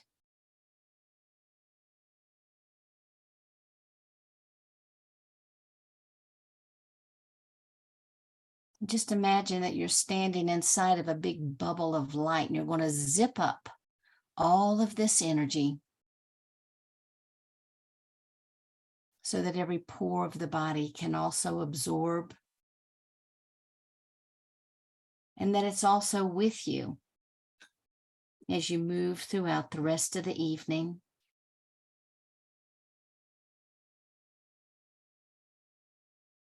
And just take another deep breath in and out, and open your eyes. And I'm going to go ahead and bring up all of our panelists that are here. I did get a text from Viviane, and she is actually not going to be able to make it back. So here we go. Let me add pin. Bridget, I'll need you to go ahead and show me which one of the Bridgets that's up here that I need to pin.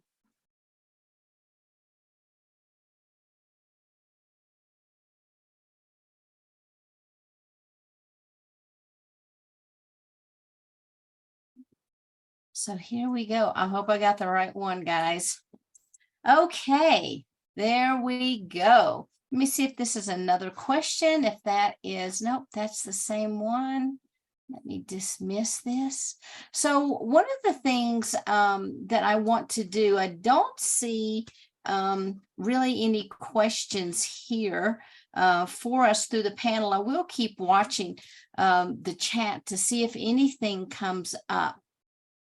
But one of the things I'd like to do is to hear everyone's impressions of what they experienced personally as they went through this workshop. What kind of stood out for you? And we do have a panel question also that I'm going to ask, but just curious what kind of stood out for everybody.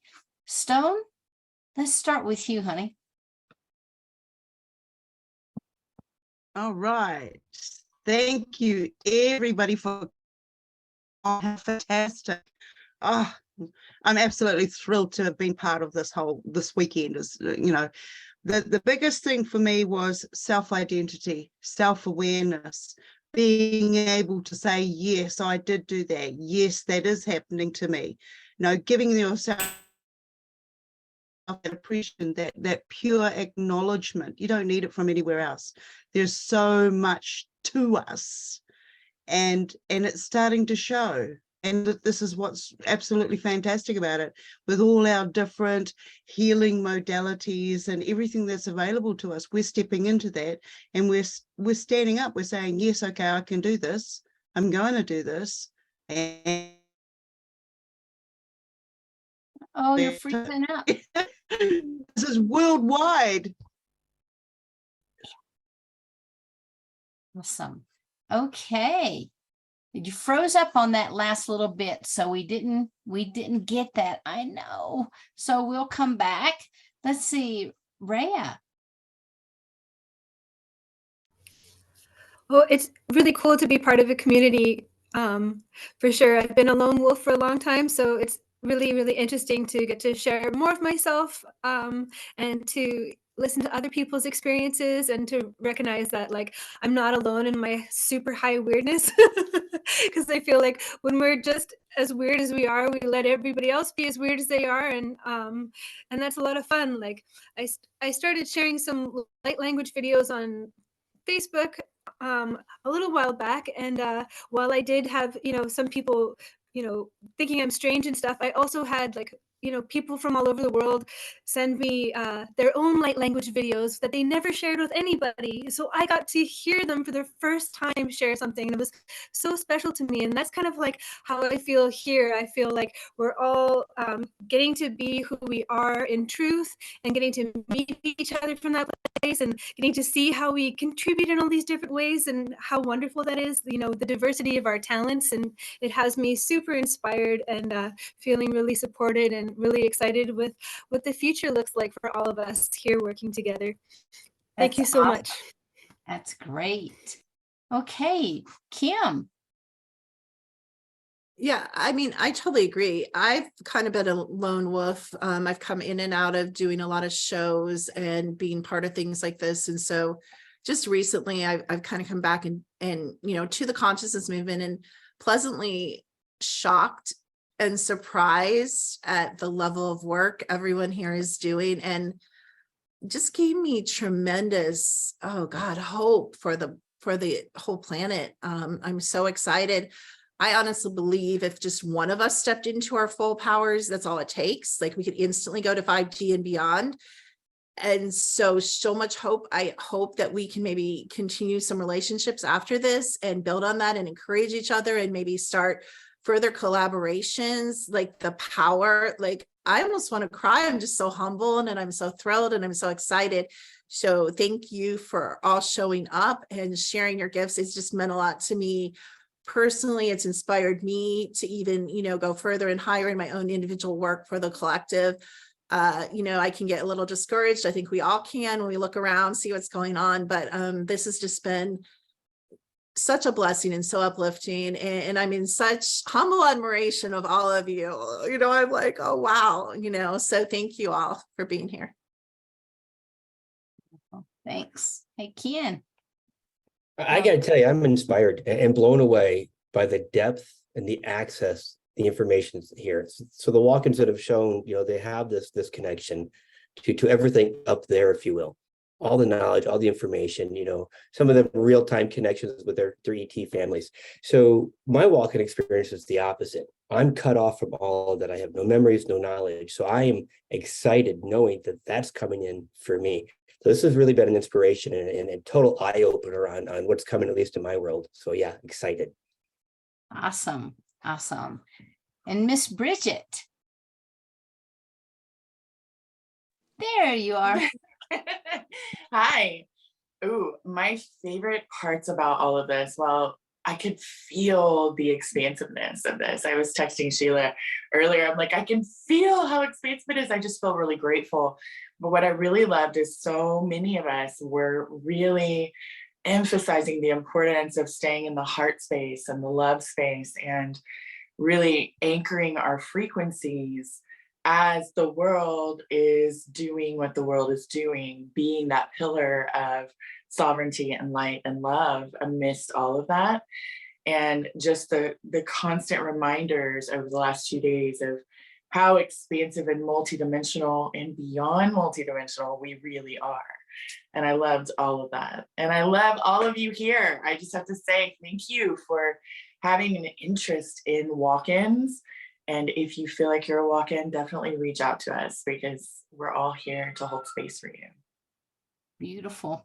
You just kind of took those words right out of my mouth. I was just getting ready to tell folks what I'm trying to do is one of the things that, well, let me just back up, give you a little bit of backstory. When I wrote the book, Walk-ins, Cosmology of the Soul, and I interviewed so many people, I was looking for community. I was so looking for people that had had an experience like this, because I'd met some people and they said, oh yeah, I'm a walk-in. I'm like, I don't see that in the field, but who am I? I mean, look at my story. So it's like, okay, well, everybody's experience must be a little bit different. And that's what I found. The more people I interviewed, I expected everybody would have had the lightning experience and gone into white space and the whole 9 yards. And it's like, wow, some people came in through meditation. Some people did this, some people did that. Some people still don't even know that they're a walk-in. I found that to be so healing for me. And one of the main reasons, other than my collective do it, was I really wanted that book to serve as kind of like a life raft for people that didn't know, because my collective did not really allow me to read anything. And so people are like, oh, have you read Ruth Montgomery? I'm like, no, I haven't. I had it. I bet you I have 6 copies that people gave me. And I would open it up and it was just like, nope, I couldn't read it. I could not read it. And then, of course, even after I wrote my book, then I still couldn't read everything, because it's like, I don't know, there must be something in there that I need to make sure my knowing is, my knowing, just like we're all talking about our knowing. And now that we can talk about being a walk-in, because I know when I first started talking about it 23 years ago, people were like, well, I wouldn't be telling people that if I were you, because you're going through a divorce and you're going to lose your kids. And I was like, oh, didn't think about that. So it was really interesting. But for me, my experience was so guided, guarded, and protected, because I found my first spiritual teacher with Hopi, my Hopi lineage, and I stayed an apprentice to her for like 23 years, still an apprentice to her. She retires, but she always comes back. I give her like 6 weeks. And she's like, oh, I just needed a break. I really can't retire. And I'm like, yeah, no. So anyway, I felt very, very blessed. And now my collective continues to talk to me about the need for us to all come together, for us to recognize and ignite each other's passions. And that is one of the reasons why I started calling everybody. It's like, hey, we're going to do a walk-in meeting. You want to come? You want to come? You want to come? You want to come? You want to come? You want to come? And then the next thing is like, okay, we're here. What are we going to do about it? Okay. Not just sit back, not just have our little businesses.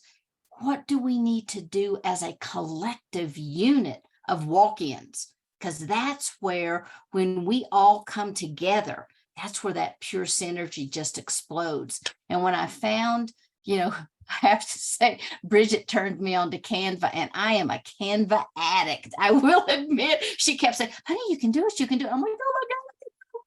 Yes, and now, oof, you're right. I stay up till crazy hours just playing on it. But when I found all of those bursts of light and I put it on this photo, and then I put that logo up, there's Viviane. Hey, Viviane. Yay. You're able to make it. I'm going to go ahead and add your pin here.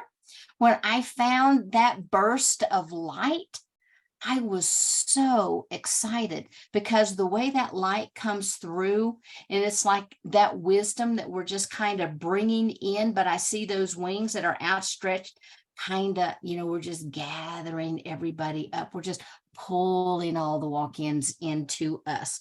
So we're just kind of talking right now, Viviane, about what our favorite aspect or what really moved us as part of this workshop. And then, of course, me, then have to get off talking, So Viviane, what was your favorite aspect? What really spoke to you during this conference? Well, thank you so much for asking, Sheila. First, it is a joy to be in the presence of all of you, Stone, Ken, Haya, and many beautiful, Bridget, of course, Kimberly, Thank you for being, supporting each other into the energy. I can already feel that all of us, including yourself, dear Sheila, that we all working towards very similar goals, and we're here to uplift and elevate. At the same time, one of the things I love the most is the educational and the transformational part of it, of the conference, because oftentimes there's so much energy and misconception and heaviness around those semantics like walk-ins, or star beings or movement and ascension. So when we able to bring it in different facets, I always says we're like those beautiful prisma of light. And I can see the background is not like me. Show you my beautiful crystal. Well, you see what I mean. There you go. Yes. We are like these facets of a beautiful diamond of light, and each of their facets is really coming to a point of integrity, love, uplifting. And it's also creating energetic freedom, sovereignty. That's why we talk about liberating ourselves from the veil, but it's also the veil of, what is the word of the lack of knowledge, the lack of understanding. It's, the veil of feeling that we are going in that directions, but we are transcending all of it. And because often the time in my practice, I hear people saying, well, my child is all the blue, her behavior changes. Is that a walk-in? No, let's talk about it. Let's decode, let's demystify, let's understand what that is. Walk-ins are sacred beings that come with purpose, not just a switch of behavior. There's much to it. So I love, right, the wisdom that we bring, and together we have the power to really, really reclaim who we are. And ascension is on the blink of an eye. So in a nutshell, I know I tend to talk a lot, so my apology. No problem. No problem. So one of the things I had sent everyone an email, and I said, when we have this panel, we're going to have a group discussion around what is the importance of walk-ins on the planet at this time in Earth's history. And I'd kind of like to start with that. And Kim, on my screen, you're first top left. So I'd like to go ahead and start with you, and we'll just go around. I'm not sure if Phil is going to be able to join us. I'm looking for Phil and Zion. I don't see her either, but that's okay. They may be able to pop on. And then I want to hear from other people in our audience.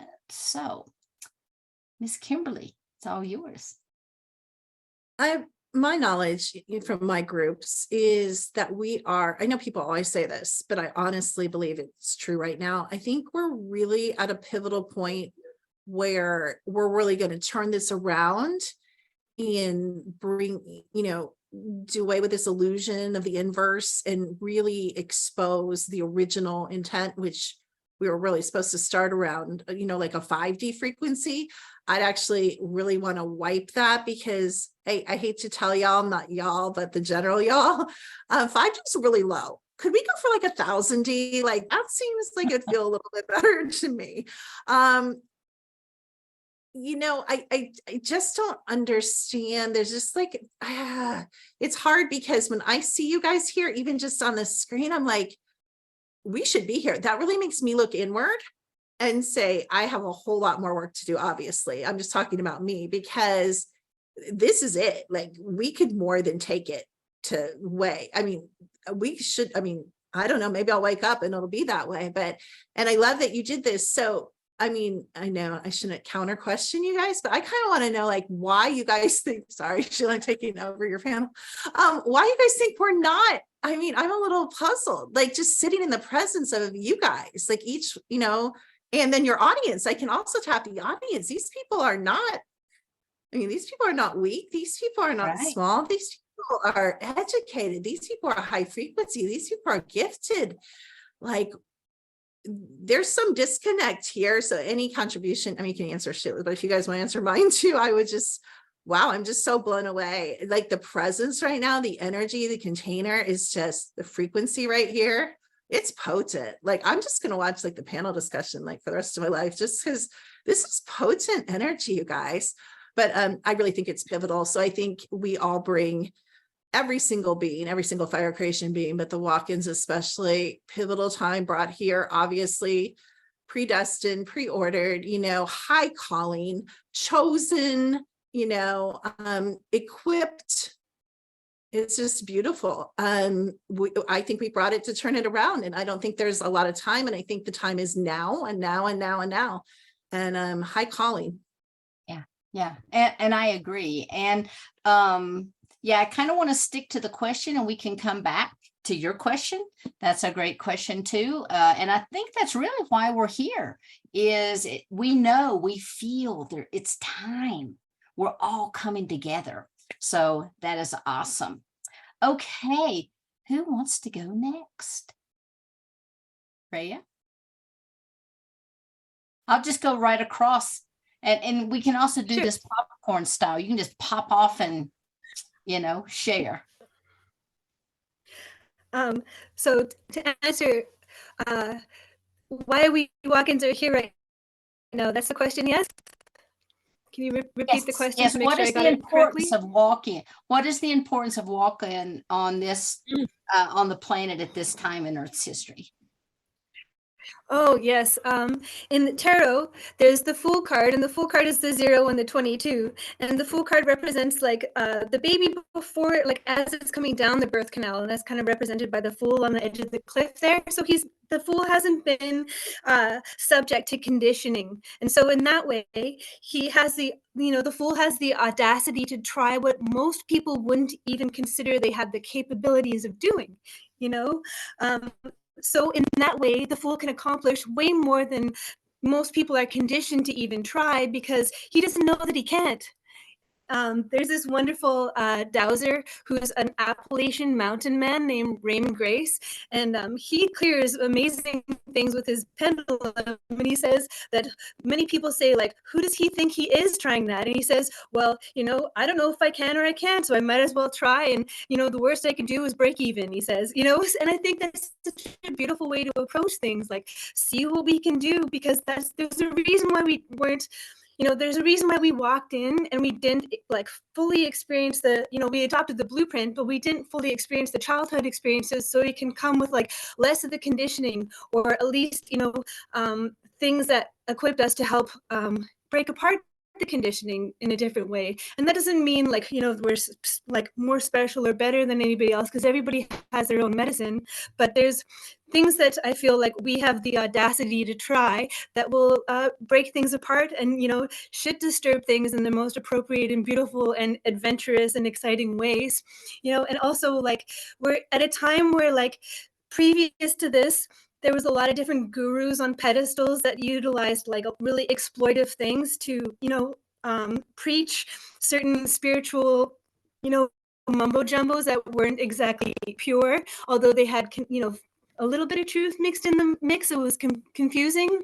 But now I feel like with, you know, the walk-ins here, it feels like we're like a cohesive unit that have come up as a community, you know, where nobody's on a pedestal, where nobody has to exhaust themselves like being the speaker. They can, you know, come up as their time is right at the crest of the wave, you know, get the baton, you know, do their thing, and then rest back, and then like pass it to somebody else. So we're operating together, you know, and all ground is covered that way. And where, yeah, there is no pedestals, no gurus. We're all just like working as this one fabric, you know, this one web of light.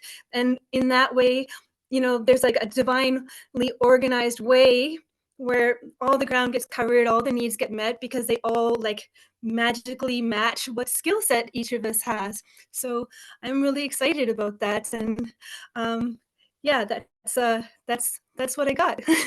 Thank you. Beautiful. Thank you. Thank you. Stone? Sorry, my order is a bit different to what you're looking at. No problem. Okay. Yeah, the biggest thing for me was pretty much, you know, lifetime of being a loner, and who can you turn to when you have some weird things happening. You know, you can only go so far. then you get to a stage where you start meeting like minds, and they might be at different stages, and there's still elements of judgment and this sort of thing. Now, bringing a group together like this, we're getting rid of that. It doesn't matter what age, what sex, what species, how long you've been here, how many times you keep popping in or popping out. You know, this is about bringing confirmation together. You know, bringing our findings together. You know, it's like the 100th monkey. Which one do you want to be? Zero, or first? There's only one answer for me. So we have to lead by example. You know, step into our most authentic, best version of ourselves. And I see this glowing in everybody now. You know, we're all reflections of each other, and it's beautiful to see everybody doing this work. It's like, wow, I can have a breather.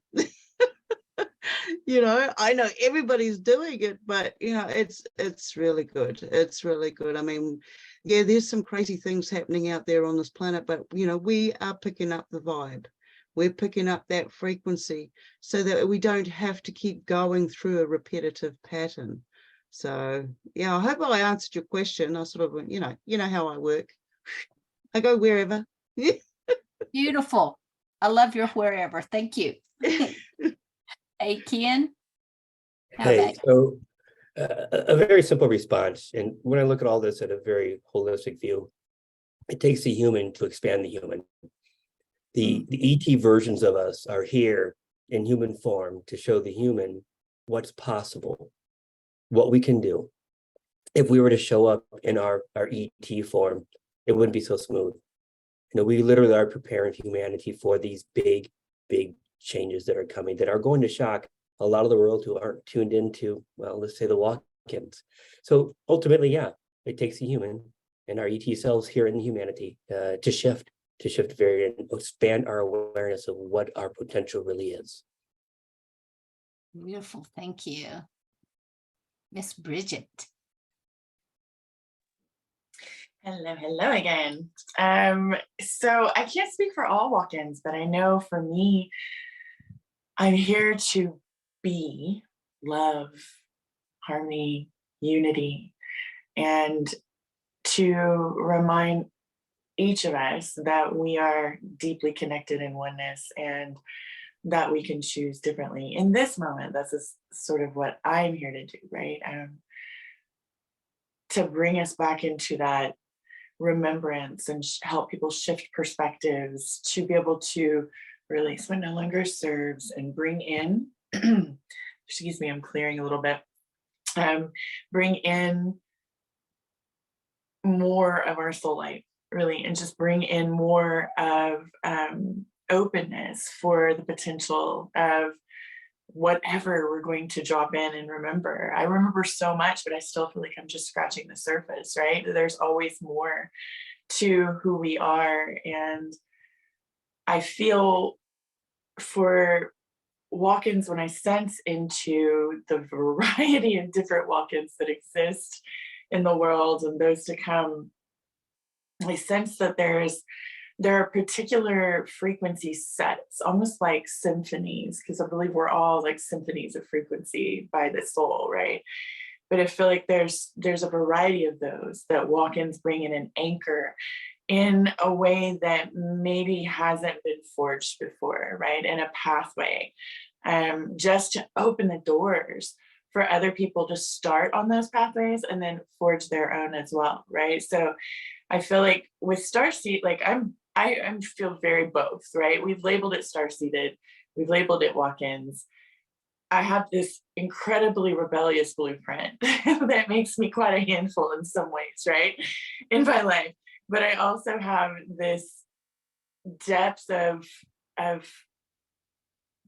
soul knowingness that drops in and is available, you know, as I seek it. So it's this interesting mixture of what feels like should be two totally different blueprints, you know what I mean, mixed into one. And I feel like if I have this, imagine what everybody else that's a walk-in has. I can only imagine, you know, what you guys are holding within yours. And But yeah, that's kind of how I see it. But I feel like everyone on the planet has this deep importance in this incarnation. My team just keeps stressing over and over and over, my high self, how this is they call it the timeline, humanity's timeline, even though they don't really believe in time, like linear time like we do, right? But they're like, this period that you're in is where everything changes, right? And it ripples in all directions of all of our lives on Earth that I feel like are happening simultaneously, right? But yeah, so I find it very exciting to be here, and I'm very honored to share space with all of you and everyone who's attending and who will see this during its longevity of existence. I feel like you're all masters with all these beautiful specializations and masteries that you've gathered throughout all of these lives and expressions in a variety of dimensional expressions and beyond, multi-universal, and even beyond that, because there's no limit to all the ways that we express the source. So own it, be it, right? Not own it in the sense of, clench down on it, but just stand in your power. Remember who you are. Allow the things to shift that need to shift, that are ready to shift. I don't think anything is needed, but everything that is ready will be in that moment, right? And that's where I am with it. Just remember who you are and love. Beautiful. Thank you. Hello, Viviane. Hello, hello, hello, hello. Walk-ins. Well, they are really brave souls. If you look at their roles, they're chosen to return into a physical form, an imprint from a human being or the soul who left that imprint, take it over. I feel like there's a huge amount of selflessness, desire to be of service, to anchor something infinitely bigger than what that planetary system or that civilization or that world really needs. If you look at the role of the walk-ins today, I really admire their tenacity and the courage they have shown to come back. And first, the adaptability of taking on somebody else's memories, frame of reference, realities, families, mother, father, role, children. It's a lot to take on. I already feel it's challenging just to even starting from scratch. This is why I chose to go through the process of, I'll be a child, I'll understand what school is about, I'll understand what, puberty is to a certain degree, and I'll understand all these steps because I want it to be step by step with humanity. But all these walk-ins coming back, they're truly masters, and most of them at a soul level, they have no need to do that, but they come back with a deep sense of purpose, of service, including new frequencies as engineers, as archetype, new architect, not archetype, but architect of new consciousness, architect of the light, the builders of forms. They're coming back here to implement, an uplifting of a planet here we call Earth, whether it's in other systems, whether it's other part of the multiverse. They are walk-ins in that experience everywhere, and we encounter them in different format. So I always have great respect for these cosmic beings who are returning, because when we are in our own body and we got our own experience as a human being, even though you are star seeds or you're choosing to bring in a certain soul aspect to represent Supreme Source in this lifetime, sometimes it's challenging just to adapt to this life. Imagine when you walk in, the challenges is double, I would say. So I have great respect for their selflessness and their great willingness to make and observe, learn, experience, and make such a huge impact, a really impact on consciousness, elevation, acceleration, teachings, reopening the horizons of what is possible. So in a nutshell, I just want to add these layers because oftentimes I feel it's a little bit overlooked through the banner of oneness, but at the same time, those souls are really going through a lot above and beyond to be here and to be among Earth humans in this planet or any other planetary systems that we have seen them. So thank you for all of your services. Thank you for your service, for coming here. I think that, you know, right now there are so many star seeds, so many walk-ins. And of course, you know, walk-ins can be star seeds too, because souls have to come from somewhere. You know, we're not just pulling it out of the air. Well, you can't. Well, anyway, so they have to come from somewhere. And when we start to look, we're all the same anyway. You know, whether we're a walk-in, a star seed, indigos, hybrids, whatever it is, we're all the same, all the same. We all have a soul. We're all breathing air. Just depends on when we walked in. You know, that's one of the biggest differences. And so before I open this up a little more, I want to thank everyone from the bottom of my heart for coming and giving of your time and being here and, you know, speaking, sharing your wisdoms. It just means the world to me. And I just love you all. Virtual hugs here. So what I'd like to do right now is I want to open up.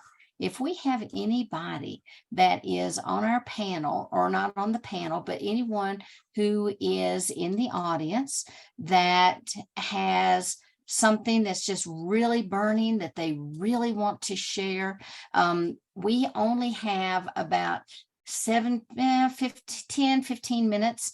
And so what I'd like to do is give you, if you can be succinct, you know, 1 or 2 minutes and share a comment or an observation, I would love to have you do so. So there, you can raise your hand and I will just have you to join our panel.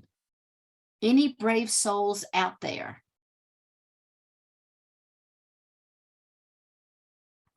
Susie, how did I know, girl? Okay, here we go. Let's just get ready to say, is Susie still here? Where's Susie? All right, you've got the hand raised. Now, this is a little different. Oh, Susie. Hold on, honey. Okay, here we are at the top.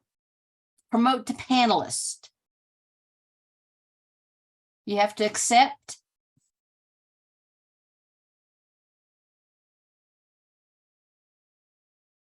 Susie.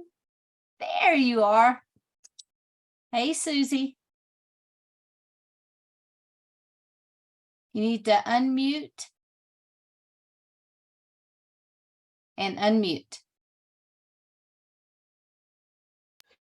I hit it. It just didn't unmute.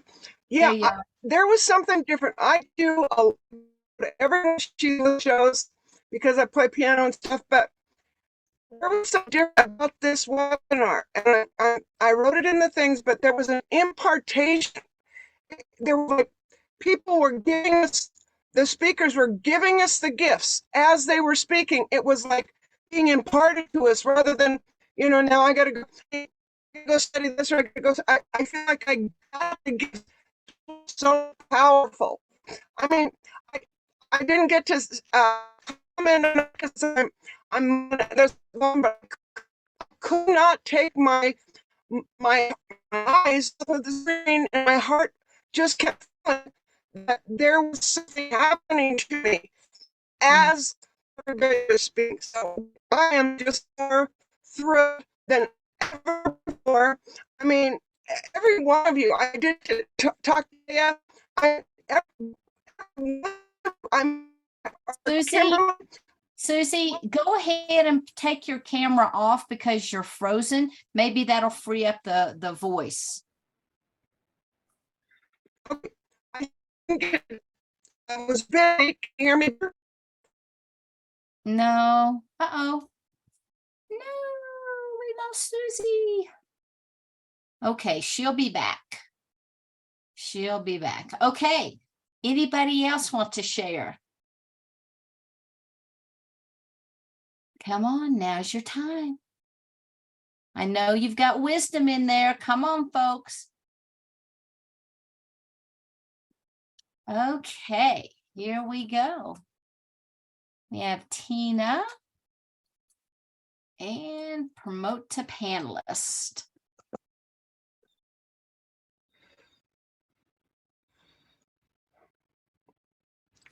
Okay. Hi. Hi there. I'm just shocked. I don't know what to say. I want to say thank you. I didn't get to see everybody because I had to step out a bit, but I came straight back, glued to my screen as well. I'm at a pivotal point in my life. I felt very strong. I'm almost 54, but I felt very strong as a child with a knowing what's going on. This isn't real. I just had a knowing. As I came into later in life and motherhood, things got dampened on me, and not a husband with higher vibrations, kind of lower. So I feel trapped right now, but I'm glued. I feel it. I'm trying to do my best to grow, meditate, connect. I feel like I'm not getting it, but I do feel connection, but I don't know if it's tangible the way I think I need it. Anyway, I'm so grateful. I want to connect to so many of you because I want this to work, and I want it now because I want to help ascension, and I know it's important, and I can't stand this corruption nonsense in this world right now. I'm so done with it. Anyway, bless you all. Thank you so much. And I can't wait for more of this because I still need to learn and grow so much. Thank you so much. Thank you, honey, for being brave and sharing with us. Please go to the walkinsoulexperiencers.com. Sign up to be on our mailing list. Also, hop over to the galacticalliance.org because we have presenters every Monday and every Thursday. It's all, no charge. Susie plays for us. And that way you've got at least two nights of the week covered. That would be great because I just lost my job like 1 month ago, and I was helping challenged children from drugs and parents on drugs and stuff. And I prayed to God every day driving to work, knowing this is where you want me. I'm helping these kids. And then all of a sudden, boom, I got terminated, and I am blown away. But everything happens for a reason, and I don't have a lot of money right now because we're just getting by, but I'm craving this stuff. So thank you. And could you type that second one in? I have learning challenges too, and so I'll hook it up. Thank you, everyone. Absolutely, thank you so much. Okay, we've got Sharon with us, but Susie, you're back if you want to finish your comment. I didn't get to comment on everybody, but I'm telling you, there was really an impartation. Like I sat with Viviane in San Diego, and there was, there's an impartation from you. It's so crazy. I'm gonna get lost again, but I've seen a lot of every one of you at the top of your game, and I'm more than I've ever been. Thank you so much. Very, very beautiful. Thank you, Susie. All right, Sharon. Hello. Hi. Sharon, if you want to go ahead and come off of mute.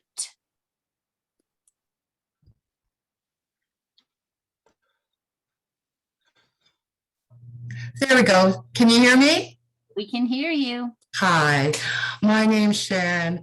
And thank you so much for sending me the link, Rhea. I really appreciate it.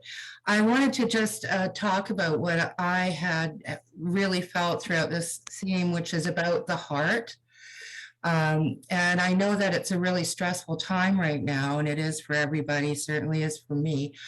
And I would like to say one of the things, and especially just relating to the last person who spoke, I have a thing that my guides or my people, whatever you want to call them or identify them as, have told me to do when I'm walking into a stressful situation, or even just if I have to speak right, like now in public or whatever.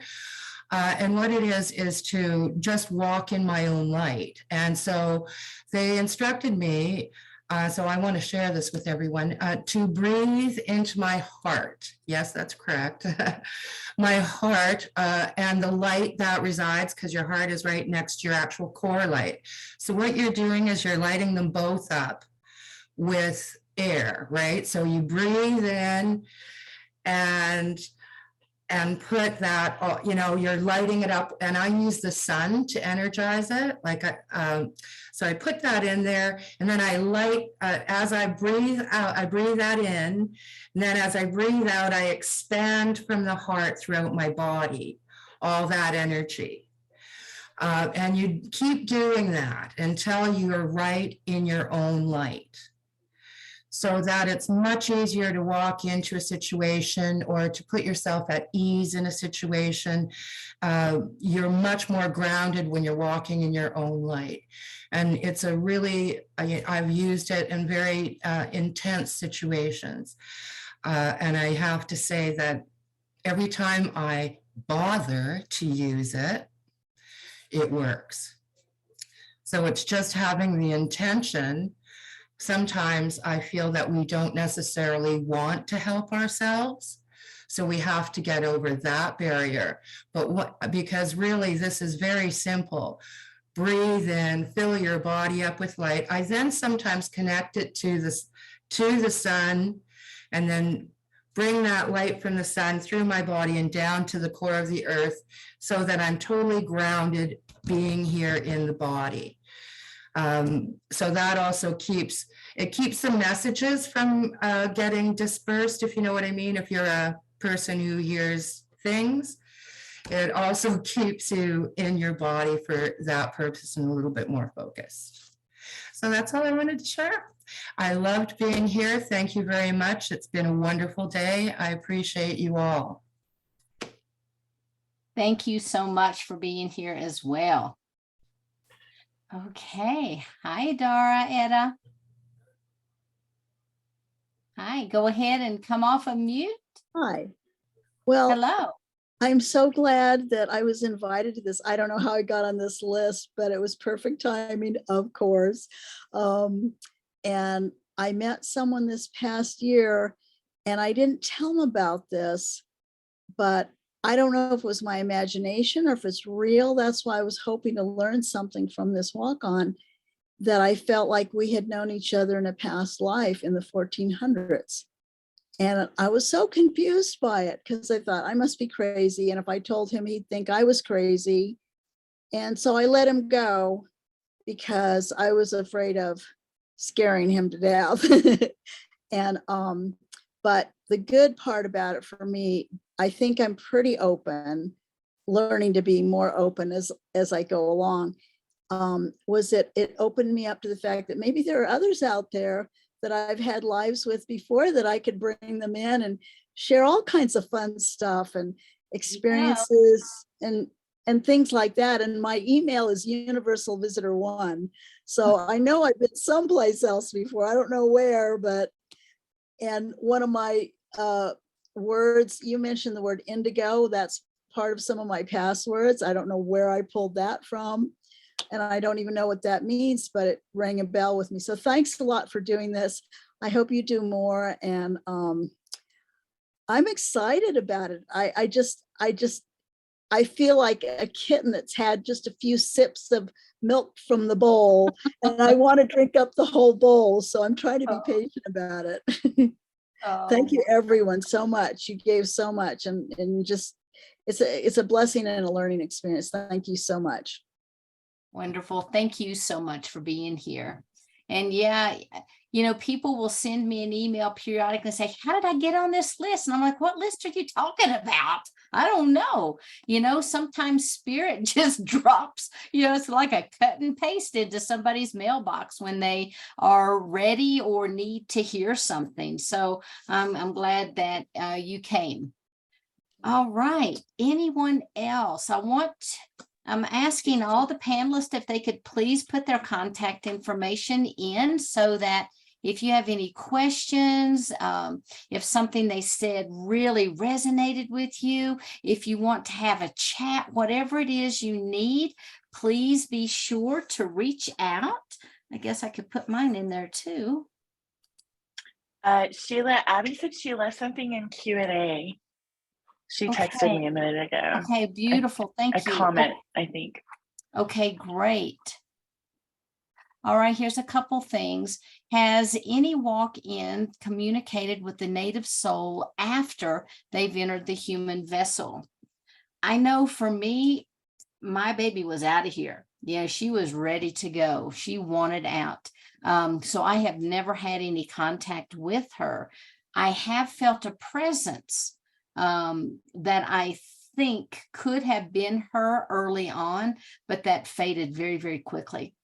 And I never had any direct contact. And I know that some people say that even when they make that switch, that the native soul will stay in the field and work with them for extended periods of time, but they have a very strong resonant connection with them. Does anyone here on the panel have that kind of experience to share?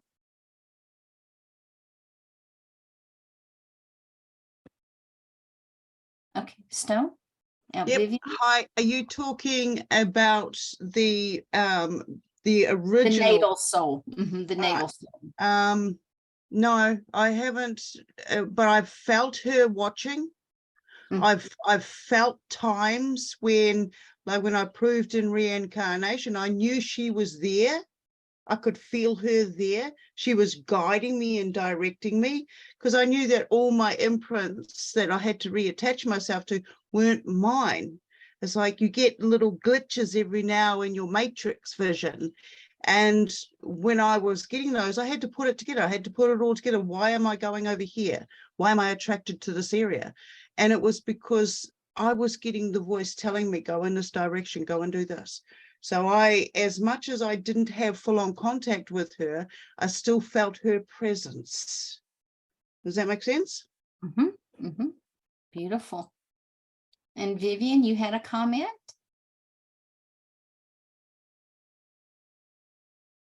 Yes, thank you. And I love what Stone just shared. Of course, I cannot be categorized as a walk-in myself, but for the experience of those I have interacted with, most of the time once there's an exchange is done, then the energy of the other soul just move on. The reason for this is that you allow the walk-in or the cosmic intelligence who is taking over to be able to emerge itself into the lifetime, the mission, the energy, the synergy, the adaptability. And after time, the original soul will simply move on into different sphere of evolution. So whether it's the next incarnation, whether it's the next level of being of service, formless as a pure consciousness, and so forth. So in my experience of interacting with walk-ins, usually once the soul has been exchanged, then usually it's just continuing on through other form of evolution. That's just what I wanted to share. Beautiful, beautiful. Thank you. Okay, and then I'll go ahead and read Abby's comment. It said, not so much a question, but a huge thank you to all of the speakers on the panel. I have received such beautiful key codes and frequencies and has broadened my understanding, and I feel amazing. Thank you to everyone. Oh, thank you, Abby. And then Walter, this is a pretty long one, but I'm going to try to summarize this if I can. One of the things that Walter's bringing to the fact is that says in our current spiritual times and teachings, wait a minute, I feel like our current spiritual times and teachings need more connections and spiritual relationships and also integration, also with ancient civilizations. Any ideas or follow up? Because he's talking about how much of history do we actually know that could have been integrated with walk-in experiences. Does anyone want to tackle that? Well, I know that last year we had a walk-in who came in that had actually been Abraham Lincoln, and he shared a lot of information with him. He was actually in the book as well, and he was talking about that he had also been a queen in a former lifetime.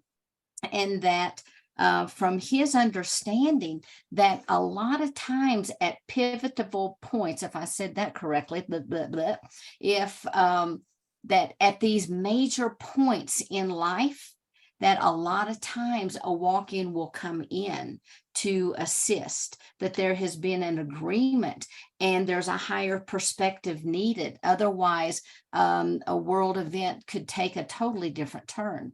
And not to say that walk-ins come in to influence the outcome, but a lot of times when these major decisions have had to been made, a lot of the souls are like, okay, I'm out of here. Not on my watch. And so another soul will come in. That's been my understanding. But thank you, Walter, for bringing that up. I know also they say that Jesus was a walk-in, after the baptism. So you just never know. We can't know for sure, because, hey, here it is, 2024, and we're just now talking about walk-ins in a very normal fashion. So, in the 18, 17, 1600s, whenever, I'm sure people, well, who knows, they may have openly talked about it, but we don't really have any records about that. But does anyone else on the panel have any comments about that? Just really quick, not about walk-in, but I also want to bring to the awareness and just drop it into the field that there's a lot of us that are also time travelers, and there's been time traveling and time cops throughout this reality and through other realities. So though that to me is more who would handle what you're talking about normally, with, like you said, Sheila, the rare exception when, the avatar has to be filled.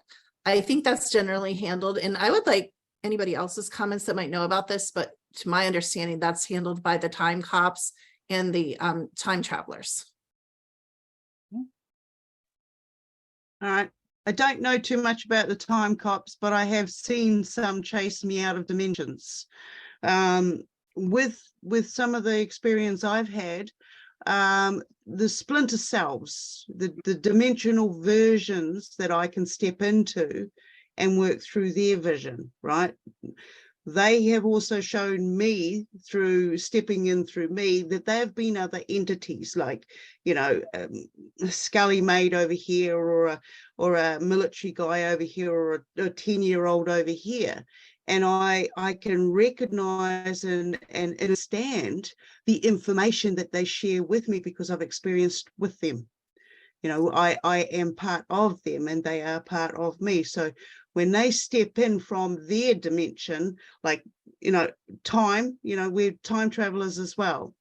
So they can come backwards and we can go forwards. It's, before I got here, I knew the job that I was doing, and then all of a sudden I'm here now as an adult in this 3D reality, communicating with children that I know that are just coming into the vessels now, that I know that that's what my job was. I put them in there before I got here. So there are a lot of time differences, differentiations and stuff that goes on with being dimensional walk-ins. So I don't think you're going to get just one straightforward answer on this one. I agree. Hey, any other comments? I want to say one more thing. Okay, Susie. I can do my guides and I'm guided. With this event, I felt like my guides were sitting in my room with me. I mean, it was like a veil that was between them and they were like, right. I mean, I had dolphins and I got them out. There's just so much power. And I'm so grateful for this. I'm so grateful. Thank you, Sheila, Stone, Vivian, all you guys are just, I'm so blinking grateful. Thank you. Yeah. And thank you. So we have one more panelist who has arrived. And where did he go? Oh, Phil. Talk about the disappearing act here now. Come on, Phil. He was here. There he is. Hey, Phil. You are just in the nick of time. If you'll go ahead and unmute and take off your video, or turn your video on rather.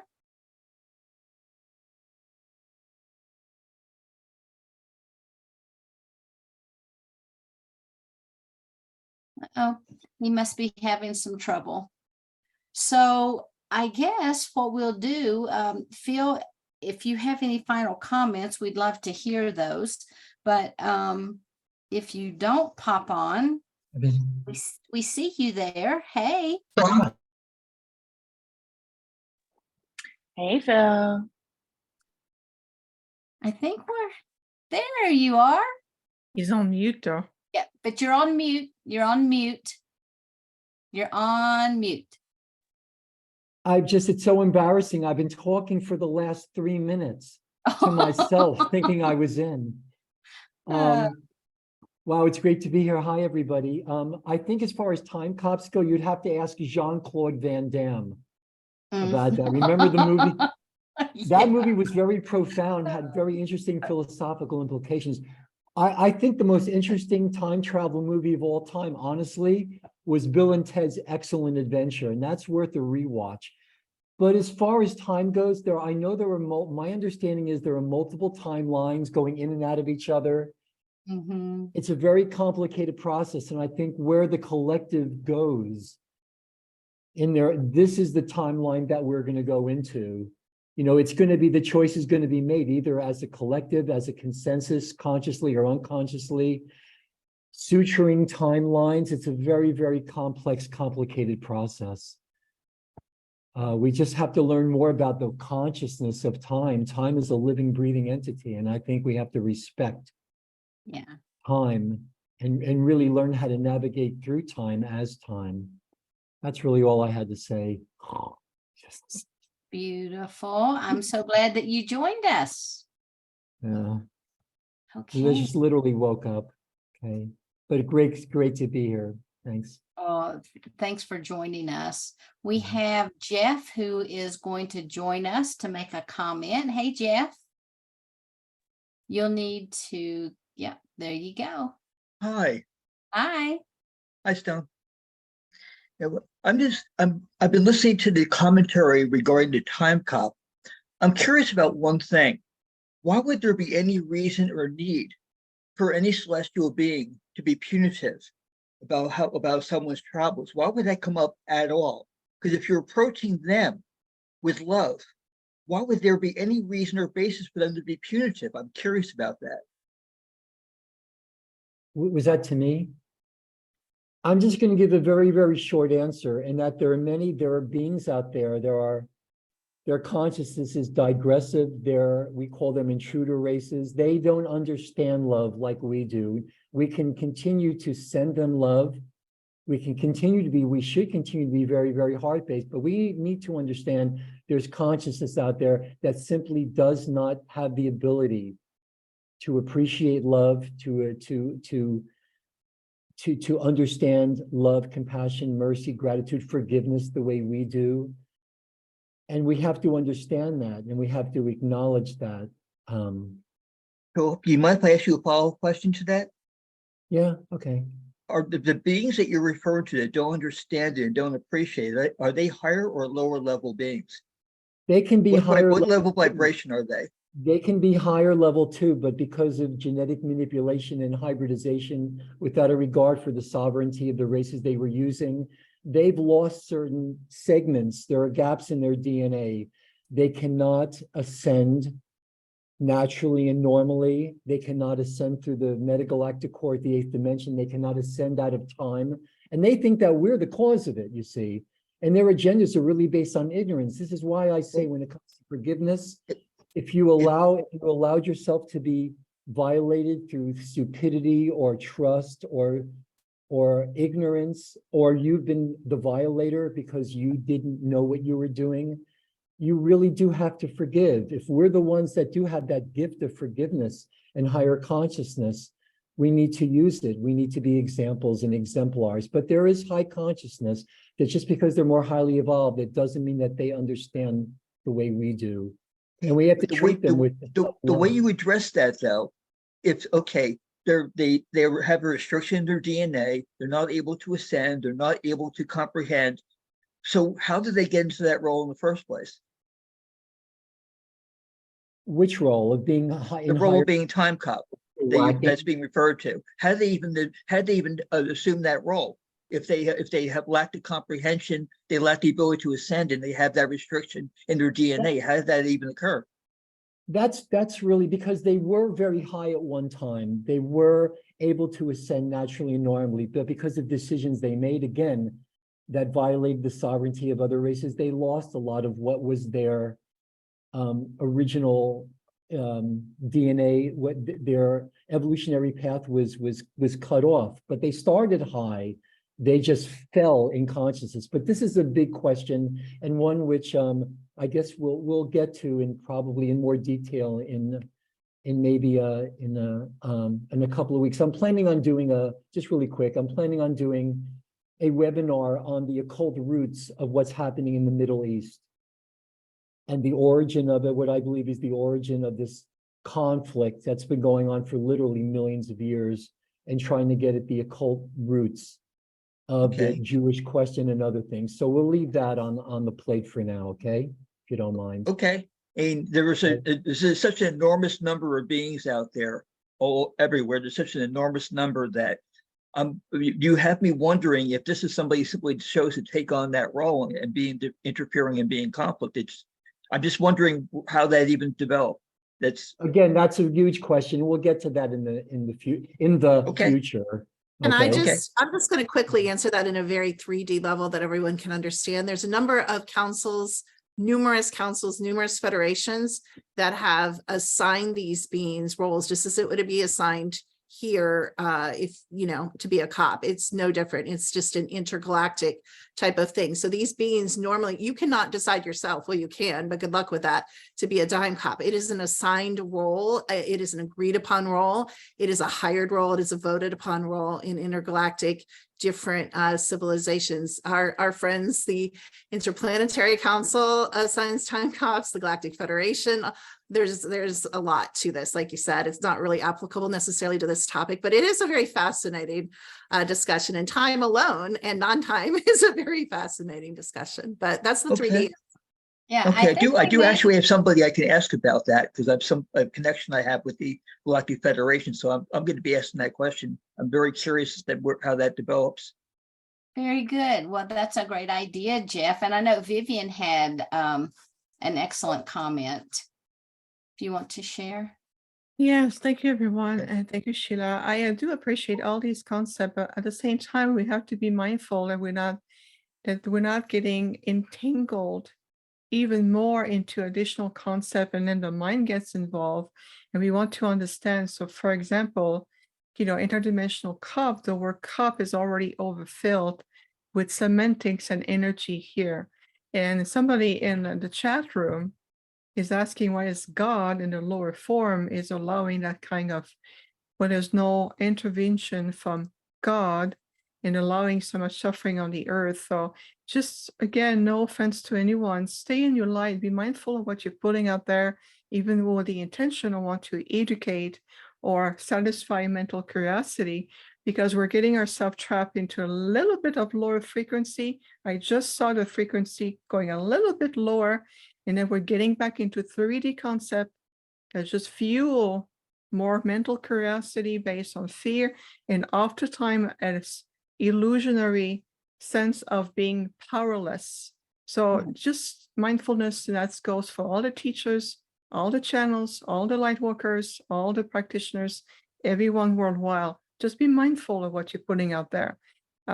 Again, there's a lot of quantum semantics that is shifting. The verbal linguistic is going to shift tremendously, especially with the new grid system coming in 2024. So let's be mindful of what you're asking And before you verbalize something or you write a comment, ask what part of me is jumping in right now, because I did see that on multiple points. Let's come back with Sheila is co-creating. Let's come back to the purity, please, on what the walk-in experience is about. And let's stay in our light in a unified way. That will be just my loving wisdom from the Octurians tonight.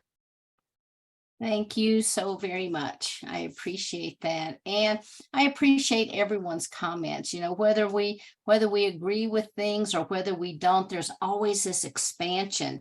You know, there may be a contraction, but then we can always expand back out, and dropping into that place of love, Viviane, and Phil, you alluded to that too, is exactly where we all need to stay. And so I want to thank everyone again, all the panelists. Thank you so, so much for all of your time and comments and wisdoms, and to all of our attendees. Thank you so much for being here. We hope to see you on Mondays and Thursdays at the Galactic Alliance. You can sign up there at thegalacticalliance.org. If you love these kind of events, please go ahead and go to consciousawakening.com and sign up to be on our master mailing list. And for those of you who are interested in becoming part of the WISE organization, Walk-In Soul Experiencers, you can go there with the .com after that. Sure, there's a lot of websites. I wish we just had one, but okay. So there's a lot of stuff going on out in the field, people. So please come and join. And I look forward to seeing you. And anyone on our panel have any final last comments that you want to say before we close everything down? Thank you. We love you. Oh, we love you too. See you soon. Yes, thank you. Love all of you. Thank you guys so much. Have a beautiful and blessed rest of your weekend, and really drink a lot of water tonight. So let those frequencies flow. Oh, good job, Stone. All right. Thank you guys again. We'll look forward to talking soon. Bye-bye. Bye. Love you.